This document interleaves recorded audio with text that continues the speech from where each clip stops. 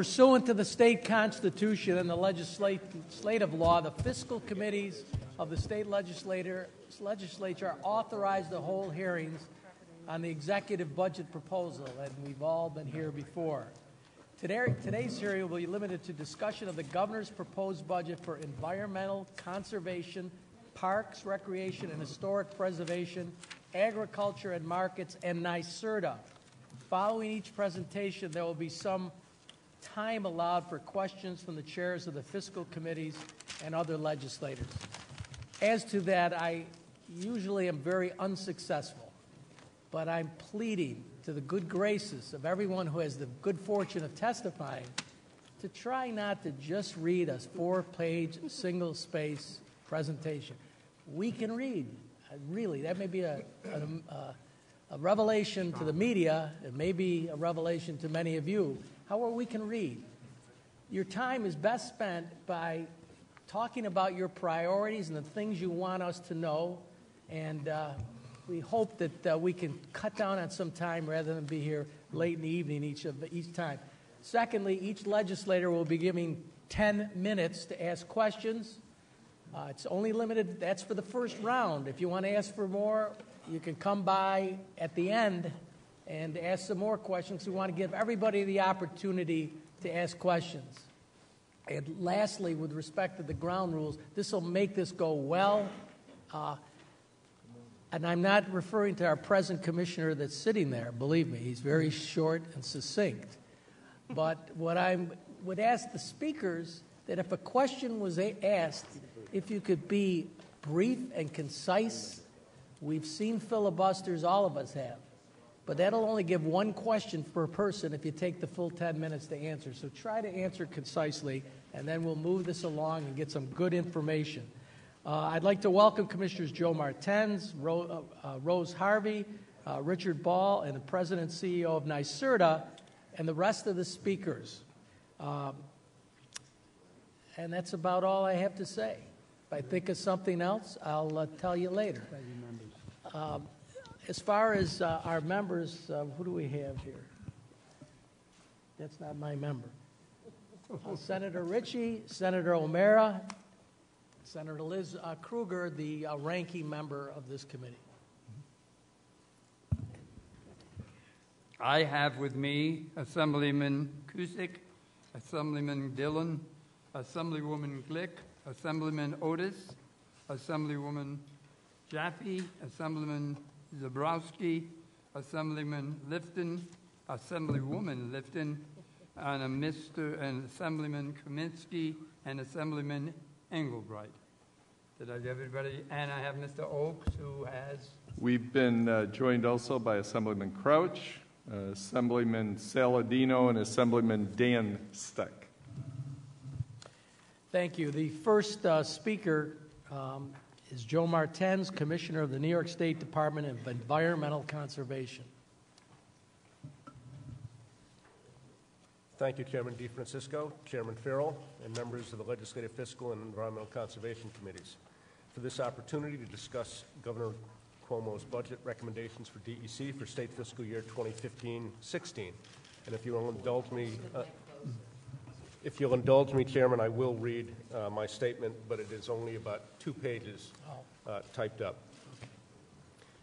DEC accomplished a great deal during Governor Cuomo's first term, and I appreciate the strong legislative support we've received.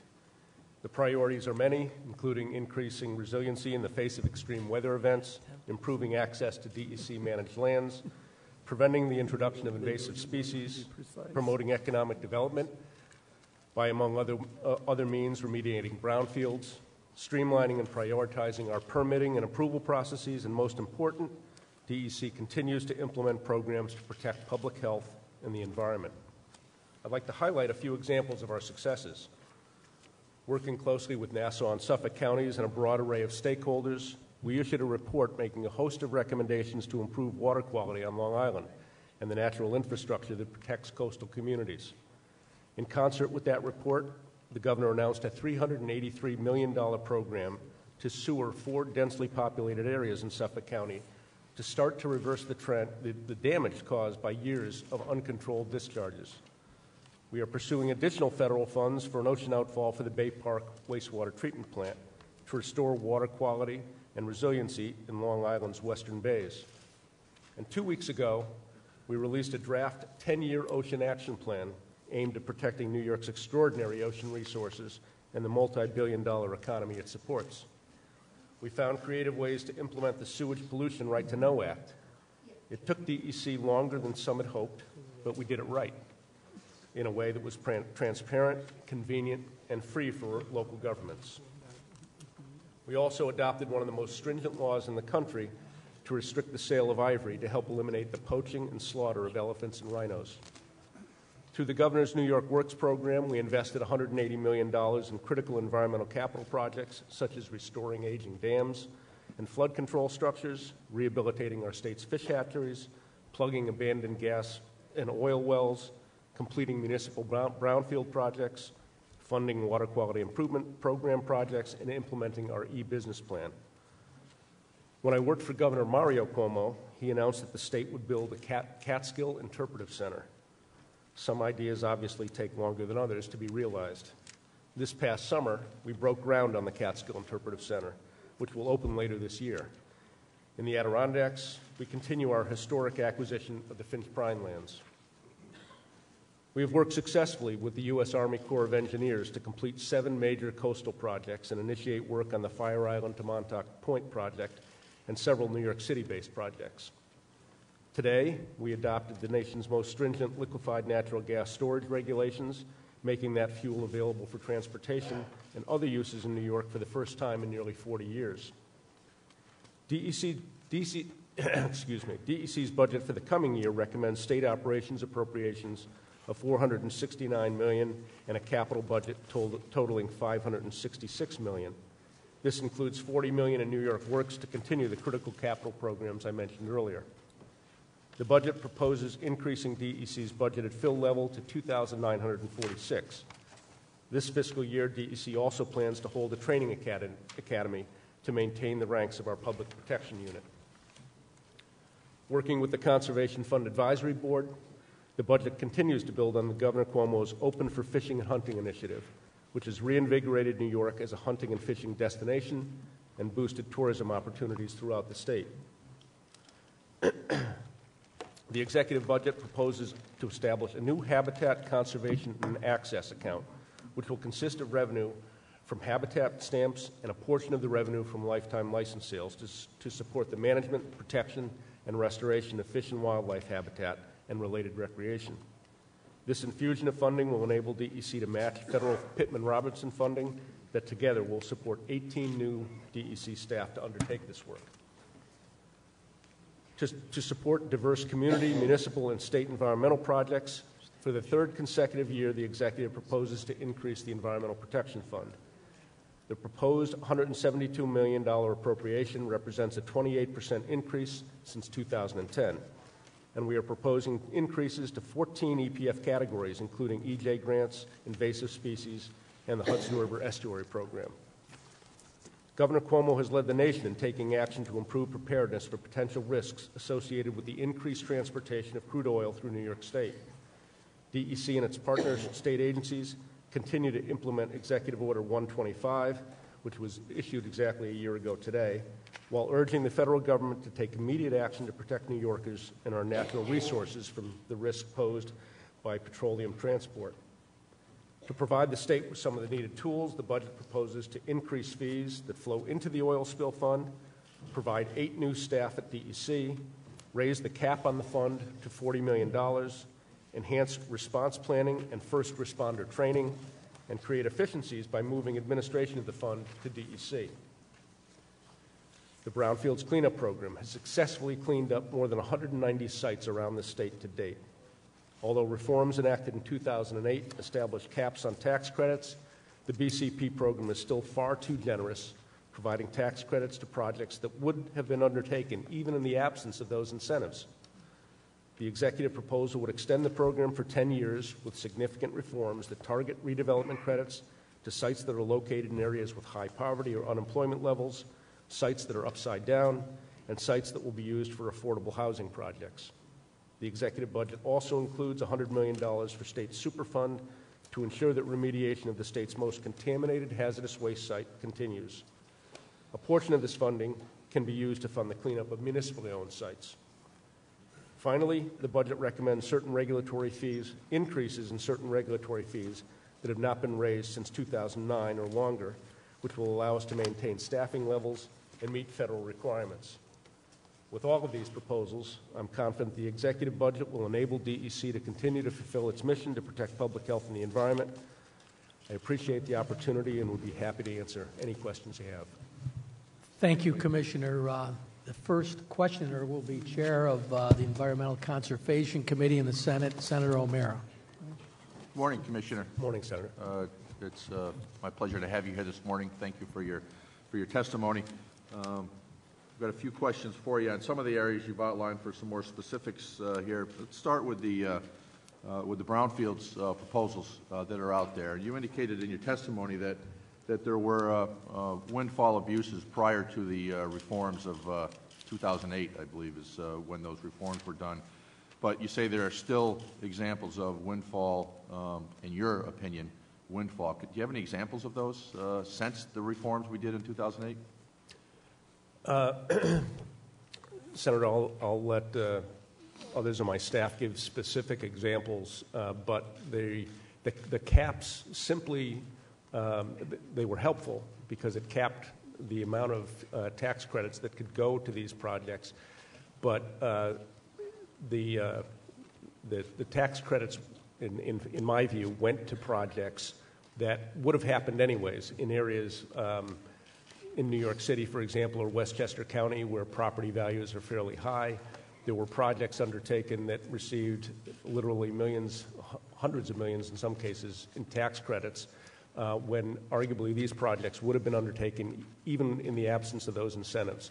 And the whole purpose of the reforms is to make sure that they target projects that absolutely need the credits in order to proceed. This is supposed to be an incentive to clean up brownfield sites, not to be a windfall for development projects that would have happened in any event.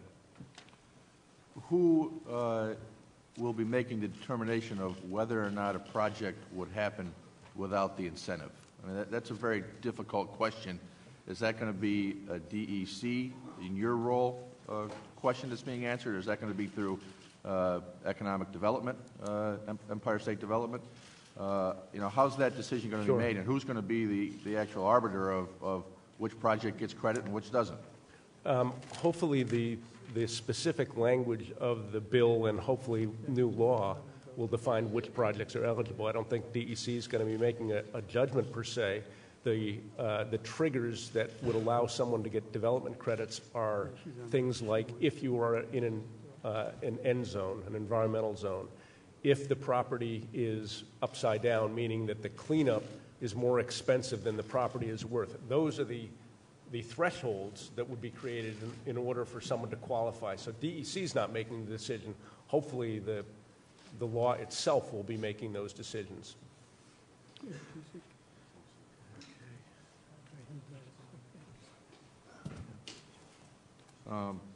And just because a project is eligible, you're saying that if it's eligible, it doesn't mean necessarily it's going to get selected? No, if it's eligible, then they will be eligible. If it meets the criteria for the credits, it will be entitled to get those credits.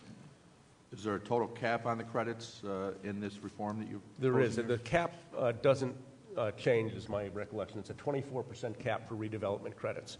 So there's a 10% credit if you meet the thresholds, and then there's additional bonuses if you are doing affordable housing, if you're in a brownfield opportunity area. So with those increments, it can cap out at 24%. You're saying that a portion of these can be used for municipally owned sites. Can you explain that part of the program a little bit? That's part of the Superfund appropriation of $100 million. We've had this program, the Environmental Restoration Program in New York, historically. It has been very popular with municipalities.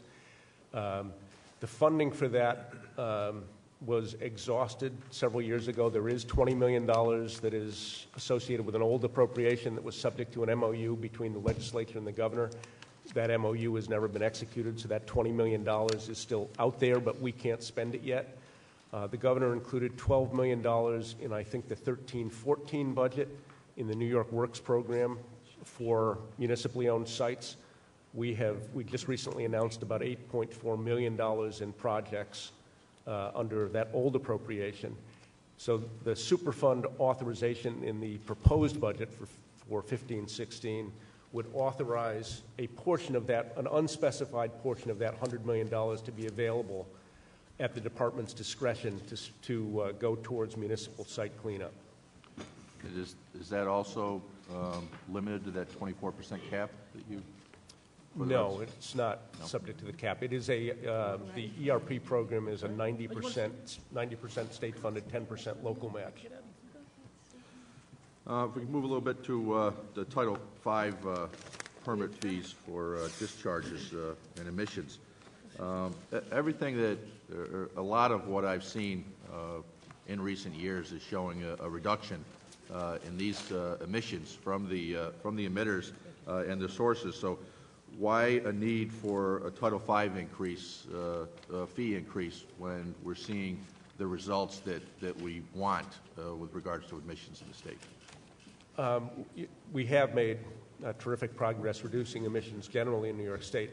In fact, the federal clean air laws require states to fund their air programs with fees generated by the emitters themselves.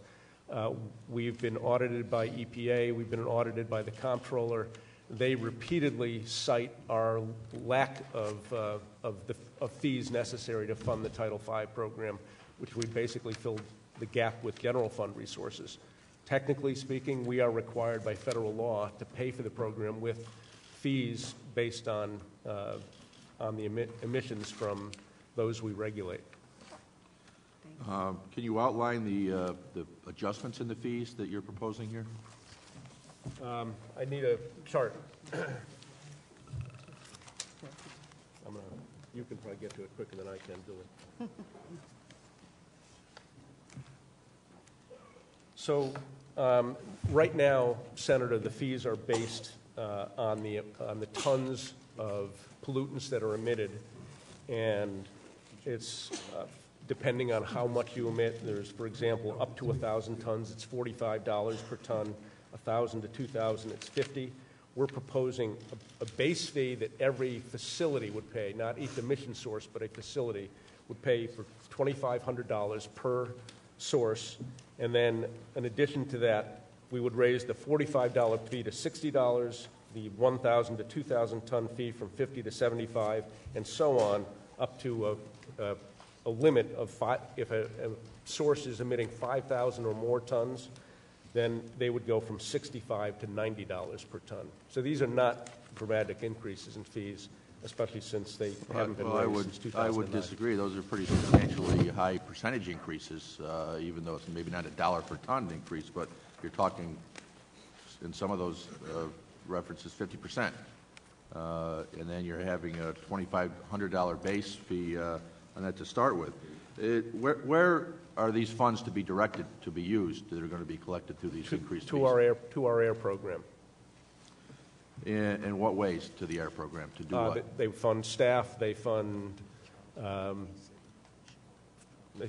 staff primarily, and monitoring. Is it your opinion then that you need more staff to regulate your air program? No, we're not asking for any additional staff. We're asking for the fees to support that staff, which, as I mentioned, is actually a federal requirement.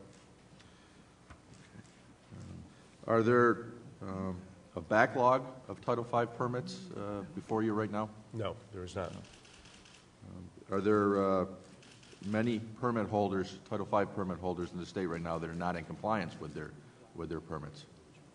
I don't believe so. I mean, we can get you a list of anybody that we've issued NOVs to. It happens, but I'd say the lion's share of emitters are in compliance with their permits. Okay. Now, where do we stand in the state with repowering of a few of the major electrical producers, Dunkirk, Cayuga, and Greenwich in Dresden. Where do we stand as far as moving forward on those proposals to provide consistent, reliable, and low-cost electricity for New Yorkers? I can't give you specifics off the top of my head. I can tell you that on Dunkirk, for example, we've been meeting with the owner of the Dunkirk plant, and the issue there has been an issue of what is the best technology available for discharges from that plant. And as of a week or so ago, I know that we had come to at least a tentative agreement with the plant owners on what would be required to meet BTA. So they should be in a position to move forward with that project. There's obviously the department's jurisdiction is limited to issues like air, whether if it's a plant that has been closed and is going to reopen, whether they have to go through new source review, which is a fairly long process. It can take up to a year to go through new source review.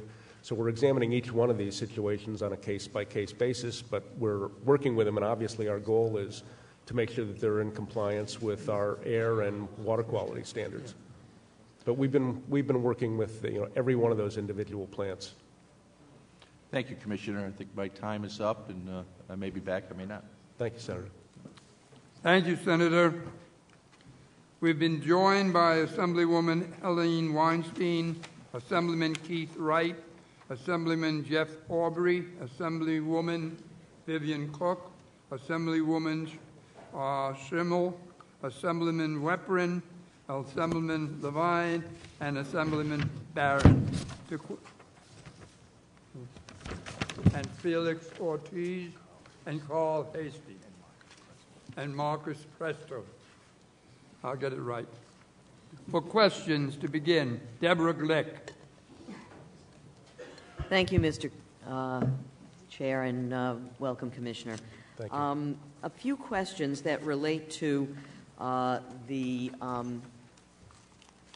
supplemental generic EIS and the potential final EIS on the issue of fracking. When do you envision the supplemental being completed? Do you have a timeline? And will the final EIS address all of the points that Commissioner Zucker put in his health review? The timeline for the SGIS, since I always get in trouble whenever I say a specific time, but I would say... Well, I realize that. So, early 2015, this year. Okay, this year. That's right. We meet on it weekly in the agency. I've got a lot of staff devoted to it right now. The revisions we're undertaking, and absolutely it's going to incorporate all of Dr. Zucker's report and findings and much more.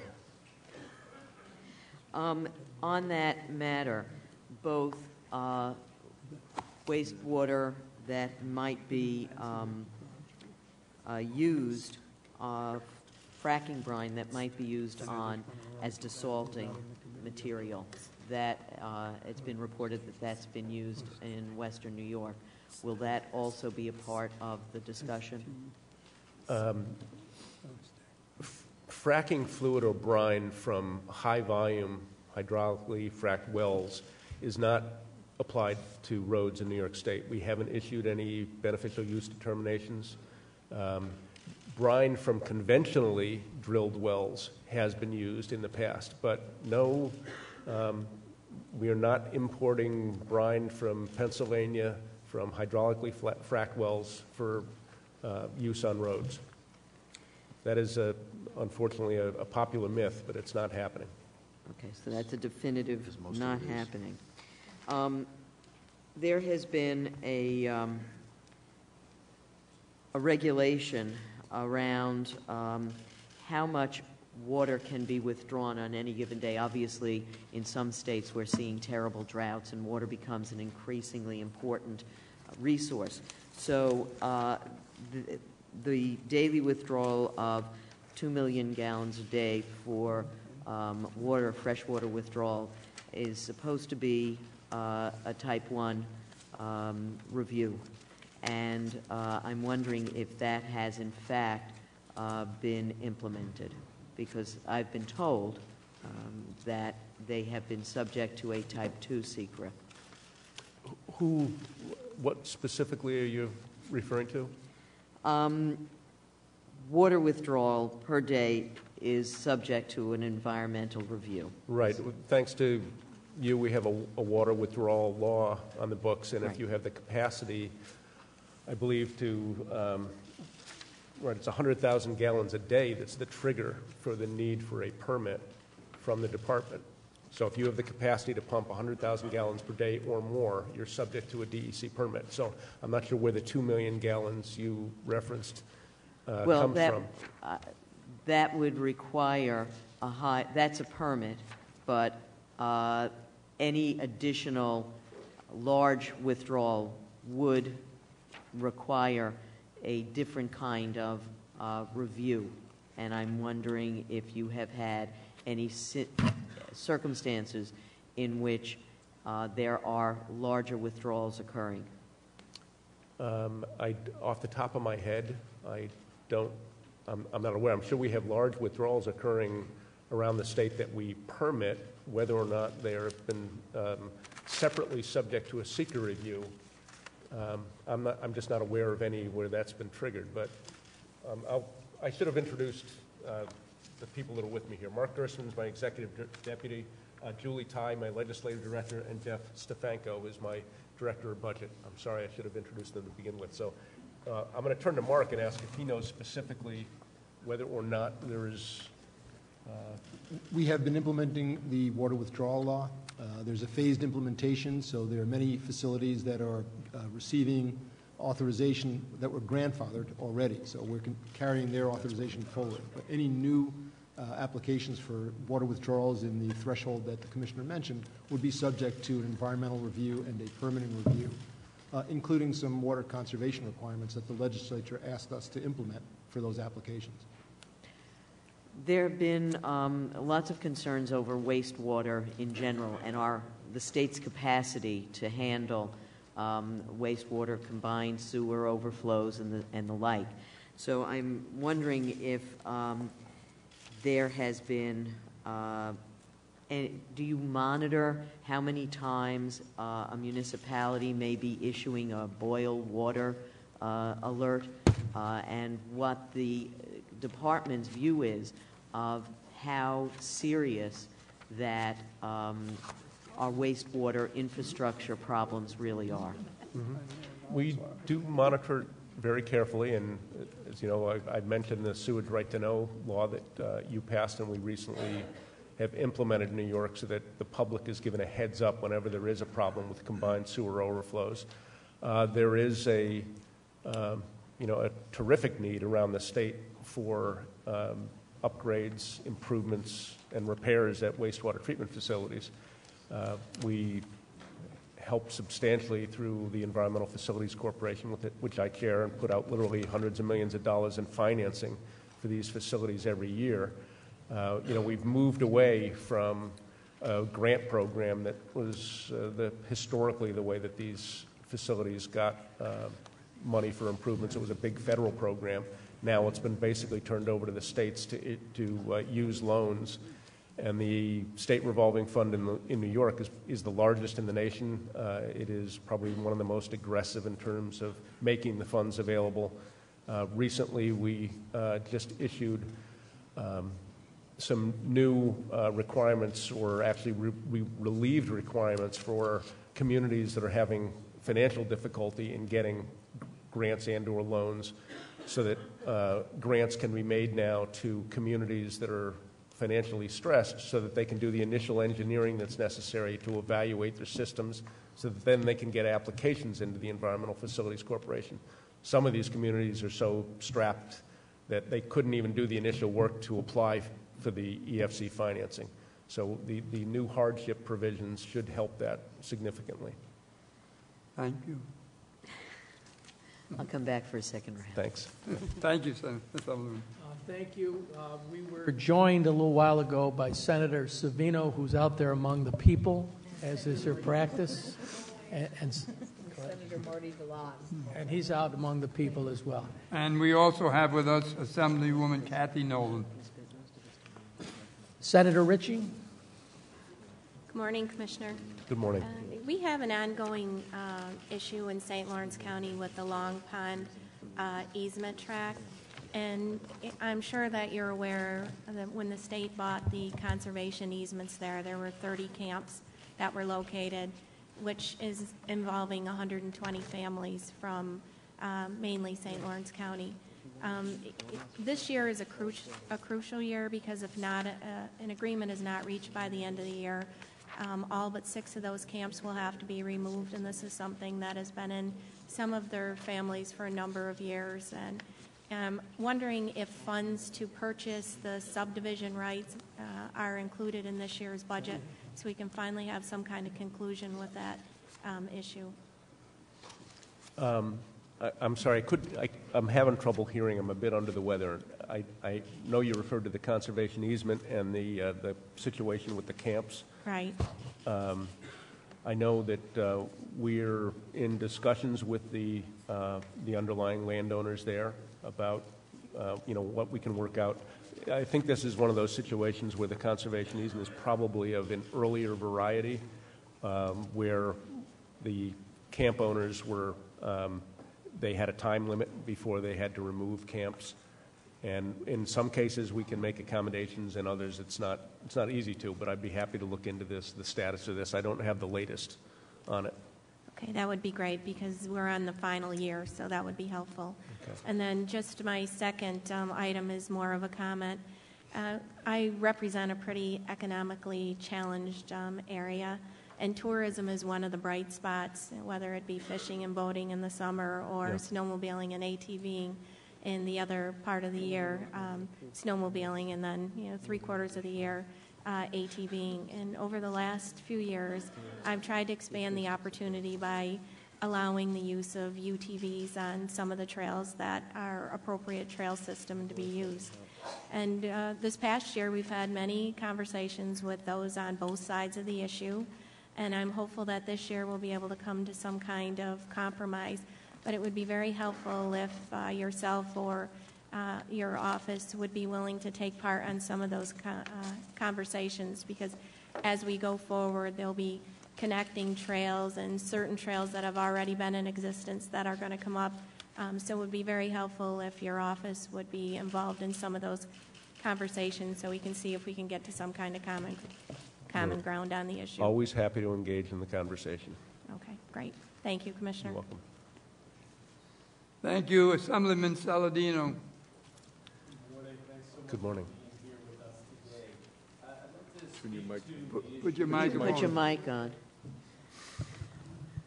I thought most realized I'm loud enough without it. Commissioner, thanks for being here. Thank you to all of you. How are we doing on keeping sand and salt and road contaminants out of the Hudson as we deal with all of this snow? Well, all I can say is we work very closely with DOT. We coordinate with them on where the snow can be deposited. Typically, when a big storm is on the way like this one, we designate areas in advance. We did it in Buffalo back in November when we had the big storms. So we have temporary areas where the snow can be deposited. We pre-select sites, obviously, as far away from water sources, rivers, streams, etc. So there isn't all of a sudden this flush of water and salt. But we work very closely with DOT on that, and I think it's been working very well. Well, it just goes to show your commitment to keeping contaminants out of our marine environment and out of our drinking water has been exceptional, and that's why I bring up the issue of something very important to Long Islanders and to our downstate communities, and that is the issue of the plume, the Navy Grumman plume emanating from Bethpage and going through our aquifer system and heading to the Great South Bay. I know the DEC has been focused on wellhead treatment, but back in June, we passed legislation in both houses calling for hydraulic containment, which the governor signed on December 29th, and I know we're moving in that direction. As we move through this year, I know there'll be the necessity for additional testing of the plume and modeling of the plume and working up a design for the structure of and construction of a facility to hydraulically contain and clean up that plume, which has the highest concentrations of TCE anywhere in the country. What do you need in the way of monies to get that process started? We realize the Navy is financially responsible, but we want to make sure that the DEC has the resources it needs to get started on one of the most important water protection programs in the state. Sure. The short answer is what we're required to do under the law that you sponsored and that the governor signed is to evaluate again the situation with the Grumman plume, and we fully intend to do that and comply.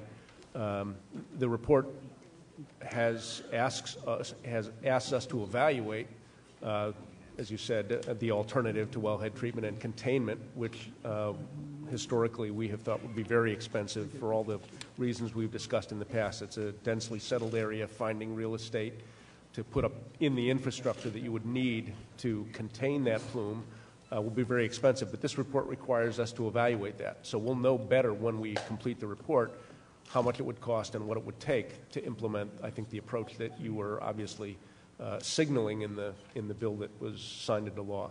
Commissioner, since that law has been passed, the Navy tests have shown us levels of TCE at 4,600 parts per billion and at 8,200 parts per billion. You realize the State Health Department and the EPA allow only 5 parts per billion at the tap. Realizing that the plume is not diluting, which has been the reason to allow for wellhead treatment alone in the past, now that we see these reports, now that we realize the plume is moving very quickly, more than a foot per day in a southerly direction, and the fact that I know the department does not want to see more uncontaminated areas to be contaminated, and the DEC does not want these very dangerous chemicals to reach the Great South Bay. Can we get a commitment that hydraulic containment is now should now be our focus, and that we should now be providing the DEC with more financial resources to begin the process of getting that facility up and running? We estimate, and the folks that I've been speaking to regularly, the engineers I've been speaking to, that a phase one would cost $75 million, would address putting up that barrier to protect uncontaminated areas, and that we're all in agreement that the Navy is responsible for paying for this. First step is the report that we're required to do. That's clearly the first step. And right now we're evaluating how we can do that, because even that report is going to take significant resources on the department's part. And we're evaluating whether or not that can be done in-house, whether we have to hire a consultant to do it, which is frankly my preferred approach, because if I divert staff to do the report that's required, that's going to take them away from a lot of other things they're working on. And we have sites out, as you know, all around the state. So, we're evaluating how we can get this done in a way that has the least impact on the department financially, but gets the work done that's required by the legislation. So that's really the first step. And then once we get that report done, then we're going to have a better idea of just how much it would cost. And then it's a discussion, obviously, with the Navy, with Grumman, to determine how we go forward from there. Can we get a commitment that the department is with us in pushing toward the hydraulic containment that we know will provide the best assurance of cleaning our water, the best assurance of protecting contaminated areas, and the best assurance that we will protect both the marine environment, the Great South Bay, from these chemicals, and to ensure that we have clean, uncontaminated water to share with other communities that will be needing it, including New York City, as population grows and needs grow? I can't give you a commitment that when we haven't even done the report yet, and I don't know what the total cost will be. As you know, we've looked at this in the past, and we've had deep concerns about whether it was feasible to stop the plume from advancing. Obviously, those hot spots that have recently come to light. We're going to get the Navy to address those hot spots, and they will be doing increased pumping in those areas to make sure that that the plume around that hot spot doesn't expand. We want to stop it to the greatest extent we possibly can. So we are going to move ahead. We're not going to wait for the report to address the recent, findings about the areas that are heavily contaminated.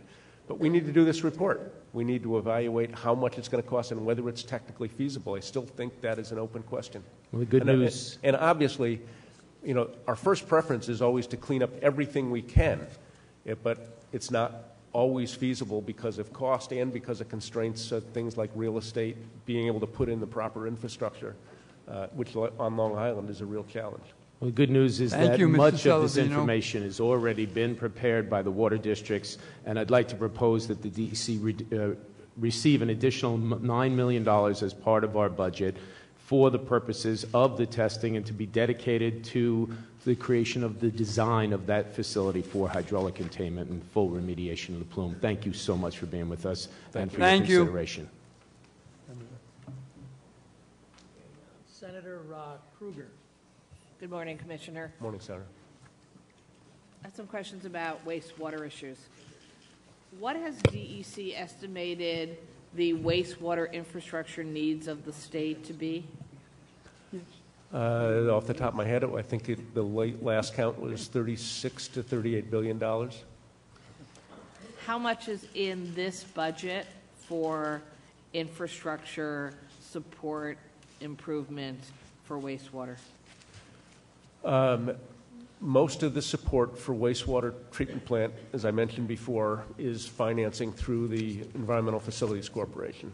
So there's literally hundreds of millions of dollars available for loans and some grants to communities around the state. That's the traditional, been the traditional approach to wastewater treatment is loans in New York for years.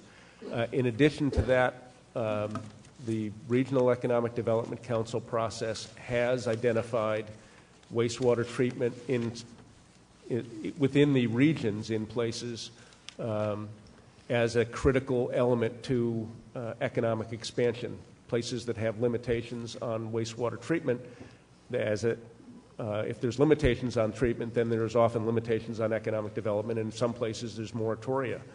So that has been a source of funding, and the $1.5 billion that the governor proposed for the regional economic development councils could be another potential source if it's identified by the communities and by the regional economic development councils as a high priority.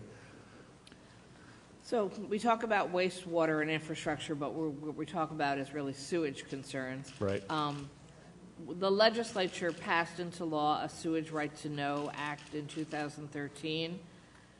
Because of the concern about sewage leakage and sewage dumping into the drinking water systems of various places and contaminating streams and rivers and creeks and lakes. I come from New York City, where apparently we have approximately 28 billion gallons of sewage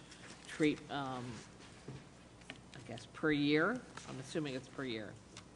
It's hard to believe it's per day, so it must be per year. I hope that's per year. Okay. Thank you. What's been the implementation of this law so far? So how have you implemented this law so far, and what changes have been made pre the law?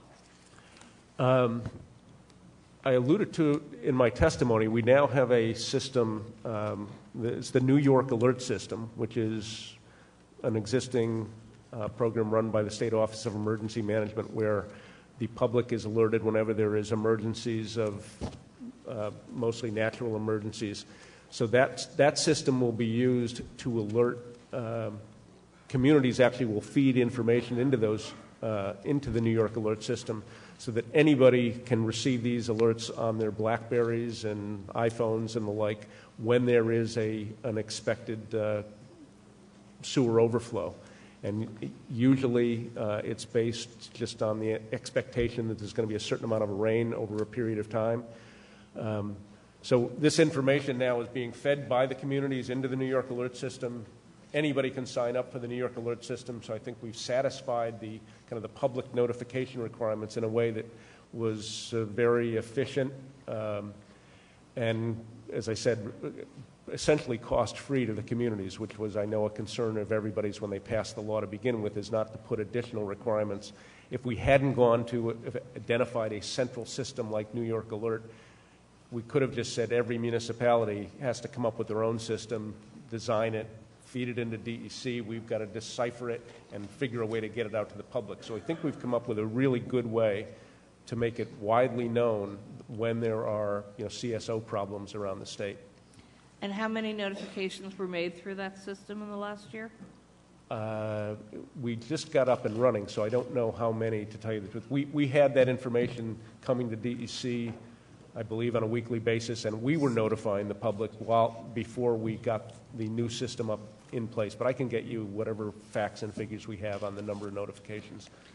And if I sign up and I'm alerted, what is it telling me? Is it telling me to do something? Is it telling me not to drink the water, to boil water? It's mostly telling you don't swim, don't do anything that requires contact recreation for a period of time.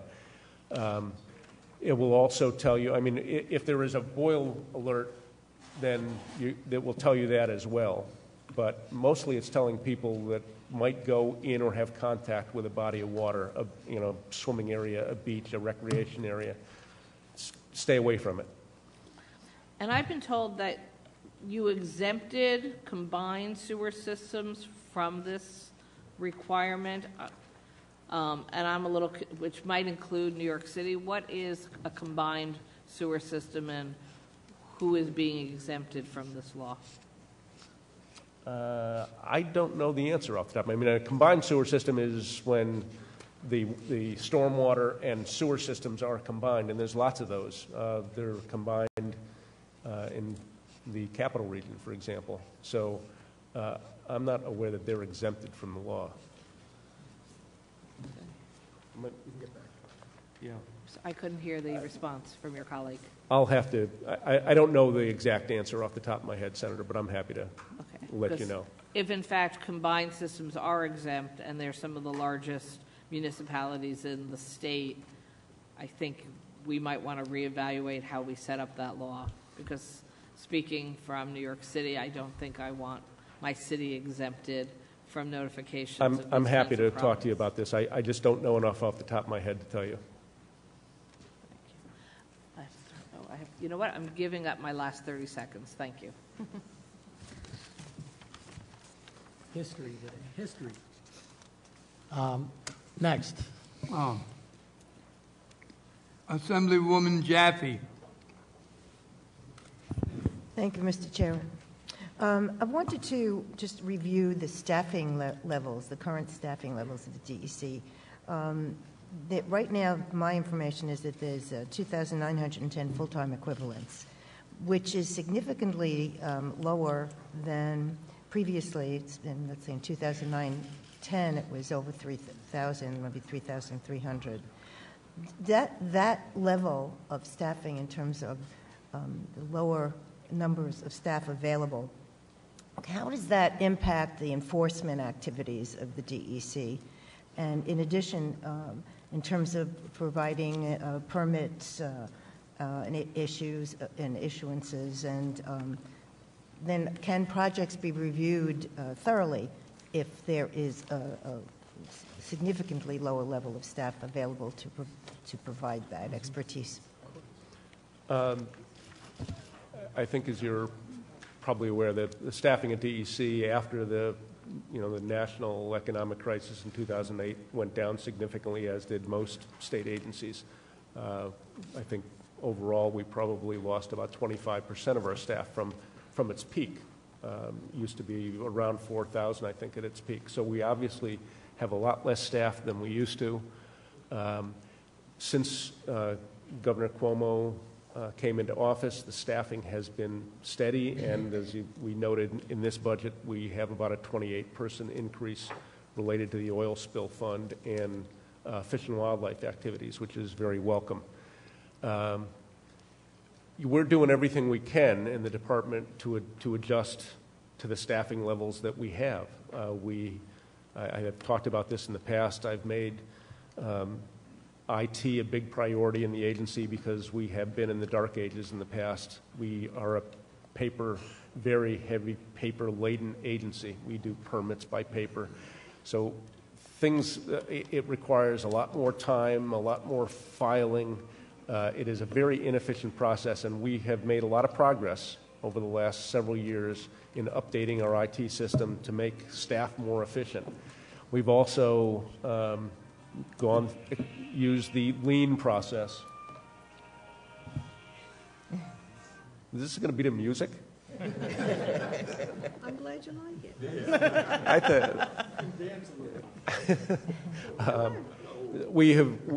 I've made a major commitment, as the administration has, to this so-called lean process, which is nothing more than literally picking apart every part of the process you go through in any program to identify what things you can do better, what things you can do without.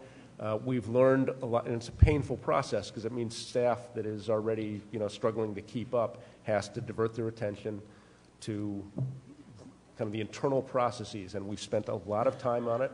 It's been frustrating but very rewarding because we have actually found that a lot of the things we do were products of decades-old practices in the agency. So we have improved a lot, and I appreciate all the dedication that staff has put towards this. So I think we're a lot more efficient than we have been historically, and because of this major commitment to IT, $6 million a couple of years ago, there's another $2 million in the New York Works budget for IT upgrades. We are coming into the 21st century now, and I think that has helped dramatically how we conduct our business. I don't think any commissioner would sit here and say, no, we couldn't use more staff, but the governor has made a commitment to keep state spending less than 2%, and the only way to do that with increases in education aid and health care has been to keep the agencies flat. So we've kept flat, so we've had to adjust, and we've done everything we possibly can to make ourselves more efficient. On the enforcement side, I don't think there's been any real diminishment in enforcement statewide. In fact, our enforcement statistics from issuing violations from our environmental conservation officers is actually up dramatically in the last year. We still do all the required inspections we're required to do under the federally delegated program, under air and water, for example. So I think we're doing pretty well with the resources that we're provided. I understand that the revenue that has come in from around the state, the bottle bill, has decreased. And do you know why those revenues have been declining, have been decreasing? I don't know why they've been decreasing. I'll probably have to get back to you. Julie Tai here knows an awful lot about the bottle bill. And Julie, you may want to talk about the bottle bill revenues. I don't know that we have specific reasons for why, but certainly, the numbers were provided from Department of Taxation and Finance indicates that recycling rates are actually. Sorry. There's a terrible echo. I agree. The recycling rates are actually going up a little bit. As we've been doing more enforcement, we've certainly will see more compliance with the law. We do have a number of cases with the Attorney General's office and district attorneys that would address both transshipping, where we know a lot of the fraud is occurring, as well as ensuring that companies who are required to be registered as deposit initiators are doing so, and that has resulted in some increases. But the recycling rates have been going up, so we don't know exactly what the reasons are, but certainly an increase in the recycling rate is one of the objectives of the bottle bill. And I would just say that on the enforcement end, as Julie mentioned, we've been working with the AG's office, with district attorneys, and we have a lot of cases pending. They're very difficult to actually prosecute and bring to conclusion. So we hope, there'll be settlements down the road that will actually increase revenue, but we won't know until those cases are concluded. Perhaps we can find a way to work together to raise awareness as well in terms of increasing that opportunities, the public participating as well. Thank you. We're always open to ideas. Thank you. Thank you. I just had a couple of questions. I wanted to ask you about the EFC. Do you have any idea what backlog on applications there are, dollar-wise? I'm sorry, Senator. The EFC. Yep. They have requests, or I imagine municipalities have requests in, or others have requests in for dollars from that fund. Yes. And from what I was told, there's a long backload of applications. There's not. No. Okay, can you give me an idea, dollar-wise, what the level of applications that are still pending? I can get you that information, Senator, but virtually everyone that's on the intended use plan that's eligible for funds gets funding from EFC. We get the money out the door. I'm not aware of any backlogs in any applications at EFC. He's whispering something to you. Go ahead. Okay. I don't need him to whisper, so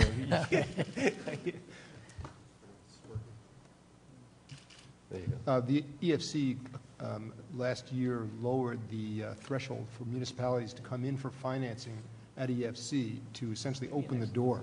And so those that are, as the Commissioner said, those that are in the queue are moving through the process. So we have increased the opportunity for all municipalities across the state to obtain EFC funding. But again, I'm not aware of any backlog or people waiting for money. We're pretty efficient in getting the money out the door once they've applied. Okay. The other issue maybe you've just addressed, and that was there were some complaints at one time, maybe before you made these changes, that it was difficult for municipalities to actually use the funds because of the cost associated with the application and other things. Is that what that's why you made these changes?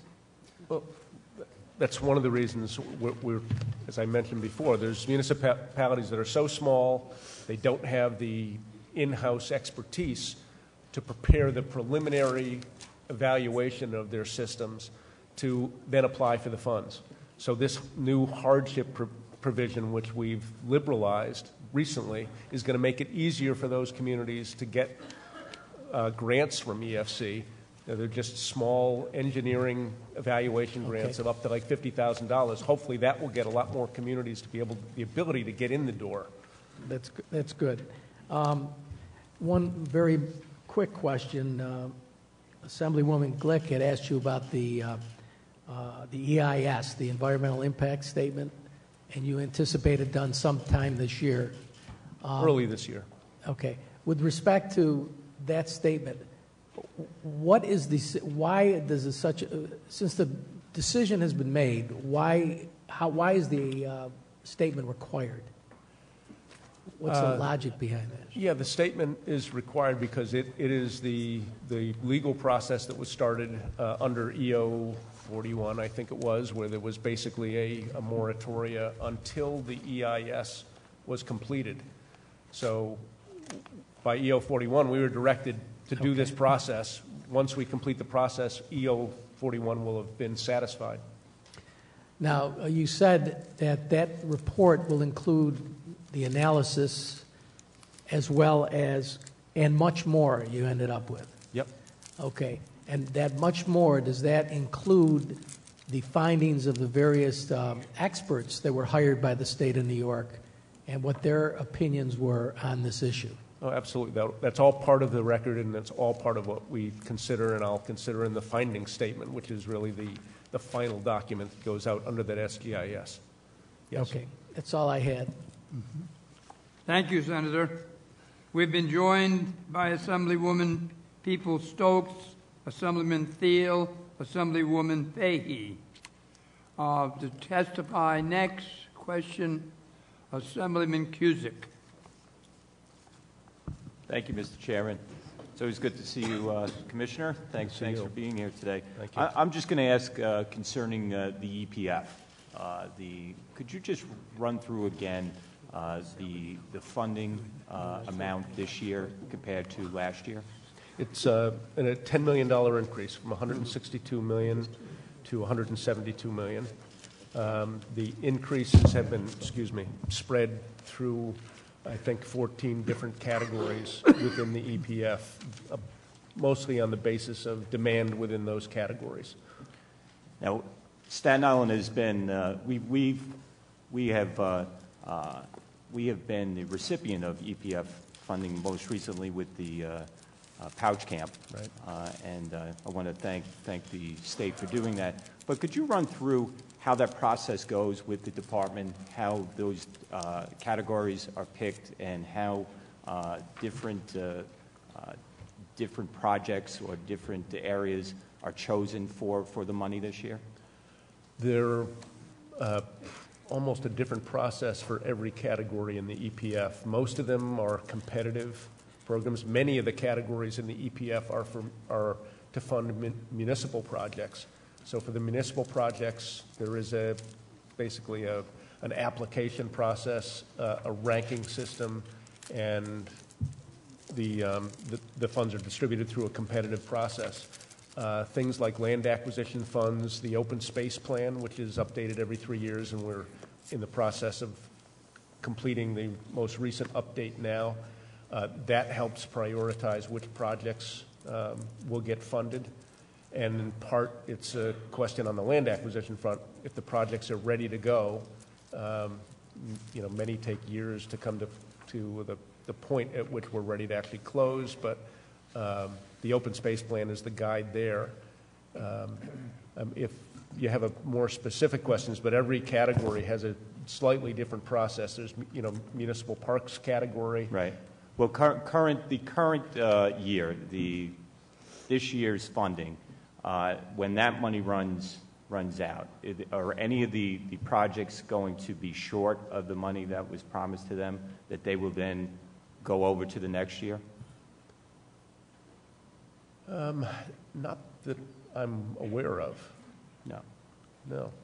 Okay, so then any... I mean, some projects, may be more expensive than there is money in the fund, and that's always a question. And sometimes we will set prior year money aside for a project so that you use reappropriations to come up with the full amount of the project cost. So it could be that it takes multi-year commitments of the EPF to entirely fund a specific project. Okay, because the gist of my question is that if there is projects that are ongoing right now and that they come up short this budget cycle, and we have now increased that the EPF in the current budget that we're having these hearings on, will that money then have to carry over? Will some of that money have to be used for any shortfalls in the last budget? The answer is no? No, I think the answer is it could be. It really depends on the project, the specifics of the project. The categories that were enhanced, more money will be available within those categories to fund projects. With some projects in the EPF, there's just a backlog. For example, municipal recycling. There's $69 million of applications that are pending and have been pending. So we continually roll out the money year after year. So an increase in that category would allow us to fund additional projects that have been in the queue. So the additional resources that are in the EPF will allow us to do more projects in every one of those categories, or complete a project that we may not have had the full resources to fund without that increase. I see I have a couple minutes here. I just want to move to, I think you had answered to one of my colleagues about new people being hired for enforcement. Are there new people being hired for enforcement throughout the state? I mentioned that we are going to hold another academy in the fall, and the academy is where we train new environmental conservation officers and forest rangers. So we will be, having an academy. The size of the academy hasn't been determined yet. Depends on how many people leave. But the enforcement, it takes place in a lot of places within DEC. We have engineers, lawyers, and so forth that work on enforcement cases. The rank and file, the basic staff size of DEC is not changing, but we will have, again, we will supplement our environmental conservation officers with the ranger or with the academy in the fall. But overall enforcement effort is status quo. Okay. Thank you, Mr. Chairman.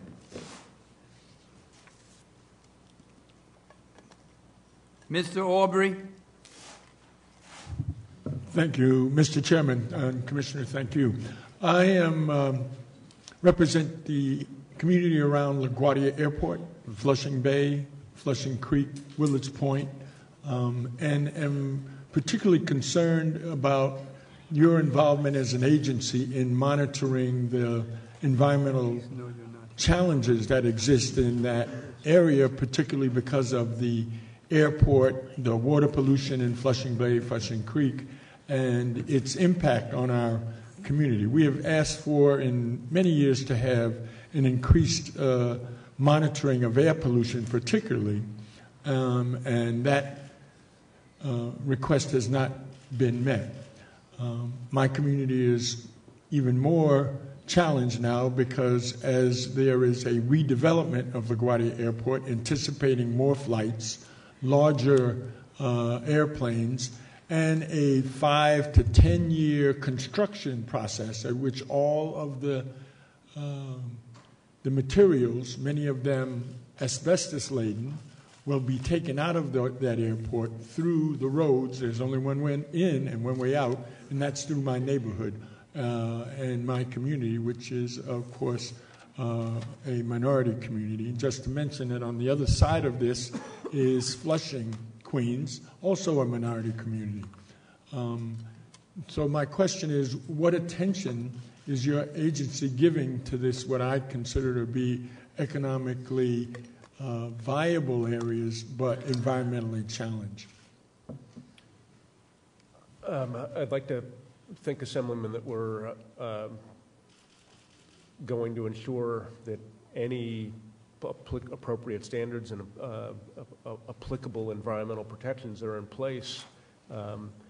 Things like, expansion of the airport, where if there are air impacts, where we're going to be involved. We're going to do whatever we need to do to make sure that air quality continues to meet air quality standards. Monitoring is always a challenge for us. We have a monitoring system, a statewide monitoring system. We get a lot of requests to monitor individual sites, and our system is set up to monitor the ambient air quality across the state.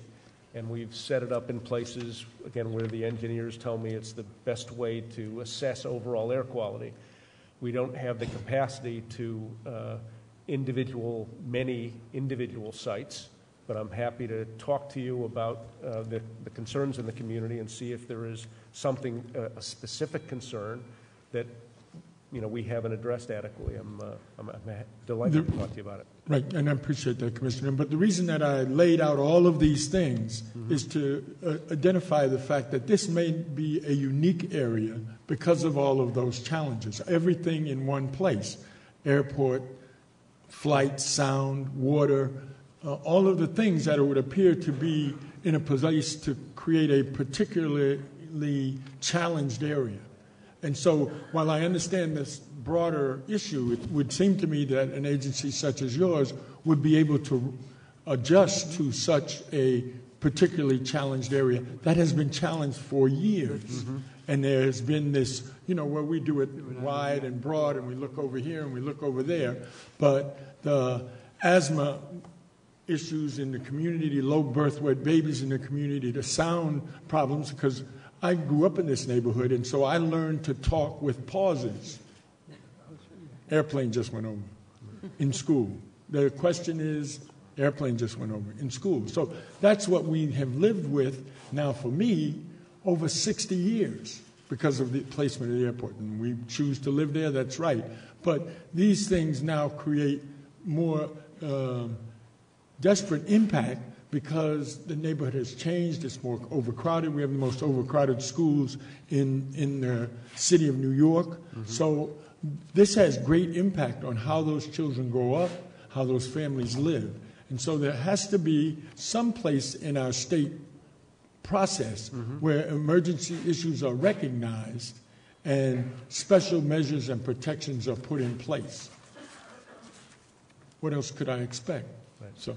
Well, wherever we have jurisdiction, and our jurisdiction is triggered when someone has a discharge to Flushing Bay, where there's emission points, particularly in an environmental justice community, we do have a commissioner's policy that requires us to expand the public participation process and make sure that all of the issues are aired. Wherever our jurisdiction is triggered, we are going to engage with the community. It's not, our jurisdiction is limited to certain specific things. When someone needs a permit to discharge, if they're going to have, increase emissions, they need our permission to do so. And we can, in that process, engage the community and try to address issues more broadly, as you suggest. Well, certainly, the smell of Flushing Bay should be enough to cause you to come down there often. I may be the last living person that actually swam in Flushing Bay. And some claim that that's why I'm as tall as I am, because of nuclear reaction. But I'm only being humorous. But I really, over the years, this call has always been met with these issues. Well, the Port Authority has it, and this has it, and that has it, and the city has it. But nothing has happened on a coordinated basis to respond to these challenges. Yeah, one thing that we have done as a department is we have, what's the term? Eco-quality operations, where we have identified environmental justice communities around the state, and we send in our environmental conservation officers, and we announce that we're doing so, and we come into the community because a lot of times in environmental justice communities, there's, as you know, there are lots of industries, businesses that aren't the cleanest in the world, and there's a high concentration of them. So we have these kind of sweep operations where we'll go in, we look at all the as many individual businesses as we can, and we try to get them we want to make sure that they're actually complying with all of the various requirements we have for solid waste disposal, for, again, Speedy's permits, or whatever the issue is. We look across all of the media, and we're basically trying to tell them we're here, and we want the community to be operating as cleanly as possible, because there is higher concentrations of these types of activities in. So can I expect that we will get that treatment? I'd be happy to look into doing it this year, because we designate so many places around the state, and this sounds like it might be a perfect area to do that this year. Just an add on, because I missed it and I'm almost out. The Grand Central Parkway also runs through the middle of this, right, which adds to our congestion and our air quality. Thank you. Thank you. Thank you, Assemblyman. Assemblywoman Lifton. Good morning, Commissioner. Good morning. Is this on? Yes, it's on. Good morning. First, I do want to just briefly stop and thank you for working so cooperatively, having DOH work. It is on. For working so closely with the Department of Health, not as a de facto co-lead agency almost on the SGICE on fracking, and for coming to what I believe is the correct result on the de facto ban on fracking in New York State. So thank you, Commissioner, to you and all your staff for all the long years of work you did on that project. That project for me, that issue for me led into the issue of methane and climate change. And maybe you agree that climate change is certainly one of the most important issues we're facing as a state and a country, as a world. You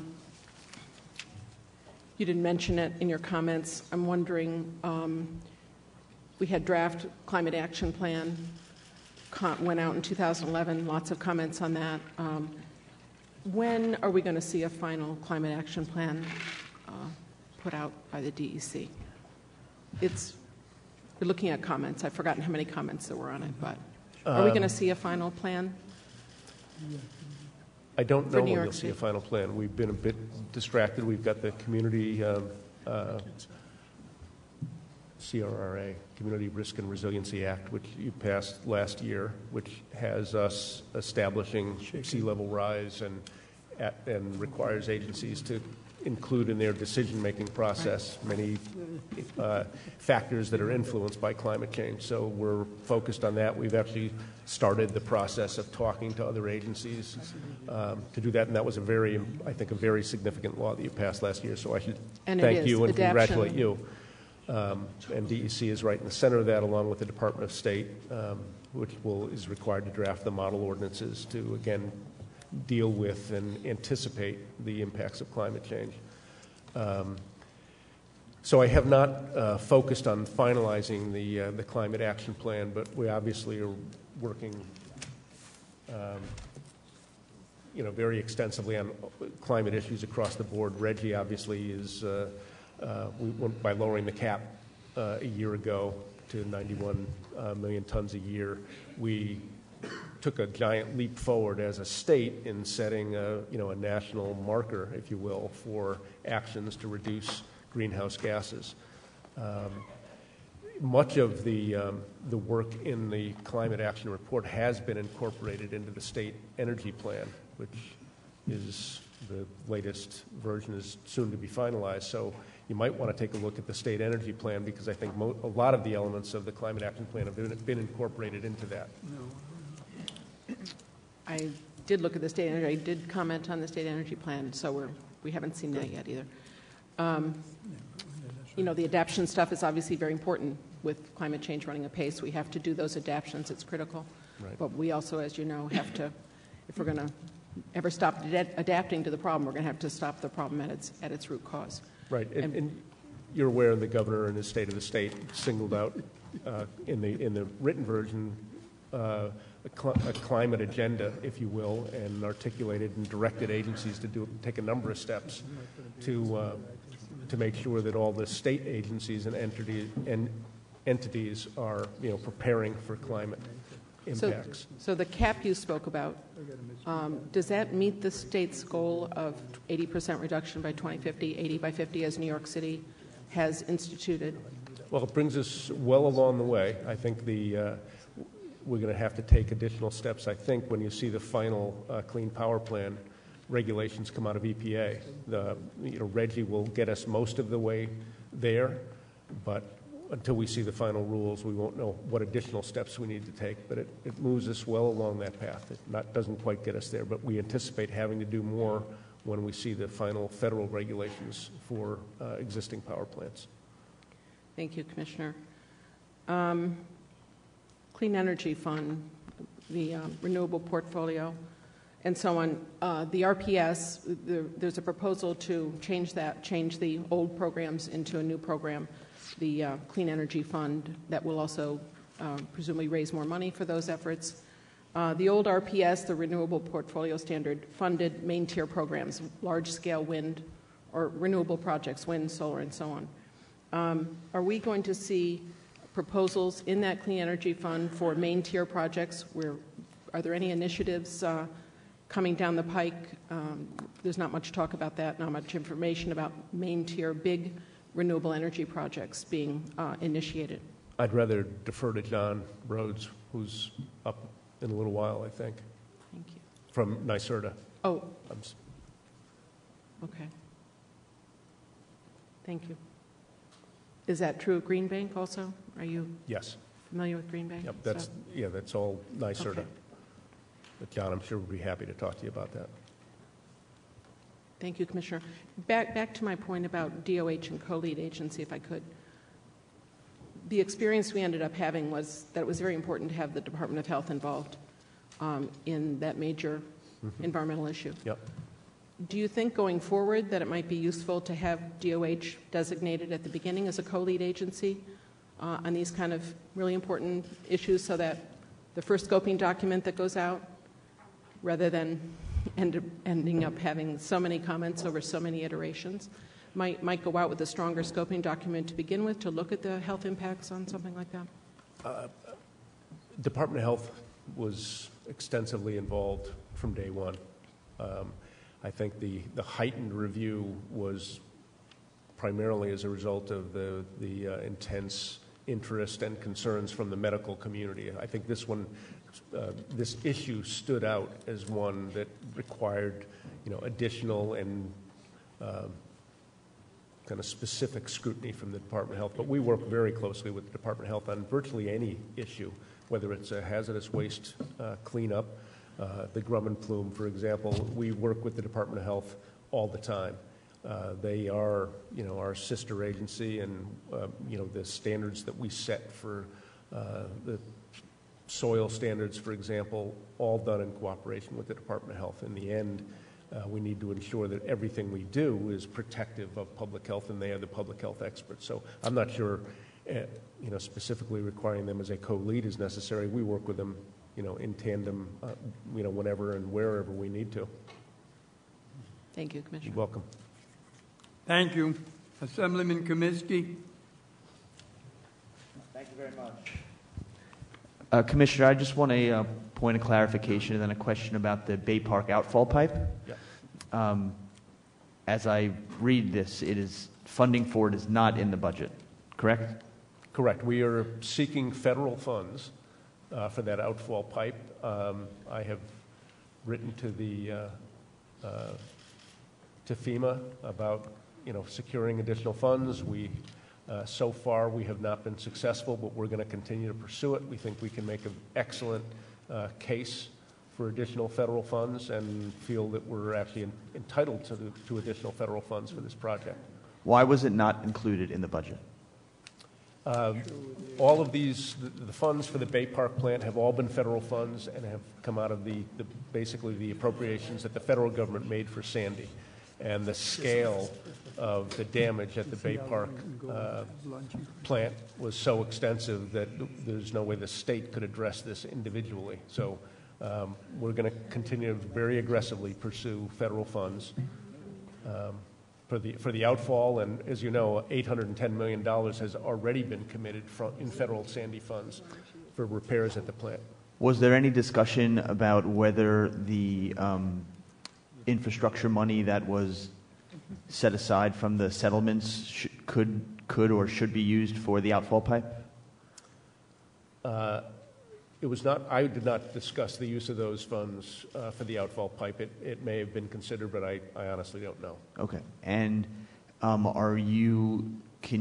understand that you think that the state has a good case to lobby the federal government for the money. Is there anything coming back the other way telling you that it might be successful? No, we're just, I don't know whether we'll be successful or not. I can tell you we're going to pursue it, and we have been pursuing it. We have made, again, I think an excellent case that under various kind of federal requirements that the treatment system was damaged as part of Sandy, as a result of Sandy, and that the federal funds should be used to replace the treatment system, and an outfall is a superior way to treat the effluent from that plant. So we think, again, we can make an excellent case that the federal funds should be used for this project. Okay, within that process, what happens next? Are you waiting to hear from them? You do a presentation? I'm just want to know what's the next step, please. I think the next step is, and we're working on a meeting in Washington with federal officials.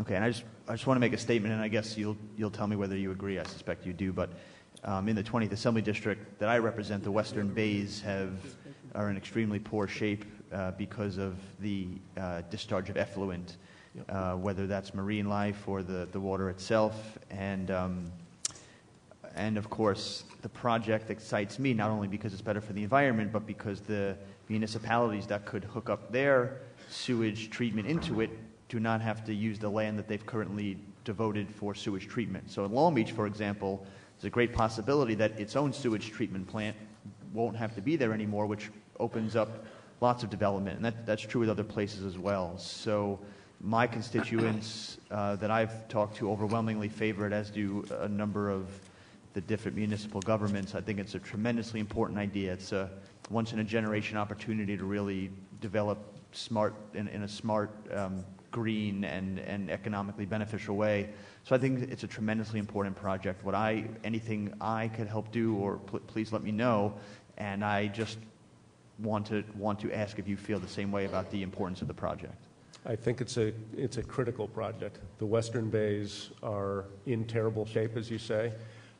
DEC actually published a white paper that documented that the damage to the marshes in the western bays has a direct impact and adverse impact on the resiliency of that area.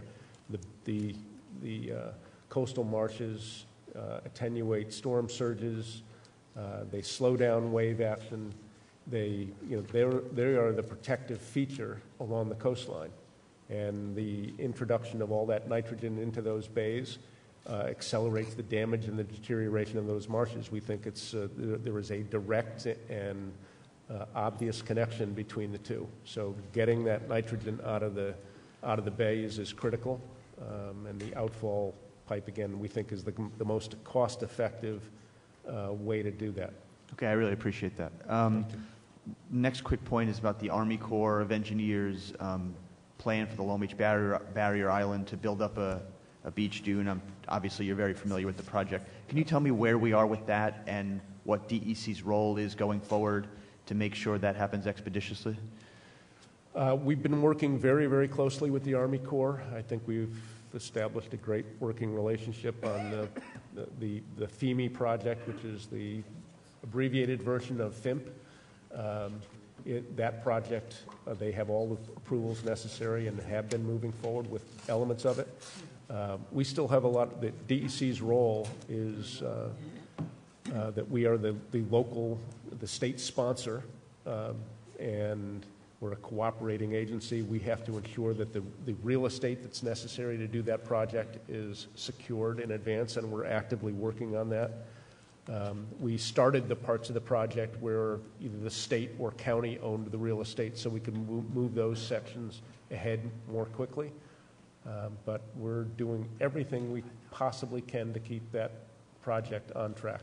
Okay, I think that's great. And, every hurricane season we move into where the beach looks just like it did the day before Sandy is a unfortunate day, and we remain vulnerable. So I appreciate your commitment to that project, and thanks for answering those questions. Thank you.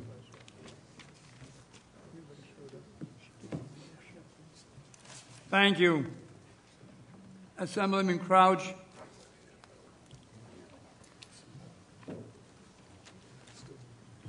Thank you. Good morning, Commissioner. Good morning. You mentioned earlier and answered one of the questions about the training academy to maintain the ranks of your public protection program.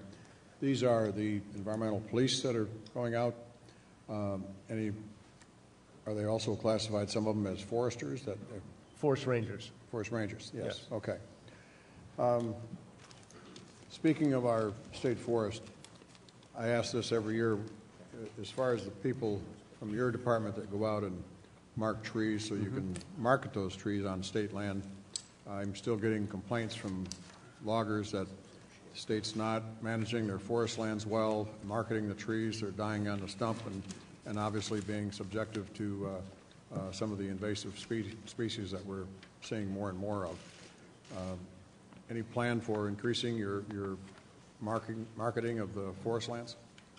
Yes, and I think we have made some significant progress in that regard. It's slow and incremental, but we've made progress. The last 2 years in a row, we've actually generated about $5.5 million from timber sales on state land, and those are all supervised by DEC staff. And it's the first, I think this year and last was the first time that we actually generated more income than expenses, which is a good thing. And the incremental revenue that we are getting from the sale of timber, we think we ought to be able to fund temporary positions so that we can actually cut additional timber on state lands. Sure. So we plan to do that this year. Plan to add to the ranks will be temporary staff and seasonal staff. Okay. And then the other point I would make is that the habitat conservation account that I mentioned in my testimony, those funds and the 18 staff people that we will get for those funds will be used in our wildlife management areas to cut timber to create early successional habitat, which is good for bird watchers, hunters, you name it, outdoors folks generally. So those funds actually flow back into the conservation fund, but that will also help us, more intensively managed state land because we have the ability to sustainably harvest considerably more wood on state lands than we have in the past, and it's been mostly due to staff shortages historically that haven't allowed us to cut what we think is, again, perfectly sustainable and reasonable, and will actually improve habitat on those lands. Well, as you know, a well-managed forest land is, it really helps our wildlife management because, even in some cases, you may have some areas that need to be clear-cut so that it really has a full rejuvenation.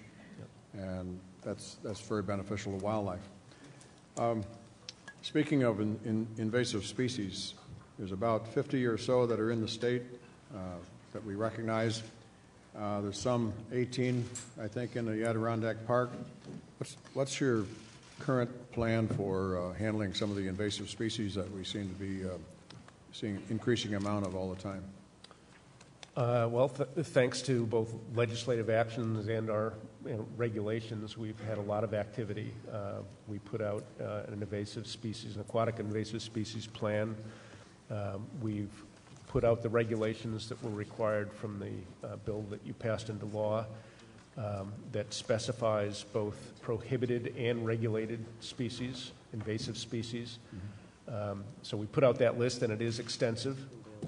We and state parks have both issued regulations requiring any visible aquatic vegetation period that is attached to boats to be removed before it's put in the water.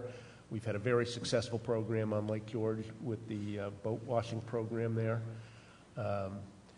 So we've been extremely active. I think in the EPF and the aquatic invasive species, or in the invasive species line rather, there's a $1 million enhancement that we hope to target the Adirondacks as kind of a pilot program for addressing aquatic invasive species elsewhere other than Lake George. So we've been very active, and again, I think largely in cooperation with you.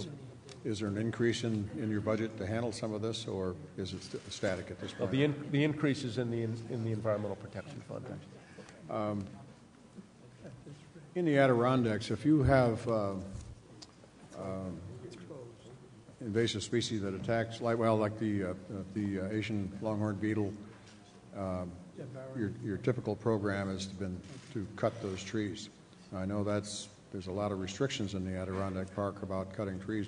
Does DEC have the authority at this time that if you see a pocket that's being, invaded by the longhorn beetle or the ash borer, that you have the authority to go in and cut those trees before it gets into a real explosive situation? Tricky and delicate topic, obviously, because the state constitution prohibits or extremely restricts our ability to cut trees in the park. So that's a topic that we are talking about internally to figure out what and how we would respond to an outbreak in the park. I do think we have the authority in limited cases to undertake cutting when it's necessary, again, to prevent extensive damage and minimize the damage. But that's something that we're obviously looking at very carefully because invasive species are a huge issue, and the park presents very special challenges. Okay. Where are we on the final approval of the Bel Air Resort project? That's been going on for well over 10 years. And it's been a long process. Governor Spitzer moved it along considerably at one time, but it's still languishing out there somewhere. Well, it's not. It hasn't been languishing. It's been a very active administrative process. We have several parties that are involved. We have to actually close the record from a previous administrative proceeding in which my staff has recommended doing. We've actually, when we propose something, all the parties have a chance to comment, and the parties have asked for additional time. In this case, I believe the applicant has asked for additional time to submit additional documentation. So when that is complete, and I think we gave a very limited amount of time, I expect a decision on that, again, very shortly. This year, possible? Oh, yes. Okay. Absolutely. Thank you. My time's up. Thank you. Thank you. We're joined by Senator Hoylman, who has some questions. Good to see you. You bet. And your team.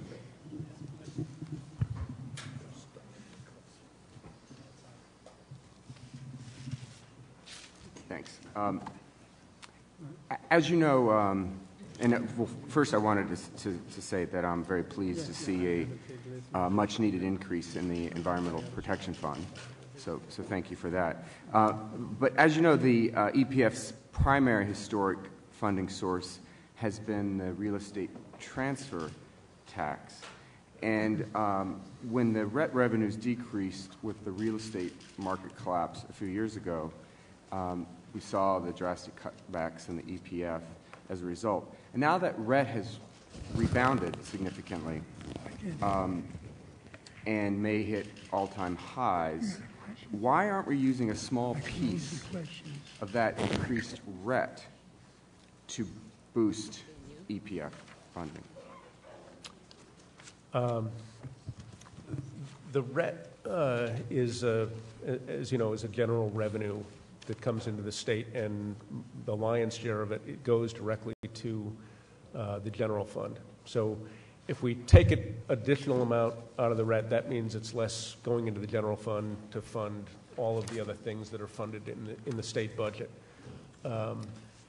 So it's always been a specified amount in the law that was taken out of the RET. It wasn't a percentage of the RET, so that when the RET increased, the EPF increased. It just hasn't worked that way historically. And again, anything we take out of the RET in addition just comes out of the general fund. So it's just shifting from one pot to the other. So this year, the governor did propose that we use $13 million out of funds generated by RGGI for activities in the EPF that are associated with greenhouse gas reduction, and there's many categories in the EPF that fall into that category. The Smart Growth Program, the Water Quality Improvement Program, much of those funds are directed at greenhouse gas reducing activities. So we think there is a direct nexus between the use of RGGI funds for limited purposes within the EPF, and that's why that decision was made. Well, I have to say I am concerned that we are sweeping funds out of RGGI. I don't think it sets a good precedent. We saw that happen a few years ago. That, I think, when Governor Patterson used RGGI funds for the general fund, was classified as a loan. Will this be classified as a loan? There is no loan language included in the budget, so it would not be a loan. And I think the difference here is that the activities we've identified in the EPF have a nexus to the RGGI funds. There is a purpose related to greenhouse gas reduction. And do you have an understanding why NYSERDA isn't using the funds from RGGI at a fast enough pace? I mean, it would seem to me that clean energy, clean tech, potentially the future of our state's economy, there might be more emphasis and more utilization of the RGGI funds for those purposes? Well, I mean, they are used extensively for a variety of programs that are directly related to greenhouse gas reduction. I mean, virtually all of the RGGI funds are dedicated to energy conservation. Actually, energy conservation is probably the single biggest use of RGGI funds historically, and will continue to be. Any concern that sweeping these funds out of RGGI will violate the agreements that New York has with its sister states who are members of RGGI? I know there's a memorandum of understanding that stipulates how RGGI funds are to be used. Have you pre-cleared again, this? Because of the nexus between the activities in the EPF and RGGI, I don't see any problem there. That's been reviewed, and we certainly looked at it. Yeah. Mm-hmm. And well, thank you very much. Again, I certainly support the increase in the EPF. I am a little disappointed that we are basically transferring funds from one environmental initiative to another rather than using funds from RET and from our tax base to support clean energy initiatives. But I wanted to thank you for your leadership and for the mostly good news that we see in the budget. Thank you. Thank you, Senator. Assemblywoman Schimmel. Technologically, too. No, try it again.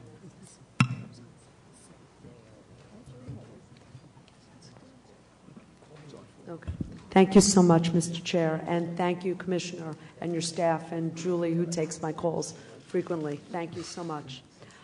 First, I just want to give a thank you for your testimony, but also thank you for the ROD, and you know what I'm talking about, the record of decision that pertains to my district. But really, it's, if you will, a seminal event for Long Island, and I'm talking also to Joe Saladino. I'm in similar case with him. We've had a property, Lockheed Martin, that has been impacted for well over 60 years, but 17 years we've been waiting for a remediation plan, and I'm going to tell you it's under your stewardship that we've actually come up with the plan, and it's a very positive plan, and I thank you for that. So that's a thank you, and I also want to give a shout-out to my Senator Jack Martins, who's worked very closely with me on achieving that plan.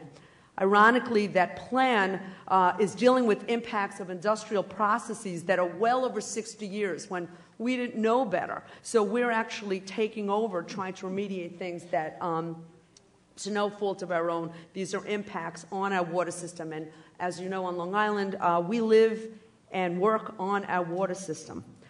So this leads to the next concern, because my life is, and your life probably too, is a hit them all. You fix one problem, there's another one. As we were waiting for the ROD, which we received, concurrently, we were concerned about the cross currents, and I'm going to bring it up now, about Jamaica wells that are coming into play. And its impact, number one, on the plan, because we have a plan in place, again, a snapshot in time on that 30-year plan that we will be able to remediate that plume. But as we speak, if in fact we open up the Jamaica wells in Queens that have been decommissioned, how will that, number one, impact the plan? And number two, how will that impact the water quality and the other wells in my area, and I dare say all along the north and west of Nassau County? And one of the concerns, big concerns, then again, and maybe you can help us with the spin, is that the New York City DEP, that they are required to do a study, but the study falls along more political boundaries rather than geological boundaries. And that the system that they're using, because there is no study that's been done of the Lloyd and the Magathie, and this was required in 1986, a study of the Lloyd aquifer system, which predates all of us, was not done. How do we judge maximum pumping rates, allowances, when there is no baseline study? And what would you need from us, and even my district, anyone, to allow you or USGS to get a real study? Because this is a huge impact, despite what everyone thinks, in my district and all along Nassau County, because we've had numerous meetings, when in fact we open up the Jamaica wells. And just to tell you, the Jamaica wells, and I believe it's 33 wells that possibly could be impacted by this. These have been decommissioned since, I believe, the late 90s.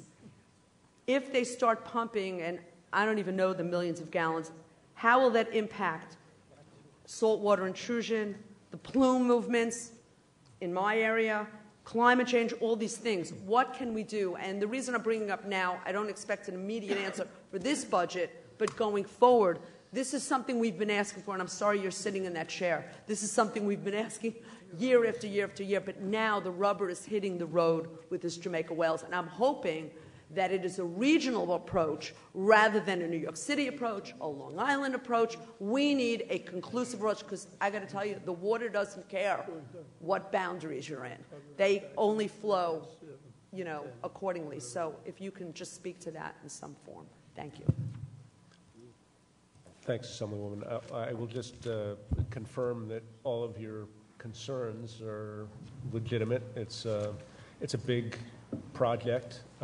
New DEP is in the lead on the project. They have committed to an environmental impact statement and an EIS process, which is good.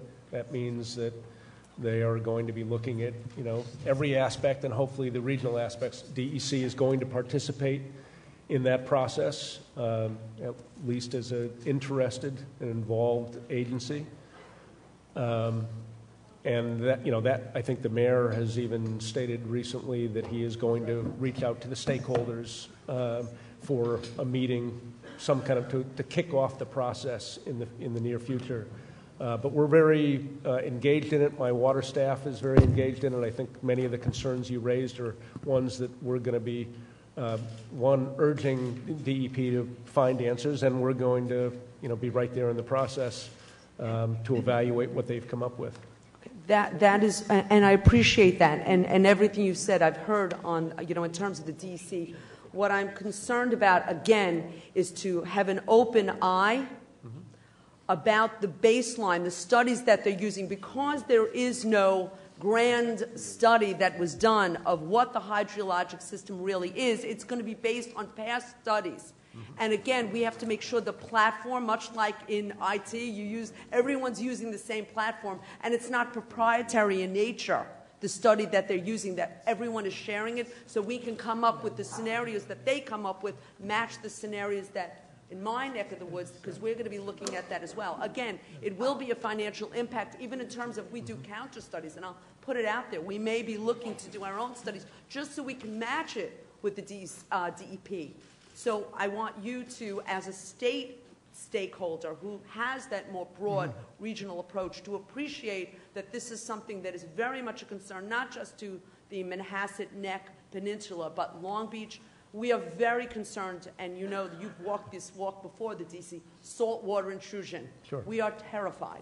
And the monies that will impact us in terms of desalination, I can't even put it's too big for today after this week. I can't even think in those terms. But I couldn't miss this opportunity to say that we are very concerned. And we are friends. We realize what's going on in New York City. They're our brethren. But to look at concerns with regard to other opportunities, I know they need water, and I understand the whole scenario of why they're looking to open up the wells, but to keep in mind alternatives, and to, much like we're remediating with our ROD in my neck of the wood, the impacts of things that were done 60 years ago. I don't want the next assemblywoman 20 years from now having to clean up the decisions that are made today. Thank you, Assemblywoman. Thank you. Thank you. Assemblyman Oaks. Good morning, Commissioner.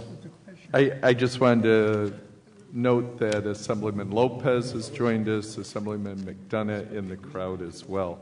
Thank you for spending the morning with us. And I just wanted to say, obviously we're dealing with a lot of big picture issues, a lot of small ones, but I would join, I guess, with some others in saying thank you for, during the year, I know you have your regional structure. We contact the agency, and thank you for the responses we get and the actions, both on your central staff, of trying to respond to the needs that our individual constituents have.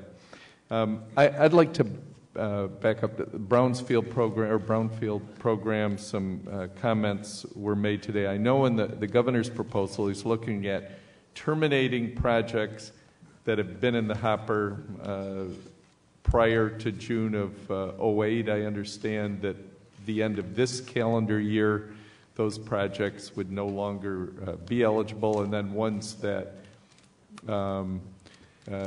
Some of them, go ahead. They would have until 2017 to complete projects to still be eligible for the existing tax credits. So there is a grace period. Okay, I understood that prior to 2008, though, we're going to have this calendar year? No. Okay, I hope that is not true. No. So, I guess then my sense would be that I know there's $100 million that is tagged for that. Do you feel that those dollars will provide? I know some municipalities, for instance, others have been hesitant to move, for instance, to the next phase, perhaps because they weren't sure the dollars were behind and whatever. Do we feel like the resources in this budget put us on the path to some of those that have been in limbo or not followed through, that we can make that target date then that is there?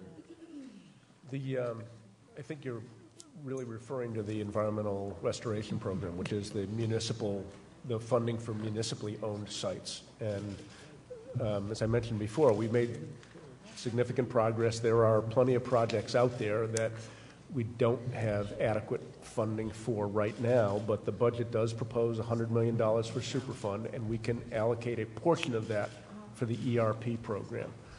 I also mentioned that $20 million that is subject to the MOU with the legislature. That's a particular pot of money that would help address some of those municipally owned sites. So at some point, I hope, maybe we can initiate discussions on that memorandum of understanding and come into agreement, because I think that $20 million would help significantly on the municipal side. I know some questions were asked on the permitting fees with Title V earlier as well.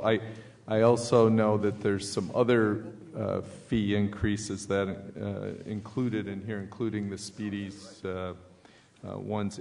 Is there, again, driving those costs? Are we backlogged on people not being, or entities not being permitted, or are we, having a problem with compliance with existing permits that would be driving these increases?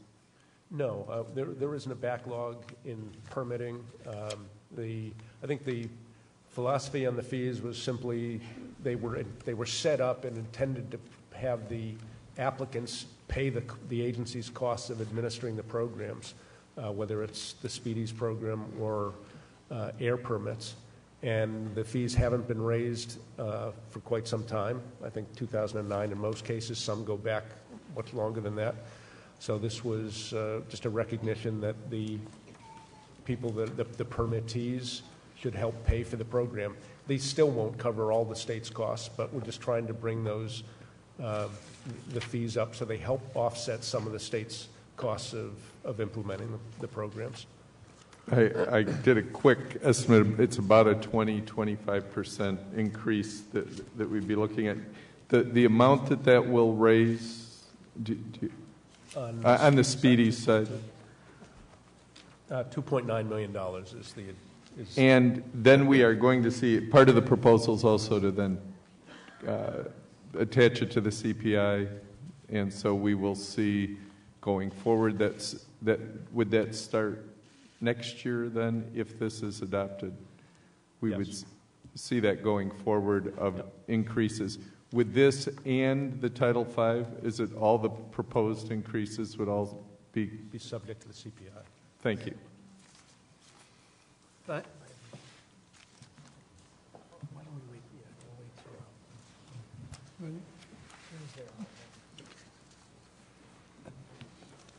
Assemblyman Engelbright. Thank you, Mr. Chairman. Good morning, Commissioner. Good morning. The department has really been cut back in recent years, and this has happened at a time when we've had great need for the services of the department, in fact, an expanding need. And so within the larger, trying to set your comments and the budget presentation into context, I can't help but observe that we're in a rebuilding time now. And as I look at that, I'm reflecting on the reality that two of the most important constituencies that will help drive support for your department are the preservation community and the conservation community, including hunters and fishermen, trappers. And the greatest strength for helping to add to that impetus of rebuilding would be for these communities to see their common purposes and their overlapping interests. And that's why I was very heartened to see your budget proposing to establish a new habitat conservation and access account. It seems to me that because it would help support management and protection of fish and wildlife habitat as well as recreation, and build on the federal Pittman-Robertson Act, that this is, in fact, a way to help expand the constituency of the department. So first, I just want to say that I am heartened to see that, and my question is, am I appropriately heartened? Am I seeing this correctly? Is this an initiative that, in fact, will help bring these powerful constituencies together such that 1 + 1 will equal 4? I think you are appropriately heartened. I think it's a terrific proposal. We've had a significant increase in Pittman-Robertson funds, which need to be matched by the state. And frankly, we would have trouble, matching it if we didn't identify additional resources. And by taking just a relatively small portion of the fees from the lifetime licenses and putting them in this account, plus the habitat stamps, we've identified a pot of money that will leverage lots of federal money. 10 of those positions are coming from federal funds, and it'll allow us to do increased management. It will be good for wildlife, so it's not just the constituencies who matter in the political process, but it will actually create good habitat for both species that are harvested and for birders like myself. So it's a great idea, and I think it's going to work very well. And I think that proof will be what you hear from the various constituencies, and I'm hoping that they'll both be very positive about it. We have 185 species that are listed by your department as in peril, that have important functions for recreation and conservation, ecological function. I'm greatly heartened by this. It's wonderful to see optimism emerging, and it is consistent with what I see as overall just a terrific effort to manage and do more with less. But this should not be a permanent condition. You need to actually be funded adequately, and this is a step in the right direction. I thank you for your leadership in this. Thank you. Thank you very much, Assemblyman. Okay. Thank you. Assemblyman Weprin. Thank you, Mr. Chairman. Good morning, Commissioner. Good morning. One of my constituents, who also is a former colleague of mine in the New York City Council, is Jim Gennaro, who I understand has been working with you for the last year, and he's a great acquisition, in my opinion, and I hope you utilize his environmental knowledge that he had when he chaired the Environmental Conservation Committee, Environmental Protection Committee in the City Council. Thank you. He was a great acquisition. I agree. I understand that there are a number of site operations that you've used not-for-profits or other volunteers to either be involved in the process or take over certain operations. How is that working, and can you give us some examples of how that's done and where it's done? The thing that comes first to mind, and maybe there's other examples, and my staff will give me a nudge, but when it comes to management of state lands, we have partnerships with several conservation organizations, the New York-New Jersey Trail Conference, the Adirondack Mountain Club, that actually do a fair amount of maintenance work on state lands. Some of it's paid, and others it's through a volunteer program. And I'd say we'd be lost without them. So that's a great example where we've used third parties and not-for-profits to help benefit the state of New York. Has that saved money that possibly you could use some of the money that might have otherwise been allocated for other functions? It certainly saves us money. I mean, it's not as if we have a lot of excess money to go around, but no, we get a lot more done that we wouldn't have been able to get done otherwise. The trails would not be in as good a shape as they are if it weren't for the efforts of these not-for-profits. Okay, and is there any way you've interacted or can interact with some of the not-for-profits that have been very involved in the airport noise situation that Assemblyman Aubrey referred to, because I also have a situation in my district in eastern Queens where there are a lot of not-for-profit groups very much involved in the effort, and a lot of it is the federal level and federal aviation, but is there any interaction between you in that area and some of the not-for-profits? No, I would say, not off the top of my head, although I would say that either whether they're individuals or members of organizations, they're certainly participate in processes that help provide information to regulatory agencies like DEC. If there's issues on noise, then people who are out witnessing it, who can either invest in the equipment to measure the noise, to become again involved in whatever regulatory process might help attenuate those noises. I mean, people and organizations are, they're part of the process that leads to mitigation of noise impacts, visual impacts, lots of things.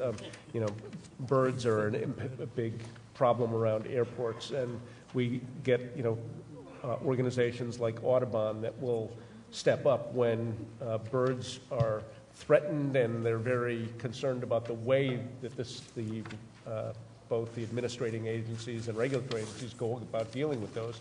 So they help inform us as to different approaches to take, other than just lethal methods, for example, of dealing with birds. So that's another example where not-for-profits can be very helpful and useful in the process. Good. Thank you, Commissioner. You bet. Thank you. Thank you. Assemblyman Steck. Thank you, Chairman. Good morning, Commissioner. Morning. Nice to see you. Thank you again, Commissioner. A couple of my colleagues have already touched on some of the things that I want to revisit and maybe go a little deeper into, since they were already touched on. Late last year, the State Comptroller released a report expressing concern, essentially, that's been, I think, reverberated by others already this morning, about staffing levels at DEC, the trends over time. Certainly I'm mindful that no one wants to appear, in front of a large crowd on public record and criticize the boss's budget proposal. But with that said, and I'm not going to do that. I don't blame you. You're a smart man. But certainly my concern is, all right, you're trying to maintain, as is everyone. I mean, that's a safe direction for us to go in a budget perspective with whoever we deal with. But you're trying to maintain your current level of service and activity based on the current level of staffing that isn't likely to increase. My question for you is, do you have any concerns about two things that are changing that ratio, or potentially for you is goals, aspirations, or activities from the legislature looking to put more an increased workload on DEC for a new enforcement program or a new environmental program that isn't currently on the books, that clearly is going to take staffing and resources?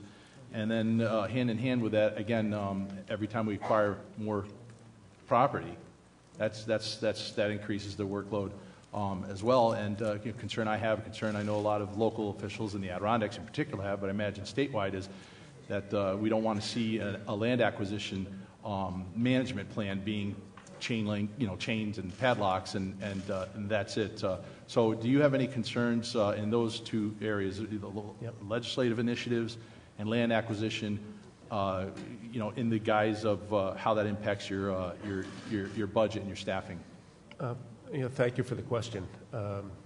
Whenever there is a new legislative proposal that requires the agency to do something, that is obviously of concern to us about how we're going to implement any new programs. The Sewage Right to Know Act was certainly one of those. There was no additional funds, and I can tell you that it required a significant effort on lots of people in my agency, both in the IT section and in the water section, to implement the law.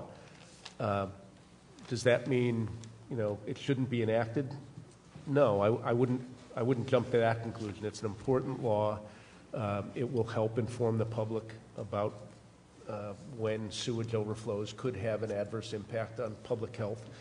But it's obviously a balancing act, what we have to do when new laws are enacted and new priorities are put in place. is we have to prioritize within the agency and shift from one thing we're doing to another.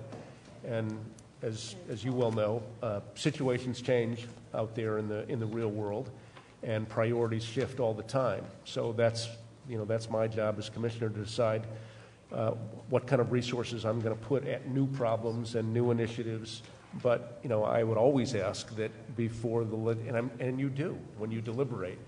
I'm sure you think about the implications on a state agency, but if you decide as a body and the governor agrees and approves a bill, then that becomes my priority, and I'm going to do my level best to make sure that we implement whatever new program is imposed legislatively. But is it fair to say that without a resourcing allocation, that if we add workload to you and change your priorities, our expectation ought to be that something else isn't going to get done? Yes, something else is not going to get done. And it may be temporary. It may be that, again, we have to do sewage right to know. Another good example. It took an extensive effort over a year. But at the end of the day, that staff is now back to priorities that they had been working on earlier, which got delayed. On the land acquisition front, we're also, coming from the land conservation community, I'm very mindful of the responsibilities that you have when you buy land. And, I just talked about the partnerships we have and the help we get from organizations like ADK and New York, New Jersey Trail Conference. We're always looking for partnerships and new arrangements that can assist us in managing land. But I can tell you, it's a responsibility we take really seriously. We've tried very hard to engage communities in the Adirondacks to participate with us and provide us some help with managing state lands. And that's happened on several local governments in the park have stepped up, spent their own resources, because I think in the end they concluded it was beneficial to them to improve and enhance a resource and make it more publicly accessible, for example. But I agree with you, it's a big responsibility, and we have to look at every single acquisition with an eye toward how are we going to manage it and how are we going to pay for it. The increase proposed for land acquisition is $3.8 million. Can you tell us the highlights for the entire $25.5 million? Are these all deals that have been decided on already? I mean, is all that identified where it's going? Is all the increase the Finch lands, or just give me a thumbnail sketch? I can't give you a really good sketch off the top of my head.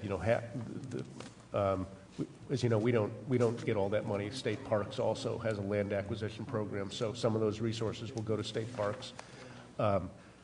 Some of the money, we're anxious to complete the Finch acquisition, but we are phasing it out so that it doesn't consume all of the land acquisition resources, because we always want this to be a statewide program.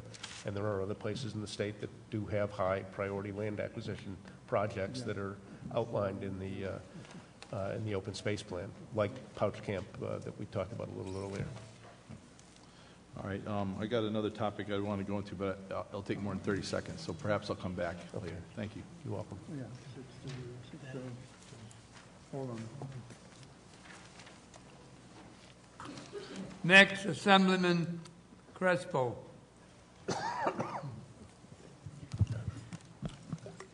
Hi, Commissioner. How are you? Good. How are you?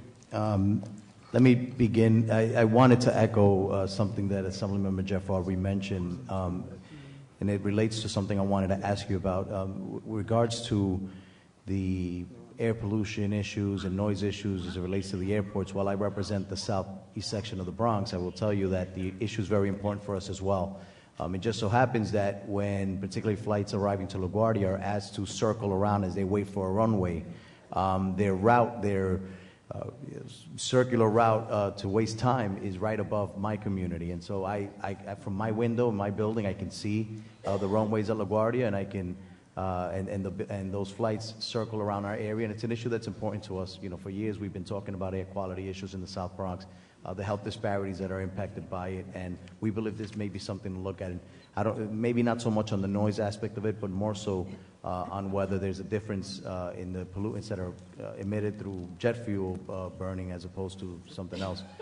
So that's an issue just important to us. And You mentioned Operation Equal Quality, which is what I wanted to really thank you and your agency. That initiative in my community, Hunts Point, working with particularly the auto businesses, had a tremendous impact and was very successful. And I think one of the best examples of proactive government helping small businesses and helping communities without just going in with a violation book in hand, but rather working with them and walking them through the process. Where's the funding for that project? Is that a separate line item, or is that a matter of staffing so that you can execute that initiative, not just in the South Bronx, but other parts of the state? It's not a separate budget item. That I think Operation Eco Quality is funded. I'm not sure even which program. Law enforcement. It's part of the law enforcement program, and it was actually an initiative that was started and initiated by my law enforcement folks. So I give them credit for coming up with the idea, and it's one that they and I are both very proud of. Okay. I just want your guidance so that we can, fight for that in this process and make sure that we fund that part of your budget adequately, because I think it's a successful program. We need more of it. Thank you. It's a priority for me, and it's a program that I think it's terrific. In your testimony, you mentioned the amount of money going towards environmental justice grants. Any parts of that particularly impacted as it relates to air quality and waste management? It certainly could. We take applications for environmental justice grants, and they can include, and it's fairly broad and wide-ranging, but if it enhances environmental quality, then it could be eligible. What we're trying to focus on is environmental justice grants that will actually help train people in the environmental justice community in green projects, in green infrastructure in particular, so that people in the community can actually learn skills that could be applied to environmental projects in their communities. So training is an area that's going to be emphasized with the grants. There's in terms of resiliency and the coastal communities in my district, I have several homeowner areas that are associations that are on the waterfront, and obviously we have the Hunts Point Market on the Hunts Point side, surrounded by residential communities. We were lucky with the trajectory of the Superstorm Sandy that it didn't hit us at the angle that would have created the most damage. And while I've had homeowners who lost their entire properties, homes that were demolished as a result of the damage and a number of other things, our biggest concern has been what are we doing to ensure that in another storm the materials that relate to the industrial zone and the Hunts Point Market and other things and whatever sewage treatment is there doesn't impact the local community in another disaster. And one of the proposals that's been out there, I don't know if you're familiar with Hunts Point Lifelines, which is one of the 6 winners of a national HUD competition called Rebuild by Design. They were awarded $20 million to begin some of their with federal monies to begin some of their studies, but I believe that there's going to be many more millions of dollars made available by the federal government, so long as there is a state agency involved as a sponsor. And I don't know if you've looked at that yet, but that is going to be a crucial plan in terms of achieving what you just described, which is not just the resiliency piece, but also training community residents, economic development. It really ties all those ends together. So if you have not yet made yourself familiar, I would love to connect with you on that, because it addresses those issues. And if there's something that we can begin to do in this budget to reflect that investment, it is crucial. Without the market, it's not just the Bronx that's affected. It's the entire food supply of the tri-state area. And we're talking about annually about $3 to $5 billion in economic activity. So it's important to us all. Thank you. I am aware of the Hunts Point program, but it's obviously not administered by DEC, but the Governor's Office of Storm Recovery and Jamie Rubin have been terrific. The New York Rising program is aimed at doing many of the things that you've suggested in terms of encouraging communities to consider resiliency as they do their own local plans. So thank you. Happy to talk to you more about it. Thank you. Thank you. Assemblyman Otis.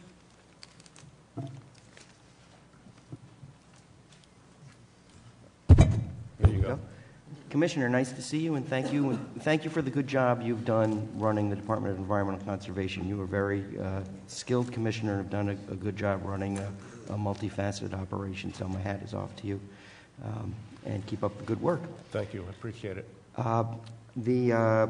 I especially want to thank you about the efforts DEC plays in terms of storm resiliency and flood mitigation and those kinds of programs, which is really good stuff. What I would like to take you back to is a little follow-up on some of the questions that were raised earlier about water quality, EFC, and what's going on in terms of, in my area, but it's really a statewide issue. For municipalities, complying with the MS4 EPA Phase 2 requirements, which your agency administers and enforces, is sometimes often a problem for municipalities these days. A lot of municipalities don't even apply to EFC because they're so scared about the cost elements of even doing this on a loan basis. And so the governor has in his proposal of how to spend the money from the bank settlements, a lot of that is towards infrastructure. There are a couple of pots, a pot towards resiliency, a pot towards statewide infrastructure things, which I think is great. Any of those monies available if we would try to fashion some of that towards some grants to municipalities for fixing some of their stormwater and sanitary pipe systems, which are a big issue for water quality in Long Island Sound and other water bodies around the state. This is a problem that, in a sense, is going to get ignored it has been ignored and is going to continue to be ignored just because of the cost factor, and loans alone, I think, are not going to do it for municipalities and for property taxpayers. So your thoughts on that and how we can move the ball and expand the opportunities for more creative ways to pay for some of that? Just two quick thoughts. One is, and I think you mentioned it, the $1.5 billion that is going to the regional economic development councils. Certainly, if a regional economic development council decided that those type of infrastructure projects were important enough for economic development in their communities, and they're all tied together, the funds could be used for those projects. The second is DEC's Water Quality Improvement Program that we administer through the EPF. We do give grants annually through that program, and we try to tailor that program to needs that have been identified by communities, and it can be to promote green infrastructure. It could possibly be used for MS4 compliance. So that's something we may want to talk about and consider for, in the future. But I agree, loans are terrific, but you still have to pay them back. And for many communities, loans are, prohibitively expensive. And we're trying to keep these things off of the property tax. Let me ask a follow-up question in terms of when your enforcement people are meeting with municipalities about compliance issues. Do they work in part of the conversation here are some different funding options, either EFC or other kinds of things through DEC?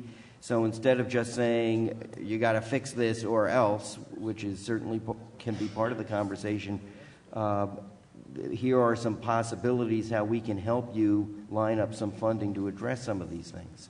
Oh, I think that's always part of the conversation, whether it's from my environmental conservation officers or from my division of water. We are trying to help solve problems. We're not, enforcement is really important, but we also want to give people the means to sort out the problems and not get in. We'd rather see people spending money on projects than paying penalties.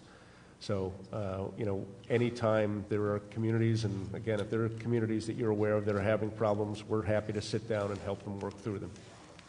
And on a related topic, less municipalities, but more in our area, county stormwater county sanitary districts, people that run the sewage treatment plants. There have been upgrades, and DEC has been part of helping with the upgrades for the ones that are on the Long Island Sound shore in Westchester County, but this is again a problem around the state. This is another area where, in a sense, to meet continuing Clean Water Act requirements, all around the state there are going to have to be upgrades to sewage treatment plants.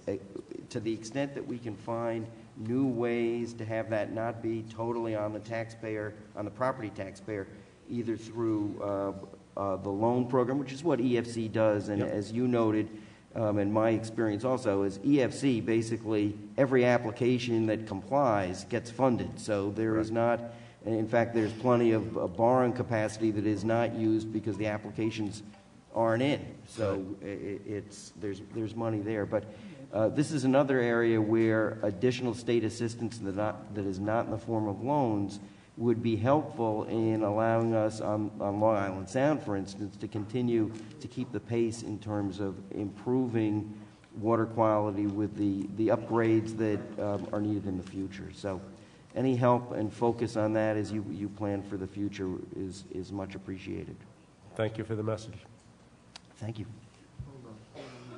Thank you, Mr. Chairman. Thank you. Assemblywoman Fahey. Thank you, Mr. Chairman. And welcome again, Commissioner. It's a pleasure to have you here this morning and your entire team. And I want to start by saying thank you for your work, your hard work, all your research on the position to ban fracking and your input into the governor's decision to ban that. It was truly some of the best news last year, and really appreciate all the work that you put into that.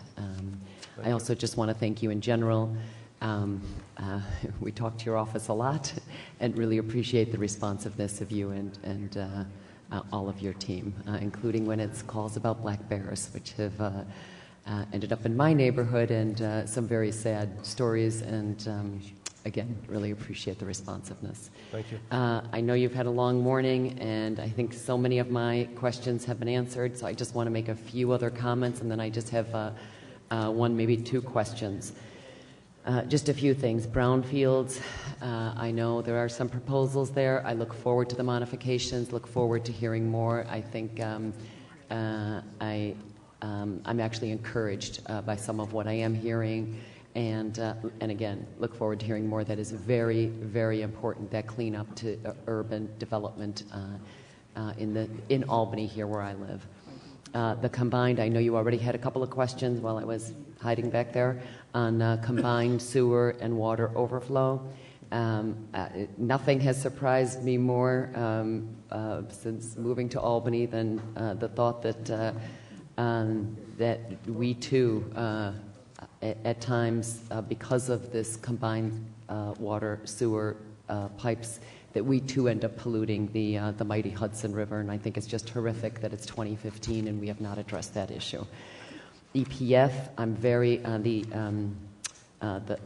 Environmental Protection Fund, very pleased to read about the increase. I find that encouraging. I always want a little more because I see so many of the good projects that come out of that. But I am a little concerned this year and hope that we are not robbing Peter to pay Paul with the fact that some of those monies are being transferred over to the RGGI funds, the Regional Greenhouse Gas Initiative. So I have some real concerns, and if you want to comment, you can, or I will follow up because I know you've addressed that a little bit. Staffing levels remain a concern overall at DEC. So finally, then, the tank cars. The oil tanks, again, in my backyard or in my neighborhood, if you will. That continues to be, the safety concerns are paramount. And as you know, I've was successful in passing some legislation here in the Assembly, not in the Senate, but I will be working on that again.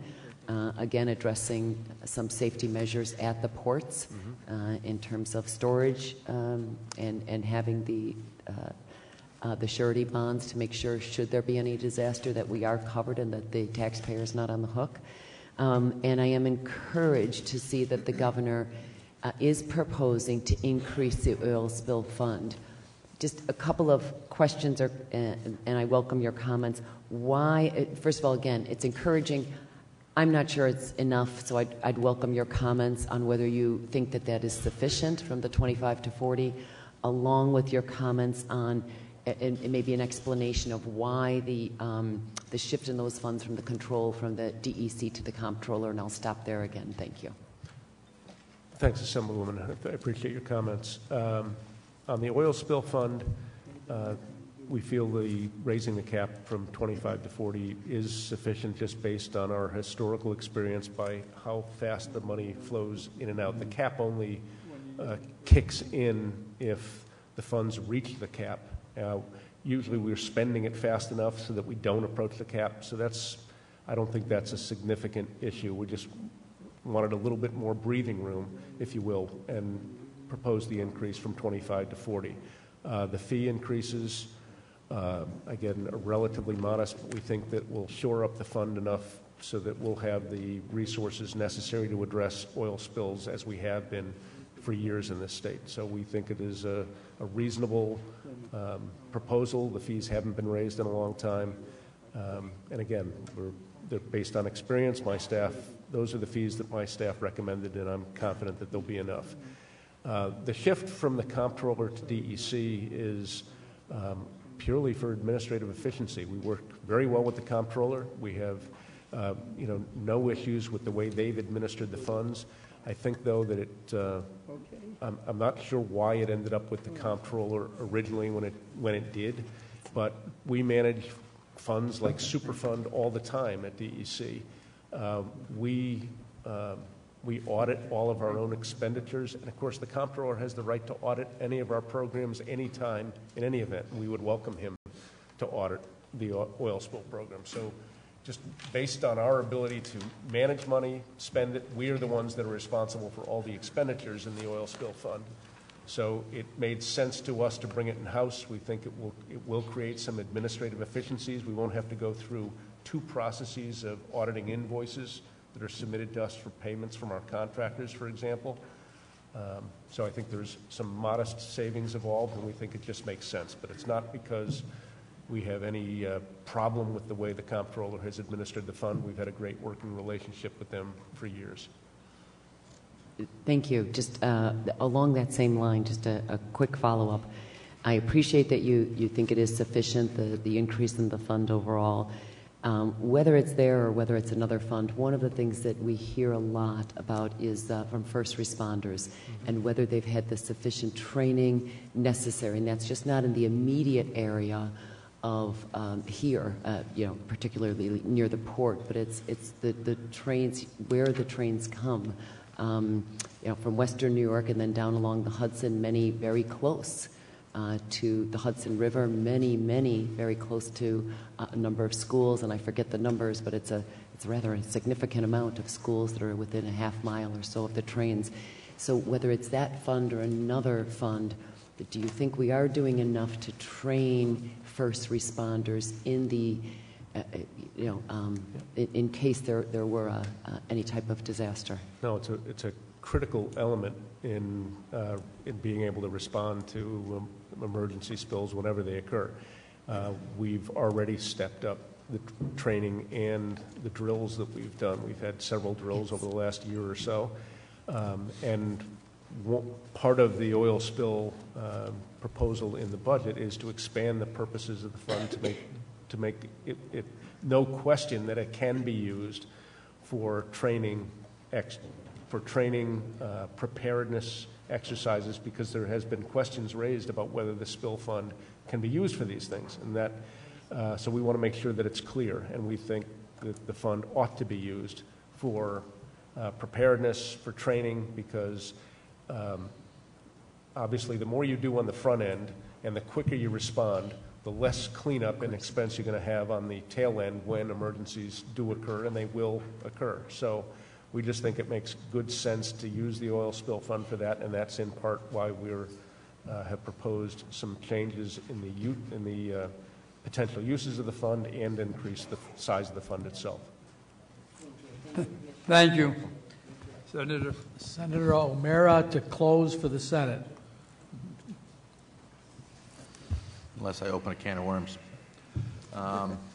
Commissioner, just in follow-up to a lot of the questions here about staffing and the speed of decision-making at DEC that has become very frustrating throughout the years of my experience in the legislature and before with major issues. And we want to make sure that the decisions are done correctly and based on the science and the facts and not on politics. Which seems to be the longer things get drawn out, the more the political pressures build on these issues. I want to commend you for the decision today to move forward with LNG storage and transportation in New York State, something that I've worked on for years. That makes us the 50th state, the last state in the country, to allow that type of activity. It's a cleaner form of energy. It's something that we've fallen behind on in this state, and it's taken 3 or 4 years to get this done to fruition. Another project in my area, the Crestwood Underground Storage Facility in Watkins Glen, is now in its either 4th or 5th year and going on. And last fall, the DEC, I think appropriately, ordered an issues conference. But why wasn't that issue conference ordered in the first 6 to 9 months of that process and drag it on? That's become an extremely politicized issue. There's been over 200 people arrested at the site for protesting that activity, which is an expansion of current underground storage capacity. The fracking decision, high volume hydraulic fracturing in New York State, over 8 years to come to a conclusion on how to move forward or not move forward on that has been a huge political football that in the end seemed to come down to a decision of whether or not I would want my kids living next to or near a hydraulic fracturing drilling location. From an individual that, by the way, doesn't have any children.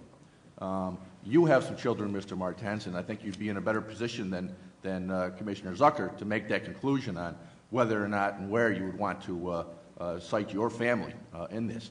But we go through 8 years and come to a scientific conclusion of whether I'd want my children living next to it doesn't seem to be too based in science. Just to close here with a question on the SGIS and the process that's been brought up by other members here. What's the next step after the SGIS when New York is now the 50th state to allow LNG storage? When the day comes when New York realizes that high-volume hydraulic fracturing can be done safely and responsibly in this state, what's the next step to reopen this down the road?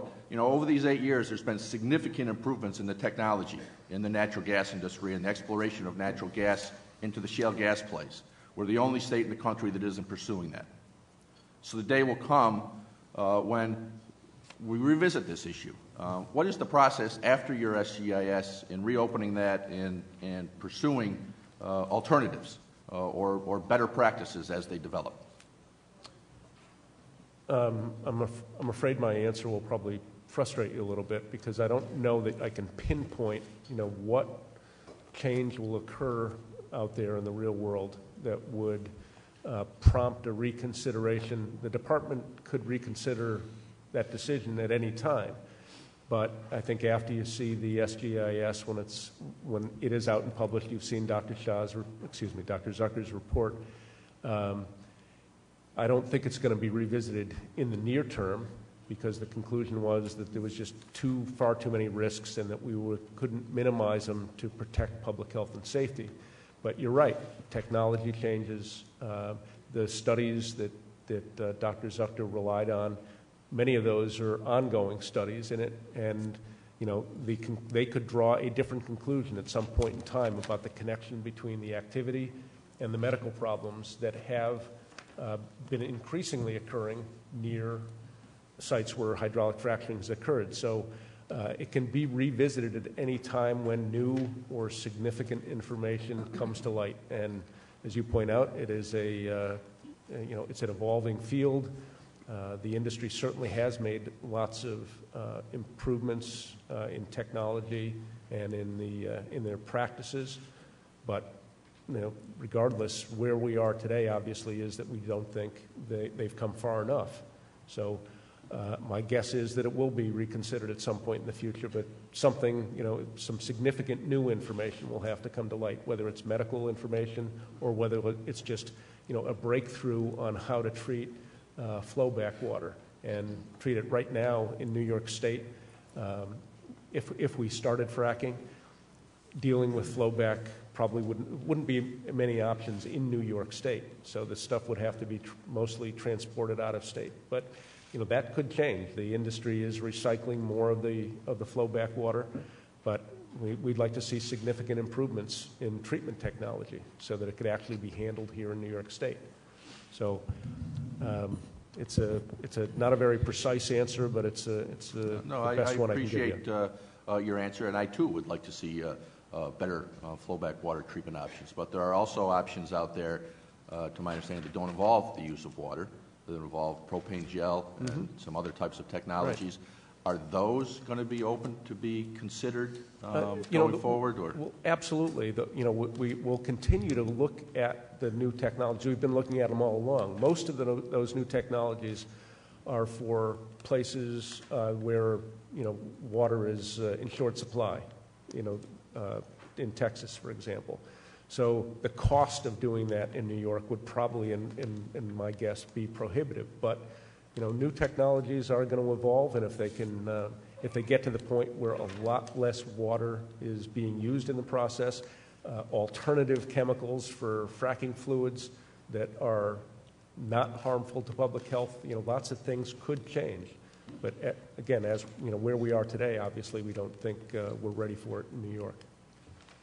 Do you feel, to close here, do you feel you need more staffing to better handle, not just the fracking issue, but all these other issues that come up that seem to take years and years to go through, but yet you're not asking for more staffing to be able to better, more efficiently, more quickly handle those issues? No, I think by and large the volume of regulatory activity that goes through the agency we handle very expeditiously. As you point out, it tends to be the big controversial projects where there is a lot of concern raised, public concern raised, and we try to give the public every opportunity to participate in the project, make sure that they get an opportunity to prevent all the factual information they can on projects and about the safety of particular projects. So I don't think it is a staff issue as much as just the larger, more controversial, more complicated projects take longer. Thank you. Thank you, Senator. Thank you, Senator. Next, Assemblyman Glick, and then, no, I'm sorry, reverse it. Assemblyman Lopez, and then Assemblyman Glick to close. Thank you, Mr. Chairman, and welcome, Commissioner. And it's always good to see you and your team. I do want to just say that my office remains very thankful for your constructive engagement throughout my district on any number of issues. So you have a great team. So thank you. Thank you. I did want to touch base quickly in regard to flood resiliency. We still have that issue. And for my district, which you well know, almost 3 years out, we still have probably a quarter of my calls are related to flood and flood recovery, flood resiliency. I'm just curious, in terms of the EPF, I thought that at one point there might have been a standalone category for funding for flood resiliency planning and capital projects. And I guess I'm not, maybe it's buried in some other line. I see funding for plantings, riparian buffers. I see funding for ag climate adaptation programs, but I don't know if we have funding set aside for comprehensive planning for flood resiliency and for capital projects associated with that.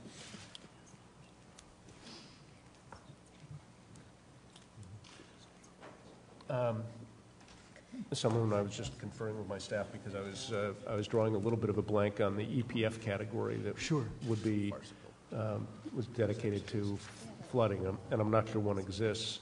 There was $250,000, Julia, for resiliency. Resiliency, correct. Right. But not for flooding. The flooding issues are, well, DEC certainly is very involved in flooding, and in part, our interest is in making sure that where there's problems with streams that flood habitually, that projects are undertaken in a way that ensures that not only the flooding is addressed, but the resource is protected and that it's done right. Because a lot of times, as you know, when the instinct is to come and just clean out the stream as quickly as possible, a lot of times the material that's cleaned out is put along the banks of the streams, and then it just creates a channel which creates bigger problems downstream. So we want to make sure that it's done in a way that it's responsible, respects the resource, and minimizes the flood impacts. The New York Rising program is, again, another example where in many flood-prone communities, funds have been made available to develop local plans that build in not only projects relating to funding, but future resiliency to make sure that the communities are sustainable. But that funding goes through the Governor's Office of Storm Recovery, not through DEC, but we obviously participate in that process. The reason I bring that up, and the model that remains in my mind is in the state of Vermont, where they've initiated a program under Act 110, river corridor, and floodplain management programs. And it goes by a river and watershed basis and looks at everything from the functioning of the streams as they exist now to comprehensive planning and to even to local zoning. And it has incentives and other things for local governments to participate. But as I work in my district, I'm hard-pressed to find any real proactive leadership from the state that is helping guide them and give them a model to work with. So I was just curious about the role of the department in there. And I know we have different agencies. We have the New York Rising, the Storm Recovery, but I'm hard-pressed to find. I'm trying to initiate a program in Schoharie County based on the Vermont model, but ultimately there are so many actors out there. No one's really coordinating it in any meaningful fashion, and I'm just curious. We've tried hard in the communities in the Mohawk Valley, in particular, after the flooding events there,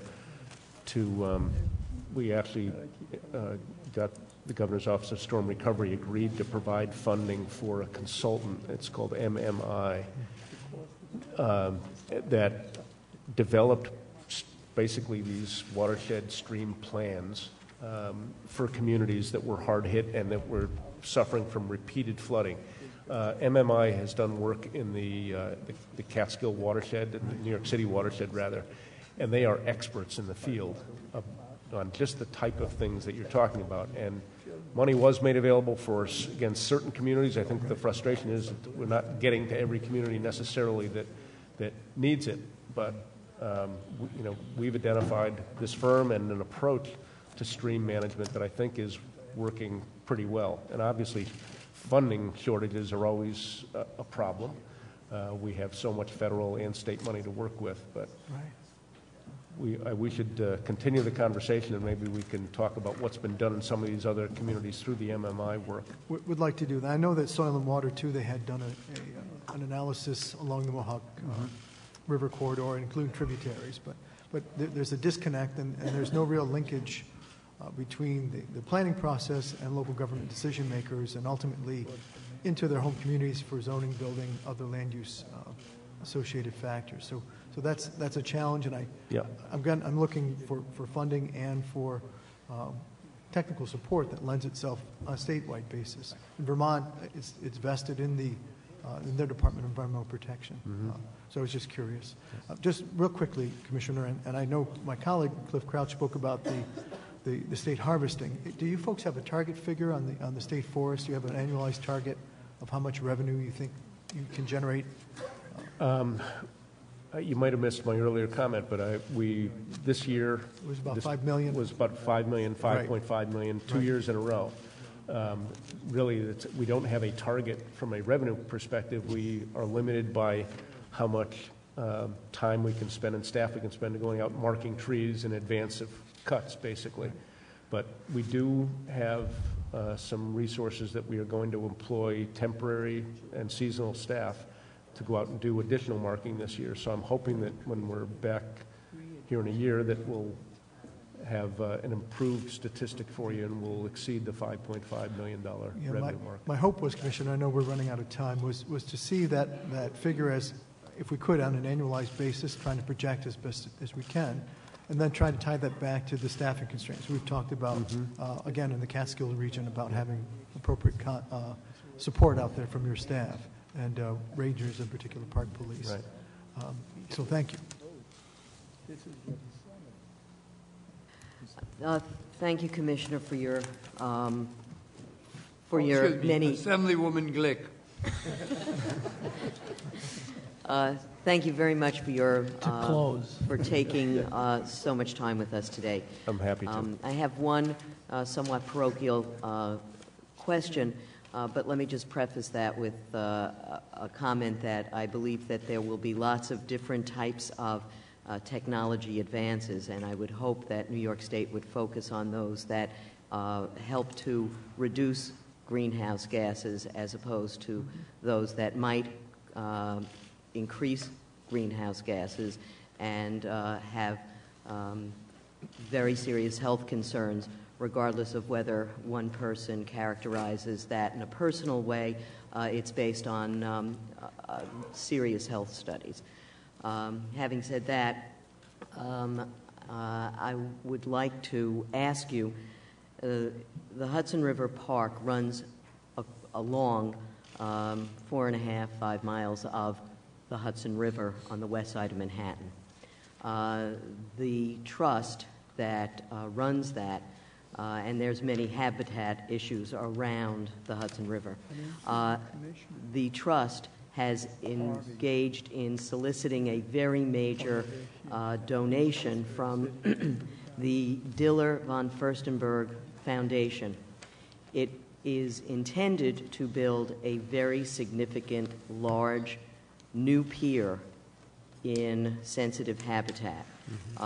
It's being cast as revitalizing or renewing an existing pier, but they're going to dismantle that pier, leave the pier field, the pile field, and then create a very large, significant new structure.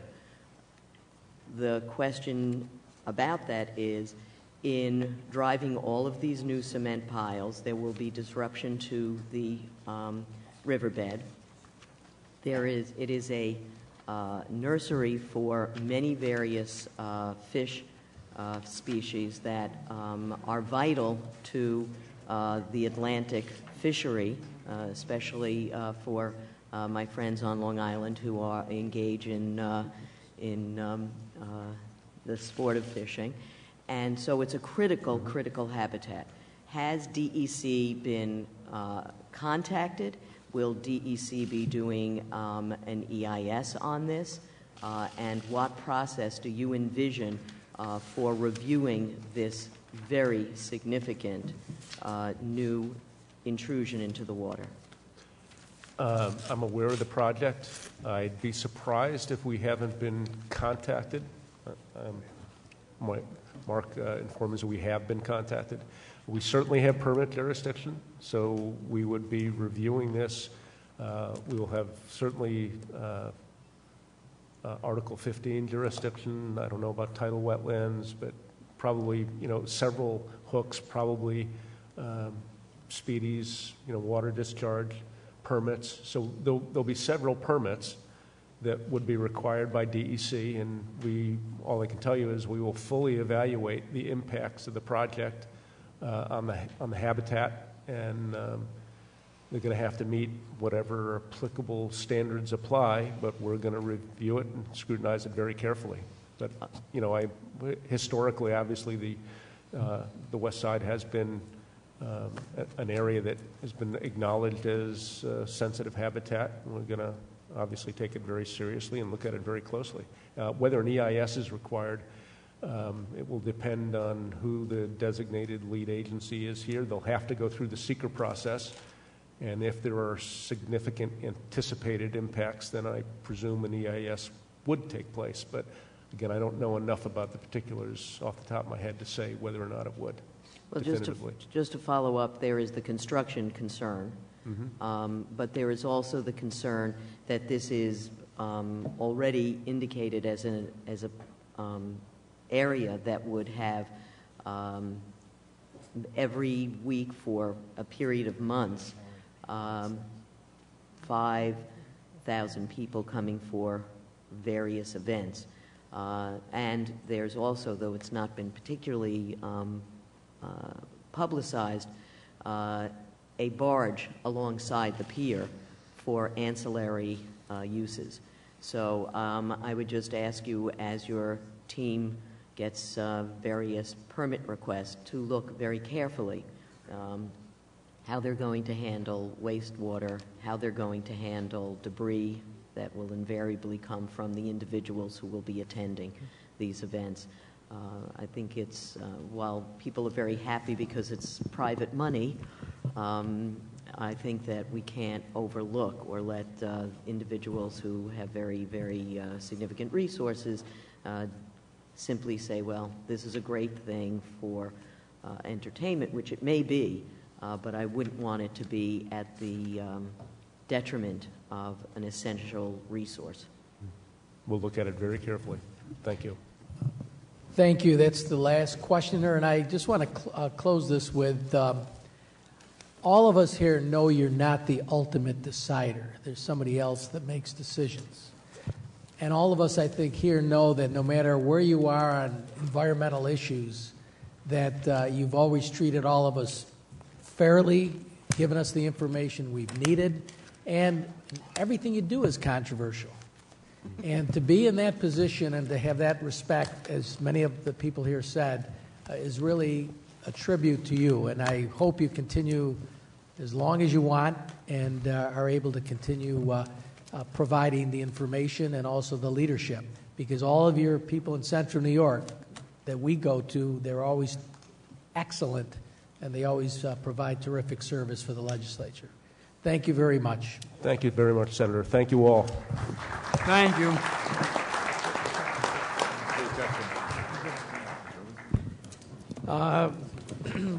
Let's see, maybe we'll take an hour break. No, just kidding. Rose Harvey, Commissioner of the New York State Office of Parks, Recreation, and Historic Preservation. And on deck is Richard Ball, Commissioner.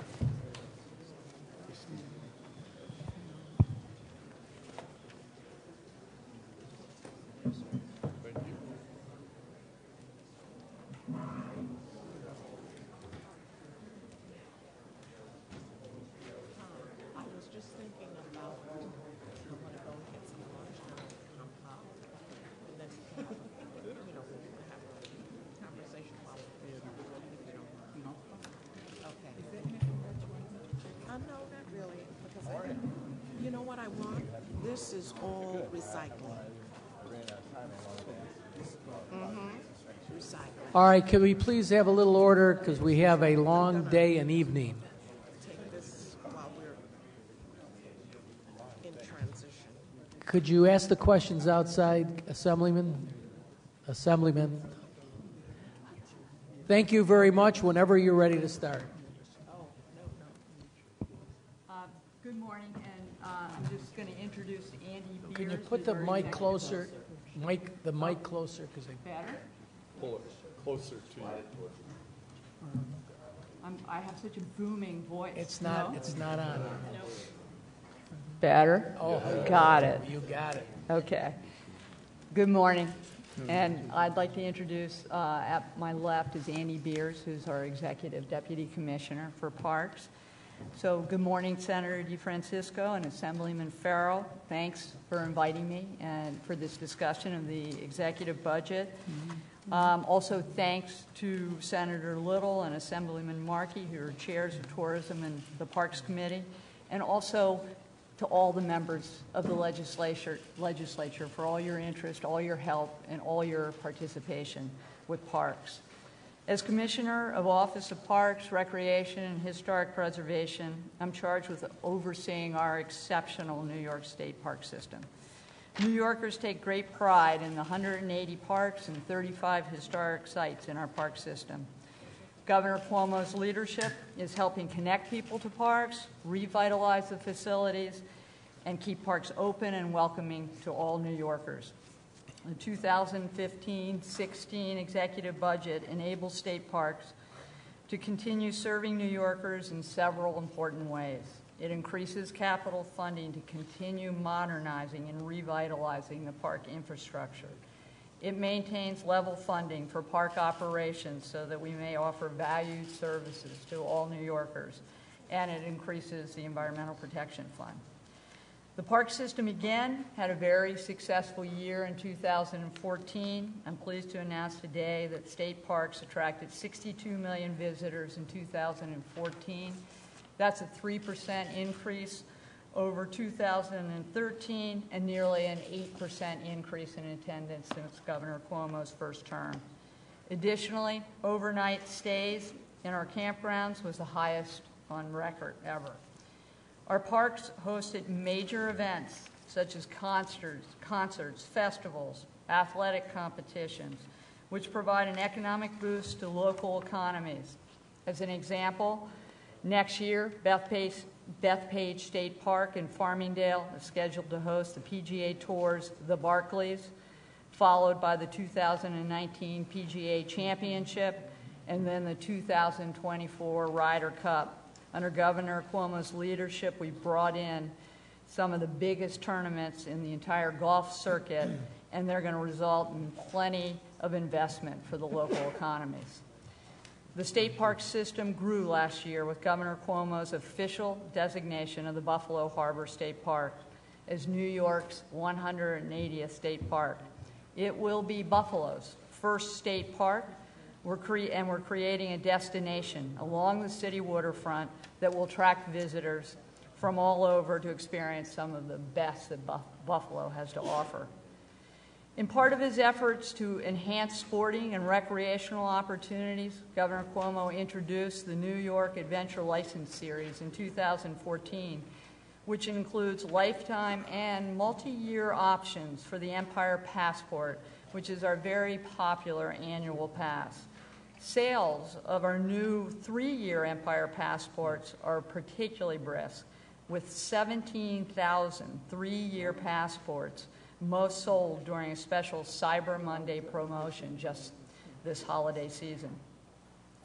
Our agency administers one of the strongest historic preservation programs in the nation. Last year, the State Historic Preservation Office advanced 100 listings to the state and national registers of historic places. We reviewed more than 5,400 state and federal projects for compliance with historic preservation laws, completing the reviews in an average of 11 days. That's efficiency. State and federal historic rehabilitation tax credits spurred nearly $500 million in commercial redevelopment projects statewide. The executive budget continues to make significant capital investment in the parks that serve their communities and anchor our tourism economy. The New York Parks 2020 plan will leverage a broad range of public and private funding for a total investment of approximately $900 million in state parks by 2020, including $110 million in the upcoming fiscal year. The funding will launch dozens of capital improvement projects to provide visitors with safe, welcoming, and modern facilities in our state parks and all our historic sites. The first 3 rounds of this landmark funding have enabled us to advance over 200 capital improvement projects within 109 parks and historic sites to restore, to repair, to enhance all of these public facilities. The executive budget also establishes 2 exciting initiatives that will enhance and leverage a robust volunteer program in our park system. First, it includes $1 million to establish the Excelsior Conservation Corps. It follows in the spirit of FDR's Civilian Conservation Corps. This program will provide 10-month positions for young adults to work in state parks and state forests on trail building, facility maintenance, volunteer project leadership, and environmental education programs. Second, the budget includes $500,000 to create new Friends Group capacity grants, which will provide competitive grants to not-for-profit Friends Groups that support parks, historic sites, rail trails, and other recreational facilities. The capacity grants are included in the Environmental Protection Fund, which is proposed to increase to $172 million in the upcoming fiscal year. The EPF funding is level or increased funding for the programs that will be administered by state parks. Thank you again for all of your commitment to our magnificent state park system. I'm truly appreciative of the tremendous support that the members of the legislature have provided to our agency, and I welcome all your questions. Thank you. Senator O'Mara. Thank you, Mr. Chairman. I think just one question, Commissioner. Thank you for being here today. The parks capital funding has been increasing over recent years, and now we're looking at an increase in the executive budget of $20 million, is the number, up to $112 million. So, almost a 20% increase, which is significant. Do you have a plan for the use of those funds? And can you just give us an overview of what the current state of the capital facilities are in the parks system? So until Governor Cuomo came into office, really parks never received in any kind of consistent and sustained fashion capital dollars to repair its facilities. And with the New York Works program that is in its third year, we were receiving $90 million a year. And as well this year, we'll receive $20 million more as a one-time appropriation. We do have a plan it's Vision 2020, and it's about fixing the infrastructure. It's about preserving the natural resources. It will include opening many facilities that have been boarded up and unable to be used. It will include some new structures and nature centers and visitor centers where there was no obvious place to go. So it's very exciting and long-term. And we have, 3 years behind us, and we're going forward. And with respect to the $20 million extra of the $90 million of the New York Works, when you dig in to an infrastructure that's for 40 years really never been in the capital budget of the state for a long time, you do find quite a few infrastructure issues, and sometimes they're timely and need immediate response, and that's to help out on that. But we've got $900 million between the New York Works, between money that we've raised from private groups, between partnerships with DEC, the Department of Transportation, and the governor has a real plan to make it happen. Are you making, so it's basically a 5-year plan you're looking at this point, kind of, a 5-year plan for the use of the funds? Yes, yeah. yes. And can you tell me what kind of progress you're making, or how you feel the progress is going on so-called public-private partnerships and getting private entities involved in supporting the infrastructure? We have private entities are both support us in operating in partnerships on operations and also with the capital. And we have raised in the last 3 years about $34 million in private dollars. A lot of that goes to capital.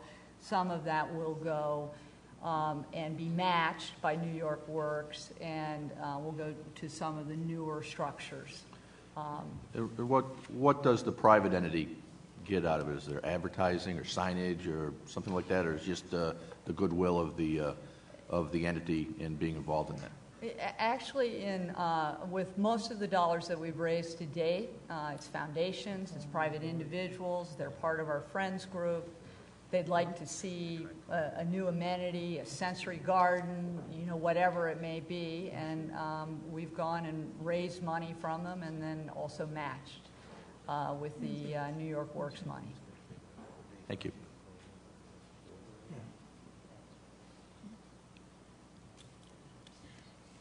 Good afternoon. You indicated that you're going to begin an Excelsior Conservation Corps. How many youngsters do you think you'll be able to use within that group? I think a couple dozen to start with. It's a pilot, but it also will build on volunteer programs ongoing. So we're going to sit down and look at it, but it will weave in to the SCA program, and we have the New York, New Jersey Trail Conference, who offers many volunteers for trail work, as Joe mentioned, with DEC.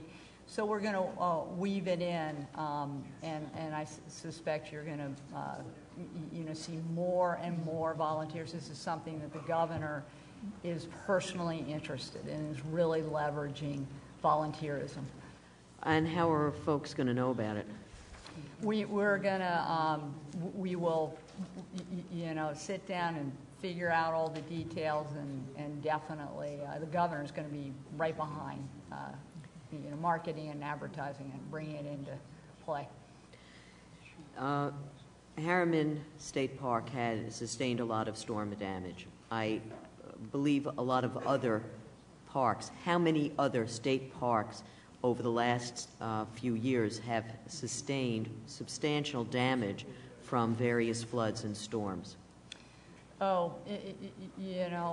40, 50, 60, up to actually 100. We've been hugely hit with Irene, Lee, and Sandy.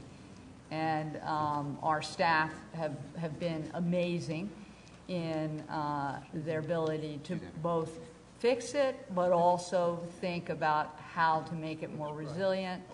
And we've also been working with the governor's storm recovery office, and we are getting a big chunk of those dollars, particularly to build more resilient solutions rather than just fix what occurred in the past.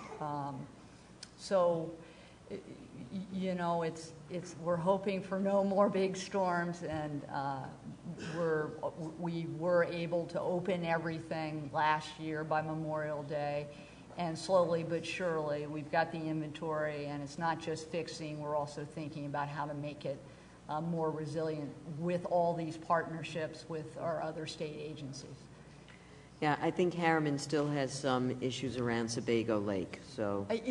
And in fact, I was just sitting down with the regional director about that. And so we're talking about what we can do with that.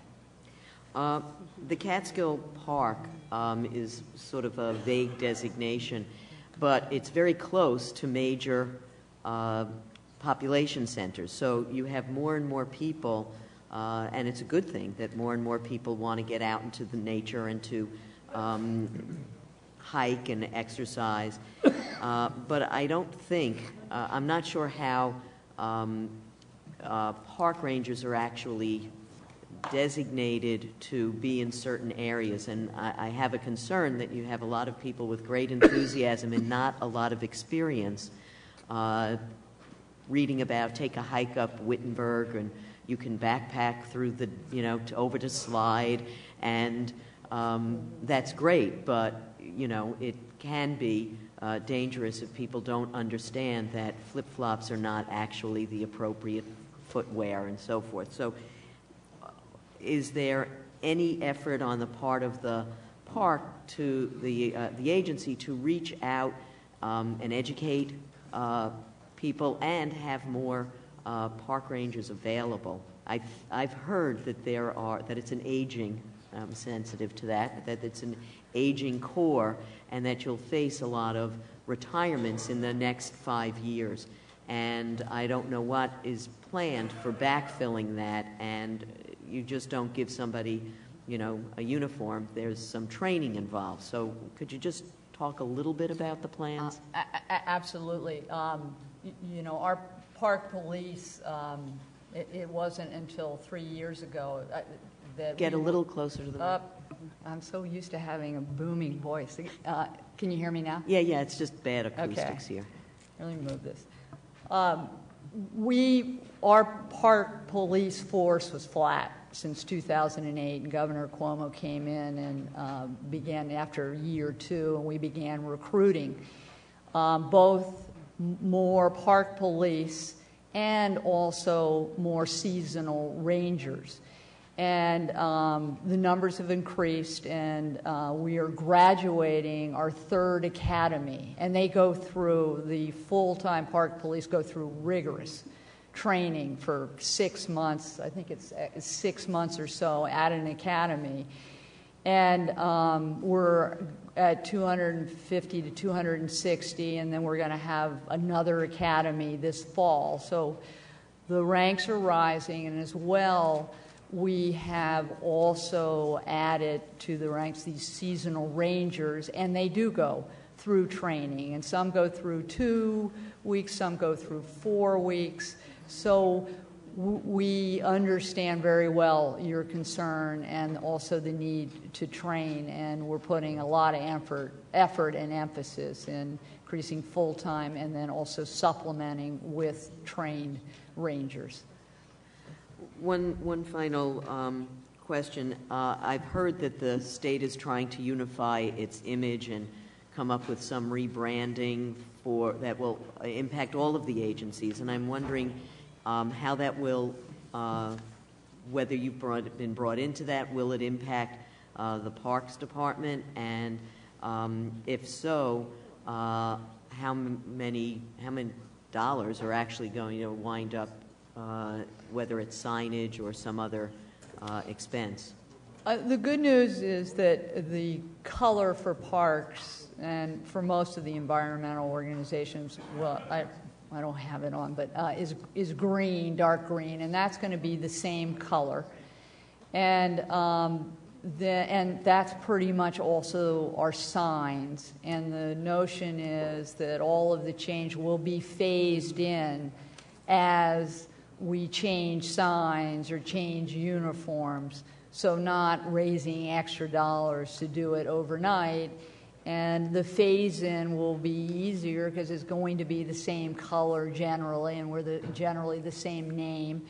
So it won't have, it won't have financial impact. And having the same color is very important. So you wouldn't have a two-tiered system as you started phasing it in. So I think we can do it and do it well. Thank you. Thank you. Next questioner is going to be Senator Ritchie. Commissioner, first I'd just like to start off by saying how much I appreciate each time we've called your office or contacted your office with an issue in the district. You've been very responsive, and it really has been wonderful. My district has a lot of parks in it, whether it be in the St. Lawrence or on the lake, and throughout the rest of St. Lawrence County and Jefferson. So I'm wondering, as you go forward to spend the capital funds, how will you determine what parks get funded and upgraded, and how you'll make that determination? So it's from the ground up in that we work with our engineers, our capital people in the region. We work with our state park commissioners. We then work with all of our Albany staff. We then have a review committee to look over, because we got to balance all of the needs. So it's a very long, kind of exhaustive process where we look very carefully at what the needs are, balancing infrastructure to facilities to new structures, and then make final decisions on the allocation of the dollars. And I would ask, is there any kind of regional balance there to decide where the money's going, so that one region or two regions don't utilize all the resources? We look at it, we run all the numbers. So we look at the attendance of the region, we look at the revenue, the programs, and we look at the percentage of the capital versus all of that to make sure that it's all proportional. So we're very, very careful to keep it balanced geographically. Okay, thank you. Thank you. Next, Assemblyman Saladino. Thank you, Commissioner, for being here. I'm Joseph Saladino. I represent the wide swath of the Barrier Islands and the beaches on the south shore of Long Island. And along with my colleagues, Assembly Members McDonough, Garbarino, Kamansky, and our senators, we're very focused on the importance of restoring these beautiful treasures and the importance of protecting the mainland from future storms. So I wanted to know what is committed in dollars in the budget and what plans are in the continuation of the programs, and do you need more in dollars added to what's already may be committed for the hardening of the protective shoreline and the refortification of the dunes that protect Ocean Parkway and act as the rebar, and in effect, that keeps our barrier island intact? So we have a great partnership with the Department of Transportation, and with them, between us, we've committed close to $23 to $25 million in sand replenishment, and they've committed,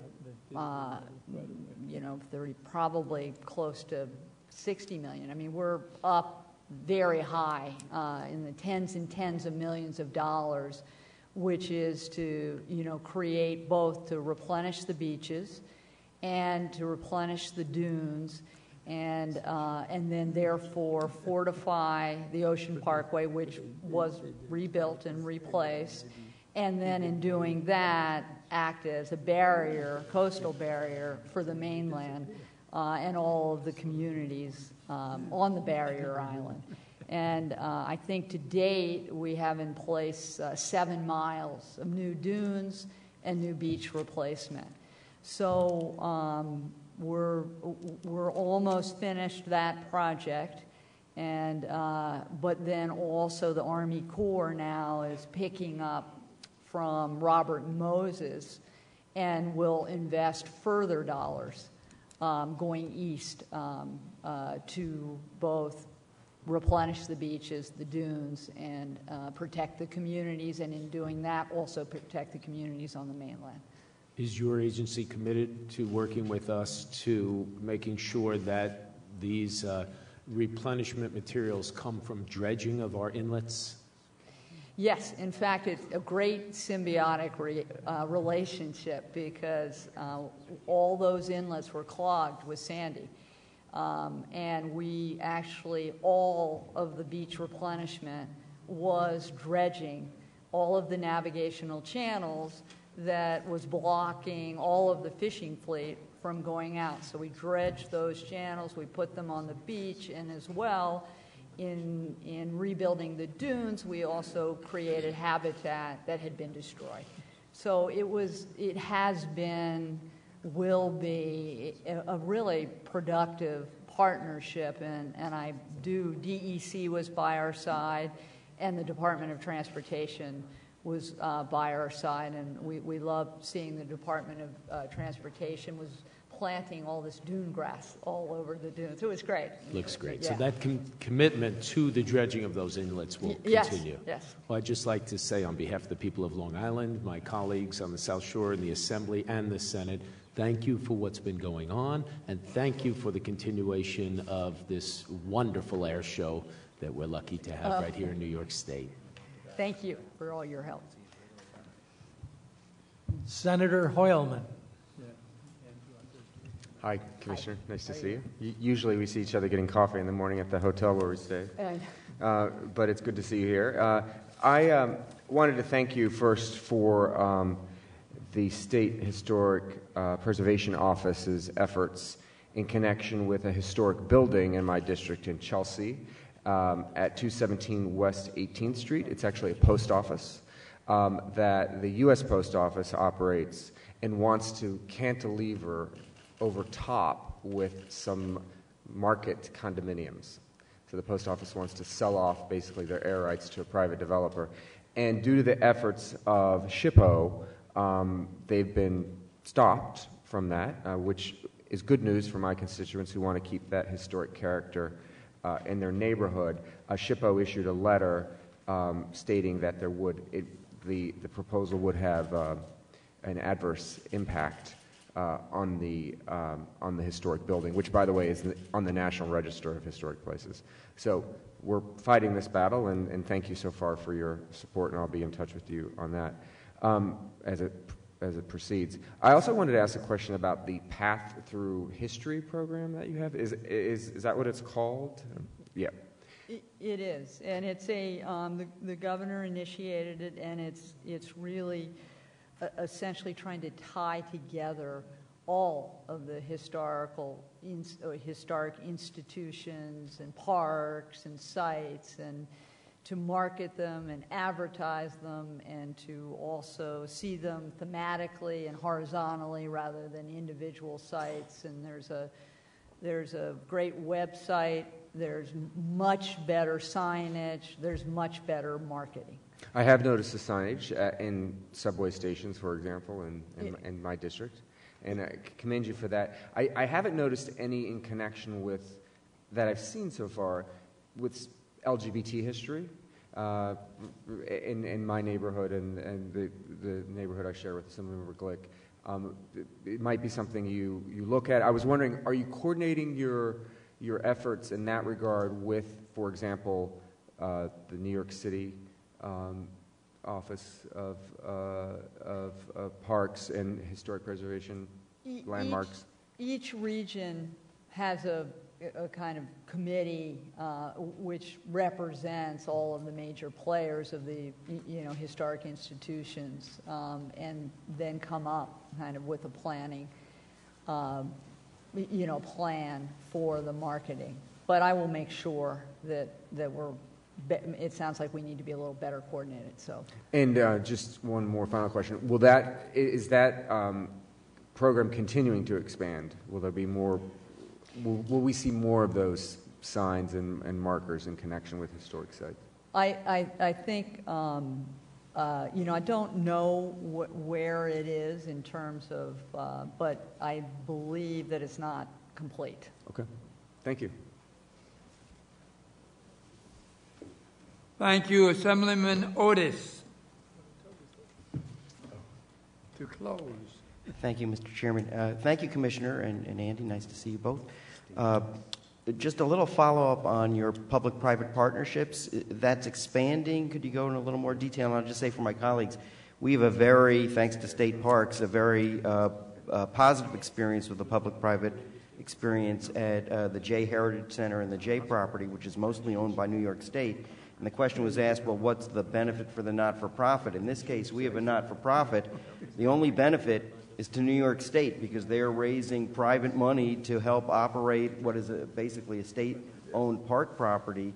And they're doing now they've raised over $1 million to do a historic gardens restoration and all sorts of other things there. So this model, if done right, and if you have the right not-for-profit, it is of tremendous benefit to the state and state parks, and no downside. They're not for profit. They're not advertising. They're just doing good things. So, but I'm wondering, because I know you're exploring these on other state parks properties and some places where you have buildings you mentioned in your opening statement that have been boarded up and whatnot. Could you give a little more detail about how that whole effort is going, which is hard and it's slow work to find solutions to these.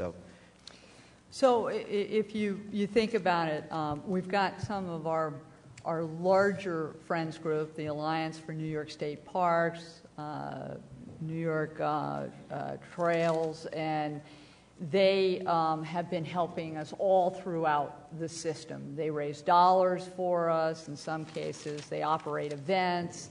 They're just absolutely invaluable. And then you go down, and we probably have over 75 not-for-profit groups that are helping to manage or raise money or run a program or an environmental program at their respective park, such as yours, and you all have been a tremendous help at the John Jay Heritage. So we are looking to expand that. We also have, New York, New Jersey Trails and the Appalachian Mountain Club who do our trail management, and we're expanding that as well to give them more staff to manage volunteers so it can be more effective. And Audubon runs walks in our parks. We now have a partnership with the American Red Cross of Learn to Swim. to offer free swimming in those parks where the children don't have access to parks or can't afford swim lessons, and that's now happening all across the park system.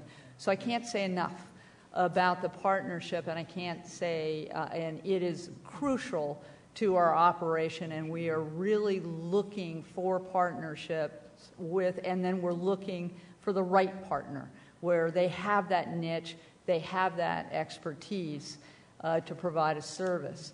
We also have 5,000 structures, many of which are not germane to the park use or the operations, and off to the side, and it's not where we're going to be putting our capital money. So we, last year, the legislature passed the resident curator program, which is just a pilot, and we are now publishing regulations, but it would allow an entity or an individual to come in and invest significantly into the upgrade of the structures, which are boarded up and a symbol of disinvestment, and then lease it for a certain amount of time.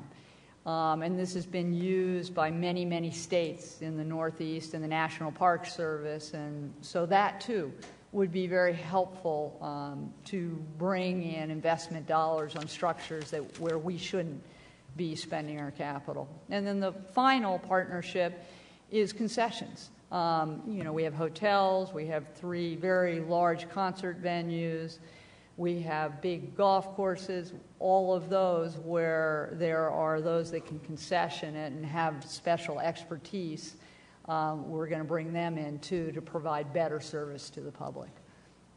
That's great. Thank you very much. One additional question. You had mentioned a new program through EPF that is going to assist some of these not-for-profit partnership things.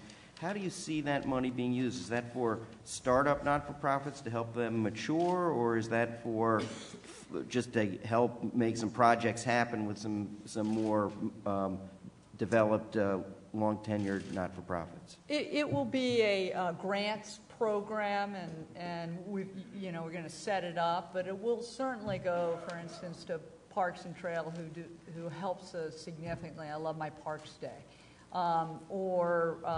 Probably some of the smaller groups where we know them, we know what they're going to do, and then also maybe some startups in new areas. Yet to be determined what the guidelines will be for the grants.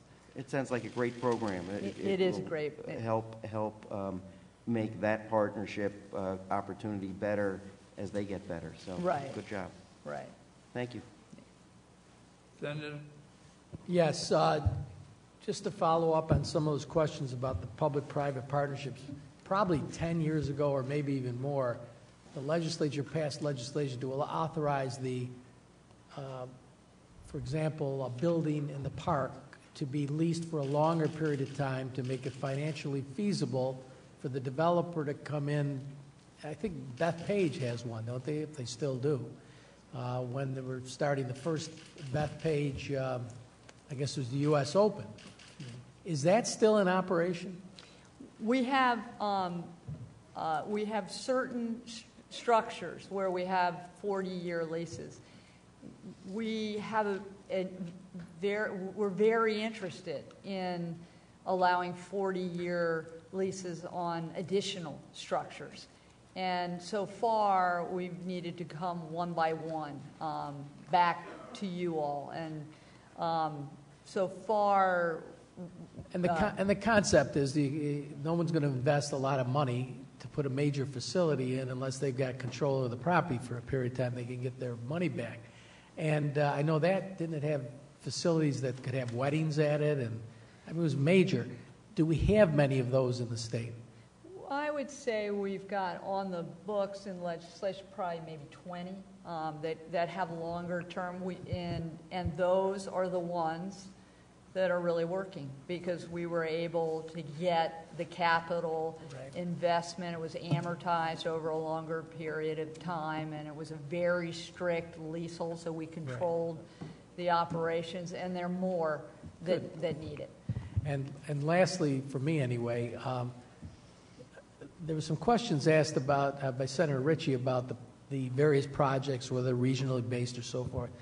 And Senator O'Mara mentioned whether it's like a 5-year plan or whatever the period of time. Do you actually physically have a listing of all the structures or all the projects that you've got in the pipeline and some kind of standards to determine whether or not who should get the funding first? Absolutely. We know all of the structures. We have a list. We've taken inventory on what the conditions are, and we've gone through an exhaustive process. Okay, that process, does it have some type of listing of the factors that are considered in determining how far up the list you are? Yeah, it's as with any agency, as a commissioner, you got to balance all the priorities, but we're looking to make sure it's balanced geographically. We're looking to make sure we're taking care of infrastructure for the future. No, I understand, but I'm trying to figure out whether or not there's a written set of criteria or considerations that have to be made. And secondly, whether there's a document that any one of us could see to show where you are now and what kind of backlog you got in relation to the money that you're getting. With respect to, we have a kind of vision plan document that we're about to put out, which is kind of gives a sense of what the priorities are, and that will come out pretty soon. And then in terms of backlog, we have lists and lists, and we've rated all the structures, and then with respect to going forward, it's an evolutionary and ever-moving process of what you can and can't do, but we're just making general decisions on how to allocate. Okay, thank you. Thank you, Assemblyman Engelbright. Thank you. Commissioner, first I just want to say thank you for all of the good work that you do. Our parks are thriving despite that we're just now emerging from this deep recession of the last few years, and that during that time, the state parks has seen an increase in attendance consistently year over year. So that's evidence of good management, and I just want to say thank you for that good management and your vision. Thank you. Your partnerships has been a theme of the last couple of questions, and it was what I wanted to ask you about. As soon as you have a chance, when you complete the resident curator rules and regulations, I'd love to see that. That was an initiative that we began some years ago with your deputy commissioner taking an important role and pointing the way, really, for the need for this. And it's a very important part of the historic preservation mission that you, as our state historic preservation officer, also oversee. So when that's available, I'd love to have a chance to look at it. Well, definitely. Thank you. My question relating again to partnerships is the Zoos, Botanical Gardens, and Aquariums program. It's one of the longest lasting and most robust partnerships that your agency has had with a park system of not-for-profit sites and parks, and that is an echo, really, of the state park system itself. And over the years, the funding that has come through for the ZBGA program has enabled expansion of access to those parks and many of the themes that overlap with your agency. I just wonder if you could give us an overview of where the ZBGA program and your partnership with them is at this time. With the ZBGA program? Yes. We continue to give ZBGA grants, and that level is stabilized, and actually in the EPF was slightly increased. And we have a good relationship and we actually have some partnerships where they help us out. Sonnenberg Gardens comes to mind. Yes, exactly. With gardens or biological issues, whatever it may be. So it's all good, and the funding is stable. We're all paid up, and in the EPF has slightly increased the allocation. Well, I hope that continues to be stable and also to grow going forward. And again, thank you for your good work. All of these partnerships make for increased public access and utilization of the total park assets of the state. So, well done. And thank you for all your help. Thank you. I believe that's it. No, one question, and then that's it. Oh, one question. I'm sorry. That's all right. How are you doing? Good. That's not the question. Yeah. It's two questions. The roof, you did a good job on the ice skating rink. My daughter enjoys it and everything, and so do the constituents, so I don't get into trouble. And but we got a problem that you're getting holes in the ice because the roof is leaking, and it drips, and it gets dangerous. Do you know if I didn't get a chance? Been a little busy the last couple of days to look at the papers on you. Do you have anything in there for repairing the roof or changing the roof? Because I hear it's in not good shape. I know that it is on our list. I have seen it, and I know that Riverbank of all parks really, because it's so developed, needs a lot of infrastructure improvement. And we had to do the boilers and the gym floor and the field and the track, and we then shaded the ice rink, and then we fixed the freezing under the ice. And we're gonna get to that roof, but I don't know exactly where it is, and I'll get back to you. Because I will request that we get something on it. Because everything you mentioned that you've done is fantastic, but if you got water leaking in, then you'll have trouble again. I agree. I mean, it's just because you've done a really good job on the floors and everything else. All right, and again, thank you very much. Thank you. Thank you. I'm sorry it didn't go as long as Commissioner Martens, but I'm sure you'll get over it. Yeah. All right, the next speaker is Richard Ball, Commissioner of New York State Department of Agriculture and Parks.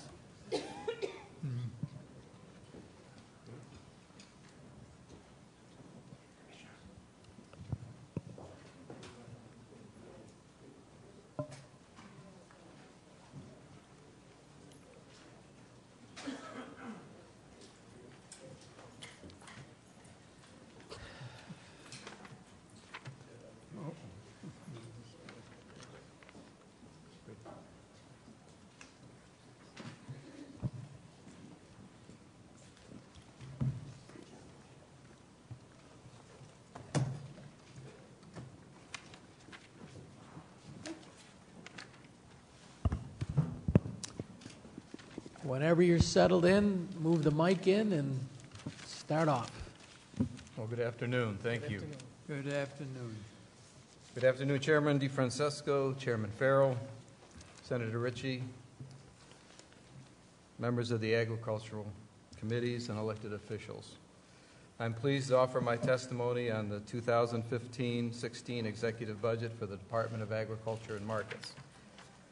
New York is an agricultural state, and no governor has paid more attention to the continued growth and development of this sector of the economy than Governor Cuomo. In 2013, New York State farmers set a record for sales with $5.68 billion in cash receipts, representing a $1 billion increase in agricultural receipts in just 3 years. 2011 to 2013 were the highest years on record for on-farm sales here in New York. The 2015-16 executive budget recommends $164.4 million for the department. This funding will help maintain our agency's regulatory functions while continuing to advance our state's agricultural sector. The executive budget proposes to eliminate some $30,000 in fees to provide relief to agribusinesses all across the state. Licensing and regulatory services associated with these fees will continue to be taken care of by the department. The executive budget also proposes $50 million to assist farmers and related businesses in the Southern Tier and the Hudson Valley. $30 million of this funding would go toward helping businesses in the Southern Tier maintain, develop, and grow farm, agricultural, and related businesses, while the $20 million would go towards purchasing farmland conservation easements in the Hudson Valley region. A major initiative overseen by our agency is the Great New York State Fair, which had a banner year in 2014, breaking 2 single-day attendance records. In this State of the State of address, the governor cited the fact that it has been more than 100 years since the fairgrounds underwent a major renovation. The governor is proposing a $50 million investment to transform the fairgrounds into a dynamic year-round facility that would serve as a springboard for development all along the Onondaga Lakefront for years to come. We are also pleased with the governor's commitment to strengthening appropriations for the state's Environmental Protection Fund, with overall appropriations increasing by $10 million. This includes $14.2 million for ag non-point source pollution control projects, $14 million for farmland protection, $4.775 million for soil and water conservation districts, and $5.7 million to fight invasive species, which is an increase of $1 million. In addition to this funding is $500,000 for the Ag Climate Adaptation Program, which would expand our highly successful AIM program, Agricultural Environmental Management, to address environmental concerns beyond just water quality, to include climate resiliency components, new pest management, as well as carbon management on farm operations. This program would ensure a comprehensive approach to on-farm environmental management and positions New York farms to remain viable in these times of increasing climate variability. The governor also proposes a commission to study protecting dairy farmer profits that will evaluate dairy prices and programs that would help maintain dairy farm profitability, including encouraging dairy farmer participation in the new federal margin protection program. This year's proposed budget continues to fund the Taste New York program to the tune of $1.1 million. The governor has laid out an ambitious expansion of the Taste New York program in 2015, designed to help the program triple sales for producers through aggressive promotion, online purchasing, more stores, vending machines, and events. We are hard at work leveraging our existing resources in cooperation with other state agencies to further the expansion of the program and create new opportunities for our producers. We have also reestablished the Pride of New York program with the Pride of New York Advisory Committee, which will provide feedback on ways we can improve that program. This program has supported New York State agricultural producers, including nursery growers and Christmas tree farmers, for nearly 20 years. Addressing the issues of food deserts, providing fresh foods for our youth, and research into emerging sectors will continue under this year's proposed budget, which includes $350,000 for the continuation of the Fresh Connect Markers Farmers Market Program, $250,000 for Farm to School, and $40,000 to evaluate and test hop varieties at the Geneva Experiment Station to help assist our state's growing craft beer industry. Our department is also hard at work finishing up the recommendations from the Interagency Task Force on Lessening Obstacles for Agriculture. We call that SILO. And we continue to work with institutions at all levels of government to strengthen procurement of agricultural products. We'll make great strides in 2015, advancing the deliverables outlined in December's first ever Farm to Table Upstate Downstate Agriculture Summit, and in the process open up vast new markets for our state's farmers and producers. There's an optimism and an excitement in this field that I've never seen before, but I'm so proud to represent. I would be happy to answer any questions you have at this time, sir. Thank you. Chairman of the Agricultural Committee, Chairwoman Patty Ritchie. Thank you. Welcome, Commissioner. I just want to start off by congratulating you and the governor for all your focus on New York agriculture, especially the Buying Locally initiative. You briefly spoke about your Taste New York. Could you elaborate on that and maybe give a few specifics on how you plan on expanding that in this coming year? On procurement or on taste? On taste. Well, we're looking at increasing the income to the producers through the taste program generally. You know, taste is a point of contact for our consumers. Farmers are now 1% of the population, and at these taste stores, our consumers, our travelers, get a chance to see what it is we do and actually get a taste of it. And the stores that we have in place so far have been able to direct people, once they taste that fun product, right to the farm, right to the source, and get them used to using New York products. We have a strategy for expanding taste. Part of it is marketing, looking at the populations. Where are they? What are the most likely customers? Who are they? And are we meeting their needs? But also, it's a strategy about gateways. We've started in the New York City area, obviously. That's a major gateway for New York. But clearly, the North Country, the Southern Tier, the Niagara Frontier, coming in from the Massachusetts border at Albany. These are all gateways, and we have to look at where the people are and how we get to them. So we're looking at adding new stores. We're working with DOT on this and Empire State Development as well, and coming up with a model for how we do that. Can you tell me, are there standards in place to brand something as a New York product at this time? Yes, and that's something that's ongoing because new products are coming at us all the time. The Pride of New York Advisory Committee is tackling that, and what exactly is a New York product is important to us. We want to make sure it's grown in New York State, processed in New York State. Assemblyman McGee and myself, as you know, have been working on the Young Farmers Initiative and trying to address the aging number of farmers in New York State and trying to encourage young people back in.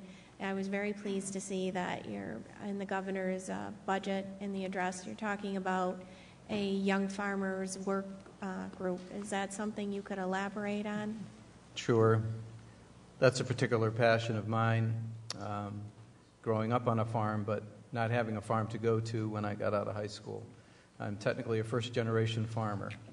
Happy to say we have 3 generations on our farm today, but I can really appreciate the challenges there are to beginner farmers because the cost of admission into agriculture is pretty high. We have brought together our lenders in the state, who many of them have beginner farmer programs. We've brought together our land trust. We've brought together Cornell, who has the FarmNet, FarmLink program. And we've brought together our veterans and our minorities from the city, people that have an interest in this, and we brought together our young farmers. And basically, we're all sitting down at the same table to identify what the challenges are. The legislature, with you folks and the governor signing it last year, put together the Beginner Farmer Bill with a pot of money to help young people get started. So we have a lot of pots of money, and we have to deal with a couple of issues: access to land, access to funds, access to training, and access to just how do we navigate all these various pots of money and opportunities that we have. Who needs training and who can do that? So it's an exciting work group. We've met twice. We're going to meet again very near future. And hopefully the outcome will be clear about who can do what and how we can help get new farmers on old farms. And could you give me an update on where we're at with some of the young farmer proposals that were passed last year, like the innovative grants? Do you know where we're at in that process? Yes, we've got the money is housed at Empire State Development, and our department put together criteria for that, and accepting applications until I think today I think is the deadline for that. There's an opportunity for young farmers to apply for that, follow through the process. We look forward to awarding some grants to some new farmers. This past month, the governor vetoed a bill that was sponsored by myself and Assemblyman McGee that would utilize unused state land for beginning farmers. And in the veto message, it said that in the message, it said that it needed to be done during the budget, but when the governor's budget came out, I don't see any language with pertains to the surplus state land. So I'm wondering if that's something that you're looking at. Actually, that's something we are looking at with the Beginner Farmer Group, because that would be a prime source of available land for young people. On a number of other matters of initiatives for agriculture, we're working with OGS and looking at some of the properties they hold. So I think that's part of the mix with the Beginner Farmer Group. And in the governor's budget, there was an $8 million cut to aid to localities. Those are programs that are critically important for research or marketing. So I would just ask, what is your perspective on the aid to locality items that are listed in the budget? And do you believe that it's helpful to our farmers? For sure. I have to say, this is such a wonderful opportunity for me personally to be able to be a part of so many positive initiatives for agriculture. I think we have a great opportunity to do some wonderful things in New York for agriculture, and I think we have a solid budget to start with for agriculture to do this, but I would certainly appreciate your experience and your input on how we could explore ways to do an even better job. So I certainly would welcome your input on that. Well, in the past few years that I've been the chair of the Agriculture Committee, the governor has always been very supportive of making sure that the aid to localities was included in the final budget. So I'm very hopeful that that's what will happen again this year. Just one final question on the $50 million that was to be split in the budget between assisting farmers and farmland protection in Hudson Valley and the southern tier. Of course, we have farmers across the whole state that have a need. So I'm wondering if there, during the course of the next few months, if we might be able to address the need of farmers in maybe some other areas besides the southern tier and Hudson Valley. I have had an opportunity to get around the state, and we have a marvelous agricultural program in the state. I think there's a number of initiatives that we're undertaking right now that benefit all of our upstate growers. But I remember, quite honestly, sitting in a cabinet meeting in December when the southern tier was being discussed. And in the background, the question in a lot of people's mind was, what is the answer for the southern tier? And in my mind, the answer was agriculture.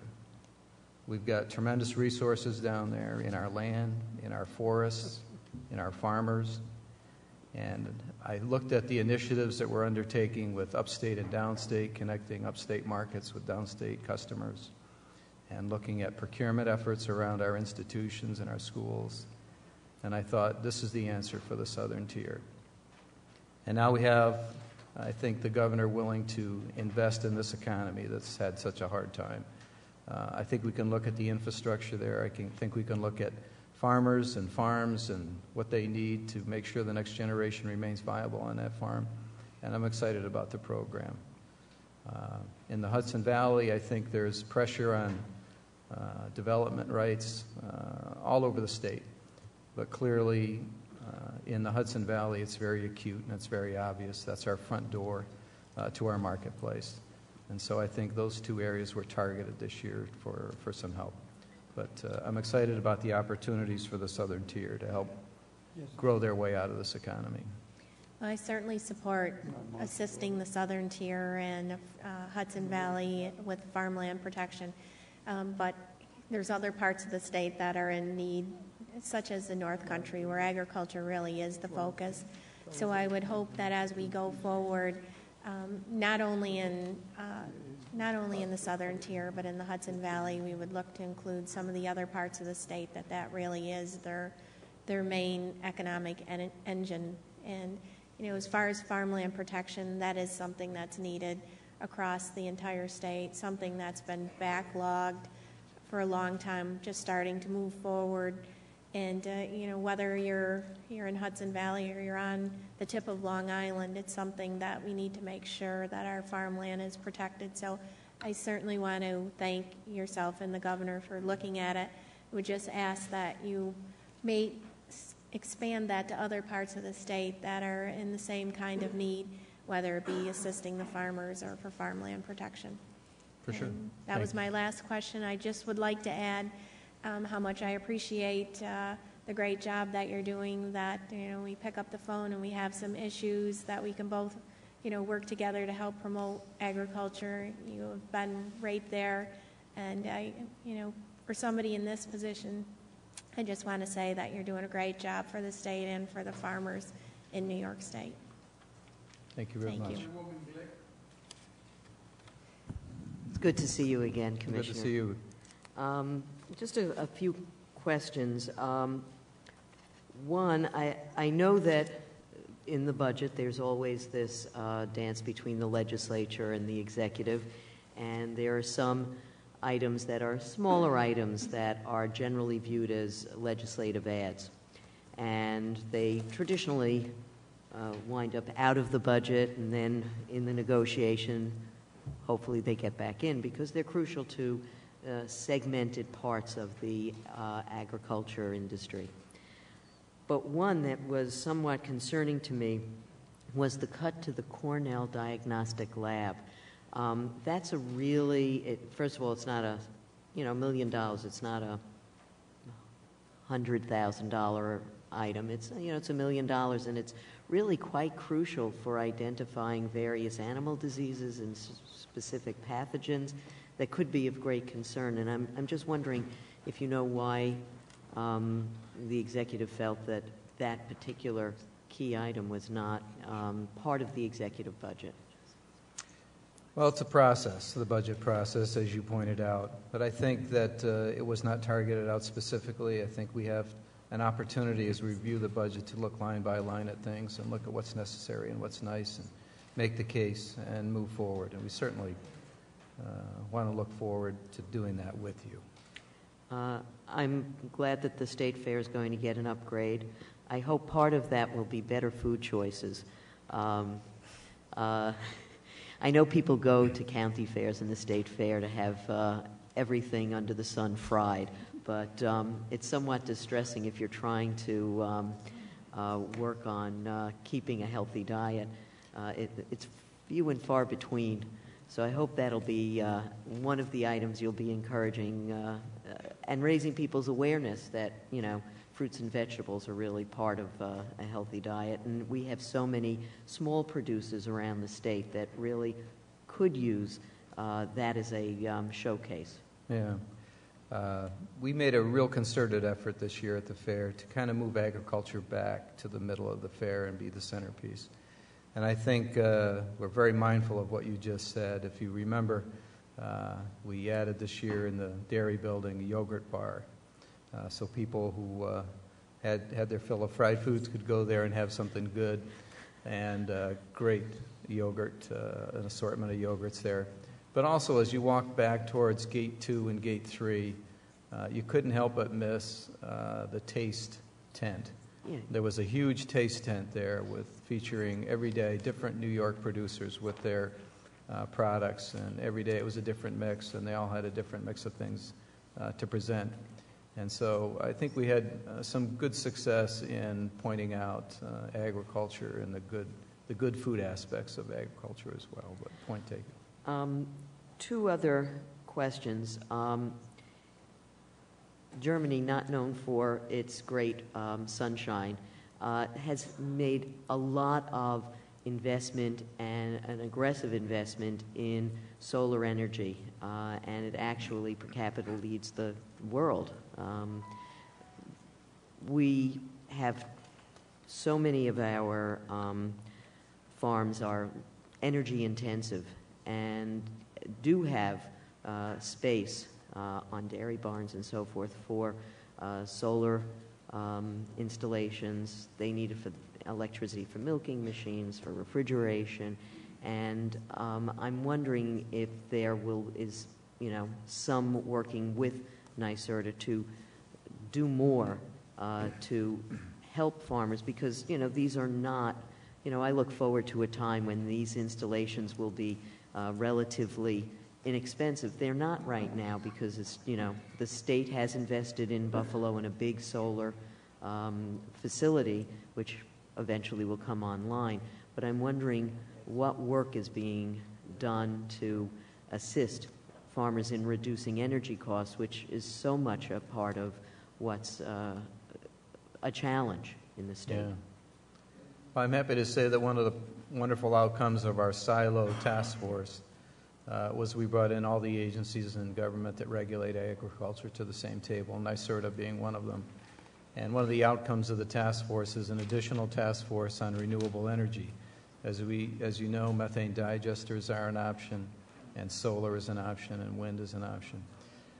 But certainly on most farms, after you take out the cost of labor, the largest cost to the farm in many cases is electricity. On my farm, that was indeed the case.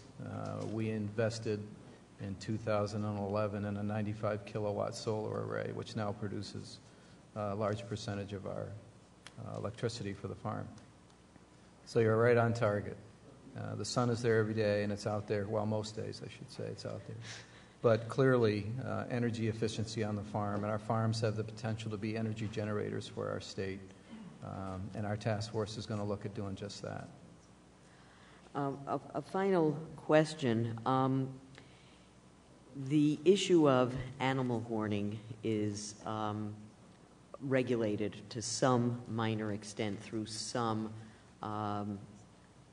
laws and regulations if one were to identify. And there is obviously concern on the part of farmers that it not be too aggressive because they don't want to have individuals showing up at their farm saying that animals who are being used for production in some way are being abused. So I get that.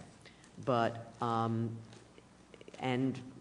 there have been some really serious issues with larger animals that are clearly not on in a farm situation, that are not cats and dogs, although that is another issue.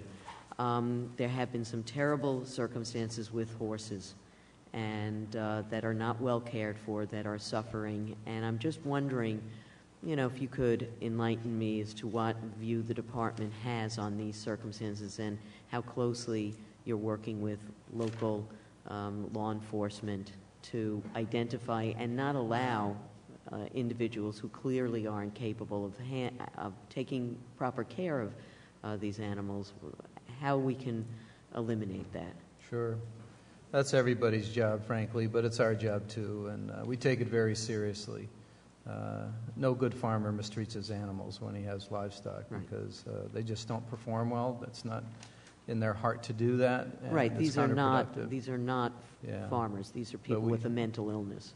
Yeah. We do have cases around the state where sometimes people with the best of intentions don't have the ability to take care of animals.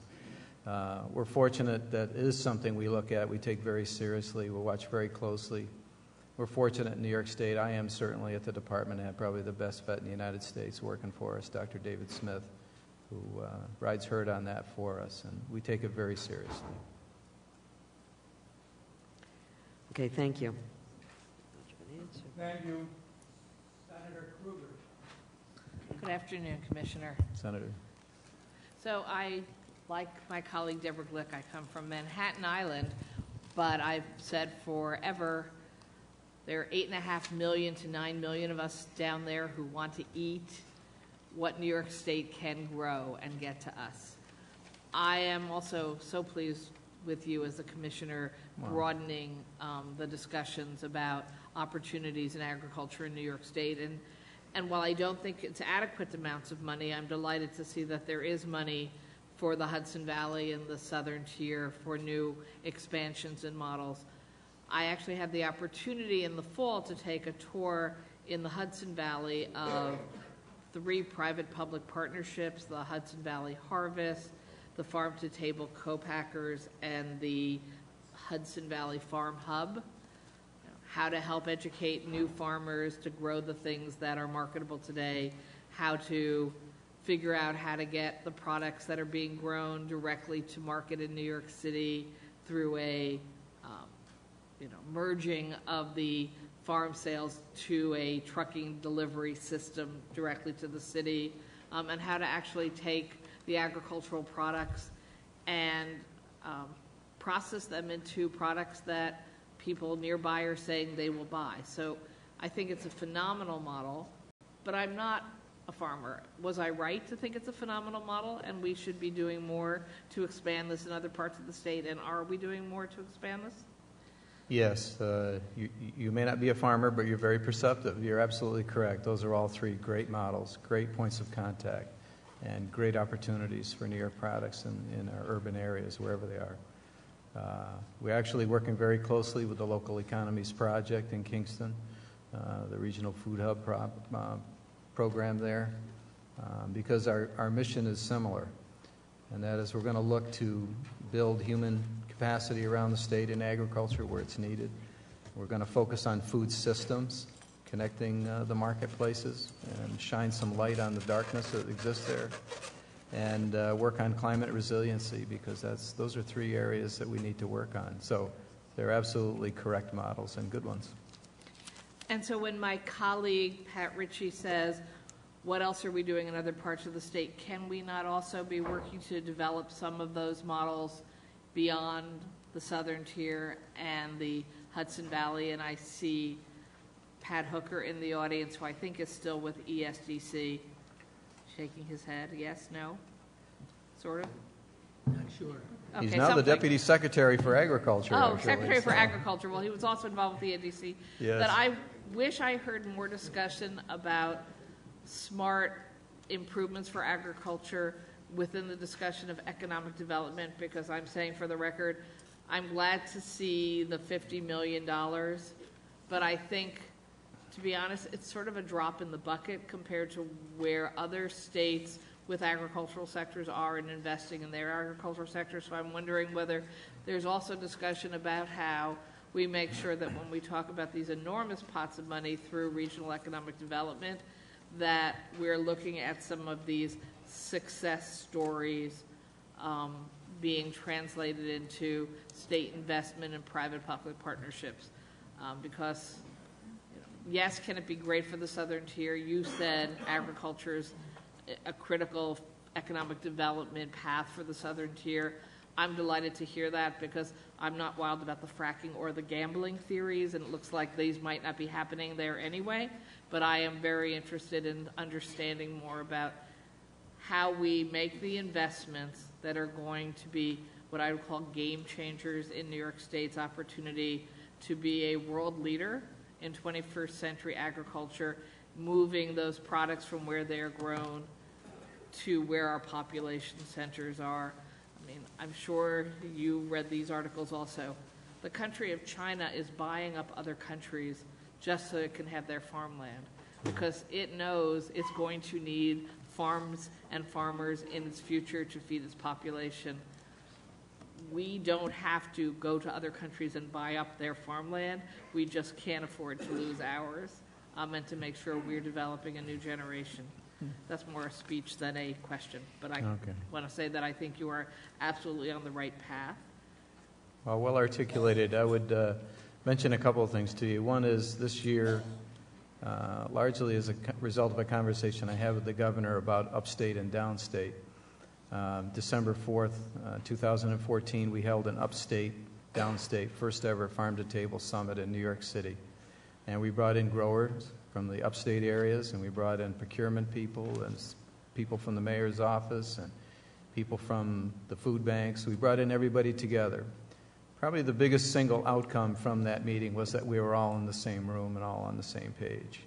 But we held 3 separate panels, one on procurement, one on access to markets, and one on access. How do we get food in neighborhoods that don't have it, like the South Bronx? And out of the summit, aside from all of us getting to know each other and building a relationship, because first and foremost, food is a relationship business. It's not just a production of food business. It's actually a relationship business. Came the recommendation to form a regional food hub task force comprised of people from New York City as well as upstate people to look at where in our infrastructure, where in the scheme of the food system do we need some help. Do we need a loading dock here? Do we need transportation there? Do we need to know what food is needed where? So that is being formed as we speak. Secondly, out of that summit came the notion of building a food hub market in the South Bronx to help facilitate the movement of food there. Thirdly, out of that came the mechanism to duplicate those efforts that are ongoing in the South Bronx with Grow NYC, Corbin Hill Farm, if you've heard of that, and take that beyond to other urban areas. New York City doesn't own poverty or own access to farm food issues. We have the same challenges, the same food deserts going on in our upstate cities and even some of our rural communities. So let's take that model that's beginning to work so well and provide a mechanism for funding where they can learn how to do the same thing in Buffalo, in Canton, in Binghamton, in Syracuse, Rochester, and Albany, and wherever there's a need. So I think that's a wonderful outcome from that food hub. I have only like 15 seconds. I want to ask you one more question. Okay. So everybody talks about microbreweries doing so well. How is our wine industry doing? Our wine industry is doing equally well. We haven't stopped drinking wine to drink beer instead. But that whole craft beverage industry is reaching new heights. New York was named Wine Region of the Year recently, and the quality of wines and the number of wineries and the number of people that are producing for our wineries, and more importantly, the number of consumers who are taking advantage of that is growing. I think it's pretty untapped. So our sales numbers are going up. Sales numbers are going up. Thank you. Thank you so much. Assemblyman Lopez.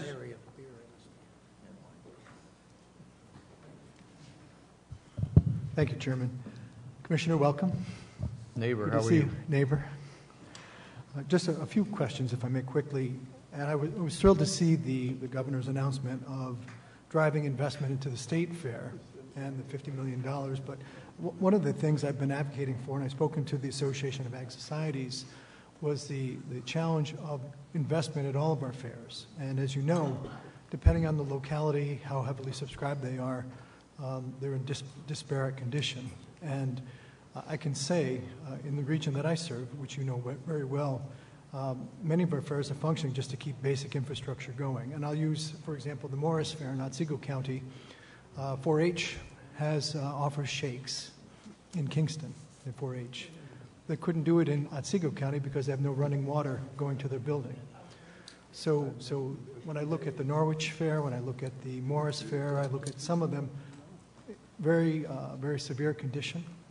And I'm thinking that if we're not adding to the $50 million, maybe there's a way to take a portion of that $50 million and look at the capital needs of our fairs generally, for two reasons. One, to promote agriculture, but also as a tourism driver for those regions. So just any thoughts on that, Commissioner? Well, I think you're absolutely right. We need to talk about that because the fairs are a great point of contact.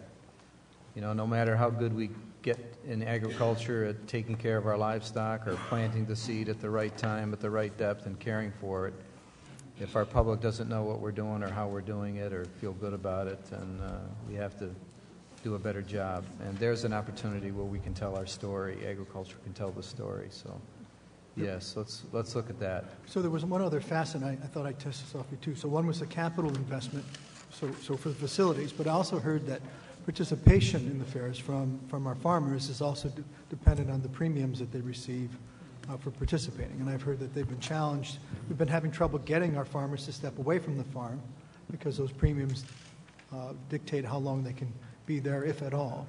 And I don't know if you have any thoughts on that as well. Yeah. Yep, it's a challenge, but I think last week the State Association of Fairs met out in Rochester, and we were there and spoke with them, and we're in the process of looking at their needs and analyzing what those needs are in terms of dollars. Be happy to work with you on that. I'd be thrilled to see something possibly come back in the governor's 30-day period, if Yep. it's possible, to show some spreading that benefit out to all the fairs and maybe even looking at premiums to encourage farmer participation. Okay.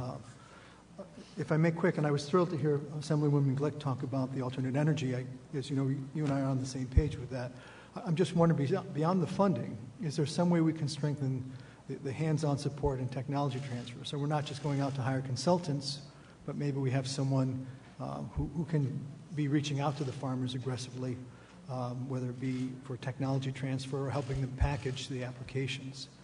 Because it's not just the money, it's also the time and packaging of the system, whether it's methane digester or solar panels or anything else. Sure. And frankly, it's an education, understanding what's available, what it costs, how it's going to work. For a lot of farmers, that first issue of education is a huge stumbling block. So I think our regional, not our regional, but our Renewable Energy Task Force is going to hope to address some of those very issues. Also, the dairy industry is undergoing a sincere effort to look at energy on their farms, not just solar or methane digesters, but also using less of the electricity, for example, with LED lighting, et cetera. So, yes. So I'm just looking if there's some way we can get someone out aggressively. So whether it's Extension or whoever the partner might be, but I think that would be something to look at. Lastly, two programs, state programs, where I'm not sure how well agriculture is being represented. I have 4 regional councils, for example, that I serve. So Mid-Hudson, Mohawk Valley, Capital District, Southern Tier.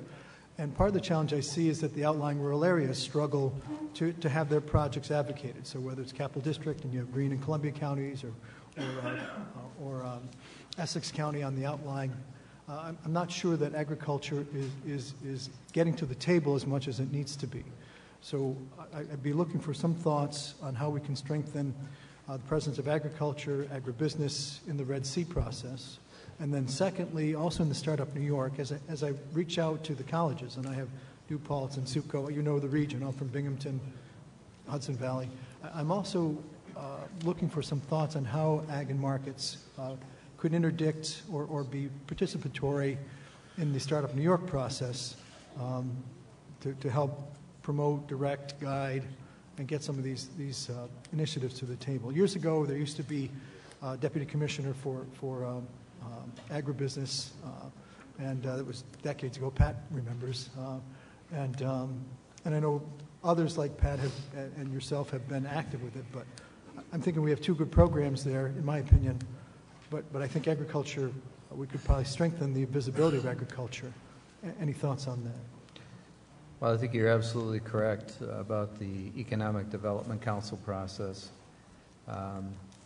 If you take an honest assessment of our strengths and weaknesses, which is part of the council process, each council comes up with a plan, assesses their strengths and weaknesses, and looks at their resources. You know, in the areas you mentioned, agriculture is their strength, and yet we can do a better job at being at the table and being involved and contributing to the conversation and directing some funds to agriculture. I see it moving better in a better way.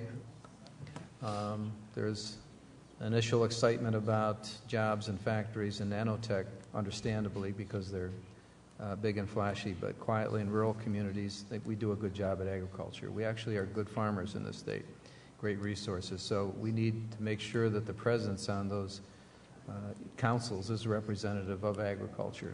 In some cases, farmers are just busy, and they don't take the time to involve themselves in the process.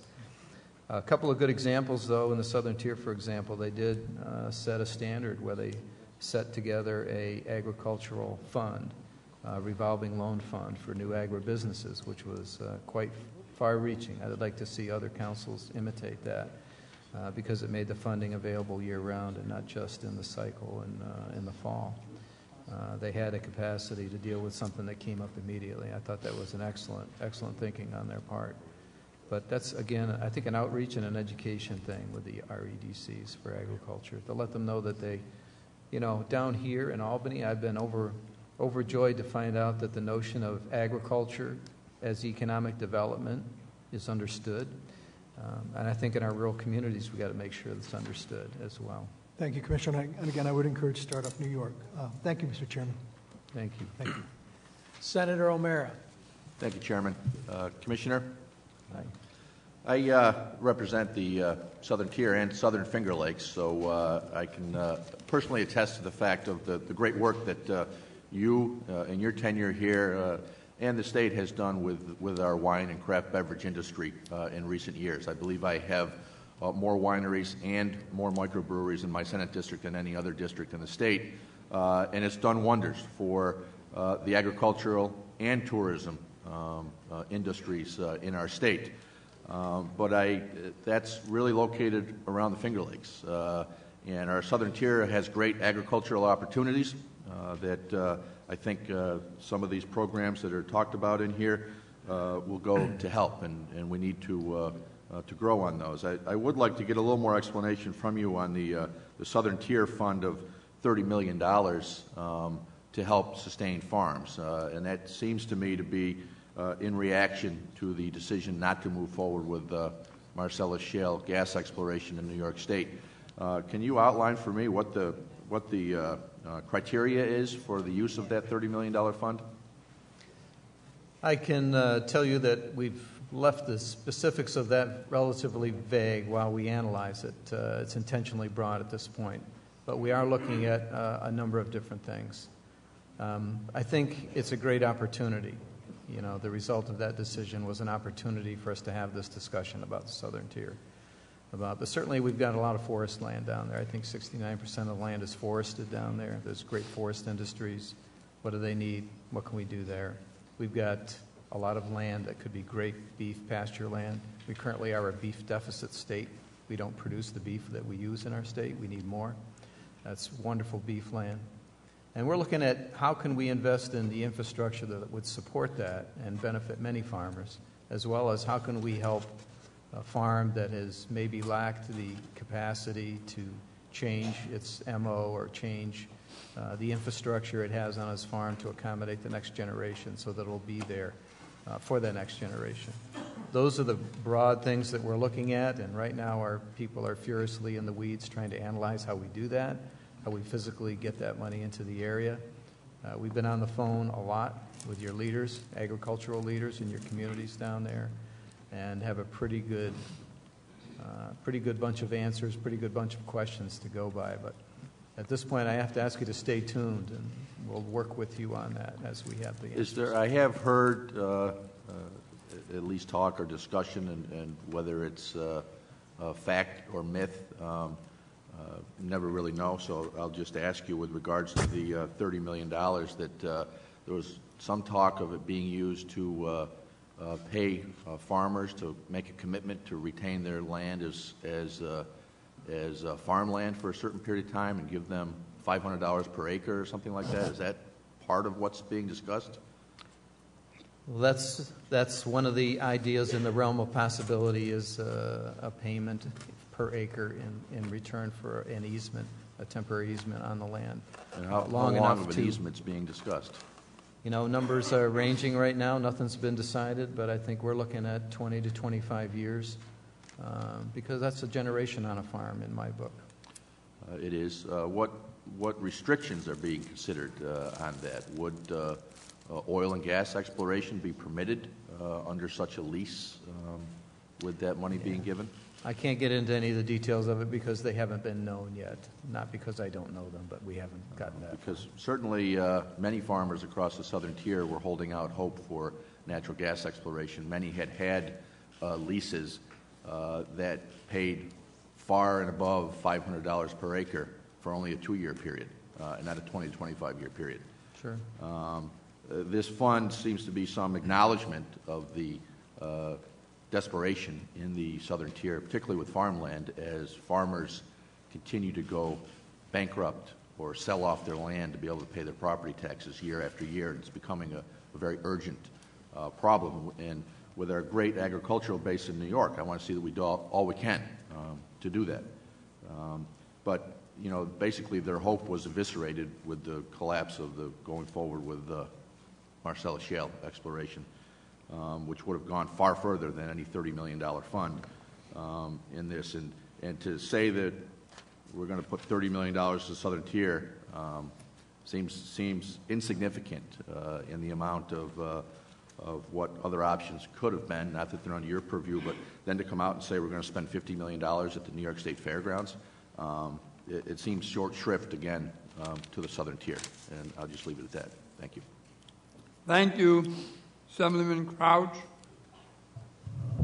Thank you. Thank you, Mr. Chairman, and good afternoon, Commissioner. Good to see you again.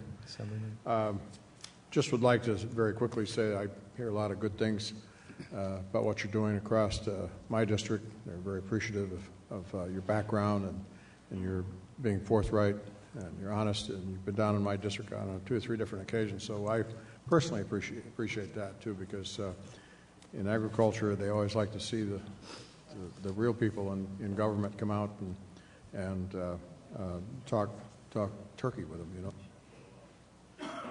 Thanks. I echo the comments of Senator Romero that I was questioning the $30 million, but I won't dwell on that. I think you've answered the questions pretty much that I had through his comments and questioning. A few years ago, when price of fuel spiked to well over $4 a gallon, the farmers were put upon with fuel surcharges because obviously the haulers had contracts to haul the milk at a certain price per gallon, per mile, or whatever. And so they enacted surcharges. And then when fuel prices decreased somewhat, I'm talking to some farmers that the surcharges were still there. But yet there were 2 or 3 or 4 years had already gone by. So obviously some of those contracts had been renegotiated. So if they're renegotiated, I'm sure that they kind of readjusted some of those prices for hauling, but the surcharges were still there to my understanding. I guess the question, I haven't had a chance to talk to some of the farmers, but the question is, if they're still there now, why?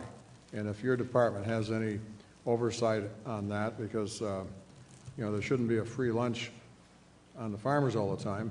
They pay the hauling, which I believe they shouldn't, get their milk from the farm to the creamery because they no longer have possession or ownership of it once it leaves the farm. And if there's some way that we can look at that, if the farmers are still being charged a surcharge on that hauling for the milk, because that's when the price was over $4 a gallon and milk prices literally still in the gutter, if you will, at $12 and change, they were really getting gouged on some of those surcharges and having to pay very heavily. But if your department could just look at that, if surcharges are still in place, if they are, why? Because again, we're in a situation now that fuel prices are falling. I'm always concerned about what the dairy farmer has to pay, and it seems like sometimes others look at the dairy farm as a free lunch to extract money. So, sure. My experience is that's largely a farmer co-op arrangement, and the farmers, comprise the co-ops. But we're going to pull together here, as mentioned in my testimony, a work group on looking at particularly the dairy margin protection program, but also issues for the co-ops and what is the direction we need to go forward to make sure that we can stabilize dairy producers in our state. And we'll be happy to add that to the agenda. Okay. Thank you. Thank you very much. Appreciate it. Senator Montgomery. Yes, thank you. Good afternoon, Commissioner. I have a couple of questions that I want to ask all at once because my time goes so quickly. And so if you can answer them. Or otherwise, you might answer them for me at a later date. 2 things. One is I'm from Brooklyn, Kings County, and we have quite a number of green markets.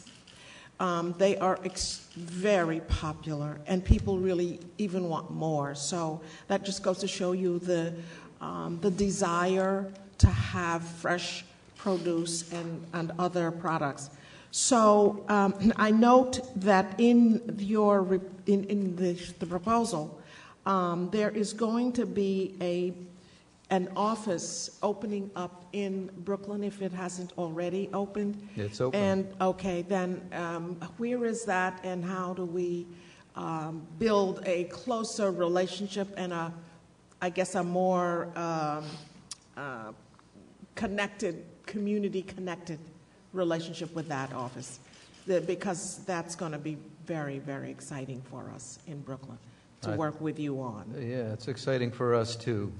How can we be in the biggest marketplace in the world and not have eyes and ears down there?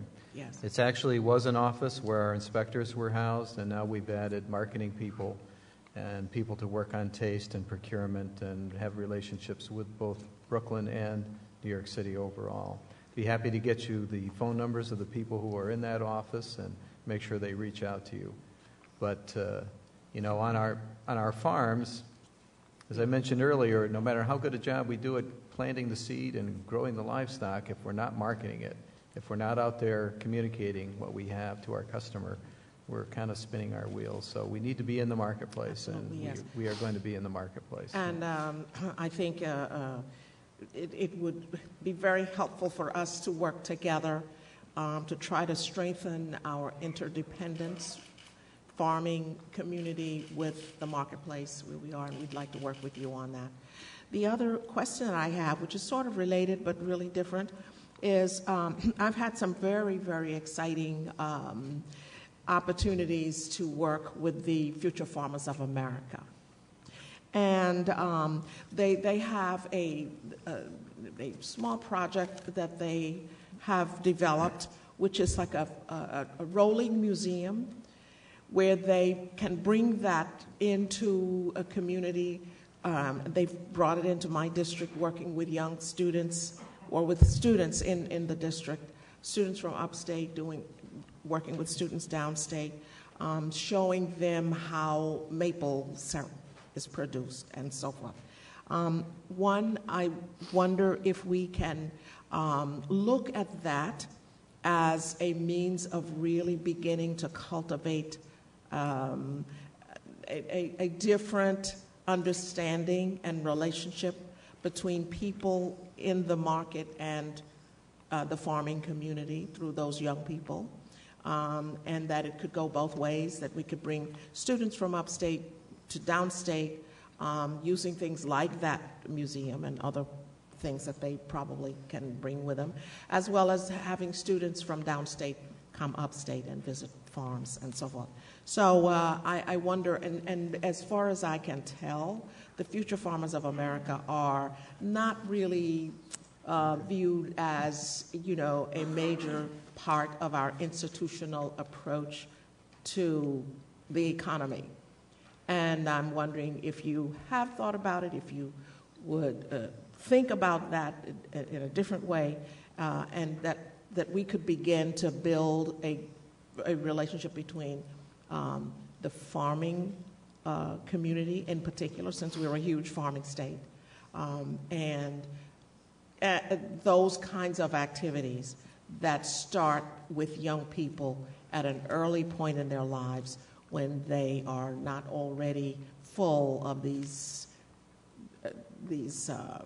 biases on one level or another. So if you would respond to that, what do you think? Yeah, well, absolutely. That's a marvelous notion and a great idea.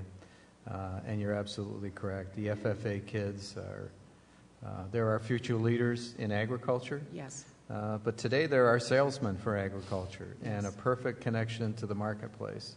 A great point of contact. Young people, regardless of where they come from, have so much in common. Yes. And for them to understand young people from the city, and for the city young people to understand what it's like to live in rural America, Sure. you find out we have more in common Yes.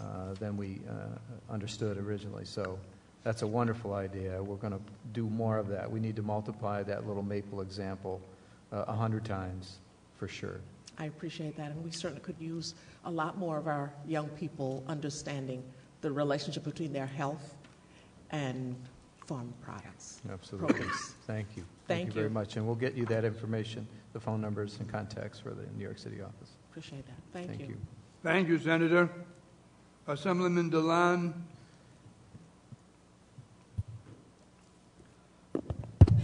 Thank you, Mr. Chairman.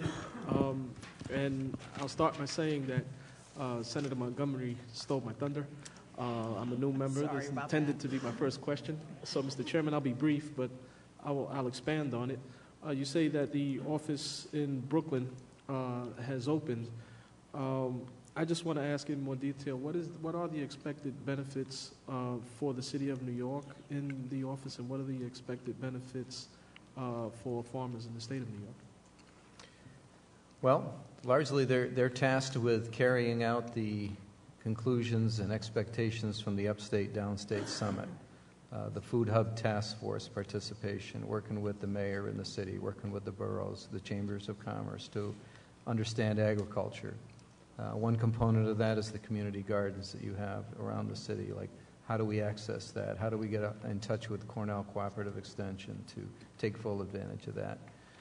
Those are all wonderful points of contact for people in your neighborhood to learn about agriculture, understand agriculture, and dispel the myths about agriculture.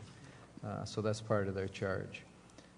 Taste, the governor's initiative on taste and the state's initiative on Pride of New York, getting New York products into New York institutions, into New York schools, into New York hospitals.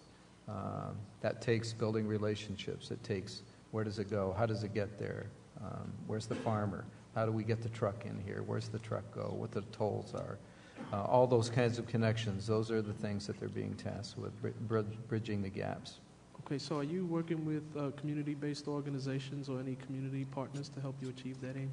Sure, absolutely. So I too, like the senator, would be interested in receiving the number and the list of community partners, because like the senator said, we represent, well, not the same area, but people with, high diabetes and large health problems, and I think that office can be the beginning of turning that around. Sure. Thank you, Mr. Chairman. I also understand from my colleague that you personally may be fluent in Spanish, which I appreciate, and I understand that migrant workers are important to agriculture, and it's good to know that. Is your microphone on?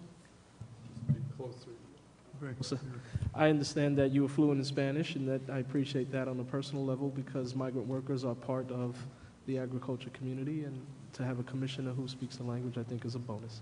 Thank you, Mr. Chairman.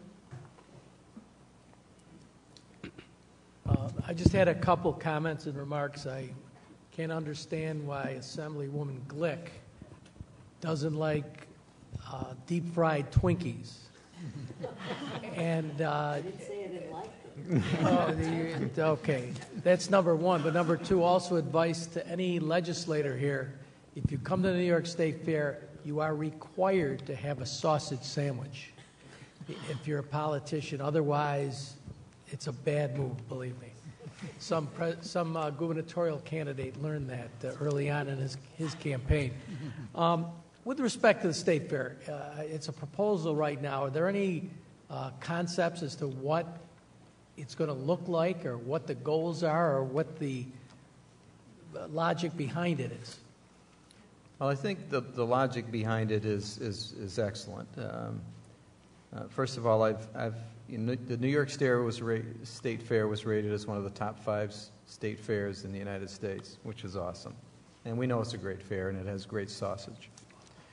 But also, I had an opportunity in my lifetime to visit 3 out of the other top state fairs in the country at various times. And I think we have a real opportunity here to elevate it to be the best fair. So the vision of transforming it, fixing that infrastructure, getting it up to speed is exciting. But I think what's more exciting is the notion of integrating that into the community and having it not just be a great fair, but having it be a great community. And so the visions are being put together that will incorporate the fair as well as the surrounding lakefront community. And right now it's just a few drawings on paper. It's very early on in the process, but it's going to be pretty exciting. We'll keep you apprised as we go along. Well, it's in my district, so I have a special interest to make sure it's done right. But secondly, I think when I was a kid, I can't remember that far back, the Center of Progress building had exhibits like major new products that were being developed in the state of New York. Magnificent, the next generation of stuff you would use in the house, that sort of thing. Now, as long as I can remember, it's now rented out to people that sell stuff that cleans your glasses, things that there may be some state office, state departments that are have a booth there, including the state senate. There may be other things like that, but it's mostly sells stuff that is not very high tech, to put it mildly. You get much of it in the dollar store. So what all I'm asking for is sometime someone should really put together a list of some of the major new initiatives that are happening in New York State that are high-tech, that are showing a center of progress, the progress in the state of New York. Whether it's that particular building, and I know this used to be, it's deep back in my memory, it shows what New York State is really doing now that makes New York Staters proud as opposed to avoiding a trip to the dollar store. So please give that some consideration, especially with some of the new businesses coming into the state. It may be a perfect opportunity to showcase the state's progress. I like your thinking.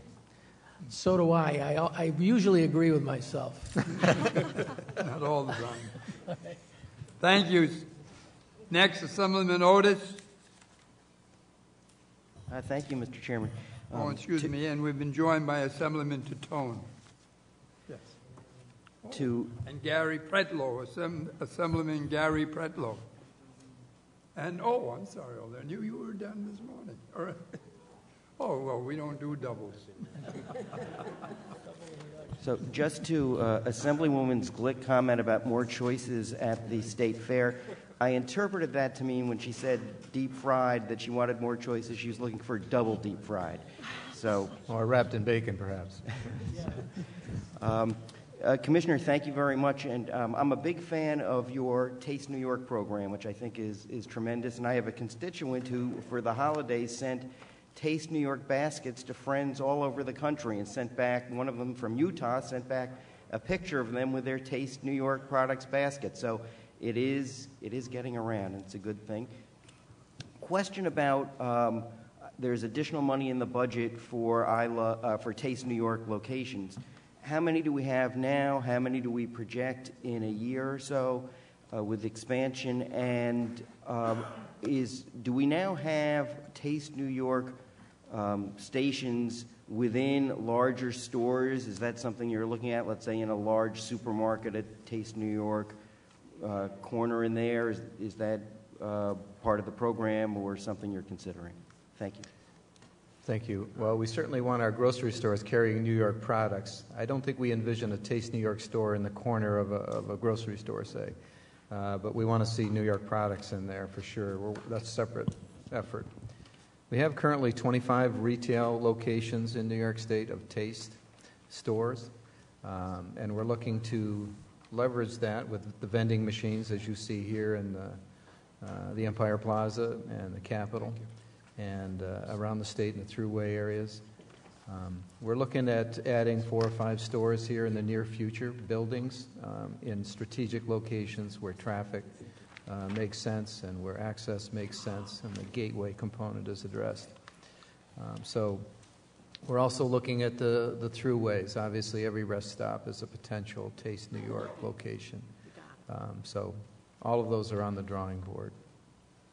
That's great. And, combined between the efforts on tourism, which is with different state agency, I mean, so much is being done to promote upstate New York business through all these things, and they really meld together. So it's all very positive. Thank you. Thank you. Appreciate that. Thank you very much. Assemblyman Titone. Thank you, Chairman. Good afternoon, Commissioner. And I, like my colleague, Assemblymember Otis, I'm a huge fan of Taste New York, and I appreciate all the efforts. I just want to, as you look at marketing and retail, it occurs to me that, on Staten Island we have wonderful cultural centers and historic parks, historic Richmond Town.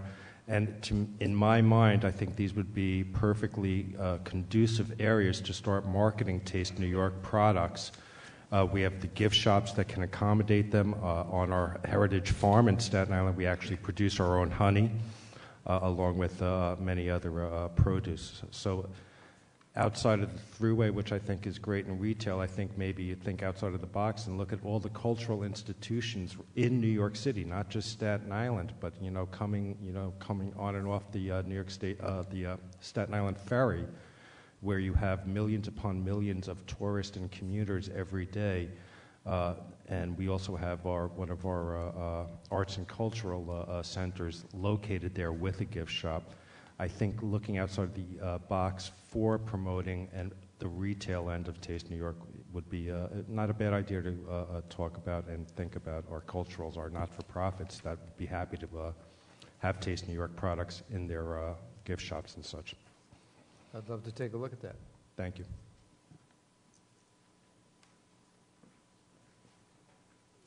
Thank you very much. Thank you, Commissioner. Appreciate it. Sorry for the long wait, but obviously you're getting good reviews here. Well, thank you so much. Appreciate your energy. Okay, thank you.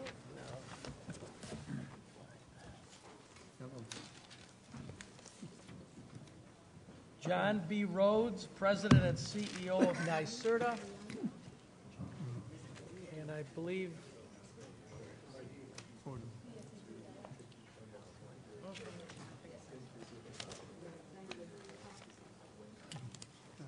he's going to be joined by Tom Cogden, I'm sorry.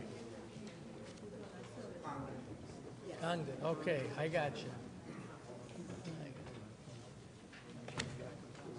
He's here to answer any questions that we might have along with yourself. So, correct. All right, so as soon as you get settled and you're ready to roll, you're on.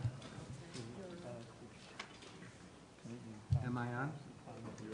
If you push the button and the light goes on. Now I'm on. Now Good. you're on. Thank you. Thank you very much. Good afternoon, Chairman DeFrancisco, Chairman Farrell, and members of the committees. Thank you for the opportunity to testify before you today. I am John Rhodes. I serve as President and CEO of the New York State Energy Research and Development Authority, NYSERDA. I am joined by Tom Cogden, Chief of Staff of the Department of Public Service. Appreciating your guidance a few hours ago, Mr. Chairman, I will keep my opening remarks brief. New York's NYSERDA's funding is principally derived through the System Benefits Charge and the Renewable Portfolio Standard, which are assessments on gas and electric bills. NYSERDA plays an important role in helping the state meet its goals of reducing energy consumption and promoting energy efficiency and the use of renewable energy to help protect our environment.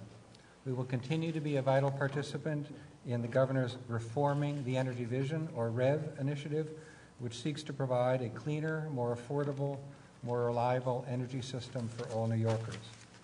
Under the REV initiative, New York State will spur clean energy innovation, bringing in new investments and improving customer choice while protecting the environment and energizing New York's economy at the state and local levels. By unleashing innovation, overcoming market barriers, and empowering communities, New York is pioneering a new statewide approach that will provide customers with greater opportunities for energy savings, local power generation, and enhanced reliability. As part of the REV initiative, NYSERDA is involving its operational strategies, recognizing that government can't meet all of the state's energy challenges alone. NYSERDA is partnering with the private sector to develop and expand clean energy markets and break down barriers that are slowing the growth of those markets. We're also partnering with local communities. Our goal is to enable the market, not be the market. Leveraging ratepayer funds with private capital, along with greater market competition, will help bring technologies to scale as we integrate existing technologies into the state's energy system. A key element of NYSERDA's transformation is its proposal before the Public Service Commission to merge its funding sources into a single Clean Energy Fund, or CEF. The CEF combines funding from a number of sources to better respond to market changes, to create self-sustaining markets for clean energy, and to stimulate clean energy economic development. The CEF aims to ensure and expedite the state's achievement of its overall clean energy and clean energy economy objectives by targeting marketplace gaps and barriers. This 10-year fund is fuel neutral and would authorize the investment of $5 billion in New York's clean energy economy through 2025, while reducing overall ratepayer charges for customers. The Clean Energy Fund will build on the past success and focused on 4 areas: market transformation, which is about finding methods to reduce barriers to clean energy development. Innovation, increasing the commercial readiness of early stage and high growth potential companies that are envisioning and developing transformative clean energy solutions. The New York Green Bank, a $1 billion initiative that leverages private sector capital to support and expand strategic and targeted investment in clean energy. And New York Sun, a $1 billion initiative to create a robust and self-sustaining solar power market in New York, reducing incentives as the industry builds to scale. By embracing principles already in place, stability, transparency, focus on soft costs, and partnership with industry and communities, the Clean Energy Fund will advance the great strides we've already taken with existing initiatives like the New York Green Bank and like New York Sun. Since NYSERDA's inception, our staff has provided expertise in research and development and an ability to successfully reduce energy consumption across all sectors. In the 2015-16 fiscal year, NYSERDA will continue focusing $16.2 million in funding for energy research and development and in statewide energy planning and analysis activities. This includes funding for the Department of Environmental Conservation's Climate Change Office. We will also provide additional support to continue the Fuel New York initiative that ensures the state is better positioned to maintain access to fuel during temporary fuel disruptions. NYSERDA also will continue protecting New York's interest in the West Valley Demonstration Project in Cattaraugus County. The executive budget recommends $12.5 million for ongoing nuclear waste cleanup at the West Valley site. Our costs at West Valley are largely dictated by a federal match requirement, and this amount reflects the funding level necessary to match the federal appropriation during the 2015-16 federal fiscal year. New York State is taking bold steps to significantly improve its energy policy, and NYSERDA is actively working to help the state achieve its goals. This concludes my opening remarks, and I would be happy to take any questions that you may have. Thank you. Senator Krueger. Good afternoon. Good afternoon. And so you don't have separate testimony, so when I'm asking questions that may involve the PSC, I guess I'm directing towards you versus you, if that's Sure. okay. So you just testified that we have this that we're proposing a $5 billion clean energy fund with a breakdown of, sorry, just pulling out your testimony, a breakdown of a number of different activities. Where's the $5 billion coming from? So the $5 billion is coming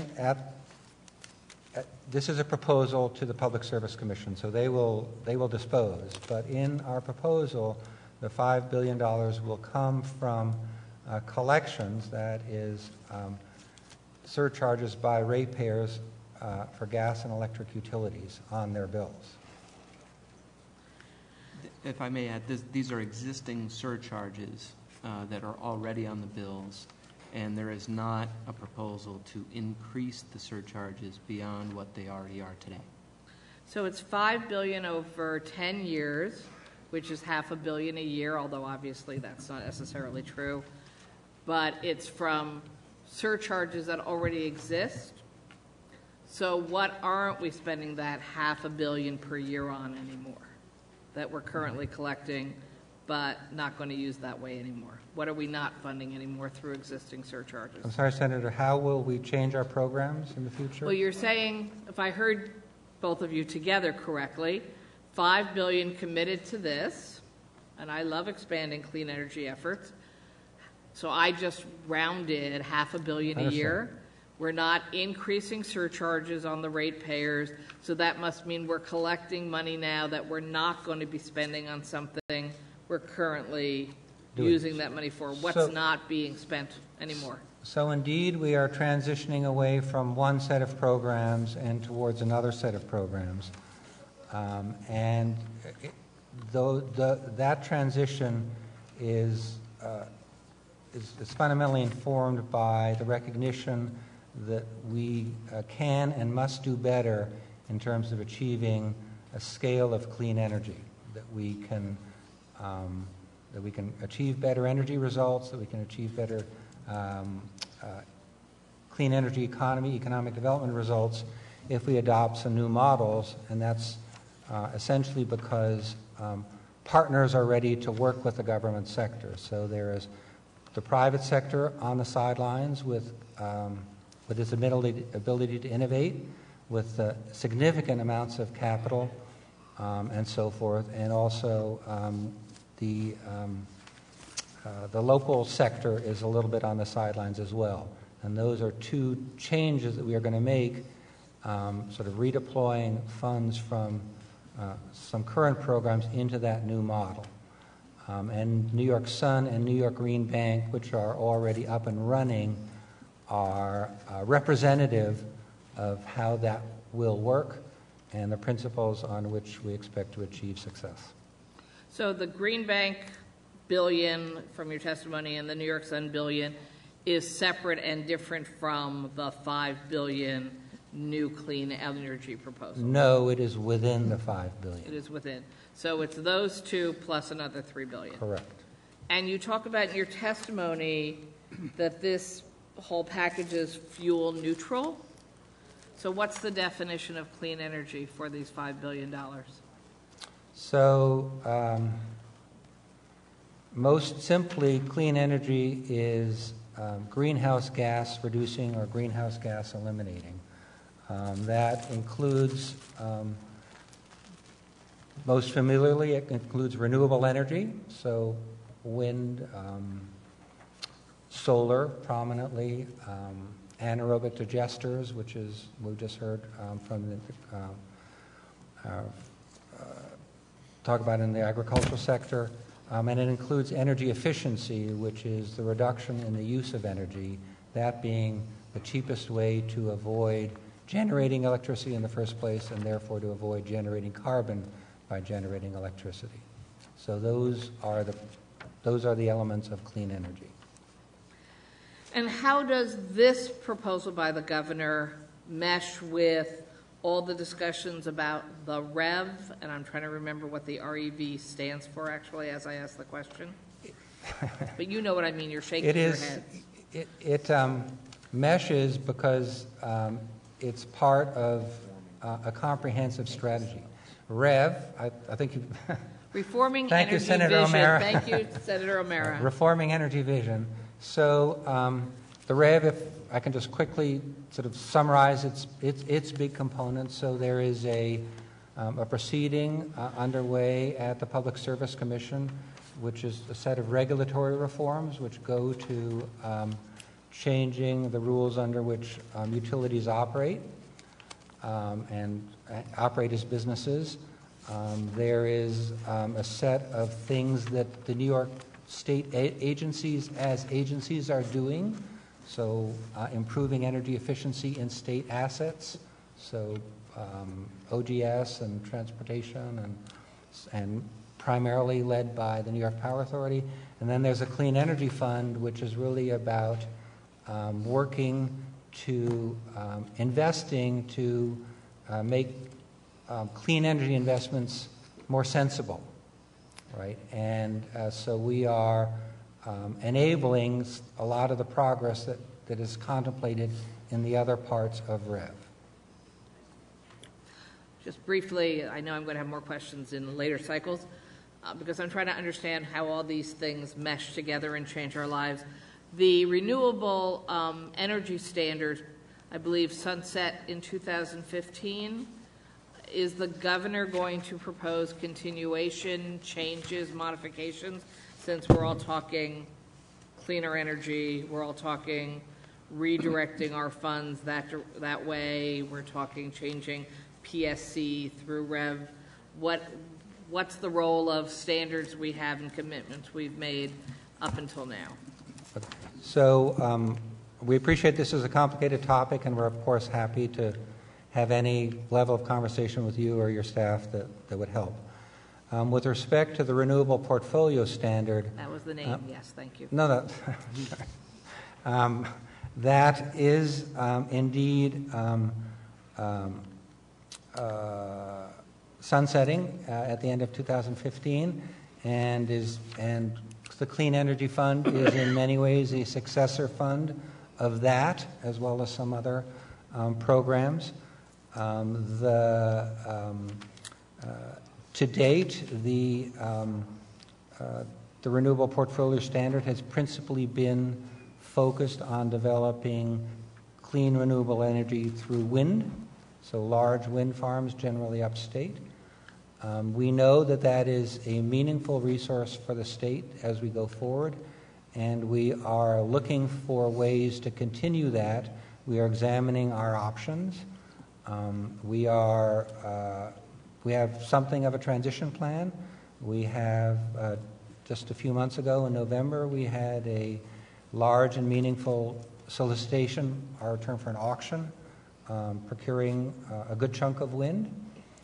We are committed to having another one in this year, 2015, and the Public Service Commission has directed us to examine the possibility of having a further auction in the year 2016. And so together that program of solicitations is our current bridging plan.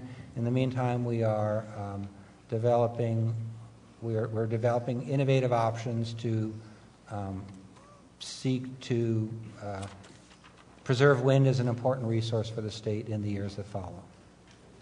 My time is up, so I'll probably ask for further questions. Thank you. Thank you. Thank you. Assemblyman Otis. Great to see you. And you know, I think that the theme of your testimony and what NYSERDA is doing is that you have a lot of very innovative financial incentives to move us to less reliance on greenhouse gases. And NYSERDA has a lot of different programs that are too voluminous to outline in your testimony today. But my question is, you have all sorts of really good stuff going on. What are you doing currently to try and expand knowledge of those programs to the business community, to local governments, to schools, and to residents so that they can take advantage of the new incentives and things that you really have redevised in terms of how NYSERDA incentivizes these different good programs? So one of the first, you asked a broad question, so it'll have, my answer will probably have several parts to it. One of the first things we're doing is, I think we're working very hard to become easier to deal with, not just as a set of government agency workers, but as a website and so forth. And we're practicing streamlining, we're practicing lean, and I know for a fact that we are getting good reviews in those parts of NYSERDA where we've already rolled that out about being much more easy to deal with. On the second point, it is in fact, on a related point, it is in fact one of the missions of NYSERDA to, as we look forward and do what I've described as market transformation, is to make all of those stakeholders deeply aware of the clean energy opportunities that are out there. I said stakeholders, but one way to think of them is potential investors. They're people that are going to decide, I'm going to put this on my roof, I'm going to put this in my shop, and so our work is to make them more aware and make it easier for them to say yes to clean energy solutions. Continued incentives will be a part of that picture, but only a part of that picture, because it's also true that with the growing sophistication of the marketplace, many of the solutions don't need to be government directed or government supported. So that's a core theme of our reducing soft costs. You can think of it making it easier for customers to say yes. When we say reducing soft costs as part of NYSERDA's market transformation strategy, that's what we mean. Thank you. I just say that there's a lot there, and I'm trying in my district to get people to be aware of the programs and use them. But the theme that I heard you speak in Binghamton a few months ago, and you made a very good presentation there, it's pretty clear that it's devised to try and move us in the right direction, and that can't all happen overnight, but you're leading the way. So congratulations We on have the good excellent work. partners. Thank you. Thank you. Thank you. Senator O'Meara. Thank you, Mr. Chairman. Good afternoon. Sir. With regards to the $5 million for the 10-year fund, that's all coming from surcharges that are currently being paid by the ratepayers? Correct. And over a 25-year period, you expect to be able to collect and invest $5 billion? I'm sorry, over a 10-year period. 10-year period? Over a 10-year period, okay. Yes, sir. I read the number wrong. So what is that annually that's currently being collected from ratepayers on their utility bills? I believe that the current surcharges are $925 million or so in calendar 2015.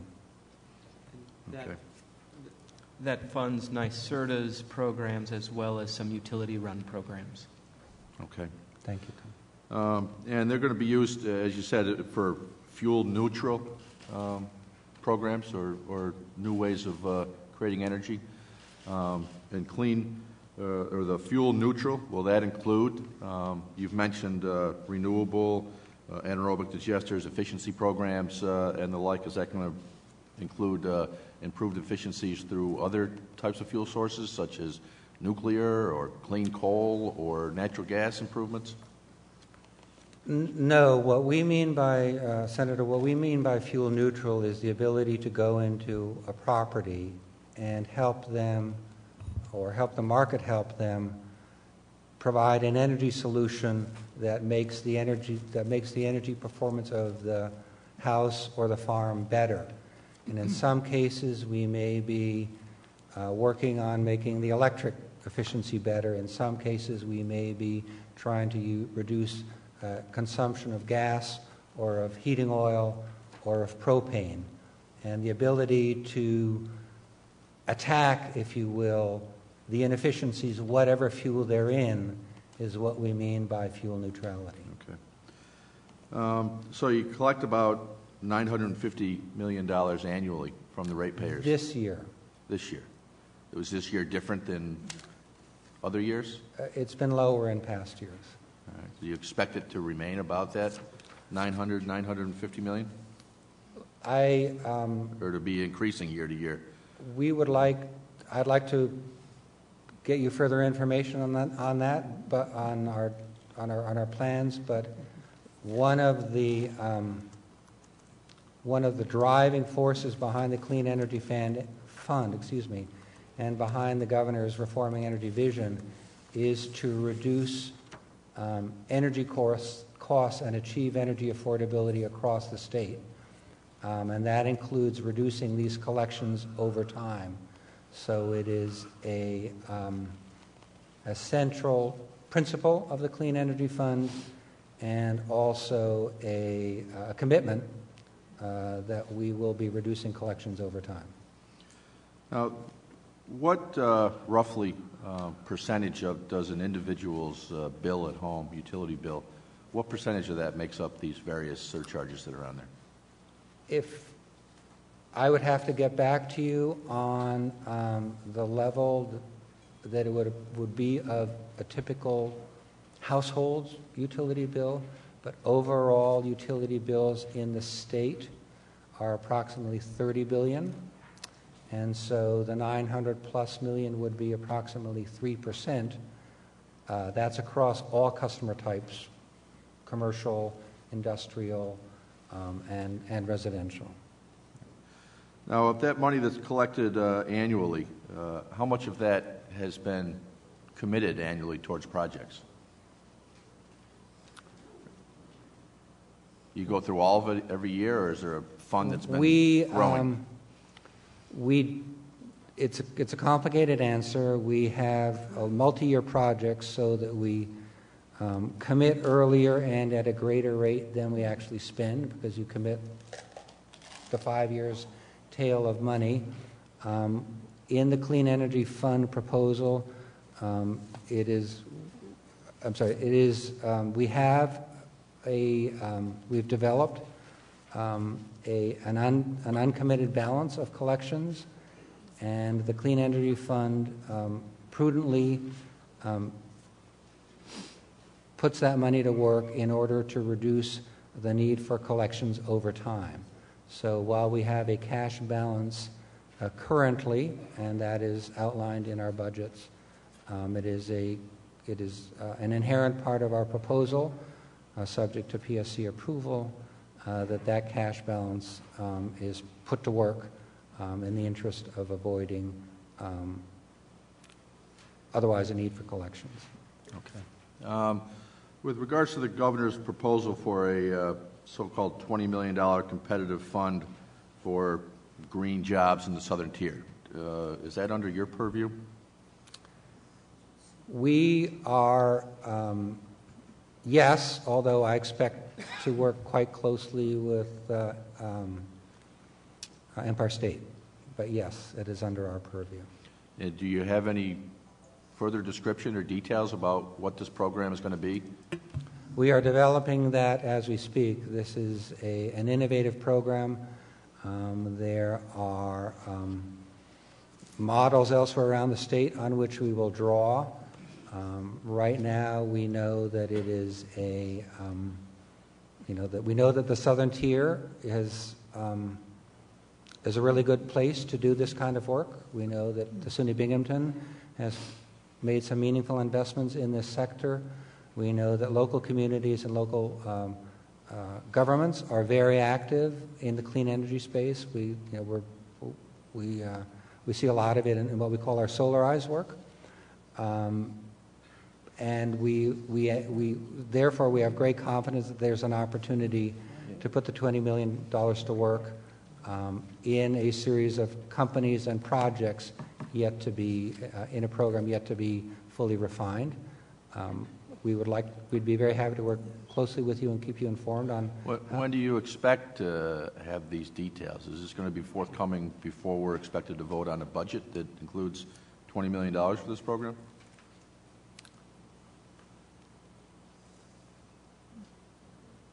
I'm not sure this is in the executive. I'm not sure this is an executive budget proposal. I think it may have been mentioned as part of the governor's initiatives, but I don't think you'll be asked to vote so on there's this not matter. a specific proposal on this in the budget? Or is it going to come out of some other area? Yeah. We are anticipating funding this not out of appropriation. How you mentioned there's other models around the state. How much has been going to fund these other programs in other regions of the state annually? Well, there is there's a model in Buffalo which is really about startup companies that I'm not sure how much it has spent, but it's in the single digits or committed. It's in the single digits of millions. We have had several rounds of what we call the cleaner, greener communities, which we've had 2 out of 3 rounds. The 3 rounds will total about $100 million. That's spread out over 2 years or so. And we also have other initiatives that I'll just mention as the New York Prize, which is a $40 million initiative announced by the governor for Community Grid. Those may all be relevant to this. Thank you. Thank you. Mr. Oakes? Thank you, Chairman. Just a couple of questions. One, last year the Vice President was here, and there's an announcement that there was going to be $1.4 billion resources used to enhancing the electrical grid, doing some microgrids and doing some modernization so that it would be better prepared with storm, future storm effects. One is are those dollars incorporated in this year's budget? How, have we made progress on this effort that was announced last year? Tom, perhaps.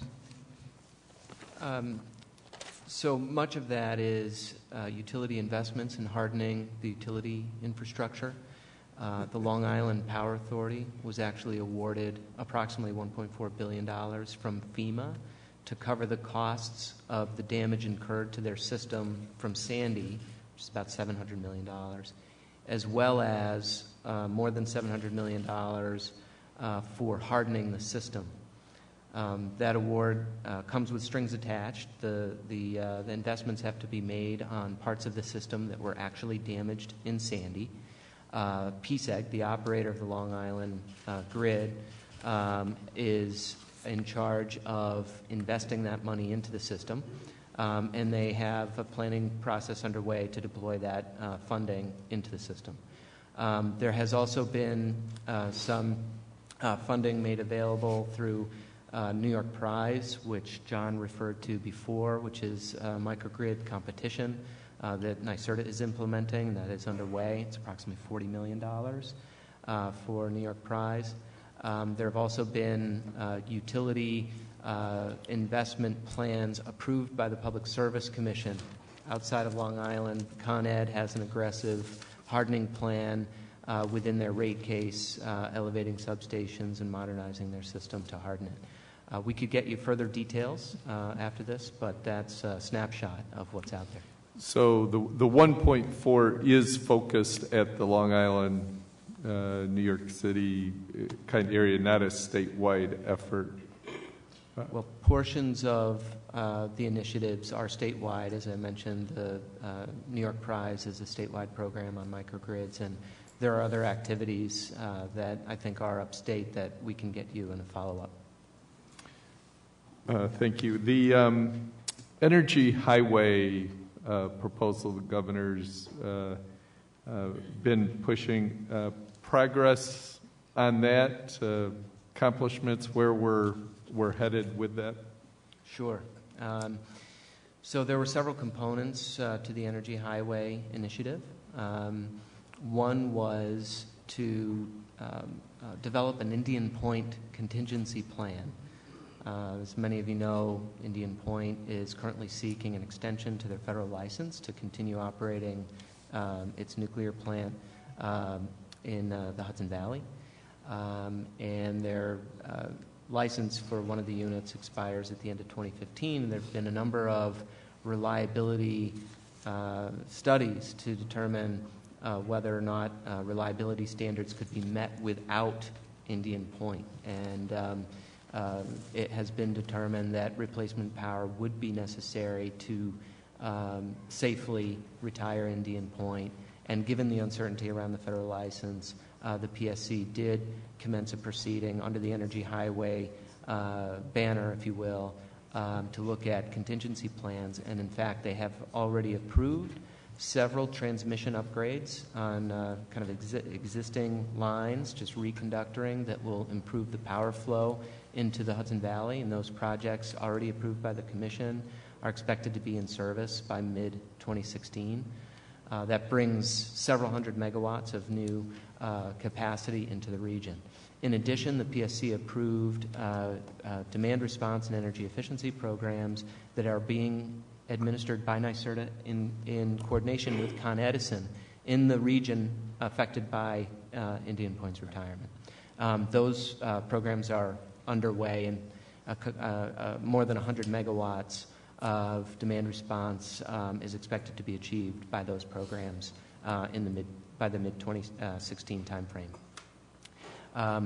In addition, in a separate matter, the Commission brought what is referred to as the AC transmission proceeding, which was first of its kind proceeding at the PSC, where they invited developers to submit project proposals both for approval by the Commission but also for siting.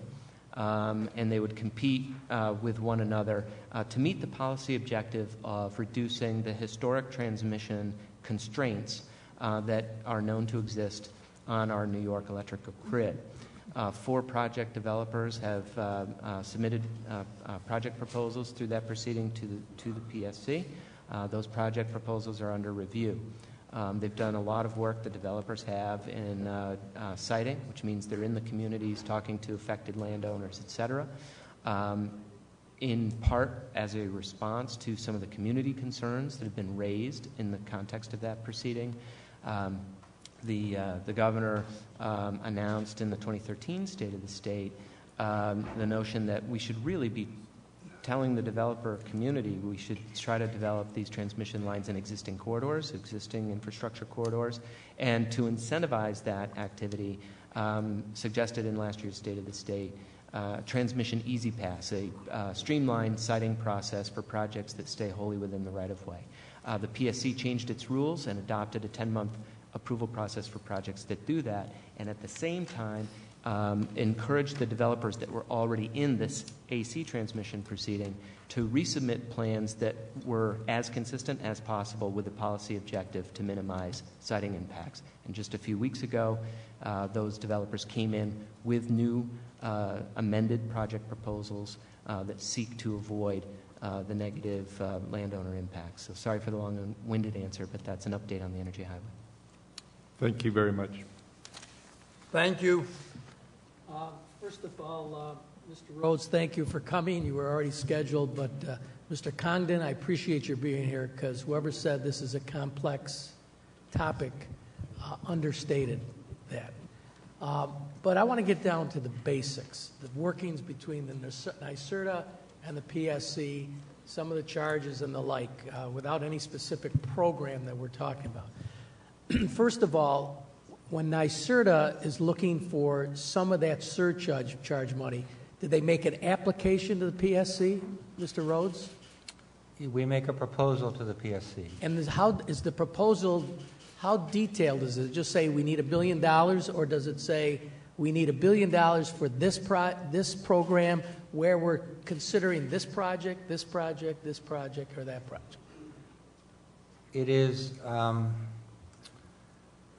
It has been quite detailed in the past, and that has, to some extent, impeded progress because the level of detail sometimes resulted in a lack of flexibility. And as we made progress and as the markets changed, we discovered that what we had prescribed ourselves to do was no longer working. In the future, we are still going to have quite a bit of detail on the programs, and we will also be extremely accountable and transparent about the results that we are achieving, because these programs are about delivering good energy, clean energy. All right, I get that. You're beyond the question. Sorry. All right, now, when was the last time NYSERDA actually petitioned the PSC with a proposal? Approximately when? Well, the most meaningful recent one is the Clean Energy Fund proposal, which we're talking about here, which went in November. And when will that be on the PSC's agenda? It is on there. They are considering it now. They are receiving comments now from stakeholders on a well-defined process. The expectation is that an order, this is the form that their decision takes, will come in the summer, June or July. Now, is that proposal, is that a public document since it's already been submitted? Your proposal, it's going to be decided in June? Yes. Okay. And that's the type of detail you want to provide in the future as well, whatever the detail is in that proposal. I'm sorry, I may have misled you. That initiated the process. We have been asked to provide supplemental information in a supplemental filing, which will be due in about a month's time. That will also be a public document, and it will be designed, and the process is specifically constructed to invite and allow public comment on those proposals. Okay. But the proposal that's in at the moment before the supplemental information is provided, is there any detail as far as the projects that money is being asked for? There is a detail in some cases, less detail in others. Okay, could I get a copy of that proposal? Yes, sir. Okay. And also the supplements that you provide? Yes, okay. absolutely. Now, the reason I'm asking all this, because I have no clue, quite frankly, and I've been around here a while, because there's, as to what's going on between the PSC and NYSERDA, because there's no legislative oversight whatsoever. Is that a fair statement? No legislative oversight of these billions of dollars that are going to be used. Is that fair, Mr. Congdon? The principal oversight comes from the Commission. Right. Okay, And but there's also what's no- the non-principal oversight that the legislature has? Right. Well, the legislature provided authority to the Public Service Commission to set rates just in reasonable levels to achieve reliability and public policy objectives. And in this case, for these clean energy programs, efficiency programs, they have been found to be cost-effective ways to be meeting our reliability and public policy objectives. All right, but you don't need, meaning NYSERDA doesn't need approval of any of these projects. It goes through the PSC. The legislature gave the authority, but continuing oversight, the legislature has none, correct? Right, but the legislature also has no authority over a rate case filed by a utility, and the PSC has been charged with regulating a $30 billion enterprise, which is our utility service. These are core utility services as part of that expenditure. And the PSC, what's your position at the PSC? I'm Chief of Staff at the Department of Public Service. All right. Now, as being Chief of Staff, the PSC, can they on their own increase the surcharges? They could with an established record supporting it. All right. But that established record doesn't go to the legislature for approval, correct? No, neither does a Con Ed rate filing. No, I understand, Right. but I'm trying to figure out how Correct. NYSERDA works because we're Right. looking for millions of dollars. And my next question goes along the lines of how do you determine? Are there regulations as to here's the qualifications to get some of this money, whatever the new program's going to be? And I assume NYSERDA makes those determinations. PSC doesn't, correct? Well, NYSERDA proposes what they believe to be our policy, what they propose to be the programs to achieve our policy objectives. But ultimately, we at the department and at the commission would make the decision as to whether their proposal meets that test. What department? PSC? Correct. Well, the department is the agency advising the Public Service Commission, yes. Okay, so the PSC, when they say $1 million goes to NYSERDA, they don't say provided that it's being used for this project, that project, or the other project. NYSERDA has the discretion, correct? Well, Within that limits. depends. That depends, and we have been very prescriptive at the commission in the past, approving down to the measure level of what type of efficiency measure in a home would be allowed to be funded under these programs. And in the past, that has proven to be a challenge to implement. We heard from the industry that actually delivers this type of work, that it was an absolutely unworkable mess, and it was actually working against achieving the public policy goals. So there's a prescriptive way to go about it and a slightly less prescriptive way, and now we are considering a slightly less prescriptive approach. Which gives more discretion to NYSERDA, correct? Now, this money that's being applied for, is it homeowners, farmers? Does it include large businesses? Yes. All right. So if a large business fits the qualifications, whatever the prescriptive language is, NYSERDA picks, if there's 2 or 3 proposals, NYSERDA will pick which one. I'm afraid I don't follow the question. If there's several large projects and there's a limited amount of money, and it's up to the discretion of NYSERDA as to who receives the money. Is that fair to say? That is frequently the case, but not always the case. There are cases where we have really a competition to determine which proposals are most worthy. We have a process which is public, which includes outsiders and uses strict evaluation standards. There are sometimes other programs where if the project fits within a box, and if you, the proposer, fit within a box, you get it. Okay. But if there's limited money and you have this competition, whatever it may look like, NYSERDA alone makes the determination who's the winner and who's the loser. Subject to a public process, yes. Okay. I'm running out of time. Just one last question. I'll come back to a couple of others. But the surcharge, Mr. Condon, do the LIPA customers, do they pay that surcharge? They do pay a surcharge. It is not the surcharge that is approved by the Public Service Commission. So the Public Service Commission does not regulate the rates at the Long Island Power Authority.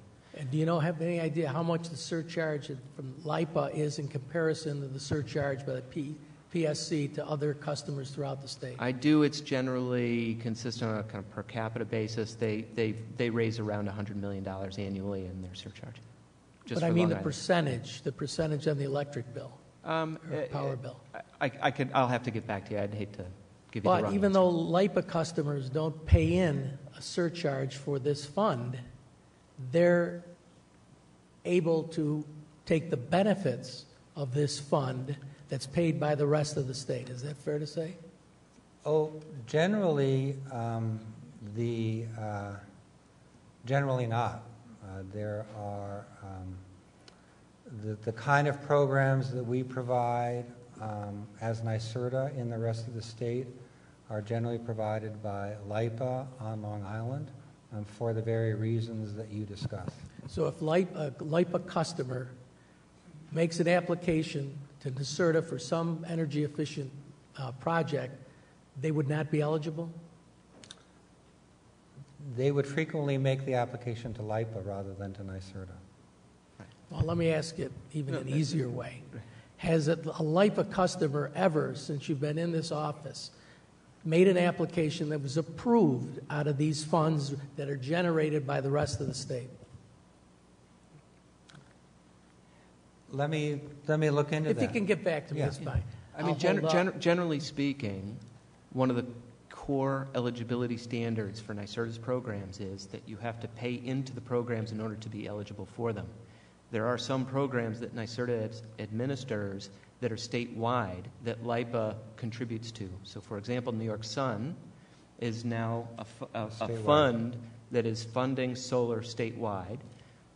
PSEG, which is the utility administering the program on Long Island, taps into a statewide fund that LIPA contributes into through RGGI and other mechanisms. Okay, so but there are some examples where it does happen, but a core eligibility standard is you have to pay into the funds that NYSERDA administers in order to be eligible. So LIPA would pay rather than the ratepayer?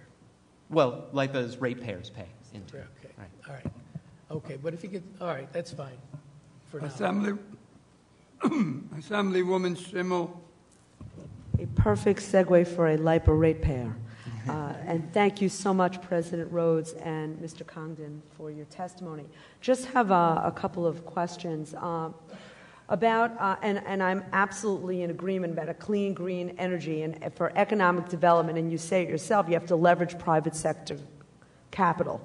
And one of the concerns that I have, and you mentioned the New York Prize competition, which I did go to Stony Brook to get, and my town is actually looking possibly to be the lead agency to do this program about distributed generation, which is part of Utility 2.0. And the problem is a lot of these monies that we talk about soft costs and design planning rather than the hard costs of implementation and capital investment. So that bridge from getting from a plan, albeit could be a great plan, into actually developing this procedure is a little scary to us. So when you talk about leveraging private sector capital, one of the things I've been learning from going to other legislators around the country is the state has been very generous, and rightly so, for economic development to give tax credits. And you mentioned it yourself in the budget proposal about tax credits for economic development. But some of the impingement to capital investment is not on the state side, it's on the federal side. And I'm hearing from industry and other state legislators from around the country that, albeit the federal government is very generous for tax incentives for oil and gas industry, on the clean energy side, it's not up to snuff. And I wonder if you can comment on that. And as we, as state, you as a formidable state person, are you partnering with the federal government to find out if there are ways of giving federal tax incentives to leverage private sector money? Because the green energy is being precluded from entering that market much the way oil and gas can, because there are incentives for oil and gas in terms of tax incentives, and not so with green energy. Okay, so you're absolutely right. There are federal programs, tax code based, that for which other energy sources are eligible, and for which clean energy sources are not eligible. There is a steady campaign by people who appreciate this issue in Washington to move the agenda forward. I know that the state would be in favor of that, but I'm also aware that not all of us have great optimism about resolving gridlock in Washington, so we try to be realistic about the prospects of Is the that state success. part of that? In other words, you have to pay you have to be in there. Is the state part of those discussions with our federal colleagues? Yes. Because I haven't heard. Okay, so that's the answer. Yes. So I know we're aware of it, but is there initiatives being put forth? I haven't heard of that. I know for a fact that we have interactions on that very topic. Very good. Okay, also just to talk about the Utility 2.0, the microgrid, the distributed generation, which is very important, because conservation is, to me, where it's at.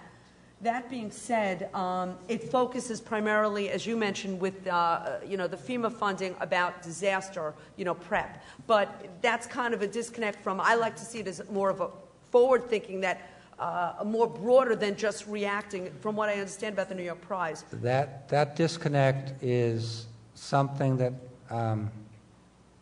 New York Prize wants to deal with. I think one way to think about it, and I may be a little bit simple, is you can do something to put a distributed source of generation in a critical facility for disaster preparedness. Once you have it there, it's available all the time. What are you doing with it, and what else would you wrap around it in terms of other programs or storage technologies or an energy efficiency or what have you, to create something that is valuable for the community, and in the case of New York Prize, also valuable for the utility? Because if you do that right, this is a solution that's better for the utility and their shareholders than doing a lot of copper work. is Long Island, and I believe me, I appreciate being part of that. Long Island appreciates that. That being said, are there mousetraps around the state that's already doing this? I know it's being done in California has it. I'm hearing about other states, but is there anywhere else in New York State where this is evident? I would say that there are very few people anywhere in the country who are doing exactly what we envision. There are microgrids that have been really good for resilience. Perhaps the one that everybody knows best is NYU during Sandy. But the idea that it's more than just for resilience, it's for always-on community and utility benefits, I'm not sure we can look to anywhere else. We are probably leading the way in this state. Thank you. Hi, I'm up next. Thank you. In follow-up to earlier questions, and I think actually to some degree in follow-up to Senator DeFrancisco's questions, he left, but it's surprising to both of us how much we've morphed into the same questions over the years. It's raising all kinds of serious problems for us. I'll stay quiet. If he was here, he would respond. So we're taking all this money and we're moving it around, but it's not necessarily new money. So when you decide to put it somewhere, somebody else isn't getting it. So Before I was asking about the use of the surcharge money for something different than is being currently spent. And I said the number 500 million, but I was digging through the data I got, and it appears that NYSERDA has proposed repurposing 815 million in ratepayer money collected in this year. Is that correct? Is there a 815 million change in how you want the surcharge money to go, where it's been being used for something called the RPS main tier and being moved instead into the Clean Energy Fund? I'll have to get back to you on that. We are carrying forward some of those balances in order to fund ongoing work. I know that one of the meaningful sources of funding for New York Sun is repurposing of the renewable energy funds from renewable energy to renewable energy. But to the extent that you're asking about specifically the $800 million in this year, I would rather give you, a financially based answer. Okay. I would like follow-up, because my understanding was the main tier money was going mostly towards wind projects, but very specifically towards renewable energy and helping us meet our renewables target. So does that mean we don't think the investments we've been making in wind are good and we're stopping doing that? What happens? No, we are committed to continuing to invest in wind. We know that the technology for wind is getting better, and we know that wind produces energy that is good in many ways besides being energy and clean. But I do want to observe that one of the ways we have to guide our programs is in response to market conditions. And one of the most amazing developments in the clean energy field has been the pace of economic improvement in solar. And so from a technology that was not really competitive all that many years ago, we now have the possibility of New York Sun, which is a $1 billion program, spent over 10 years, designed in a way that when we are done, no subsidies will be needed anywhere in New York State for it to make sense for a homeowner or property owner to invest in solar. So it's not regret about wind, which remains an excellent resource, but it is an appreciation of the new opportunity of solar. That's just an example of what we have to keep our eyes on. And I don't pretend to be a scientific expert on which models are working best. I wanted to highlight that I wish there was more transparency and open discussion about the fact that if you take this money and you make the commitment to move it here, then you're not spending it over there, and the question should be asked, who are the winners and losers in the big picture? Are those the right decisions? And how do we have a more transparent process and discussion so that we in the legislature and the public know that the state of New York is making the decision to take money out of existing renewable clean energy models because they think a newer option is a better one? So in response, can I just give you two undertakings? One is we will continue to do our very best to make those to make the right decisions on things like that, with a lot of advice from stakeholders and the like. But we will also give you an undertaking to do a much better job about being transparent and communicative about this. I think in your earlier round of questions, you said this is really complicated stuff. That should not be an excuse for us to be confusing. Thank you. And following up again, I think on Senator DeFrancisco's questions, So he was going down the road of PSC gives the money to NYSERDA. NYSERDA doesn't come to the legislature. It decides where it's going, the money's going. But in the Green Bank proposal within the budget, also $1 billion, NYSERDA is actually requesting taking $800 million of the funds it was previously given from PSC surcharges and moving it into the Green Bank. $200 million's already gone into the Green Bank. What is that being spent on, and who's deciding that $1 billion? So the Green Bank is a strategy in response to the fact that we as a state and we as a country, but especially we as a state, see many clean energy projects that make sense. And many of those are not able to go forward because they do not have access to financing. And financing is what it takes to get a decision maker, to say yes to a project in many cases. And the reason for the lack of financing isn't that the projects are bad. The very frustrating fact is that the projects are fundamentally good on their economics.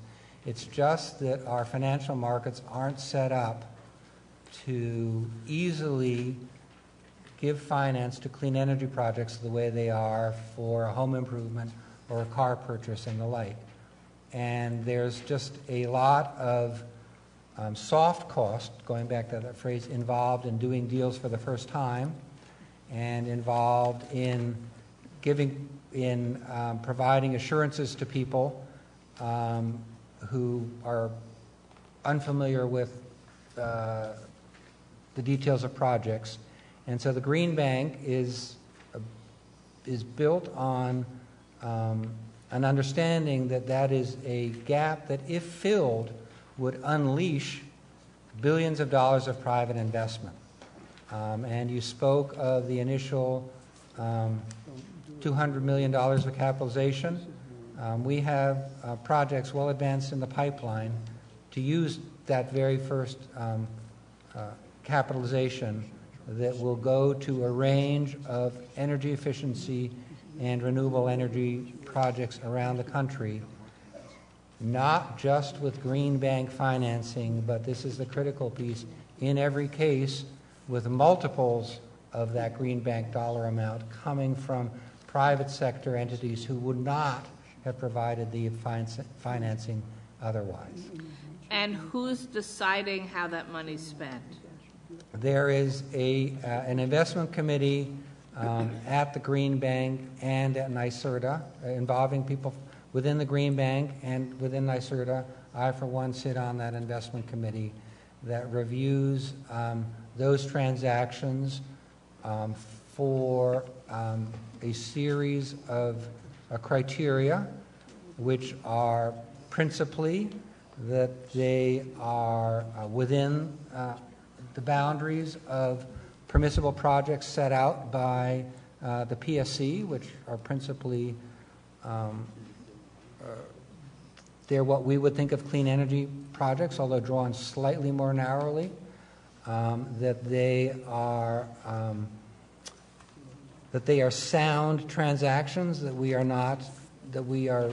have done a lot of research to avoid any undue risk, and that we believe that and this is the important part and admittedly the subjective part, that we are confident that we are not doing one-of-a-kind transactions, but that we are doing first-of-a-kind transactions. If we do this, others will copy, and we can get out of that business.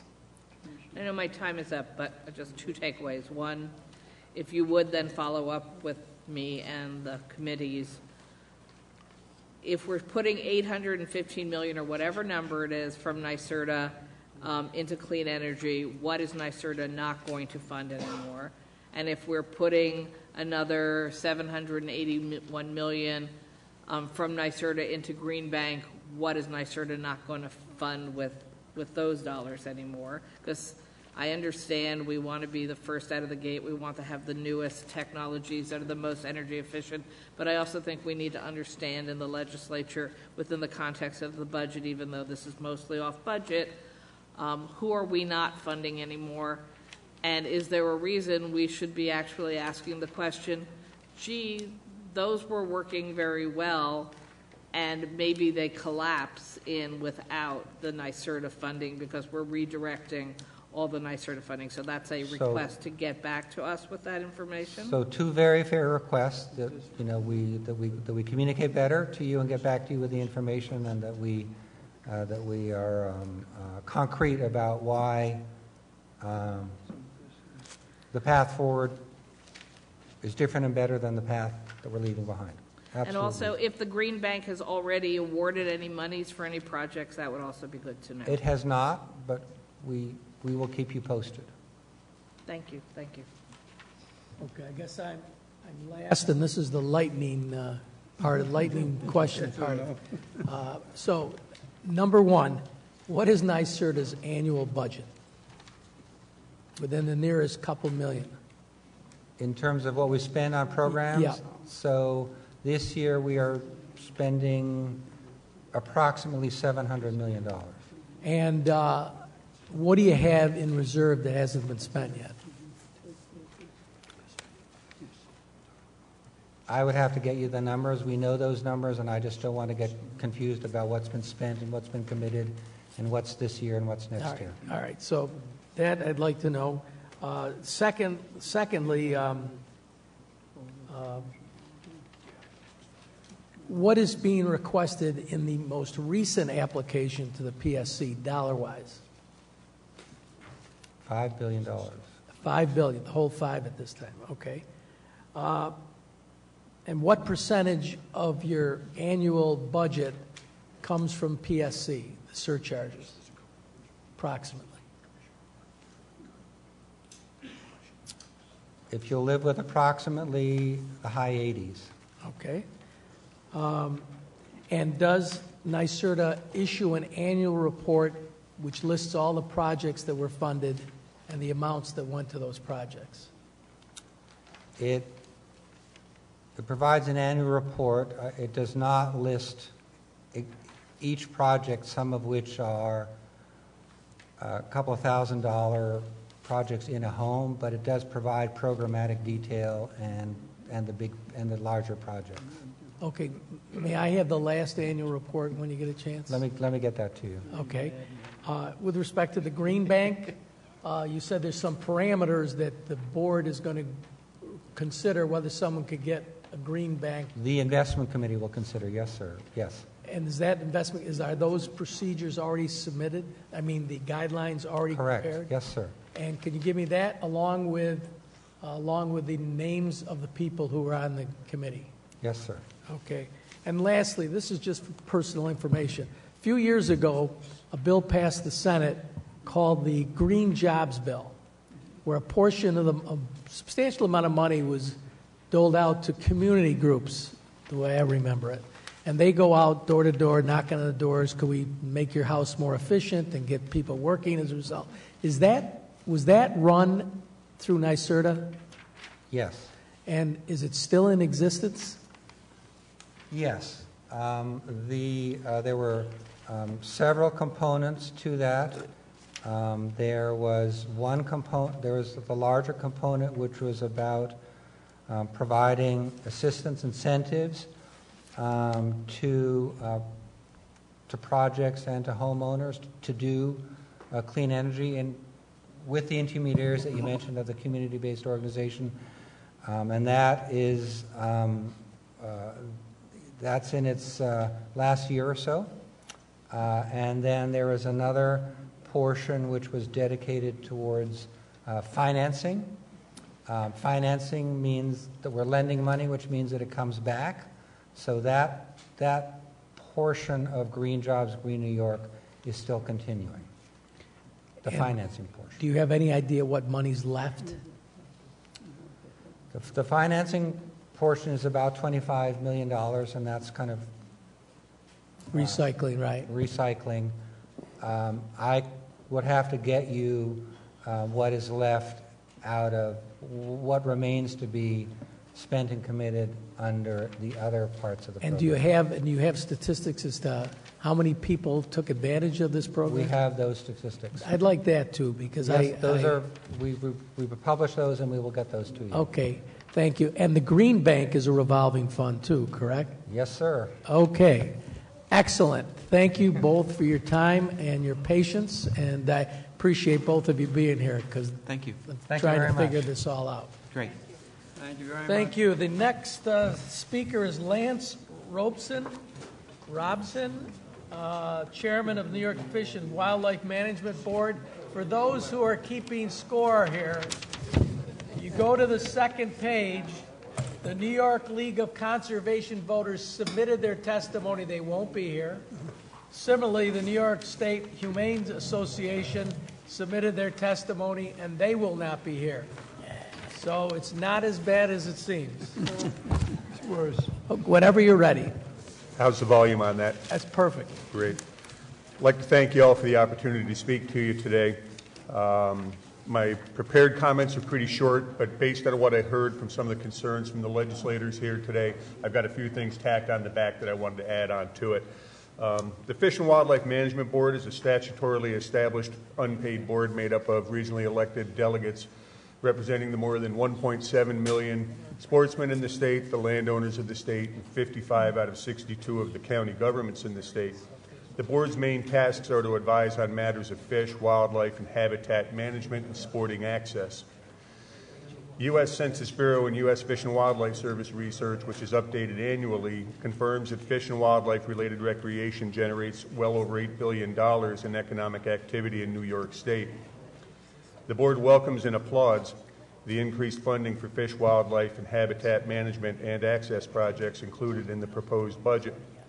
We also welcome the intent to formalize a dedicated funding stream of sporting license funds and related federal fish and wildlife restoration grant funds to hire 18 new full-time workers to work exclusively on habitat and access-related work.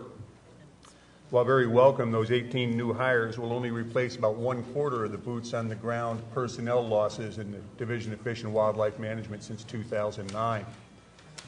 There is therefore a need for further funds to restore something closer to the level of staffing needed to accomplish work and projects at the levels we experienced prior to the economic downturn in 2009. Over 100 DEC staff not directly related to on-the-ground fish and wildlife management were shifted to the traditional conservation fund during the heart of the recession. If, due to our improving economic status, these personnel were placed back on the general fund, that would free up well over $10 million per year of sporting license conservation fund monies for additional on-the-ground fish, wildlife, and habitat-related work. Of additional concern are the staff and funding cuts since 2009 in the Division of Operations, who actually perform much of the construction, upkeep, and repair of roads, trails, boat launches, wildlife management areas, DEC parks, etc.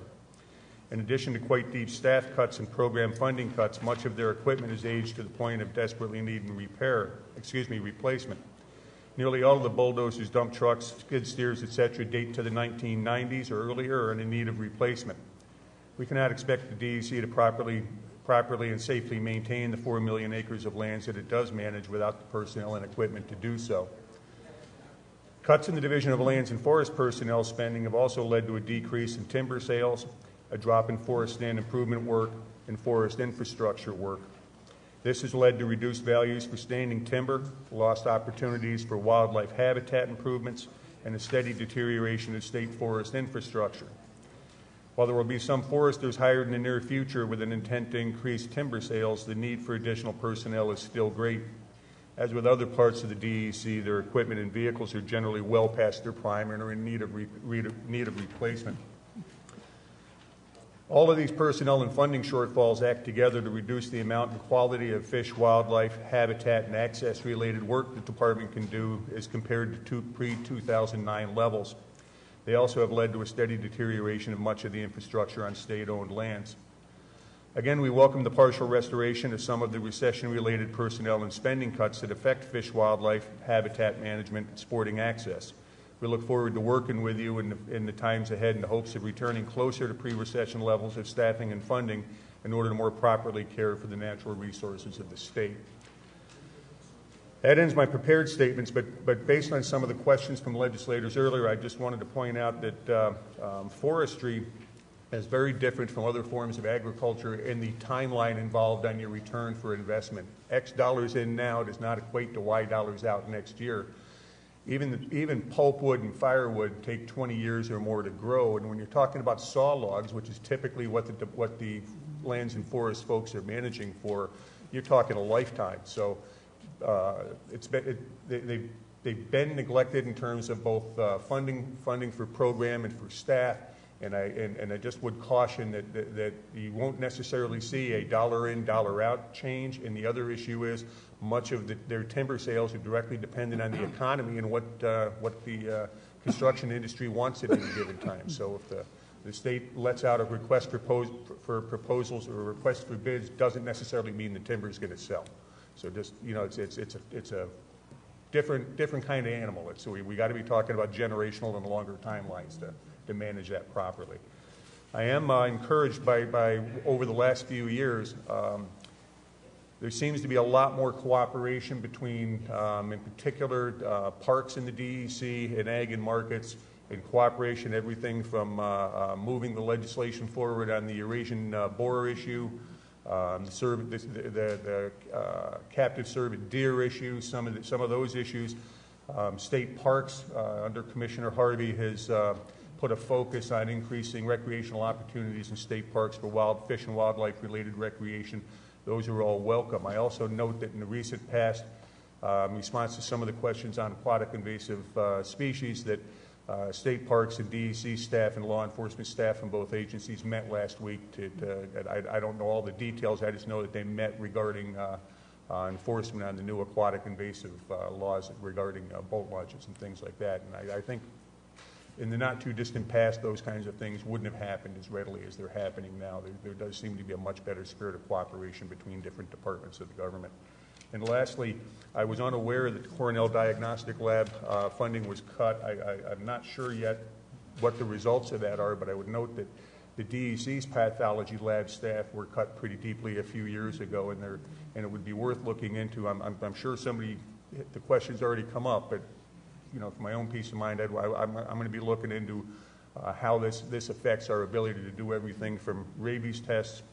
I had a personal incident where a rabid fox attacked me in one of our barns a few years ago, and 45 minutes it took myself and an ECO to track it down and kill it. It attacked 2 of the neighbors. It was nice to get a very quick lab report back on that, and I just want to make sure that we still have those kinds of resources available. That ends my statement. This is the annual rite of spring.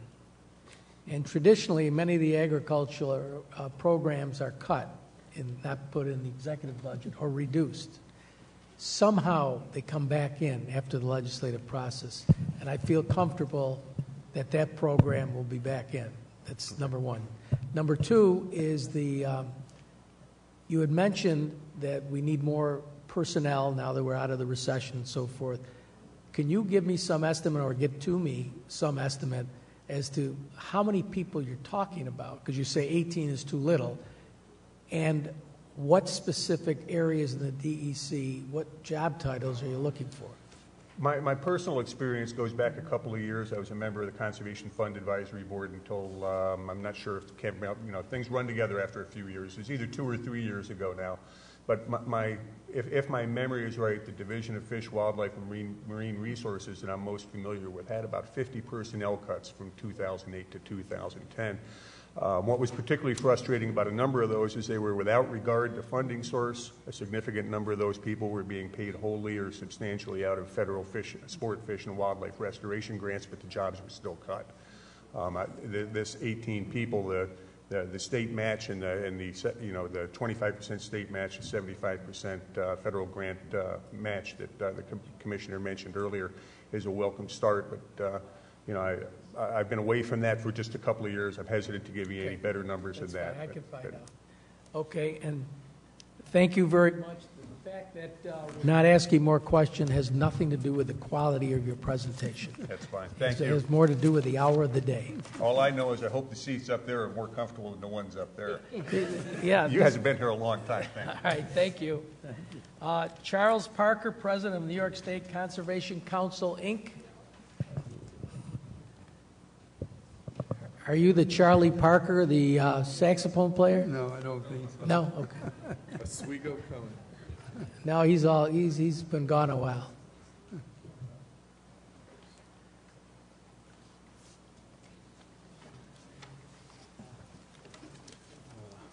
Thank you for the opportunity to make this presentation. Based upon a lot of my comments are in agreement with what Lance just said, I will give you the Reader's Digest version here. I think you're going to just need to bring the mic a little closer. Okay. Terrible. Can you hear me now? There you go. Okay. The state budget of 2014-2015 proposed by the governor and passed by the legislature with its support for the environment and the sportsman was a turnaround from previous budgets. From the sportsman's perspective, it seemed to recognize the importance of conservation and the sportsman and our value to the environment. The budget of 2014 and 2015 made for a strong base for the proposed budget for 2015-2016 to build upon. The proposed new budget continues to create a base for the support and protection of our sound environment and wise use of our conservational practices. To the financially concerned, it supports an entity that contributes $8.1 billion to the New York economy. I'd like to reflect on the State Controller's December 2000 report on environmental funding in New York State. He stated the Department of Environmental Conservation has experienced staff cuts and constraints funding since 2003, with its responsibilities have grown, according to the report released by today's New York State Comptroller Thomas P. DiNapoli. Excuse me. DEC staff has declined, with funding has barely kept pace with inflation, and now it's projected to decline, DiNapoli said. Our natural resources are major assets of the state's economy and New York's health and the quality of life. We must continue to safeguard these assets. Elements within this new proposed budget addresses the need as reflected in the Comptroller's December's report. The budget will move the state in the right direction. While cuts in the past were seen as necessary for economic reasons, it would be disastrous for these cuts to continue long term. The elements I was going to bring up was, the allocation of the $8.8 million from the New York Works Funds for access projects, the $4 million desperately needed to continue the improvement of the hatcheries, the offloading of $1.2 million for the e-licensing program. We see that as a positive. And the new way they're going to manage the habitat conservation and access account under the miscellaneous capital. It'll get capital, it's protected as it was under the conservation fund, and it brings capital where they can work with it, where they can get a hold of it. 18 staff personnel is another move in a good direction. From the perspective of the New York State Conservation Council membership, this budget, coupled with accomplishments of last year's budget as it pertains to conservation, is a strong move forward and worthy of the legislator's support. That's it.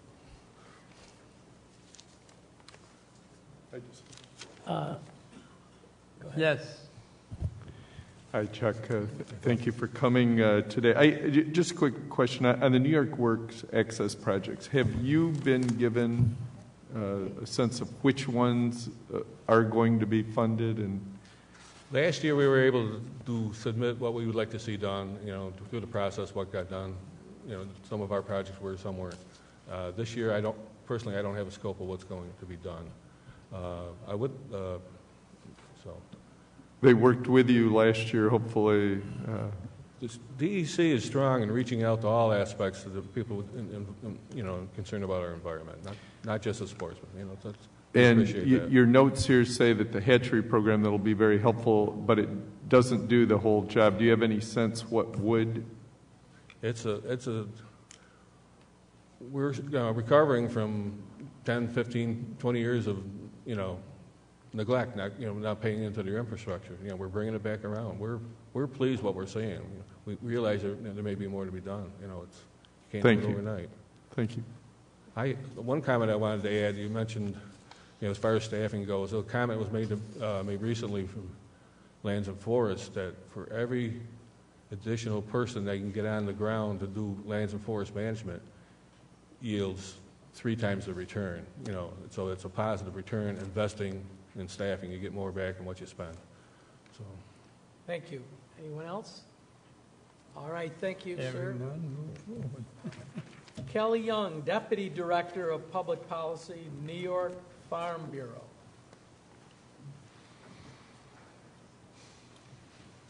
On deck is Laura Ten Eyck, Senior New York Project and Outreach Manager of the American Farmland Trusts. So if you kind of move down and while we're talking so we can accommodate more people before midnight. Thank you. Hi there. Thanks so much for letting New York Farm Bureau talk with you today. As you know, we are the state's largest general agricultural. It is, but she has to just move it closer. Okay. We're the state's largest general agricultural advocacy organization. We represent approximately 25,000 farm families in the state. We recognize, the fiscal challenges that the state faces, and we were very pleased to see that the governor's budget funding for agriculture and markets funded appropriately the very important animal and public health programs that our farm industry and our food safety system really need, and they depend on. We were a little disappointed that the industry promotion and research programs for many of the commodities in the budget were only partially funded or not funded at all. These are really, these programs provide the economic development engine for many of our agricultural commodities across the state. We have just recently been able to very successfully get New York State Christmas trees into New York City. We have wine on the West Coast and abroad. These kinds of developments are things we don't want to backtrack on. I can't underestimate how important research is to the agricultural community. This is how we figure out the next best way to add value to our agricultural commodities, the best way to grow those commodities, and the way to deal with the threats that they're facing right now. I also want to mention that we're very concerned about the governor's proposal to increase the minimum wage to $10.50 an hour upstate. We haven't even fully completed the change to a $9 an hour minimum wage. That will happen by the end of this year. This kind of change puts our agricultural industry at a huge disadvantage, a competitive disadvantage compared to their neighboring states and internationally, their competitors all around the world. Our dairy industry is dealing with a significant trend downward in prices. Our fruit and vegetable farmers deal with razor-thin margins. They are the folks least likely to be able to afford this type of increase right now if we want them to be successful. We are closely watching the $50 million that you all discussed earlier that the governor set aside for the Hudson Valley and the Southern Tier.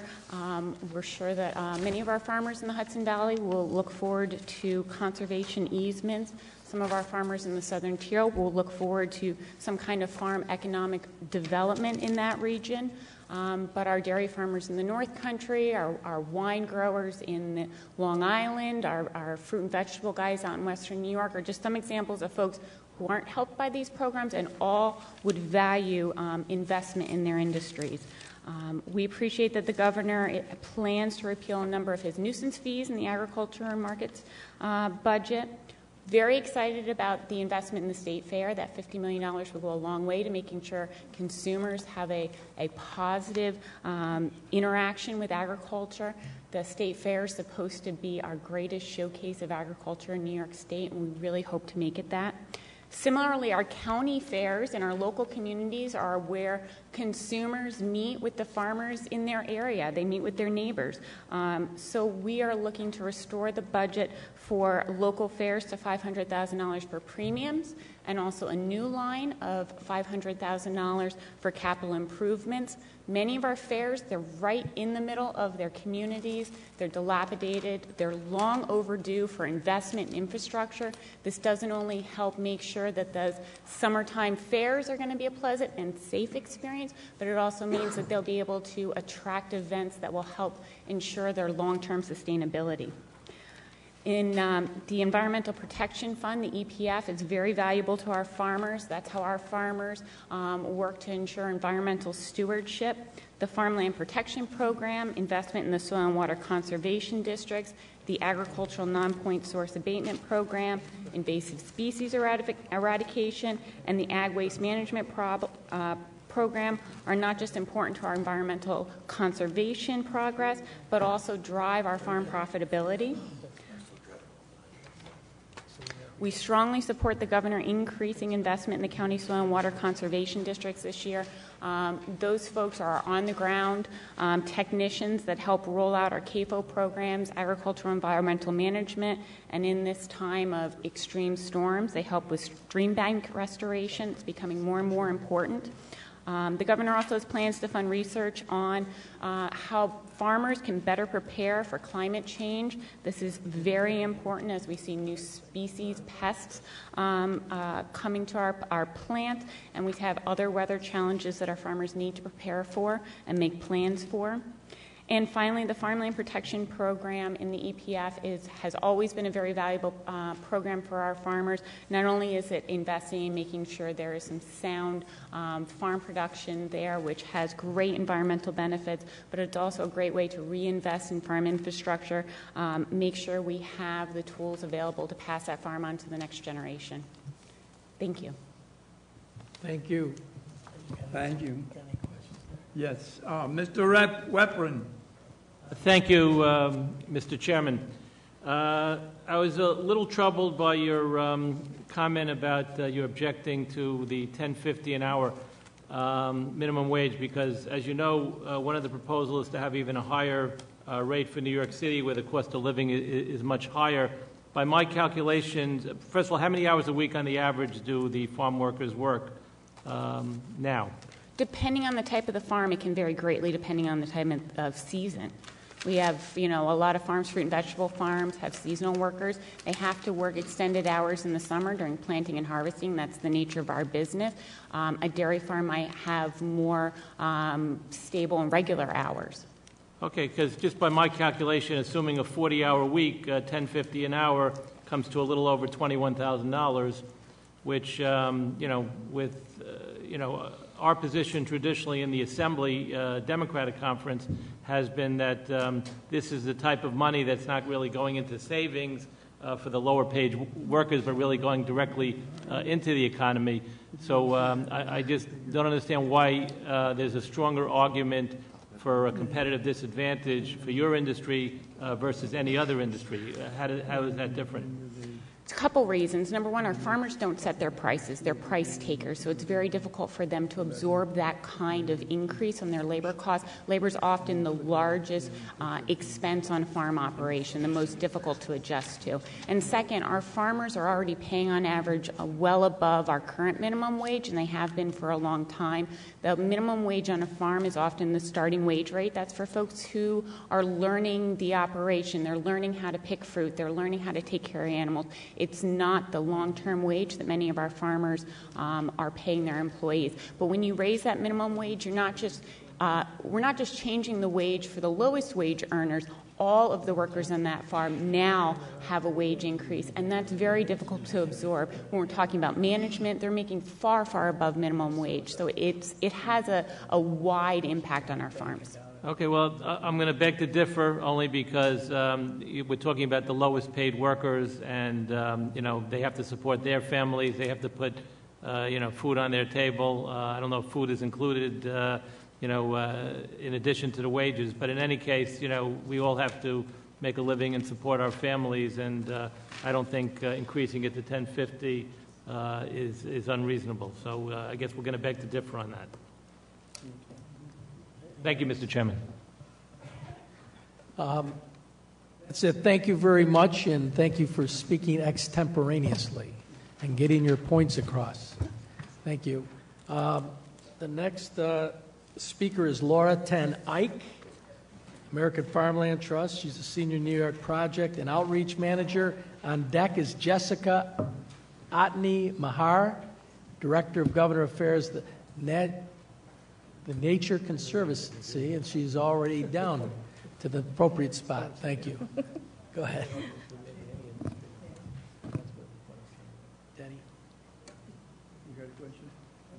Okay, go ahead. Hi. Okay, thank you for giving me the opportunity to talk today. I'm primarily going to be talking about farmland conservation funding in the executive budget proposal. You mentioned my title for American Farmland Trust. I'm also a farmer. I'm the fourth generation of my family to operate an apple orchard in Albany County. I'm involved in the management of that, and that farm happens to be conserved permanently with funding from the state farmland protection program. And my husband and I are now beginning a new farm within that farm, growing hops and barley, and starting a farmstead brewery, which is inspired by the new farm brewery law. And I think this is a good example of how farmland conservation translates into economic development and the passing of farms on from one generation to the next to grow with the times. American Farmland Trust is a national nonprofit organization. I work for the New York field office, and we're focused on farmland conservation and environmentally sound agricultural practices across the state. We work at the intersection of food production and environmental conservation.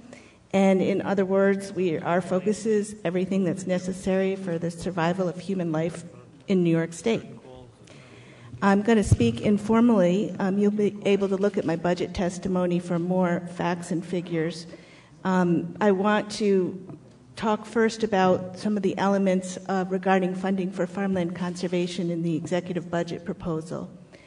The Environmental Protection Fund, which is where the Farmland Protection Program has lived for many years, has been proposed to raise by $10 million to $172 million, and we're in support of that increase in funding for the Environmental Protection Fund with a goal of seeing it eventually reach $200 million. But we are opposed to taking money from other environmental programs in order to pay for that, and would prefer to see the money taken from the real estate transfer tax and to fund an increase in the fund. The Farmland Protection Program is part of the Environmental Protection Fund, and the executive budget proposal is proposing to fund it at $14 million, which is the same as it was last year.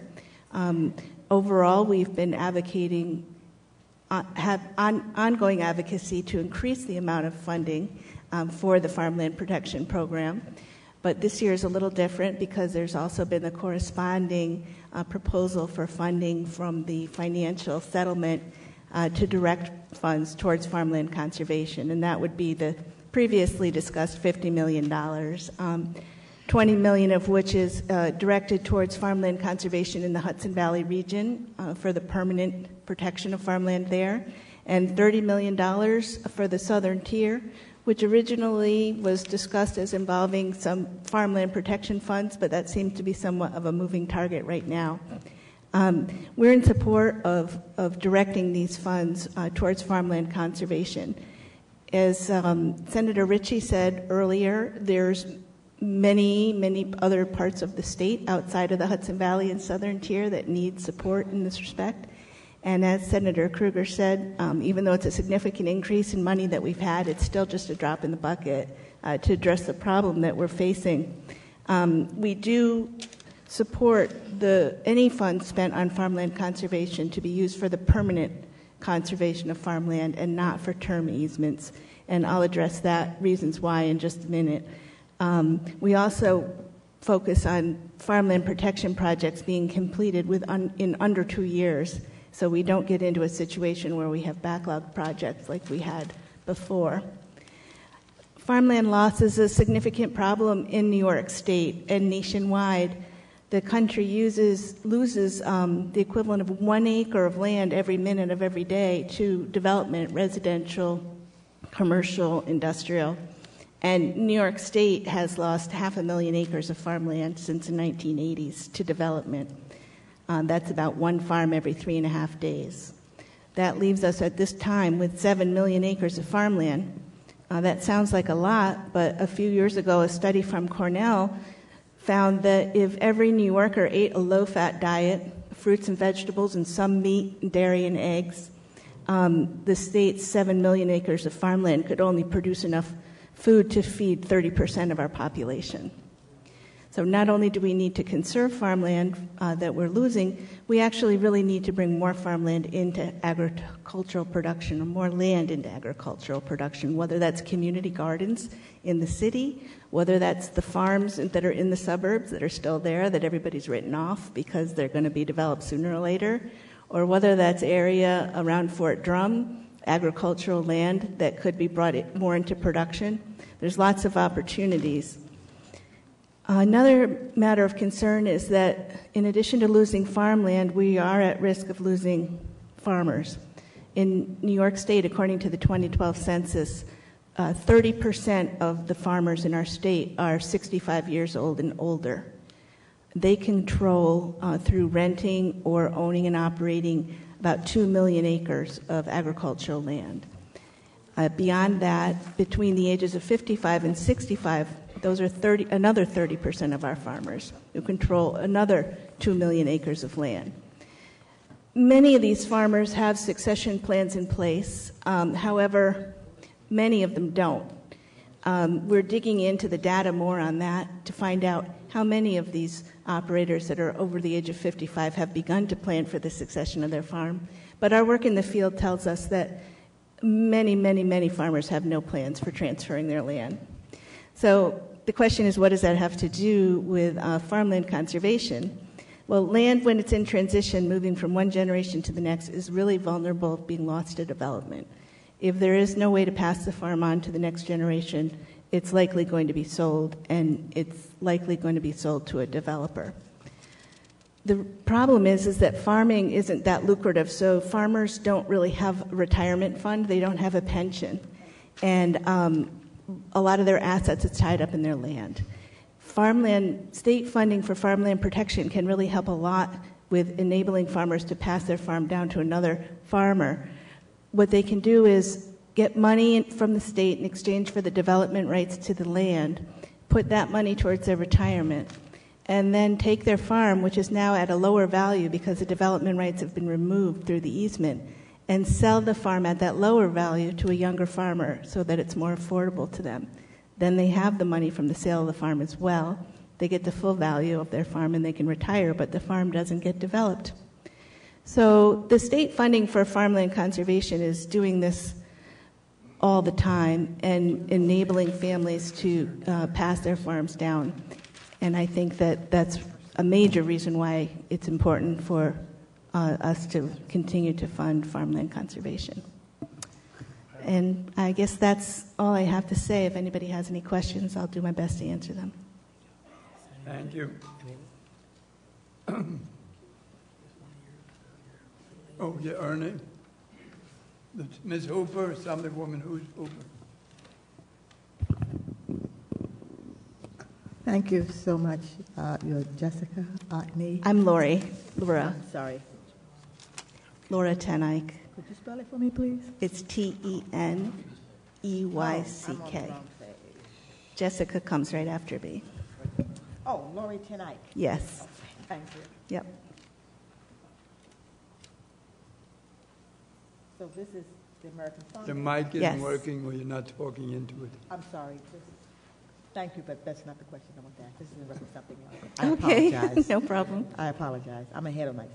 Thank you. Alrighty.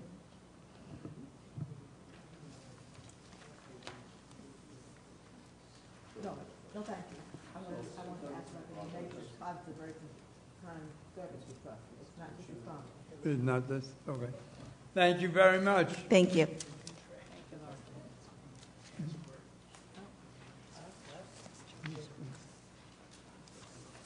Thank you very much. Next speaker is Jessica Otney Mahar, Director of Government Affairs of the Nature Conservancy, followed by Sean Mahar, Director of Government Affairs, Audubon, New York. You know Sean? Yes, you put the proper Mahar ahead. I am, in fact, Sean Mahar's wife. You stepped into a war. So you know each other. How did you I can't wait to hear what he has to say about this.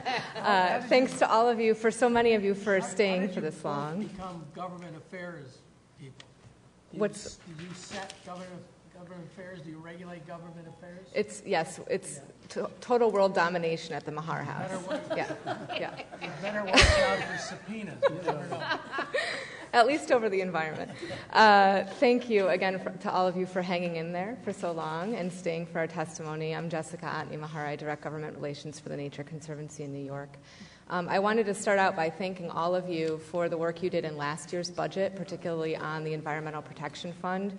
It was one of the first years in many years where the legislature went over and above the executive budget proposal and further increased the EPF, and we were really excited and grateful for your hard work to do that, and we hope that you'll keep up the great work again this year. Senator O'Mara, we wanted to congratulate you on becoming chairman of the committee.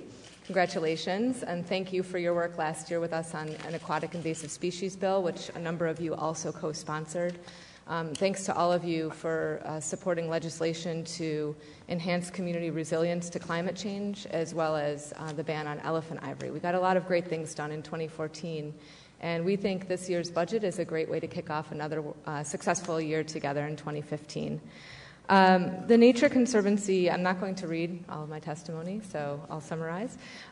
We think that this year's executive budget proposal is a great starting place, and we're really grateful that the governor is again prioritizing some of the restorations we've heard about today that the various speakers have brought up, various staff restorations at state agencies, as well as the Environmental Protection Fund, which is the state's premier source of environmental funding, in particular for partnerships with organizations and communities that do a lot of work that benefit both people and nature.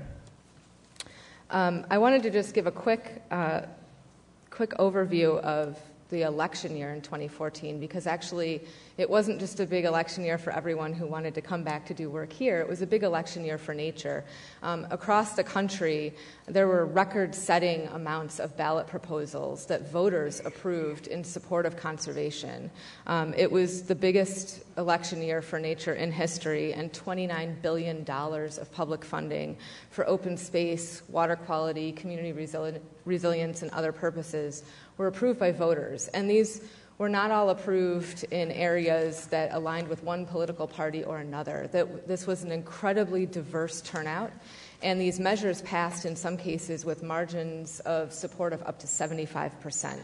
And I wanted to point this out because as you go into this year's budget negotiations, I wanted to remind you that our polling here in New York has consistently showed that New Yorkers care about our water quality and our open space and our parks, and that they support you in your work to fight for funds that support the environment. And I think that the same type of support exists here in New York as it did in all of these other places. The Environmental Protection Fund, which you've heard a lot about today, is a critical source of funding for a lot of organizations and communities in the state. It funds our municipal recycling programs, our open space conservation. We just heard about farmland protection. It funds zoos and botanical gardens.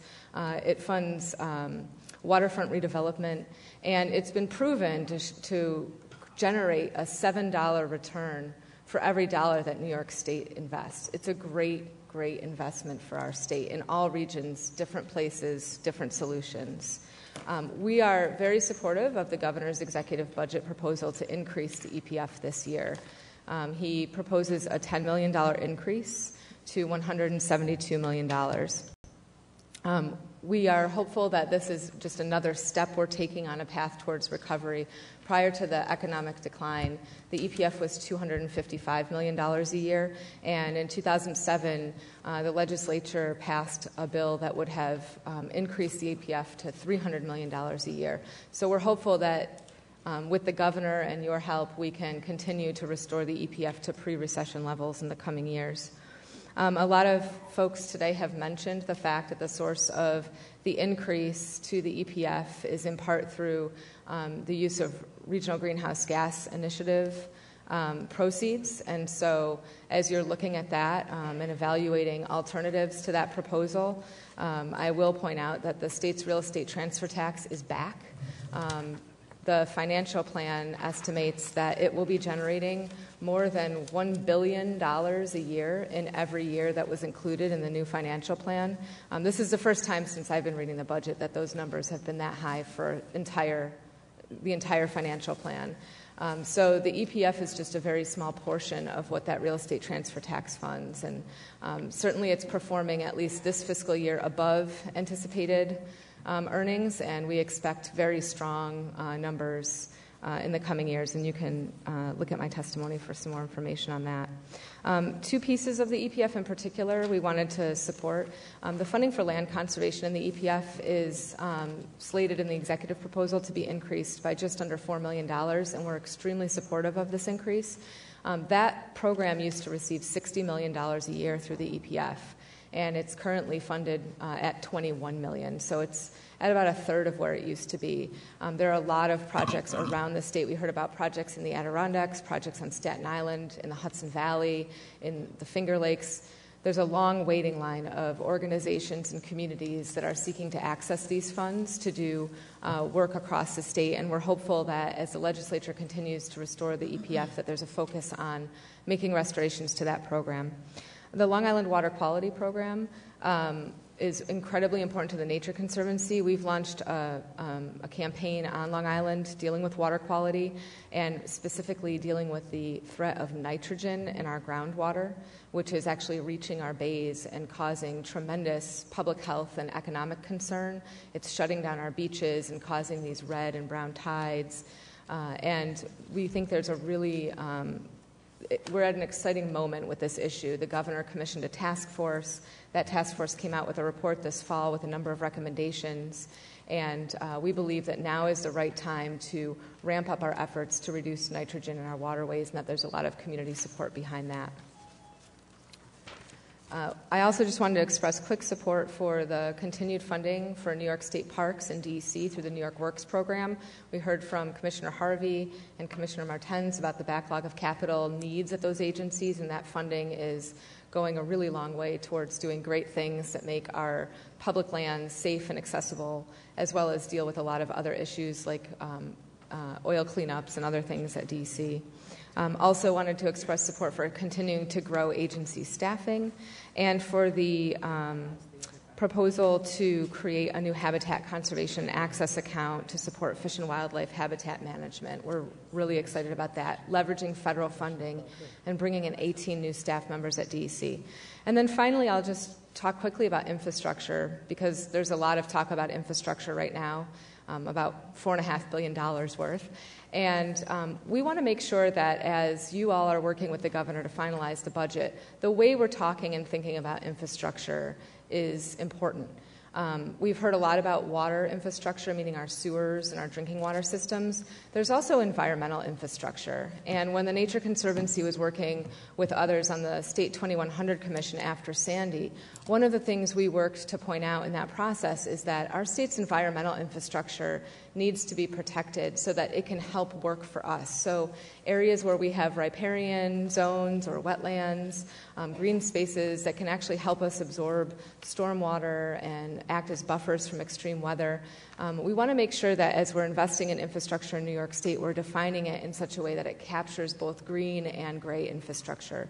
And certainly we would echo the call of a lot of our partners today on the need to emphasize water infrastructure in particular as we invest in these things. I think I'll leave it at that. Thanks for the time. Okay, I would like to ask. Yeah, I think so. Yeah. Wow. Yeah. Thank you very much, Arlene Hooper. Thank you. Assemblywoman. Thank you so much. I want to, first of all, thank you for taking the time to be with us all day. And I find that this, your presentation was very well presented. And in viewing your written testimony, I would like to just bring some things to your attention. I'm actually seeking clarification and requesting some type of direction. I have I represent an area in Nassau County called Freeport, and in that particular community, there is a vacant governmental, once it was a military establishment that is now vacant, and it's located on a natural preserve. The natural preserve has very unique natural habitats such as birds, natural fauna, flora, and as I look at your page 1 and you respond to community groups that you assist in areas such as this, the municipality is suggesting placing in very close juxtaposition to that natural preserve a transfer waste station. It is a residential area in addition, and also Department of Public Works and snow removal equipment. And we are very concerned that the maintenance of this type of equipment and a waste transfer station there would have a negative impact on the natural preserve. I am very concerned, and I'm asking you, in reference to your presentation, that outdoor recreation is very important, the maintenance of natural preserves for our future generations. My position is that a waste transfer station, a Department of Public Works, the necessary equipment to maintain those works in close proximity to this type of natural preserve would have a negative impact on that preserve. And I am seeking a way to assure, to protect the land and the waters for nature and the people. And also I am looking at one of your pages as it refers to natural infrastructure. I'm putting this out, then I'll ask a question. I'm very concerned that in order to protect the land and water for future generations, that a waste transfer station would certainly have a negative impact on storm damage mitigation. It would have a negative impact, as I indicated previously, natural resources. And it would not be a place where people would want to live and or work. So I see I'm running out of time. I would like to know, what could we do in that community to prevent such an egregious onslaught of this type of facility being placed in a community with this less than 3 feet from residents, less than 3 feet from a natural preserve that leads, it's a stream that leads into a bay that leads into Atlantic Ocean, and we see herons and egrets and all types of natural fauna. What can we do, and how do you see the Nature Conservancy assisting us in our quest? That's a good question. Without being more familiar with the area, I can't really understand that. a detailed answer today. I'll certainly get in contact with our staff on Long Island to see if they have an understanding of the site or the issue, and I can get back to your office and maybe get you a local contact. We have a chapter down on Long Island. And there might also be some other organizations that are within the community that might be able to help. So I'd be willing to follow up with you. I can't really give you a great answer today, but I'm happy to follow up. We can contact you based on the information on the rear. Of course. My final question is, do you think it's a good idea to put a waste transfer station less than 12, maybe 36 feet, no, 3 feet from a residence and a DPW sanitation trucks that will have to be maintained?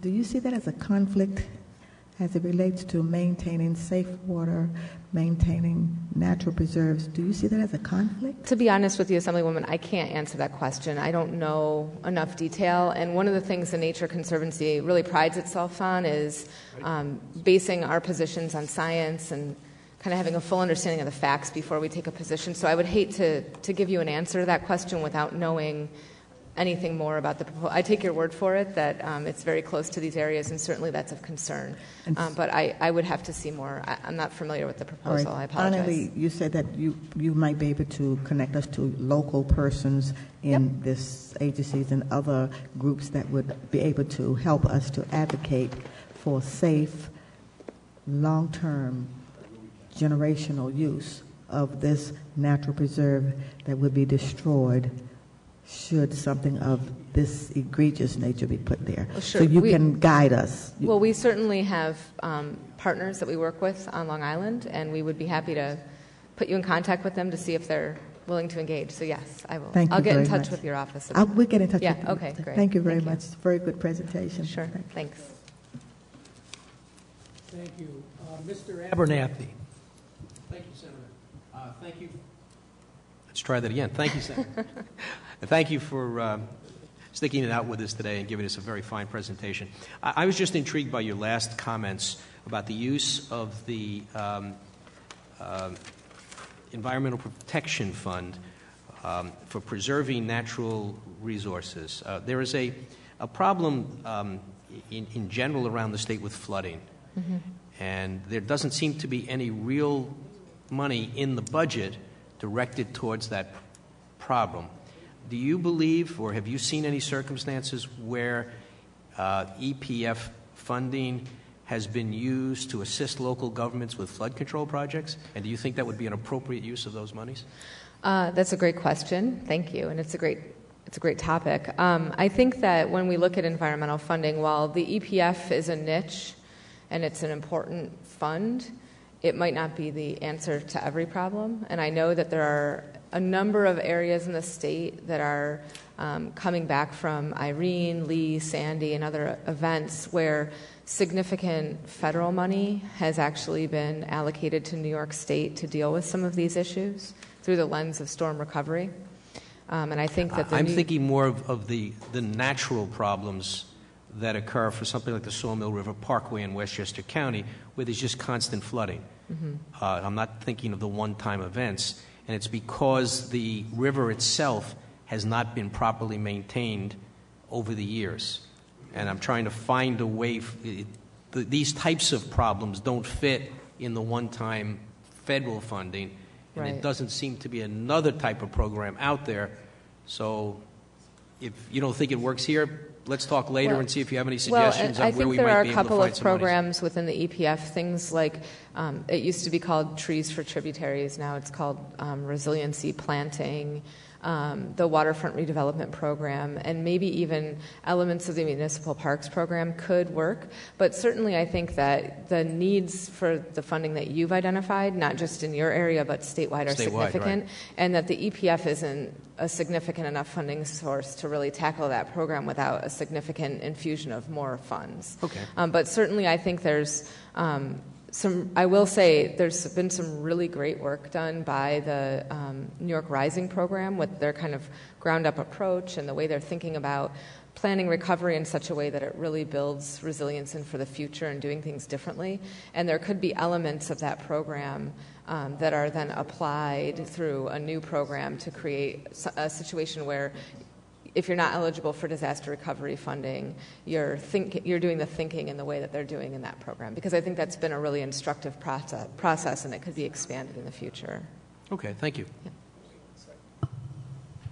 All set? Thank you very much. Sean Mahar, Director of Government Affairs, Audubon, New York.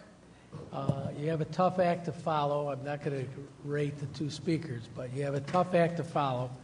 And next is going to be Willie Janeway, Executive Director at Adirondack Council. Thank you, Senator, and I'm well aware of the tough act I have to follow, and thank you for, as always, putting brains before beauty, as I like to say. Anyway, thank you for allowing me the opportunity to testify today. I represent Audubon, New York. We're the state program of the National Audubon Society. I won't read my testimony like everyone else. I'll just hit the highlights, and I think the few main points that we really wanted to focus on are our support for the Environmental Protection Fund, and we appreciate the governor's commitment of $10 million additional dollars to the EPF this year. And we urge for the final budget to include at least that amount. I think, the $10 million increase over last year is really helping to meet the backlog that we have and the ever-increasing demand we have for projects.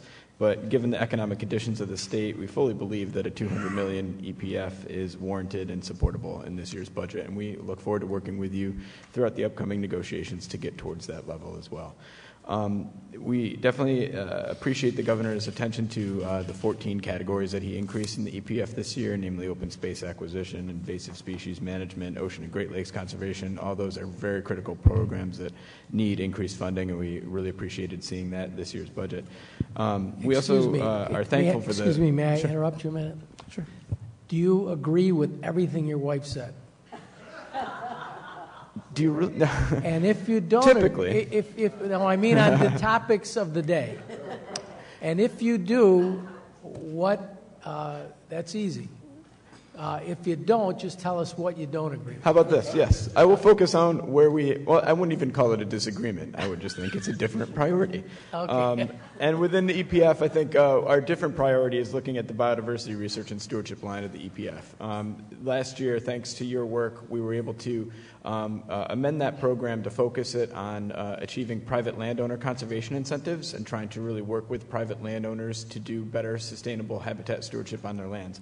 Audubon does a lot of work throughout the state in key focus areas on grasslands, forests, and early successional habitat, where we work directly with landowners to produce habitat management plans. And what we found is incentives really help them implement those management plans. And what we want to work with the legislature on and the governor on this year is trying to find out new ways of providing those incentives to private landowners to do conservation work on the lands that they steward. The BRI line is one way of doing that. We hope that we can increase that as part of a broader EPF this year to at least $1 million to put more money into the hands of landowners to do good conservation work, and then look to other areas of the budget, either through tax credit reform, like you heard Commissioner Martens talk about reforming the 488 program earlier today for forest property tax owners, even looking at the farmland protection initiative that the governor's proposed in the Southern Tier and the Hudson Valley. I think there are a lot of opportunities to think about how we can, in the context of term easements and permanent easements, how we can also incentivize those landowners to be better stewards of the properties that they own and manage to do good conservation work for the benefit of birds. In addition to the EPF and in addition to the Southern Tier, I'll just say, Senator O'Mara, to your point about public-private partnerships at state parks, our organization is one that is engaged in a public-private partnership with parks. We have our Audubon in the Parks Initiative, where our local Audubon chapters are working directly with local parks local state parks around the state to do, like Commissioner Harvey said, bird walks, habitat stewardship projects, really getting engaged in trying to improve the habitat of state parks. And it's been a great model program that we've seen used, and we look to expand it more throughout each year. We've been able to leverage some private funding to support some grants to our chapters to do that work, and we're always trying to find out new ways of doing it. And we look at the $20 million increase investment this year to the New York Works program as part of the New York Parks 2020 as being a great way of trying to leverage some of that resources that we're putting in. So with that increased investment, we want to see more of that targeted towards natural resource stewardship and habitat stewardship on state park lands as well, to really, again, augment the great work that our local chapters are doing throughout the state. And we look forward to giving you more information on that in the future and working to see that happen in state parks. Outside of that, like the Nature Conservancy and like my wife, we do support the New York Works funding for DEC that helped really provide a lot of critical resources to expand wildlife watching opportunities in the state, really looking to promote ecotourism. I know you've all laughed in the past when I said this, but it is the truth. There are 4 million bird watchers in the state that contribute $4.2 billion to the state economy through bird watching each year. It's a huge number. It's a huge amount of money that they're spending. And investments like this in the New York Works program and the DEC's Access Initiative are really critical to improving those areas where our birders can get out to. And also with the new Habitat and Access Conservation account, we're actually going to be doing the management that we want to see private landowners do on their land on state lands now. And it's going to provide a great educational opportunity for us to really spur more investments and more attention from those private landowners in doing habitat stewardship. So we hope that you can support that during the budget negotiations this year and finalize it. Senator DeFrancisco, just because you represent the State Fair, I think we really appreciate the State Fair investment this year. And the big thing we want to make sure is when we talk about surrounding communities to the State Fairgrounds, recognizing how close it is to Onondaga Lake. We're doing a lot of restoration work at Onondaga Lake through the Onondaga Lake Conservation Corp. And we want to make sure those investments are going to augment those efforts as well and enhance those efforts of what we're doing and not diminish the important ecological value of Onondaga Lake, and we look forward to getting you out to some of the projects that we're working on throughout the year coming up. And I'll just finish, too, on talking about wastewater infrastructure investments. I think you've heard a lot of that today, and I really appreciated a lot of the questions that you all asked of the commissioner as well. I mean, we all know it's a critical need, and sometimes it's forgotten about, out of sight, out of mind, below the ground pipes that are centuries old that are discharging raw sewage into our waterways, and we can't swim, we can't fish, and it's really impacting the birds and other wildlife and the people of the state of New York, and we really need to see a renewed commitment from New York State to addressing this crisis. And there are a lot of ways to do that. We've provided some in our testimony today. We really want to work with you this year to prioritize more infrastructure investments in New York State towards upgrading our wastewater infrastructure. And I'll just say that you heard a lot of emphasis from the administration on going after federal funding to do this, and I do think the federal funding equation is extremely important to that. And if we're going to be successful at leveraging that money and getting more resources from the federal government, we're going to need your help in the year to come, either through sign-on letters or resolutions.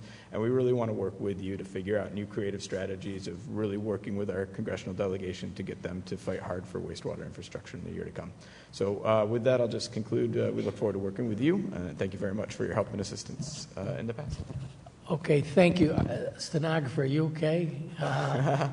Every word was. Senator, I try and beat the clock. That's my point. I'm going to apologize to you because I've been moving people along.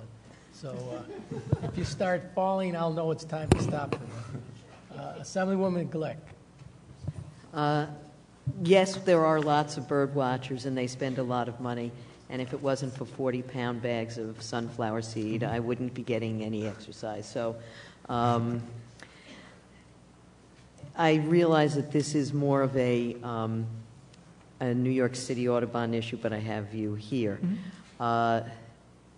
Obviously, the North Atlantic Flyway is very important, and in New York City, Central Park is an excellent birding spot because it is a nice green space for birds to migrate to, or at least land while they're migrating.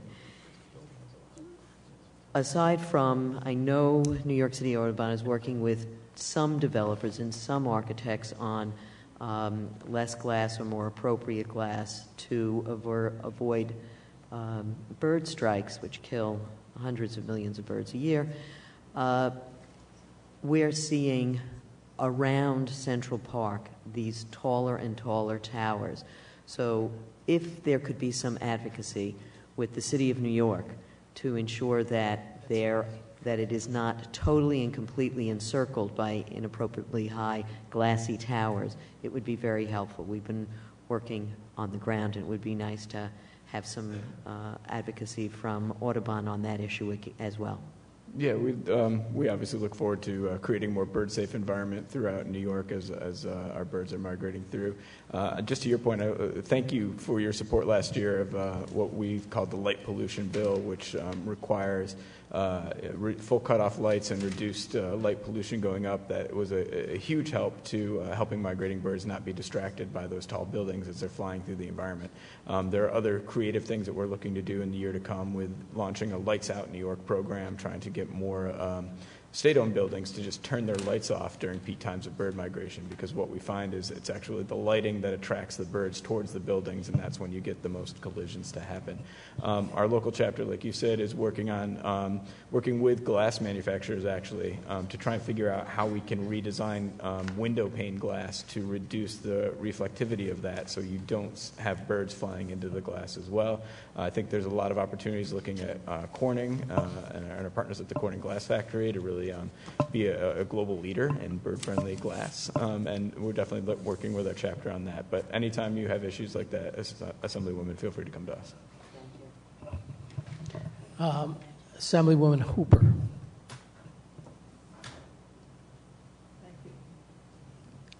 Am I on? Thank you, Mr. Stelling. I'm going to just very briefly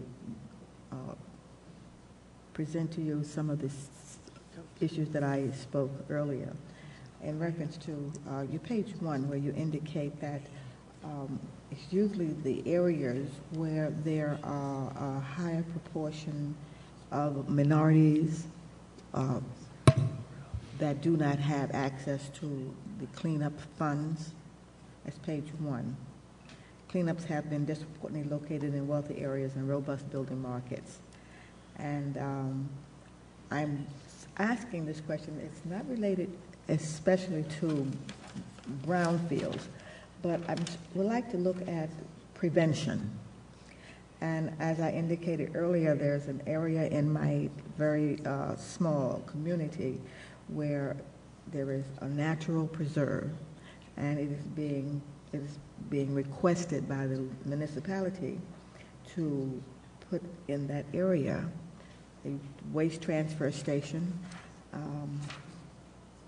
and Department of Public Works.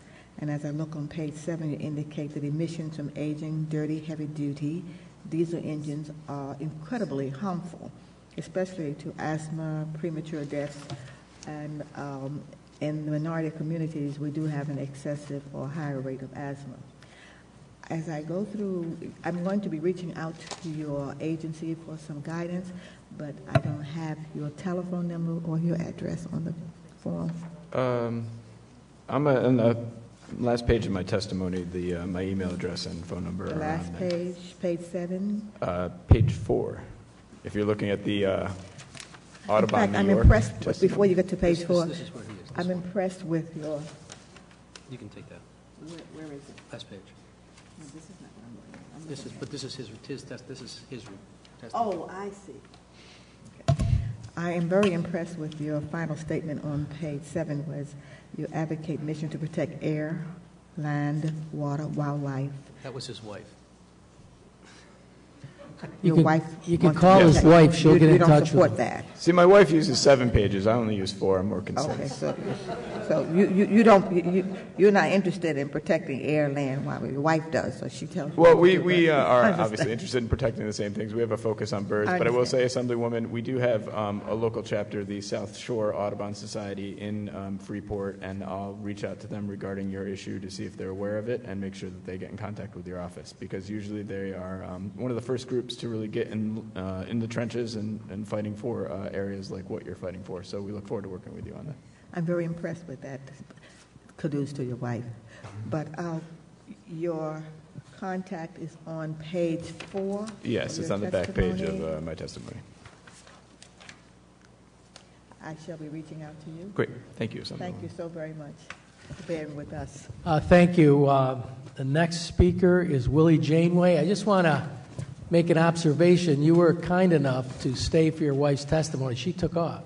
I just want to know that. You don't know that. All right, Willie Janeway, Executive Director, Adirondack Council, then followed by William Cook, Director of Government Relations, Citizens Campaign for the Environment, and if he would move down, that would be nice.